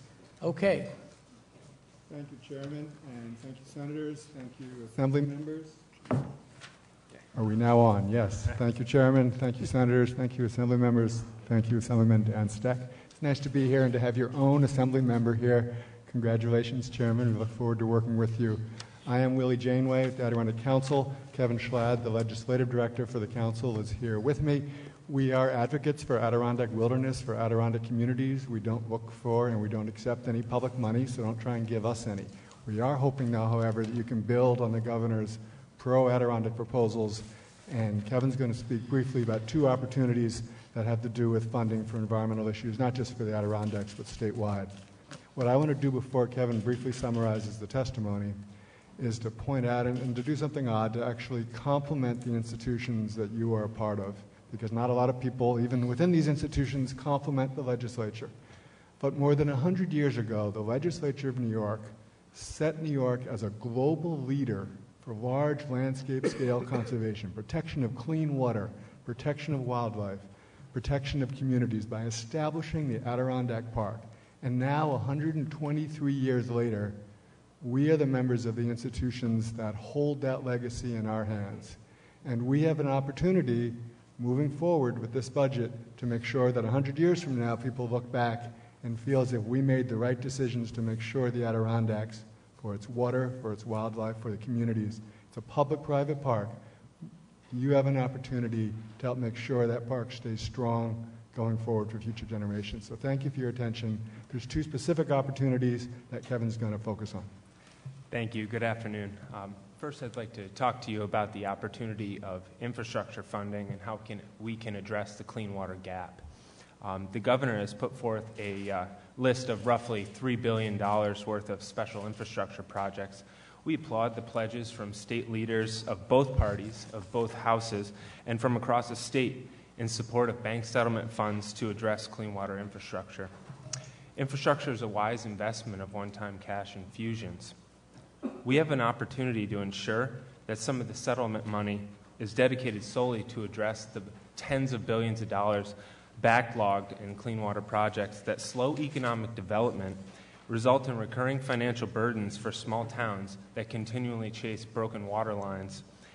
And in the Adirondacks, clean water funding is crucial to the future of development in our hamlets. The controller reports that we spend roughly 1/5 of what we should spend annually on just maintaining clean water infrastructure, just maintaining. You are all keenly aware of the great needs within your districts, and we can't put this problem off anymore. We call upon the legislature to dedicate settlement money towards clean water and community resiliency funding statewide, and specifically we call for $200 million dedicated to the Adirondacks, which represent roughly 1/5 of our state's landmass, and we have an opportunity with that to transform the entire region in one fell swoop. So I'd also like to talk about the opportunities we have within the Environmental Protection Fund. We strongly support the governor's proposed increase from $162 million to $172 million. The continued restoration efforts of the EPF continue to create jobs and protect clean water and improve communities in the Adirondack Park. In particular, we support increased EPF funding for open space protection, invasive species, state land stewardship, and smart growth grants. The $10 million increase is progress towards our shared goal of reaching an EPF of $200 million in the near future and $300 million in the long term. The EPF has a long-standing relationship to the real estate transfer tax, and the RET is as strong as it's ever been. As you have heard already, rather than relying on available revenue sources, the governor has proposed using off-budget proceeds from the Regional Greenhouse Gas Initiative carbon pollution auctions to fund the increase in the EPF this year. These are funds that are already dedicated to climate change mitigation, and we oppose this transfer. We look forward to working with the legislature and the governor through the remainder of the budget process so that communities can continue to reap the economic benefits and environmental benefits that this fund provides. Finally, with regards to agency budgets, the Adirondack Council's written testimony provides details on forest rangers and the importance of hiring more, assistant forest rangers and the great return they provide on investment, and the Adirondack Park Agency, which has been starved for funding and staff, keeping it from being more proactive, science-based, and helpful. And thank you so much for your time. So we give the 4.5 minutes over to the Mahars. Help get us back on schedule. It's very wise, very wise. Because if you had more to say, some of those things you didn't want will probably happen because it's so late. But thank you very much. We do have a question from Senator Krueger. Thank you very much, gentlemen. So invasive species has been discussed quite a bit today, and you mentioned it in your testimony. I thought that the boat washing stations was a good idea that was helping, at least in the water-driven species. What's your experience with how that's working or what we should be doing there? I know the Adirondack Park has many lakes and ponds, et cetera. Thousands, and the water quality in those lakes, as it is important across the state, is important to protect, not just for the ecological reasons, but for the economy, for the tourism that's driven by that. Invasive species is a huge economic and environmental threat, and the initial efforts around Lake George with the boat wash stations are something we applaud. There's a lot of local government support. So you have environmentalists, local government advocates saying this is great. We have the governor putting out a pro-Adirondack proposal referencing in the state of the state $1 million in the Environmental Protection Fund, an increase to take that example and look at how it could go out most effectively and efficiently park-wide. From that, I would hope that would then set a model so we could apply that to Finger Lakes, Hudson Valley, and other places around the state. And just another quick question.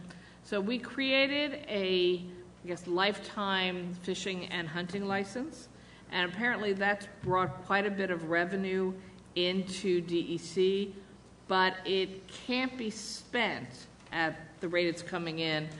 Couldn't that logically be used to help with the rangers issue that you're talking about not having adequate funding for? Just like there are important issues between the REIT funding, the Environmental Protection Fund, and the RGGI Fund funding those certain programs, there are important lines to look at in terms of where the funding is coming from within the agencies like that. So that's an issue that you have to look at carefully and not just assume that all that money is fungible. Okay, but would you agree that there's more money than we thought were coming in and that hasn't been appropriated within that licensing amount? I will only say that I'm confident my colleagues at DEC, who, as you know, I worked for 6 years and worked with, are trying their best. They're doing all they can to move it forward. I think they need help to be able to get the money out the door faster.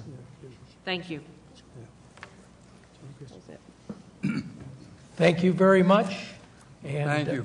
The next speaker is William Cook, Director of Government Relations, Citizens Campaign for the Environment. On deck is Laura DeBetta. Thanks. Director of Parks Programs and Government Relations for Parks and Trails, New York. Good afternoon. Appreciate the opportunity to sit before you today, senators, assembly members, staff. William Cook, you have the written testimony, which, of course, my staff put together. I wanted to just touch on a couple things, just real brief. 1993, there was a pitched battle over the creation of something called the Environmental Protection Fund. And one of the nice things about being an old guy was I was here for that. I was lobbying for Citizens Campaign for the Environment all those years ago. Here's what happened. Two things drove this. One was an incredible need to preserve key parcels of land around the state permanently. And there was a compelling need to provide funds that just weren't available through other areas in the budget for important environmental and public health issues. They created the EPF, and they said, well, how are we going to fund this? And Owen Johnson and Ron Stafford and some other brain trust senators and some assembly members came up with the idea of, why don't we fund the vast majority of this out of the real estate transfer fee? Because when you buy real estate in this state, you pay a very small little percentage, a few $100s usually, unless you're buying something pretty big. And that check goes to the state of New York and goes into the real estate transfer fee fund. Now, they chose that because that represents sale of land, period. It's either resale or you're converting green space, but you're doing a land transaction. And that would fund dealing with environmental issues. And as the price of land transactions went up, the real estate transfer fee would increase. Now, all these years later, we're sitting here, and we appreciate the governor proposing to increase the EPF. We think that's great. But we look at the real estate transfer fee and how much money it generates. And it's going to be about $1 billion. And we look at how little the EPF gets now compared to the intent. That disturbs us. There's an incredible need. And I'll get to the sewage in a second, but just with land, farmland, the non-point source category. By the way, the non-point source category has been incredibly effective. My organization was the organization that asked the Senate to put that into the creation of the EPF, but it has done some tremendous things. I want to talk just real briefly about what this money does. And in the testimony, you see discussion of the Great Lakes Initiative, the Ocean Initiative, the proposal to put funding into that. Incredibly important environmentally, but also incredibly important economically. The Environmental Protection Fund is not just an environmental protection fund, it's an economic driver. It's a local waterfront revitalization program. It's a land acquisition program. It's incredibly important in so many ways, and it has been a wild success story. I just want to touch on a couple of things. One is there's been a proposal to do term easements in the Hudson Valley. I got to be honest with you, term easements have no value. Zero. If you're going to get an easement, get a permanent easement. If you're going to protect land, protect it in perpetuity. But to suggest that we should give some landowners some money and then after a period of time it's just gone is not appropriate. And it's not consistent with how we have done land preservation in this state for decades. We agree with putting money into easements, not term easements. I want to just touch on a couple things. Over at DEC, which stands for Doing Everything Conceivable, they have developed a new program which in real time will tell New York residents who want to know when there is a water quality problem at a specific water body that they're going to use. You want to take the kids down swimming, fishing, you're going to go boating. There is a new thing at DEC which is really incredible, web-based, New York Alert-based, where you can get real information on sewage discharges that are going to affect your family. We think that's really great. And there was some money put in the last budget cycle, $500,000, that DEC could have put out to municipalities to help them get more technology, get up to speed, do a better job on understanding the sewage problems they have and how to communicate that to the public. That money is in the governor's proposal for this year, but it hasn't been allowed to be spent. We think that's really important, and we think that at the end of the process, DEC should be able to get that money and spend it, and the program they're doing with sewage right-to-know implementation is extraordinary. Here's the problem. The reason they have to do this program is because we have got an immense, monstrous problem with sewage in this state every single time it rains, and oftentimes when it doesn't. They're doing something that's really important, because if you're going to go into waters that are contaminated with raw or partially treated sewage, it is a health risk. It's also an economic problem. You don't get a lot of tourism when the water is... DEC's doing great. But the problem is we're not fixing the pipes. We're not fixing the sewage treatment plants. We're not doing the work. People have talked about it before. This is coming back. And it's coming back to us every single summer. And if you look at emergency room admissions in hospitals that relate to contaminated water, it is significant. If you look at lost revenue because of contaminated water and tourism jobs, it's significant. Here's the bottom line. We need to put an awful lot more money into sewage infrastructure, and should the Fed step up? Sure. Folks, we can sit around and talk all day about what the Fed should do. But the truth of the matter is New York State needs to do more. We're going to spend $5 billion. And in what the governor proposed, there was not one dime that we saw, not one dime, that was specifically targeted at dealing with sewage infrastructure failing systems. We could use about $36 billion. Let me wrap up by saying, folks, sewage may be out of sight, but it is not out of our system, and it is a risk that grows exponentially. We're now seeing green tides, brown tides. We're now seeing all kinds of stuff. We need to make more investments, not just in a nice bridge across the Hudson, but in the infrastructure that protects our water and supplies clean drinking water to our families. The Environmental Protection Fund is not the vehicle to do that, but it could certainly help. We need real money, big money. We also could use an environmental protection fund that goes back to being primarily funded out of the real estate transfer fee.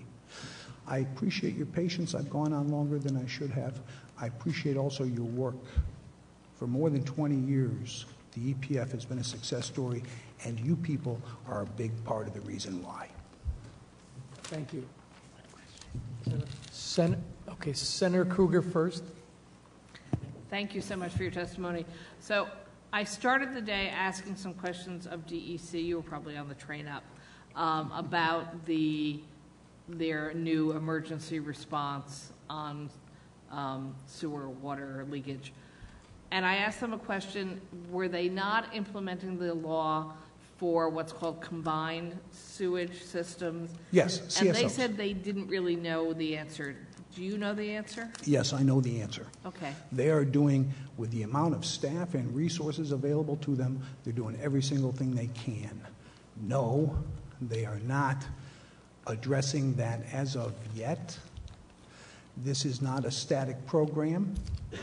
They are making significant progress year over year. And I am very confident that the CSO issue on the notification part, not fixing them, will be addressed over the next 3-4 years. But again, and I'm not a cheerleader for the department, but on this one, they're doing exceptional work, But there's a lot more to be done. I got to close. I'm sorry. I just got to mention one thing.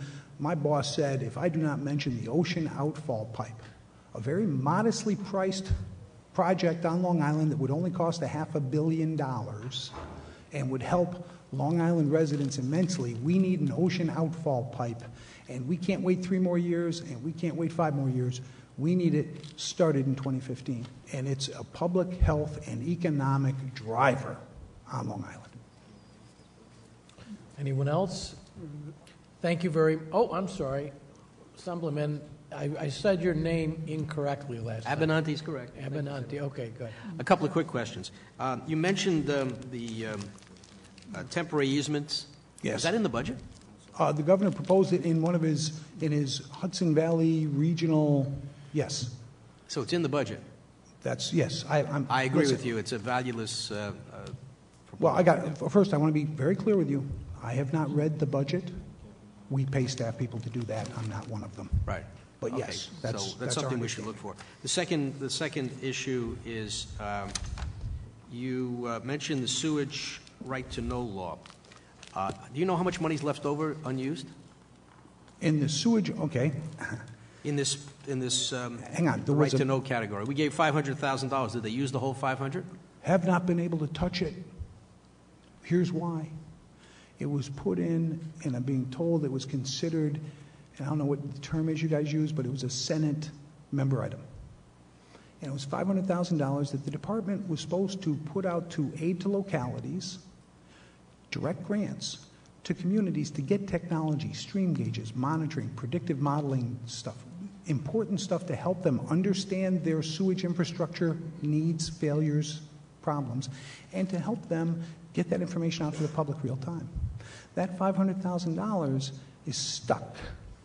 The senator who was lead man on that, a fine gentleman, former Senator Grisanti, the assembly member who was lead on that side was a great assemblyman, Bob Sweeney. I'm an orphan, and I got $500,000 that's looking for somebody to just say spend. Okay, so you're saying there's $500,000 that was dedicated to this, never spent, and the tasks for which it was dedicated still haven't been accomplished. Yes, but the governor has put it back in. Now, this is separate from what DEC is doing implementing the program. This was money that they were going to give to localities to help them with technology, with computer modeling, with that sort of stuff. So DEC is implementing the law, and this is actually good news. We've got $500,000 sitting on the table.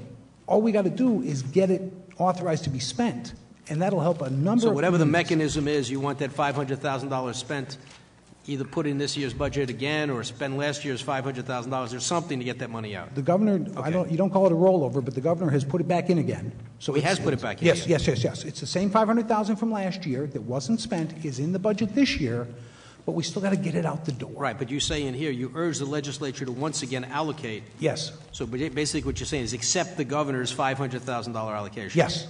Okay, thank you. Thank you very much. Thank you. Next speaker is Laura DeBetta, Director of Parks Program and Government Relations for the Parks and Trails, New York, and she's already seated. Then Michael Dulong, Staff Attorney Riverkeeper, is next. And he's coming down. Okay, thank you. All right, good afternoon. Thank you. I appreciate you all sticking around at this late hour. Again, my name is Laura DeBetta, and I direct Parks and Trails New York's Parks Program. In 1985, Parks and Trails New York was founded to support the state park system, and in the 30 years since, we've been the leading organization working for the promotion, protection, and enhancement of a network of parks, trails, and greenways across New York State. I'm going to try to just hit the highlights of my testimony. I encourage you all to read my written testimony that I worked so hard on. As you've heard, through the leadership of the legislature and the governor, state parks have received an historic infusion of funding through the New York Works Initiative, nearly $270 million to address aging infrastructure at state parks and historic sites. And it is thanks to this investment and ongoing Parks 2020 commitment that parks are transforming into destinations, places people want to visit for an entire day or an entire weekend, not just a few hours. And in this year's budget, something that has been touched on today, there is a new initiative that will unlock the potential of local grassroots groups across the state who lead citizen initiatives to rebuild, strengthen, and improve access to these wonderful state treasures. And I look forward to telling you more about that in just a couple of minutes. We know that the investment in our parks and historic sites is paying dividends. Parks and Trails New York commissioned a study that showed that the state park system generates $2 billion in economic activity to the state and provides a 5-to-1 return on investment. The same study showed that parks create 20,000 jobs exclusive of park employees, and that about 40% of visitor spending comes from visitors who are from outside of those communities where the parks are located. So clearly, the tourism dollars generated by parks are critical, especially to struggling upstate communities. But I think we can all agree when most people think about parks, they're not thinking about return on investment or state appropriations. They're thinking that they really love their parks.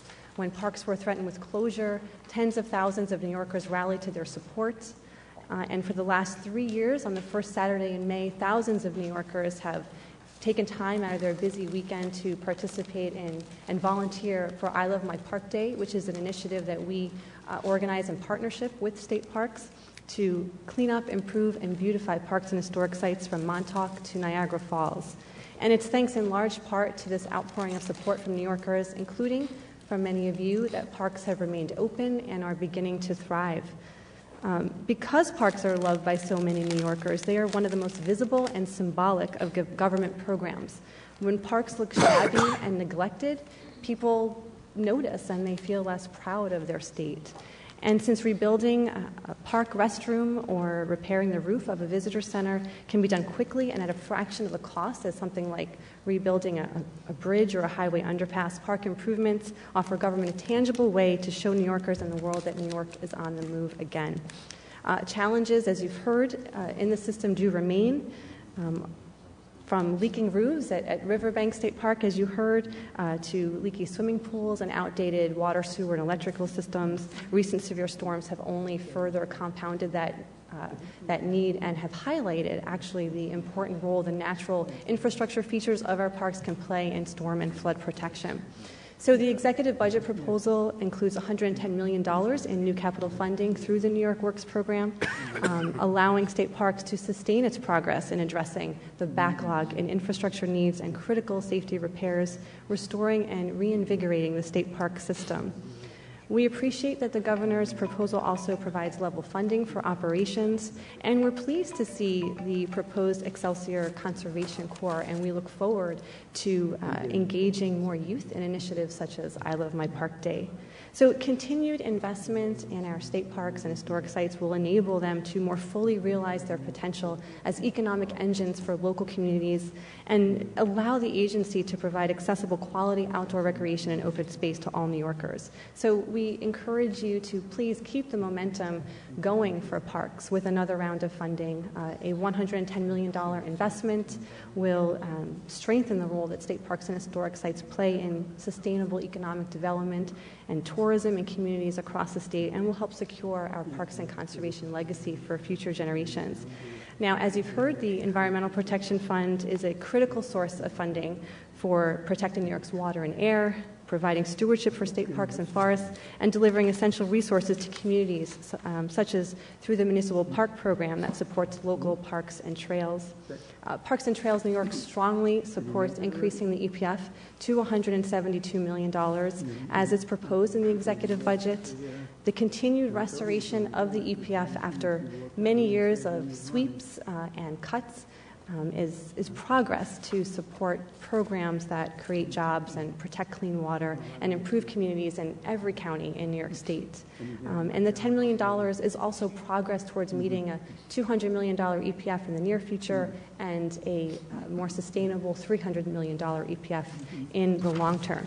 Now, as I indicated before, included in the budget for the EPF is $500,000 for a new capacity building grants program for organizations that support and strengthen the state's parks, trails, and historic sites. So these groups they're nonprofit organizations. They're made up of dedicated volunteers. Often they're all volunteers. And they accomplish Herculean tasks on shoestring budgets. They raise private funds for conservation and capital projects. They perform maintenance and stewardship tasks. They lead tours and provide educational programming for young and old. And they promote public use and enjoyment of these sites through things like communications and special events. So a capacity building grants program will unlock the potential of these organizations by increasing their effectiveness, productivity, and their volunteer and fundraising capabilities through an innovative public-private partnership. A small investment in EPF funds in a grants program to strengthen these organizations, we think, will reap large benefits, enabling these groups to leverage more private and federal dollars, marshal more volunteer power, and augment the state's already historic investment in parks. Their efforts will enhance stewardship of the state's parks, trails, and historic sites, and that will lead to even greater economic benefits from tourism and outdoor recreation, improved access to outdoor resources, and healthier, more sustainable, and resilient communities. Parks and Trails New York looks forward to working with the legislature and the governor to implement this transformative program. Thank you again for the opportunity to testify, and I'd be happy to try to answer any questions that you might have. Thank you very much. Again, a lack of questions has to do with the hour, not your presentation. Understand. Next, the speaker is Michael DeLong, Staff Attorney, Riverkeeper. On deck is Environmental Associates of New York, Joseph Stelling, Fiscal Policy Institute. Go ahead. Good afternoon. Thank you, Chairman Farrell and Chairman DeFrancisco, and distinguished senators and members of the Assembly for the opportunity to testify today. My name is Michael DeLong. I'm a staff attorney with Hudson Riverkeeper. With me is Kate Hudson. She's our watershed program manager. Riverkeeper is a member-supported watchdog organization dedicated to defending the Hudson River and safeguarding the drinking water supply of 9 million New York City and Hudson Valley residents. I'd like to identify for you 4 critical areas in which the executive budget can be improved to bolster water quality protections and put New York State back on track as a leader in the fight for a clean environment. Those areas are the Hudson River Estuary Management Program, clean water infrastructure investment, oil spill preparedness and response capacity, and DEC water pollution enforcement. First, we applaud the governor for providing $4.7 million for the Hudson River Estuary Management Program, up from $3.9 million last year. The governor's proposed increase is a strong vote of confidence that the program is working to bring the Hudson River back to life, and we encourage the Assembly and the Senate to pass his proposed funding. Second, I think we're joining the chorus here about the dire need for clean water infrastructure in New York State. DEC has documented a need for $36 billion in investment in clean water infrastructure over the next 20 years, but the governor's proposed budget provides no new funding dedicated to these types of projects. The comptroller recently issued a report finding that statewide there's an $800 million annual shortfall in wastewater infrastructure development. Water infrastructure projects protect community character and public safety, and they provide jobs. For every $1 billion spent, 47,500 jobs are created. But local municipalities can't bear the cost of these projects, even with low financing rates. So we respectfully propose that an $800 million fund be taken or be created out of the $5.4 billion bank settlement and earmarked for an independent revolving clean water infrastructure bank to help those municipalities fund these much-needed projects. With respect to crude oil transport in New York, we thank the governor for recognizing the risk of irreparable human and environmental harm posed by the drastic increase in crude oil transport, and for proposing improvements to the navigation law. But the improvements don't go far enough. The governor proposed increasing the spill fund cap by $15 million, from $25 million to $40 million. But that increase is woefully insufficient, given that there's been an 87% increase in the volume of crude oil transported through the state. And there are new hazardous types of crude oil coming through, Bakken and tar sands crude oil. In the past 2 years, individual spills of Bakken and tar sands crude oil have cost over $1 billion each.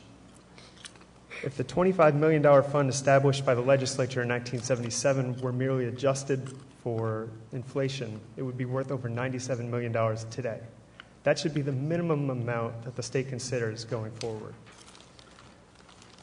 But due to the new threats, the increase in volume, and the different types of oils that are coming through, Riverkeeper proposes a cap of $350 million, which is the maximum amount recoverable in the case of an accidental spill from a facility like the Buckeye and the Global facilities in the Port of Albany.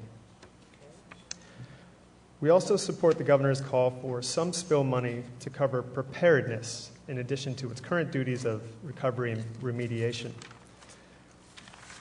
However, in order to ensure that the preparedness expenditures don't eat away at the spill fund's response capacity, we propose that a separate account be established for preparedness. That will protect the spill fund's ability to respond to spills in the future. The governor has also proposed transferring responsibility over the fund from the comptroller's office to the DEC commissioner. Riverkeeper strongly opposes that transfer. As an elected official directly answerable to the people of New York, the comptroller is in the best position to manage the spill fund. The comptroller's office has managed the spill fund responsibly for 25 years, and it has the expertise and knowledge base to continue that task. DEC would have to hire 8 new employees in order to take that role on. And last, with respect to oil, it has to be pointed out that oil trains that traverse the length of New York, coming down the Hudson and the Adirondacks, and do not transfer their contents, don't pay any money into the spill fund. They are not required to have insurance sufficient to cover the amount it would cost in the case of a spill. Unless legislative action is taken, it's inevitable that one of these trains is going to spill its contents, and New York State taxpayers are going to be on the hook to repay the damages. Last, I want to talk about DEC enforcement of water pollution violations, which is in absolute free fall. Since 2010, facilities in noncompliance with water pollution laws, significant noncompliance with water pollution laws, rose 20%. At the same time, facilities facing DEC enforcement actions has dropped 64%. That astounding 64% drop in 4 years is directly attributable to staff cuts at DEC, which have been disproportionate when compared to those at other agencies in the state. The cuts have put DEC in danger of becoming a paper tiger. We know firsthand that DEC staff are dedicated to their mission of environmental stewardship, and they're frustrated that they don't have the resources they need to do their jobs.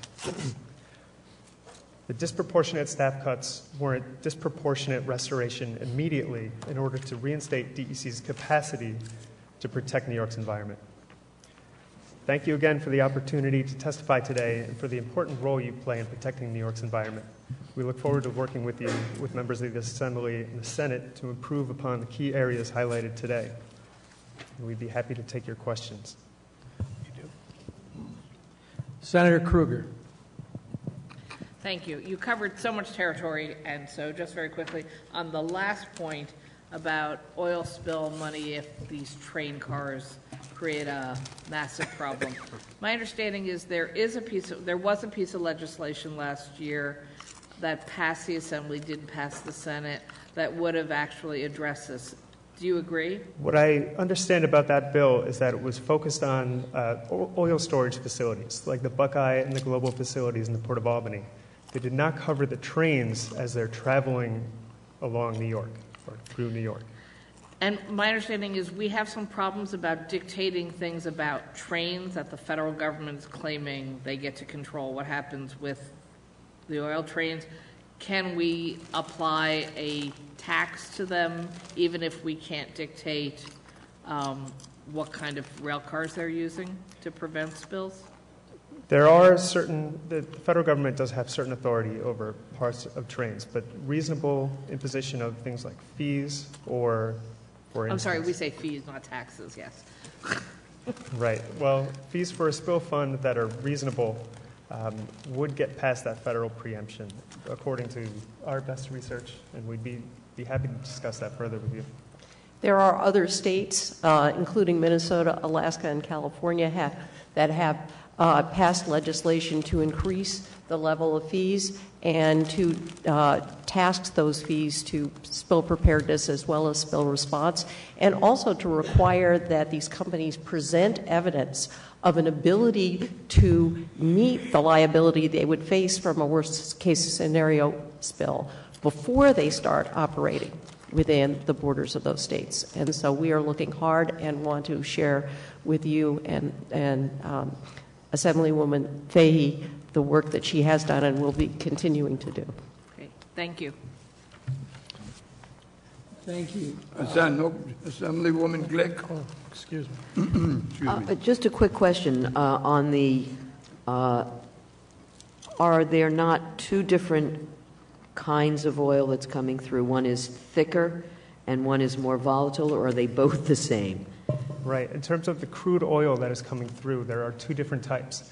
There's volatile crude coming from the Bakken Shale Formation in the Midwestern United States. Those are the trains that you see most of the time blowing up.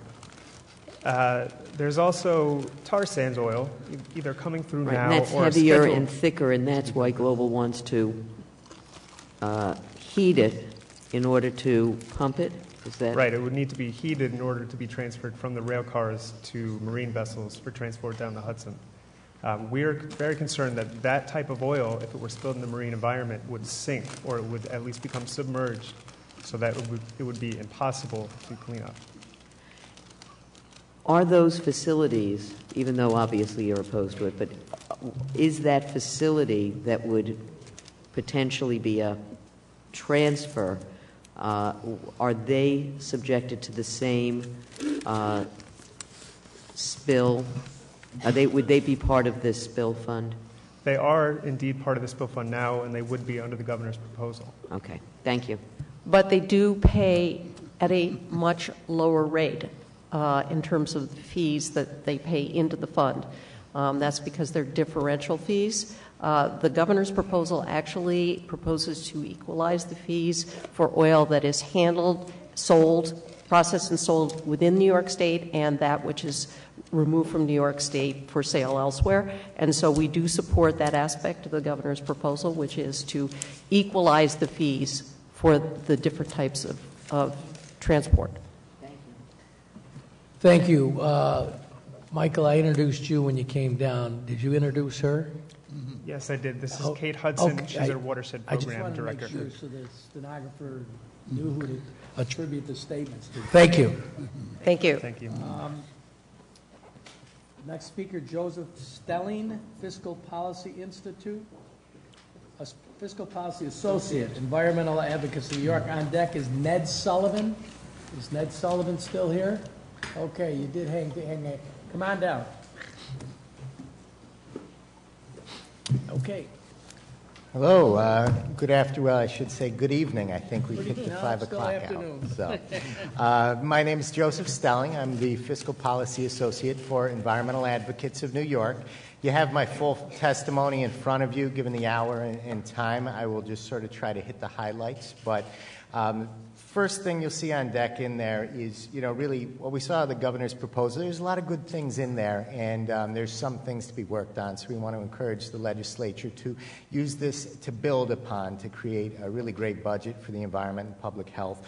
When it comes to the Brownfields cleanup program proposal in there, That sort of follows that theme. There's some really good ideas in there. I think we all know that the program is broken right now. There's too much money going out the door for undeserving projects and not targeting the areas really in need well enough. And so the governor's program would do some really good things. It would it would do a few things. Number one, it would separate wisely the expenses of redevelopment from the expenses of the cleanup itself. And so everybody would still be eligible for credits related to cleaning up, but it would make sure that worthy projects are getting redevelopment credits, meaning those projects in this proposal that would, number one, be upside down, so their cost of cleanup is more than the property would be worth after cleanup. So these are properties that would not get cleaned up if there were not some incentive there. Number two, in areas that really need the development, these end zones, they're high unemployment, high poverty areas, which could really use the attention and the incentive for development in those areas. And number three would be for affordable housing. So those are the three conditions in this proposal whereby you could get redevelopment credits, and that is a good idea. On top of that, they also includes a long-term extension, which we need for a program like this, certainty, and it would also, in addition to those things, include some ideas that we're not as thrilled about. And the proposals that we're not as thrilled about would be allowing less stringent Track 1 cleanups. For those who don't know, Track 1 cleanup is the most exhaustive cleanup based on use. It's unrestricted future use of the property. And this would allow for institutional or engineering controls on Track 1 cleanups long term to control vapor intrusion, which is a less stringent standard than it used to have. And the proposal would remove incentives for redevelopers to conduct Track 1 cleanups. So we're obviously troubled by the move away from doing the best cleanups possible in this proposal.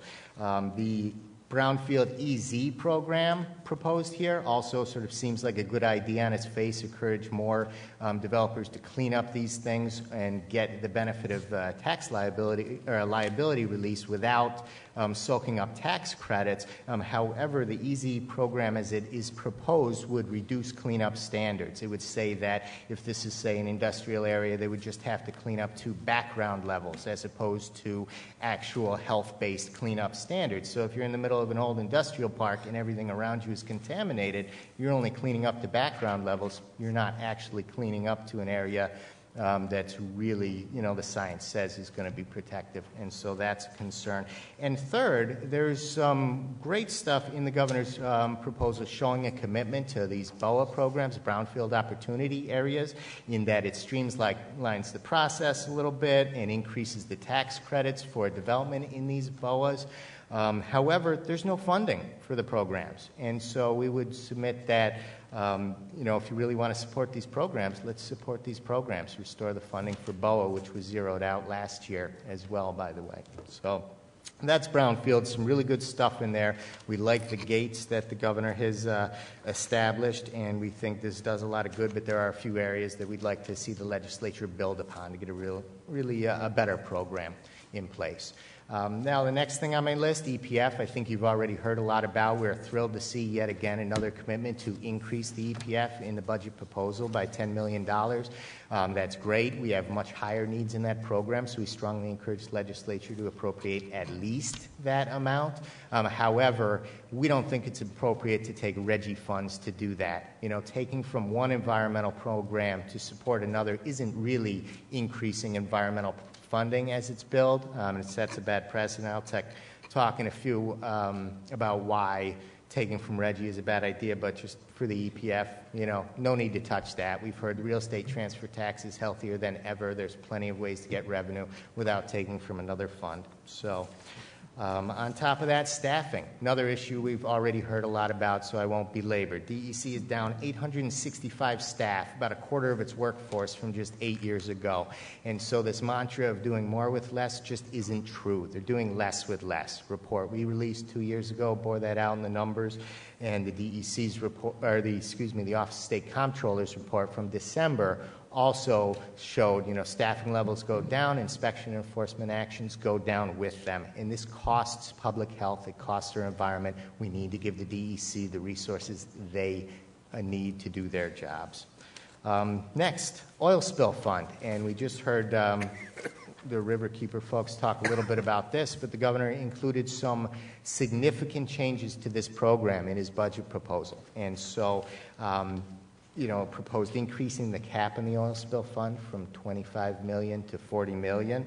On top of that, would have moved the fund from the Office of State Comptroller, where it has worked well, over to DEC, which lacks the fiduciary technical skills needed to oversee a fund like this.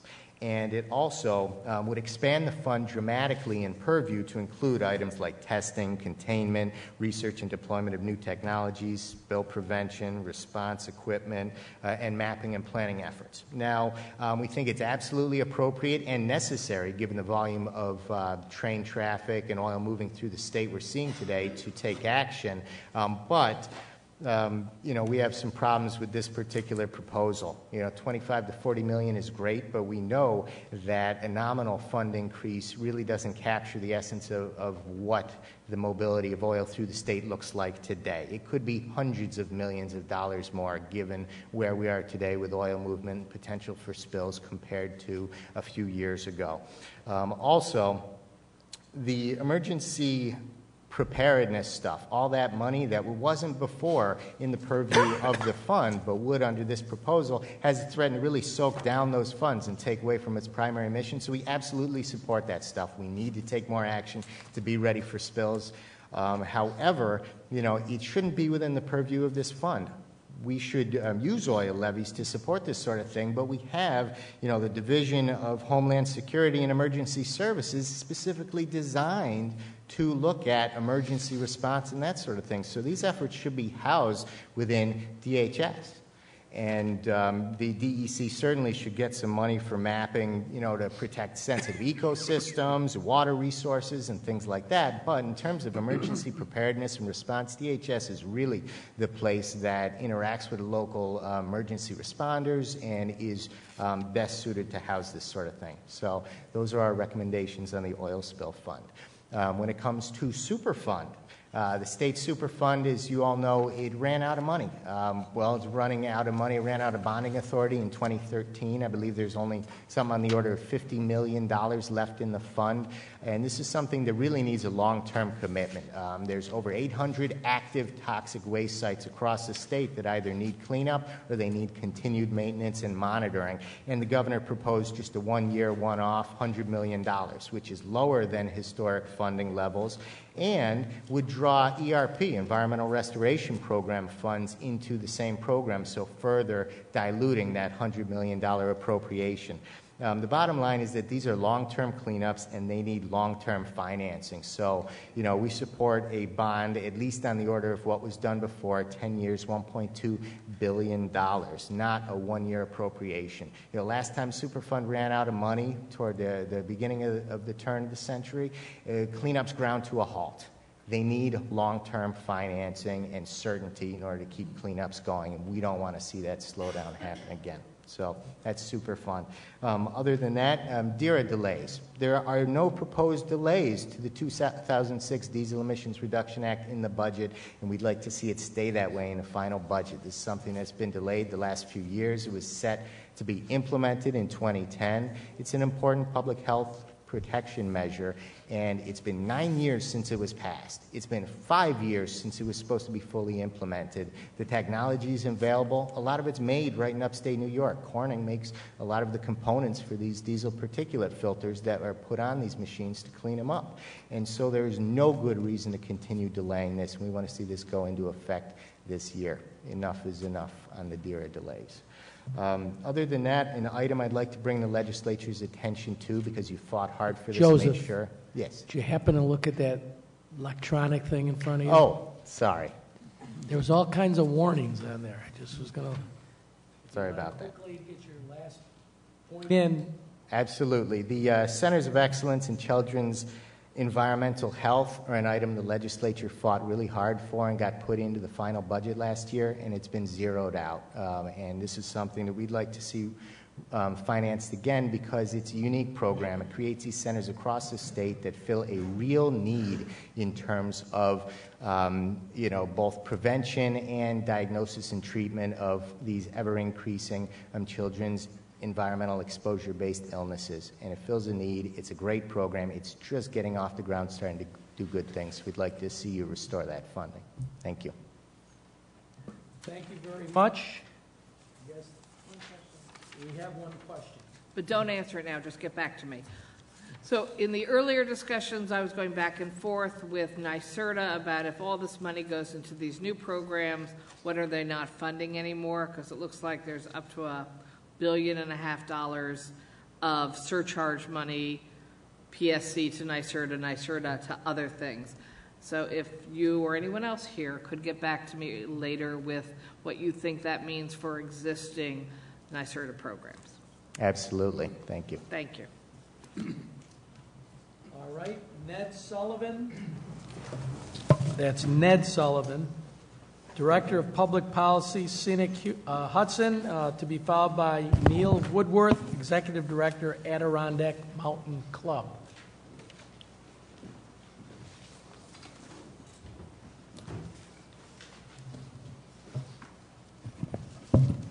Okay. Good evening. Thank you very much. I'm Ned Sullivan. I'm President of Scenic Hudson. I'm here with Andy Bicking, who's Director of Public Policy for the organization. Scenic Hudson works to protect and restore the Hudson River from Manhattan to the foothills of the Adirondacks as a public and natural resource. Thank you, Chairman and members of the legislature, for your leadership overseeing New York State's environmental works and the opportunity to testify to you today about Governor Cuomo's proposed executive budget. I'm going to be summarizing our written testimony in the interest of time. In his budget proposal for the coming fiscal year, the governor has proposed 4 initiatives that address the most pressing environmental needs of our time. They are a $64 million allocation to farmland protection, including $14 million statewide, $20 million for the Hudson River Valley permanent protection of farmland, and the additional funds for the southern tier. All of these will help address the region and New York City's burgeoning demand for fresh local food, estimated to exceed some $600 million annually. The initiative will provide an important down payment on securing the New York City and Hudson Valley food shed, while also creating jobs and supporting the economic viability of the region's farms. Second, we're very supportive of the governor's $10 million increase in the Environmental Protection Fund. And third, we are encouraged that the governor has proposed an increase in the oil spill fund cap to $40 million to improve the state's ability to respond to the well-documented and increasingly concerning risk of an oil spill disaster by boat, barge, or rail. And finally, we're interested and encouraged by the governor's continued efforts at economic development, his proposal for $1.5 billion, a competition among 7 regions of the state for 3 $500 million awards, some of which can go to wastewater and water facilities, which you've been hearing about from others today.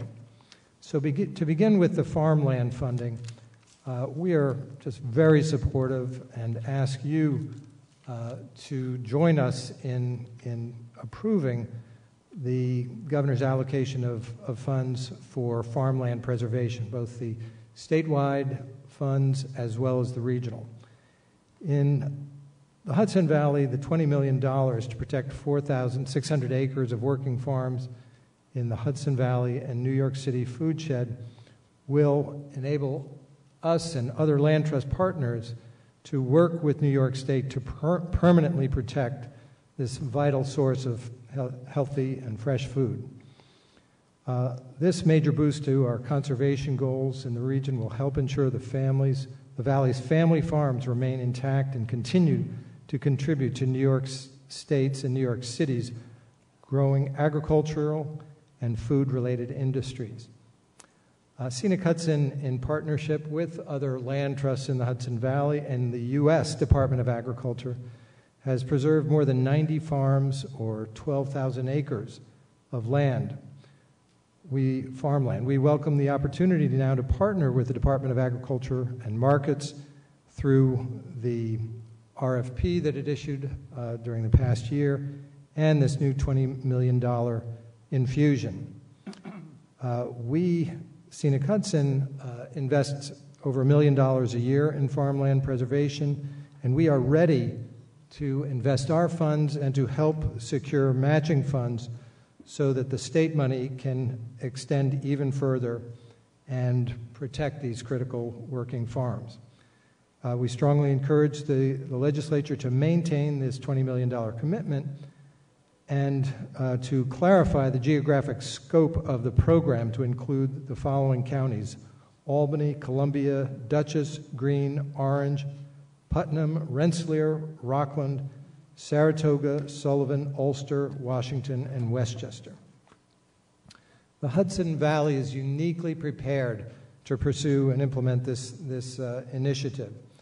In 2013, Scenic Hudson performed a first-of-its-kind comprehensive study outlining plans for protecting the region's productive agricultural lands.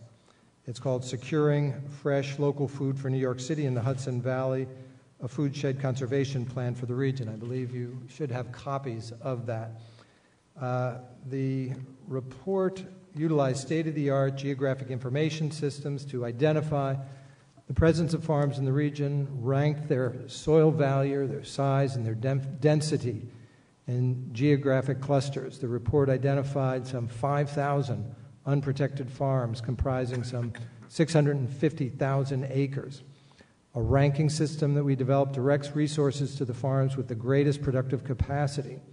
As far as we know, this is a first of its kind in the nation.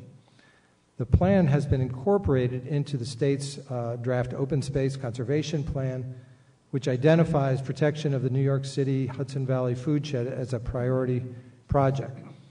It's also been adopted into the Mid-Hudson Regional Economic Development Council's strategic plan, as well as the Mid-Hudson Consortium's Regional Sustainability Plan. So everybody is working together. Everybody believes that a public-private partnership is crucial to secure this land. Much of this food is going to New York City, to green markets, to soup kitchens in all the boroughs, addressing the food deserts, the issue of obesity. And so this will have a real strengthening impact on the relationship and viability of those farms that are an extremely important source of food for New York City as well as the Hudson Valley. So conservation will improve the viability of the farms, preserve scenic working landscapes. It drives a multi-billion-dollar tourism industry, safeguards wildlife habitat and environmentally sensitive areas, including local aquifers and drinking water supplies. And it keeps the lid on local taxes. Typical farm requires just 37 cents in municipal services for every dollar of taxes they pay. It will also help New York City gain access to this fresh, healthy produce and stem the tide of the loss of agricultural land that you heard about earlier today. The Hudson Valley is unique in both the soil quality, the viability of the farms, and the degree of threat from suburban development on New York City's edge. So, turning to the Environmental Protection Fund, we concur with what you've heard today. We're thrilled about the increase of $10 million and the benefits that this brings. You should have before you a report that we and our partners develop, Land Stories, Creating Jobs, Building Healthier and More Resilient Communities. We are concerned that the governor's increase comes at the expense of the RGGI funds and urge you to work with the executive to look to the real estate transfer tax. We're also supportive virtually across the board of what Riverkeeper said about the importance of increasing the funds available for The oil spill fund, we have grave concerns with 50 miles of CSX railroads running immediately adjacent to the Hudson River, and tanker ships carrying as much crude oil as the Exxon Valdez running up and down the river daily. And we can note that one of the first of those to carry the Bakken crude down the Hudson ran aground, punctured one of its holes, and could have caused an Exxon Valdez type spill. We urge the same as Riverkeeper, a $350 million fund rather than just a $40 million cap. Finally, the governor has proposed $1.5 billion in upstate economic development to be divided among 3 winning regions.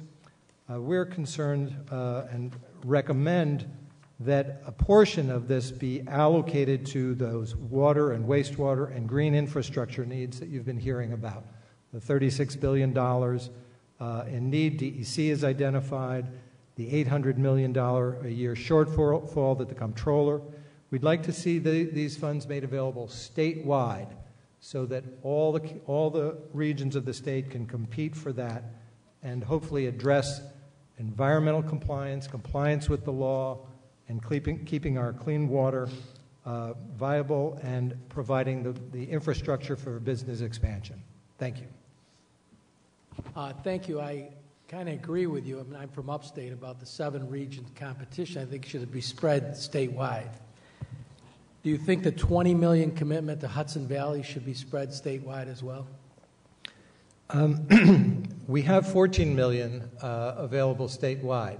And as I indicated, Senator, the Hudson Valley is uniquely positioned to implement this $20 million plan within the Hudson Valley. We have the blueprint.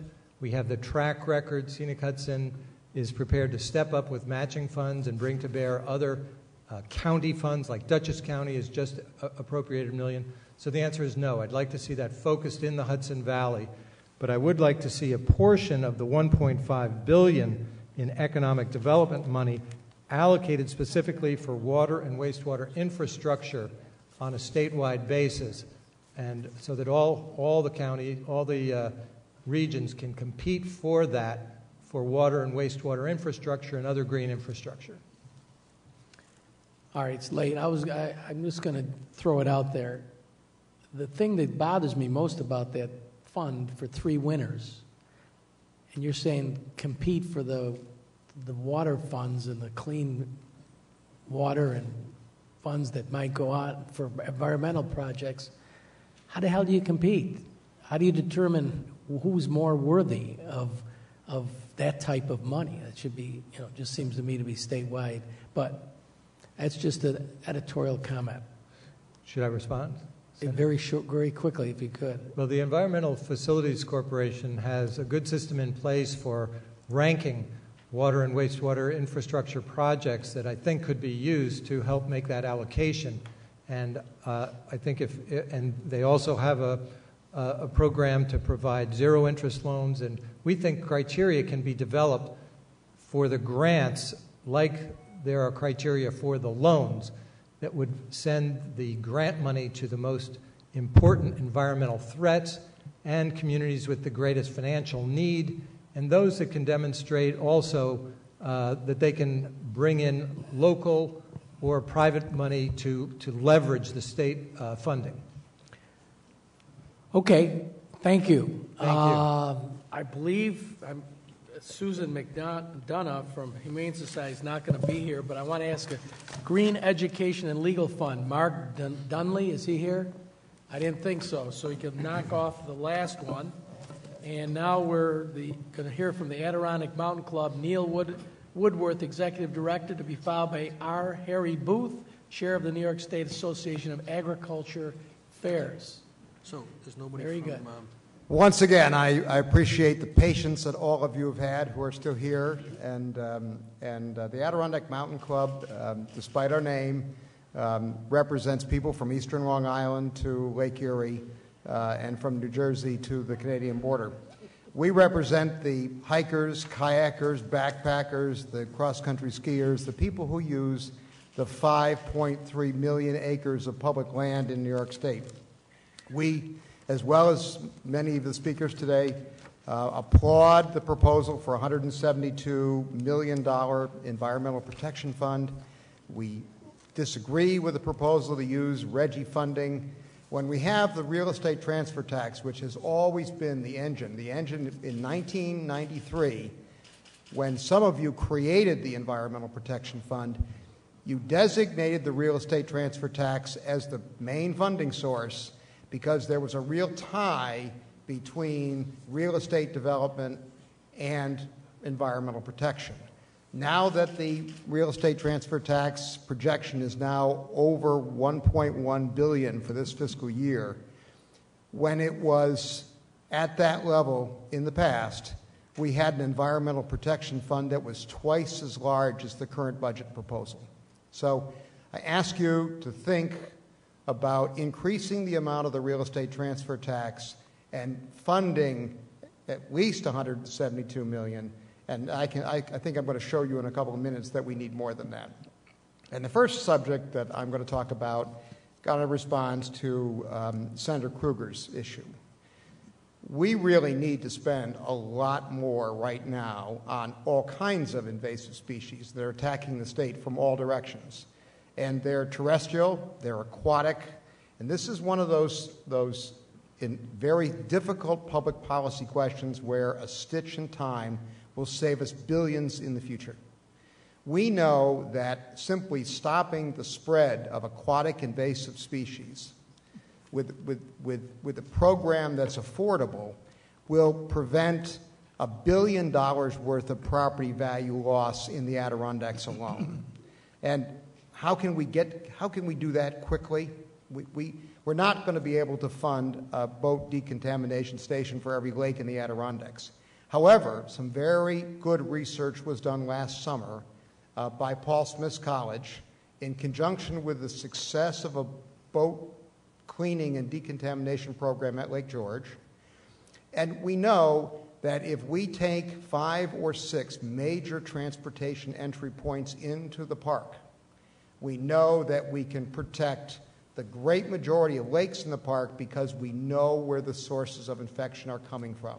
And if we put them on Route 30 and Route 3 and some of the other great travel venues into those Adirondack lakes, and you can do that kind of research in any part of the state threatened by aquatic invasive species. And I'm thinking particularly in the Finger Lakes. Because if we get hydrilla in more than Cayuga Inlet and the lower part of Cayuga Lake, you'll see massive property value loss in the Finger Lakes. Terrestrially, we have dangerous tree species like the emerald ash borer and the Asian longhorn beetle. We are a hiking and recreational club. We are training our members to recognize those species while they're hiking and while they're paddling so that they can report to DEC.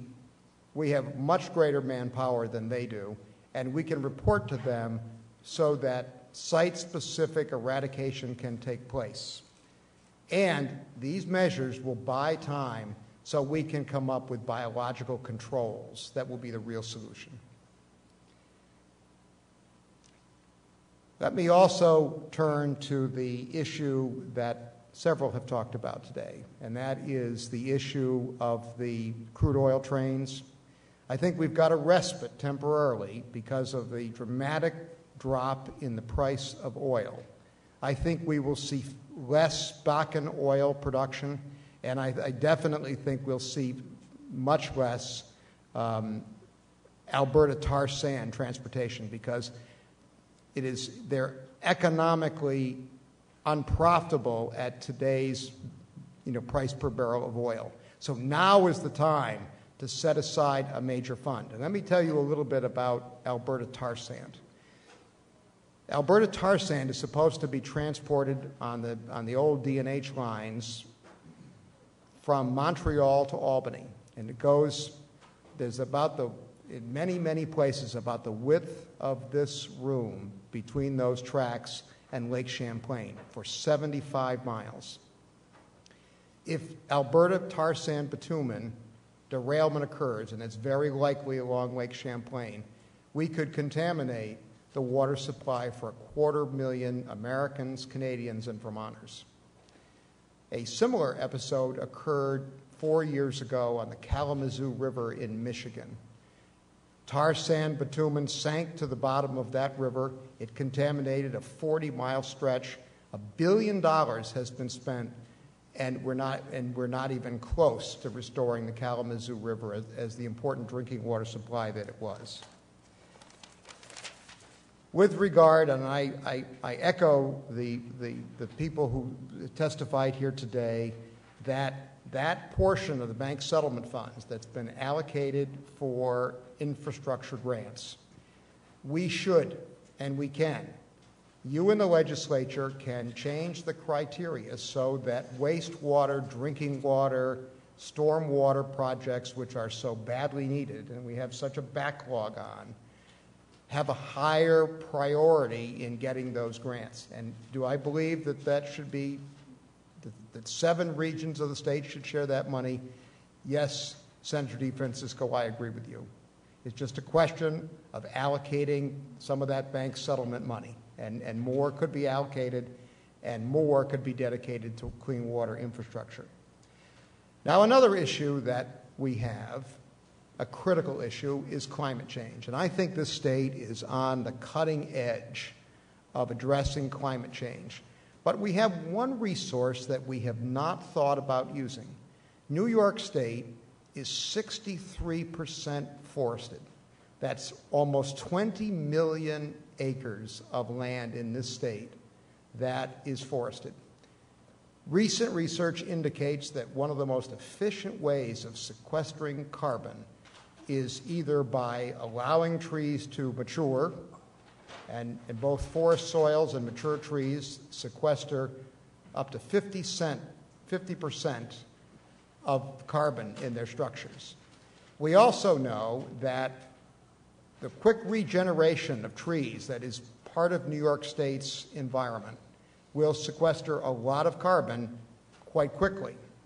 And if we change our forest practices policies, and right now DEC is thinking and organizing to change our forest tax policy, and if we organize that so that we prioritize the sales from state lands, and yes, Senator Kruger, from New York City's great watershed lands, which they cut a lot of trees on, and we incentivize cutting for furniture or dimension lumber, that locks up the carbon.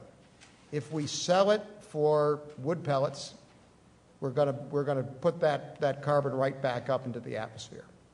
So we can do a lot. 14 million acres of those forests are privately owned, and people need help to keep those forests. And we could incentivize, with the right forest tax program, locking up that carbon and contributing to the fight against global warming. So I ask you to think about that.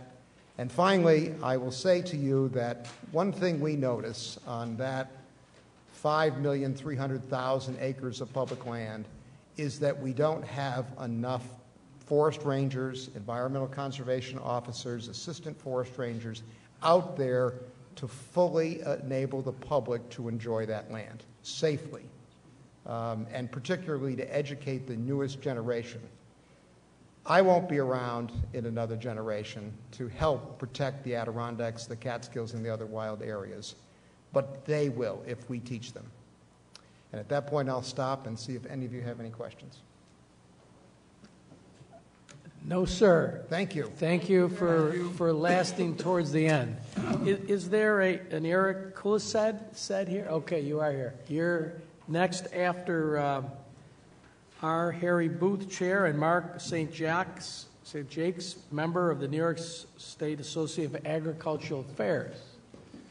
And you're going to say great things about renovating the New York State Fairgrounds, I would assume. No.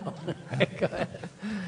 Thank you very much, and I certainly appreciate you staying here this afternoon and giving us this opportunity to speak to you. Thanks for sticking it out, too. I'm going to just paraphrase this testimony that I have rather than reading the whole thing. I have with me, as you said, Mark St. Jacques. We are both past presidents of the New York State Fair Association and are now the legislative committee acting on their behalf. And first, I'd like to thank the both houses of the legislature. Last year, you were kind enough, and we have many friends in the legislature, you were kind enough to increase the premium dollars to the $500,000 level. And I can't even begin to tell you how much good that did to the young people in the state that enter in New York State fairs.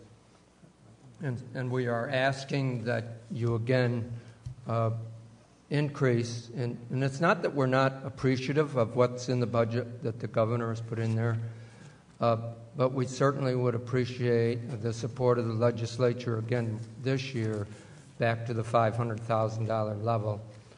My wife and I had an opportunity this past year to visit 22 of the fairs across New York State. And one of the things that we found that was universal throughout the industry was the pride that these young people have in the fair, in their exhibits, and in their fairs, and in being able to exhibit there.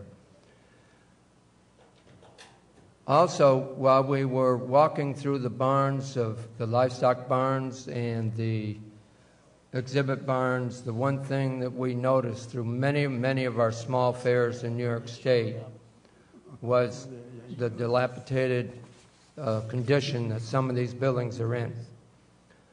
And it is for that reason that we are asking for an additional $500,000 in a line item.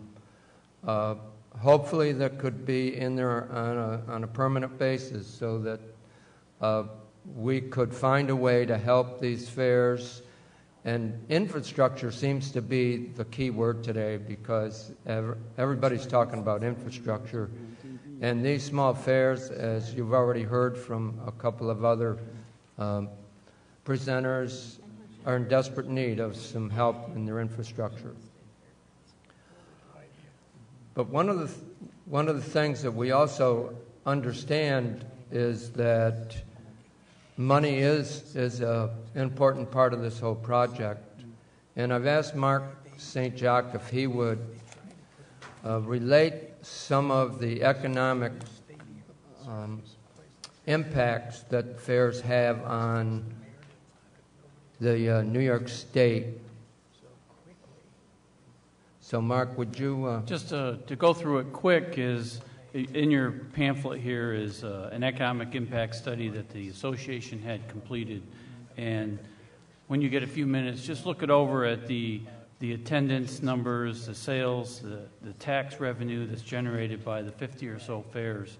The other thing, too, is it was mentioned earlier, probably more importantly in being the hour, was the deep-fried Twinkies, the sausage sandwich, and, all those things that make your community fair just one of those things you look forward to going to. So we want to keep this short because we know that either we're last or next to last. So I think it's important to look at these are community events that really involve the youth, and we need to continue so that there's fairs that will continue to... we've already lost one fair, Monroe County, which is closed just because of financial need and no support of their community, so we don't want to lose any more. Thank you very much. Just one quick comment. I think you have a great chart on the back. It would help your case, which I happen to agree with, to just do a total at the bottom so that you see the full impact across the state, how much, so that it's easy rather than somebody trying to add everything up. Mm-hmm. It's just a suggestion. Thank you. Thank you very much. We really appreciate the opportunity to be here, and thank you once again. Thank you. Thank you. Now, Eric Kulisad, Senior Vice President, Director Alliance for New York State Parks, Open Space Institute and Alliance. And we did just also have our final speaker show up. He was smart. He stayed at home and watched it and came here at the right time. I'm a little disappointed because I really hope to be the one to be singing Good Night Irene with you all. Yeah, you wanted to be this featured speaker, didn't you? And I also have to confess that in years past I've been a reader, but today I'm throwing caution to the wind and I'm going to talk plain speaking with all its warts. So if you accept the warts, I'll be plain speaking. You could talk from your heart.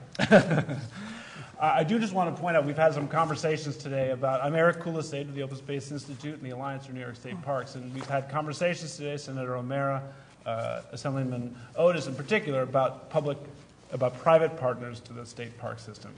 And we are indeed one of those. And I just would highlight as one example, we are in the middle of successfully wrapping up the $2 million private fundraising campaign that will be mixed with $4 million in state funding to build a nature center at Letchworth State Park, which is obviously that great gorge park in western New York.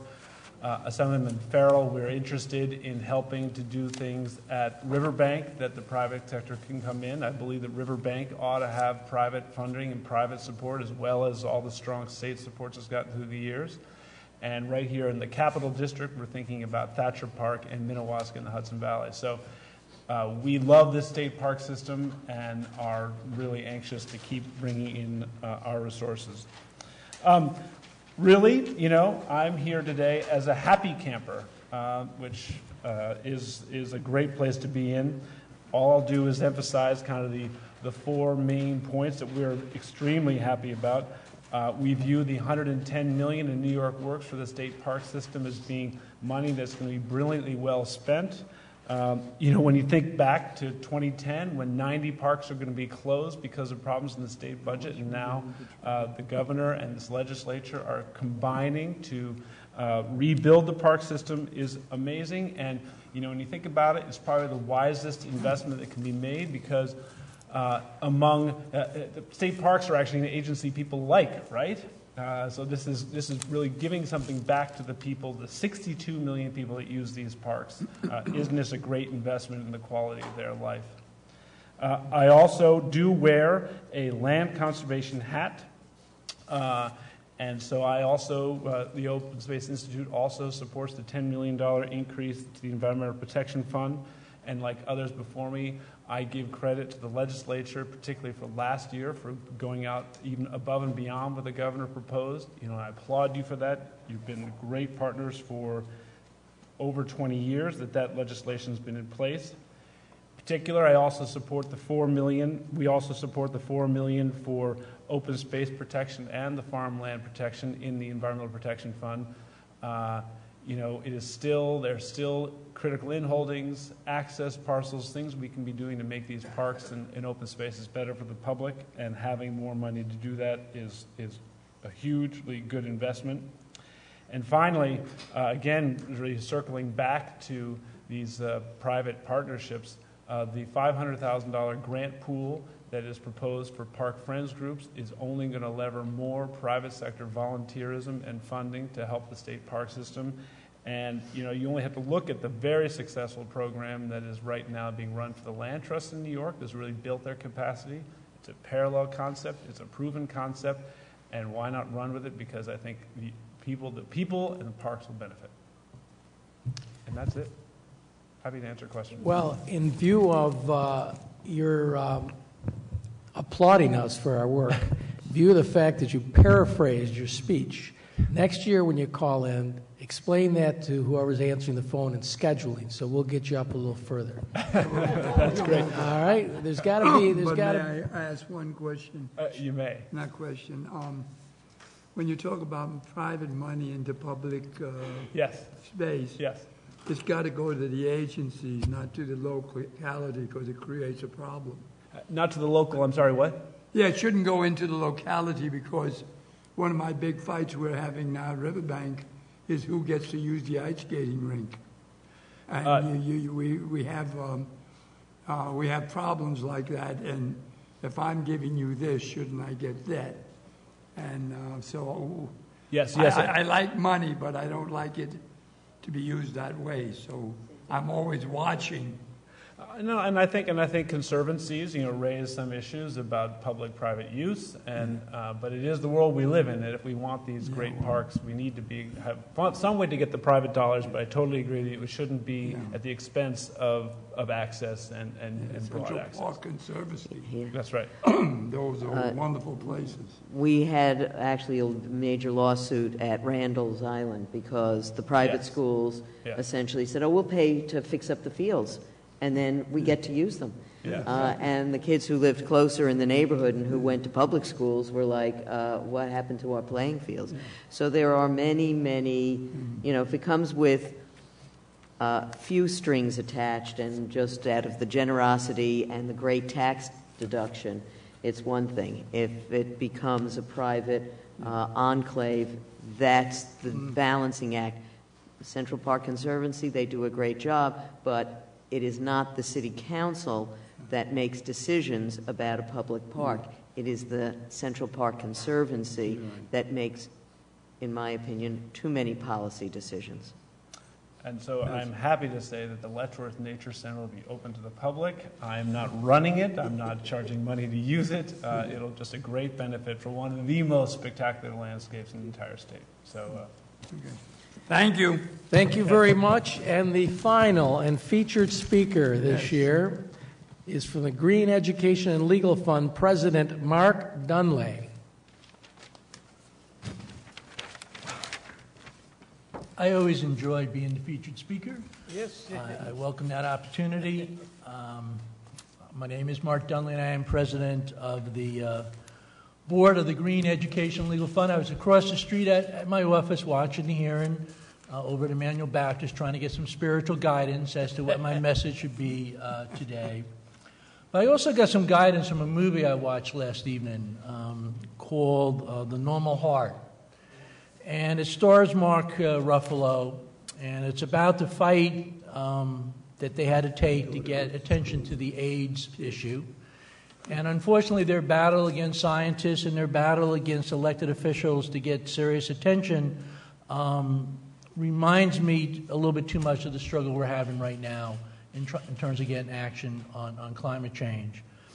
And Mr. Ruffalo is particularly critical to this issue because a couple of years ago he funded a study to look at whether it would be possible for New York State to move to 100% clean, green energy in New York State. He funded a study by a number of professors at Cornell University and Stanford University.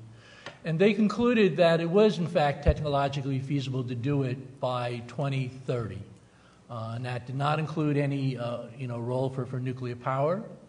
And that what we needed was sort of the political leadership, which I hope that this distinguished panel will be provided to make that occur.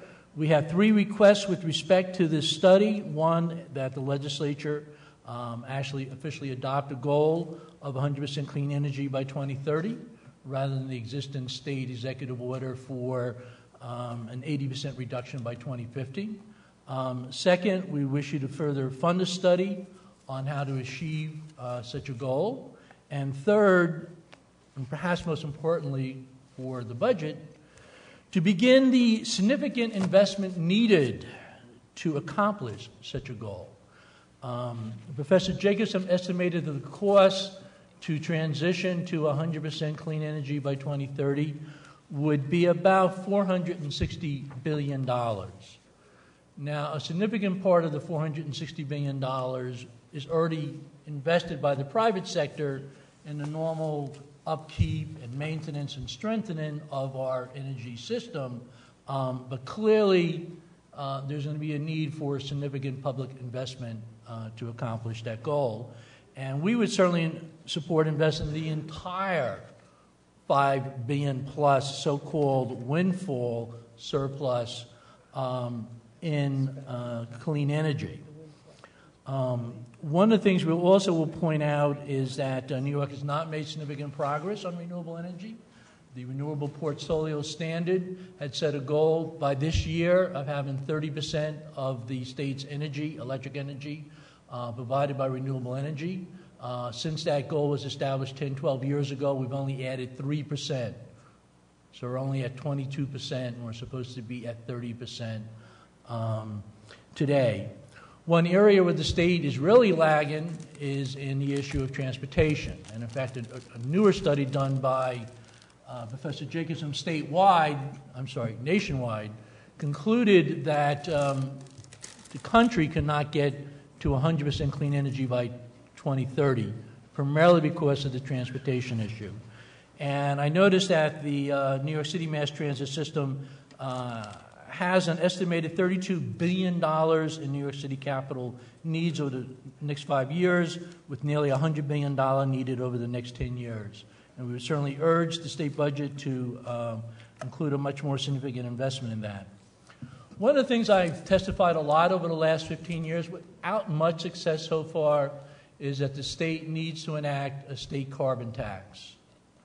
We do have the Regional Greenhouse Gas Initiative, which is a cap-and-trade program.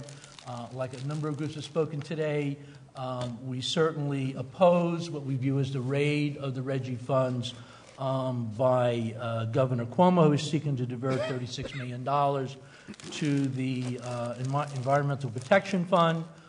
We do support increased funding for the Environmental Protection Fund. In fact, we support a figure of $300 million, but we do not think it should be taken out of money from the RGGI funds. And I will, as a side note, say we were very pleased to see the governor discussing $50 million to purchase farmland, preservation rights, conservation rights. Not entirely clear why he feels it needs to be limited to the southern tier in the Hudson Valley. There's a lot of farmland across the state that needs to be protected. But in general, we oppose the raid of the RGGI funds. I will note that Oregon has done a state study, or at least one of the professors, of doing a carbon tax. Yes, it would be better for the federal government to enact a carbon tax. It would reduce some of the administrative costs to administer it nationally rather than at the state level. But given that it appears like there may be some gridlock in the foreseeable future at the federal level, having the state take some action on a carbon tax would be helpful. I will also note that recent public opinion show that if the proceeds from the carbon tax are devoted to renewable energy, a majority of American voters, including a majority of Republicans, support such a carbon tax. And I think any economist or person who's looked at climate understands that a carbon tax is inevitable if we're ever to survive climate change. And the state deserves credit under Governor Pataki for initiating the Regional Greenhouse Gas Initiative, but we think it's time to move forward and do the carbon tax.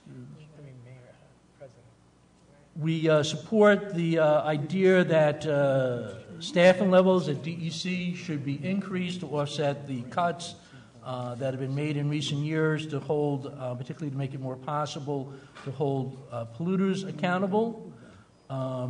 We support the proposal advanced by various environmental groups to provide for long-term secure funding to restore the state Superfund program, such as the tune of $120 million a year for 10 years.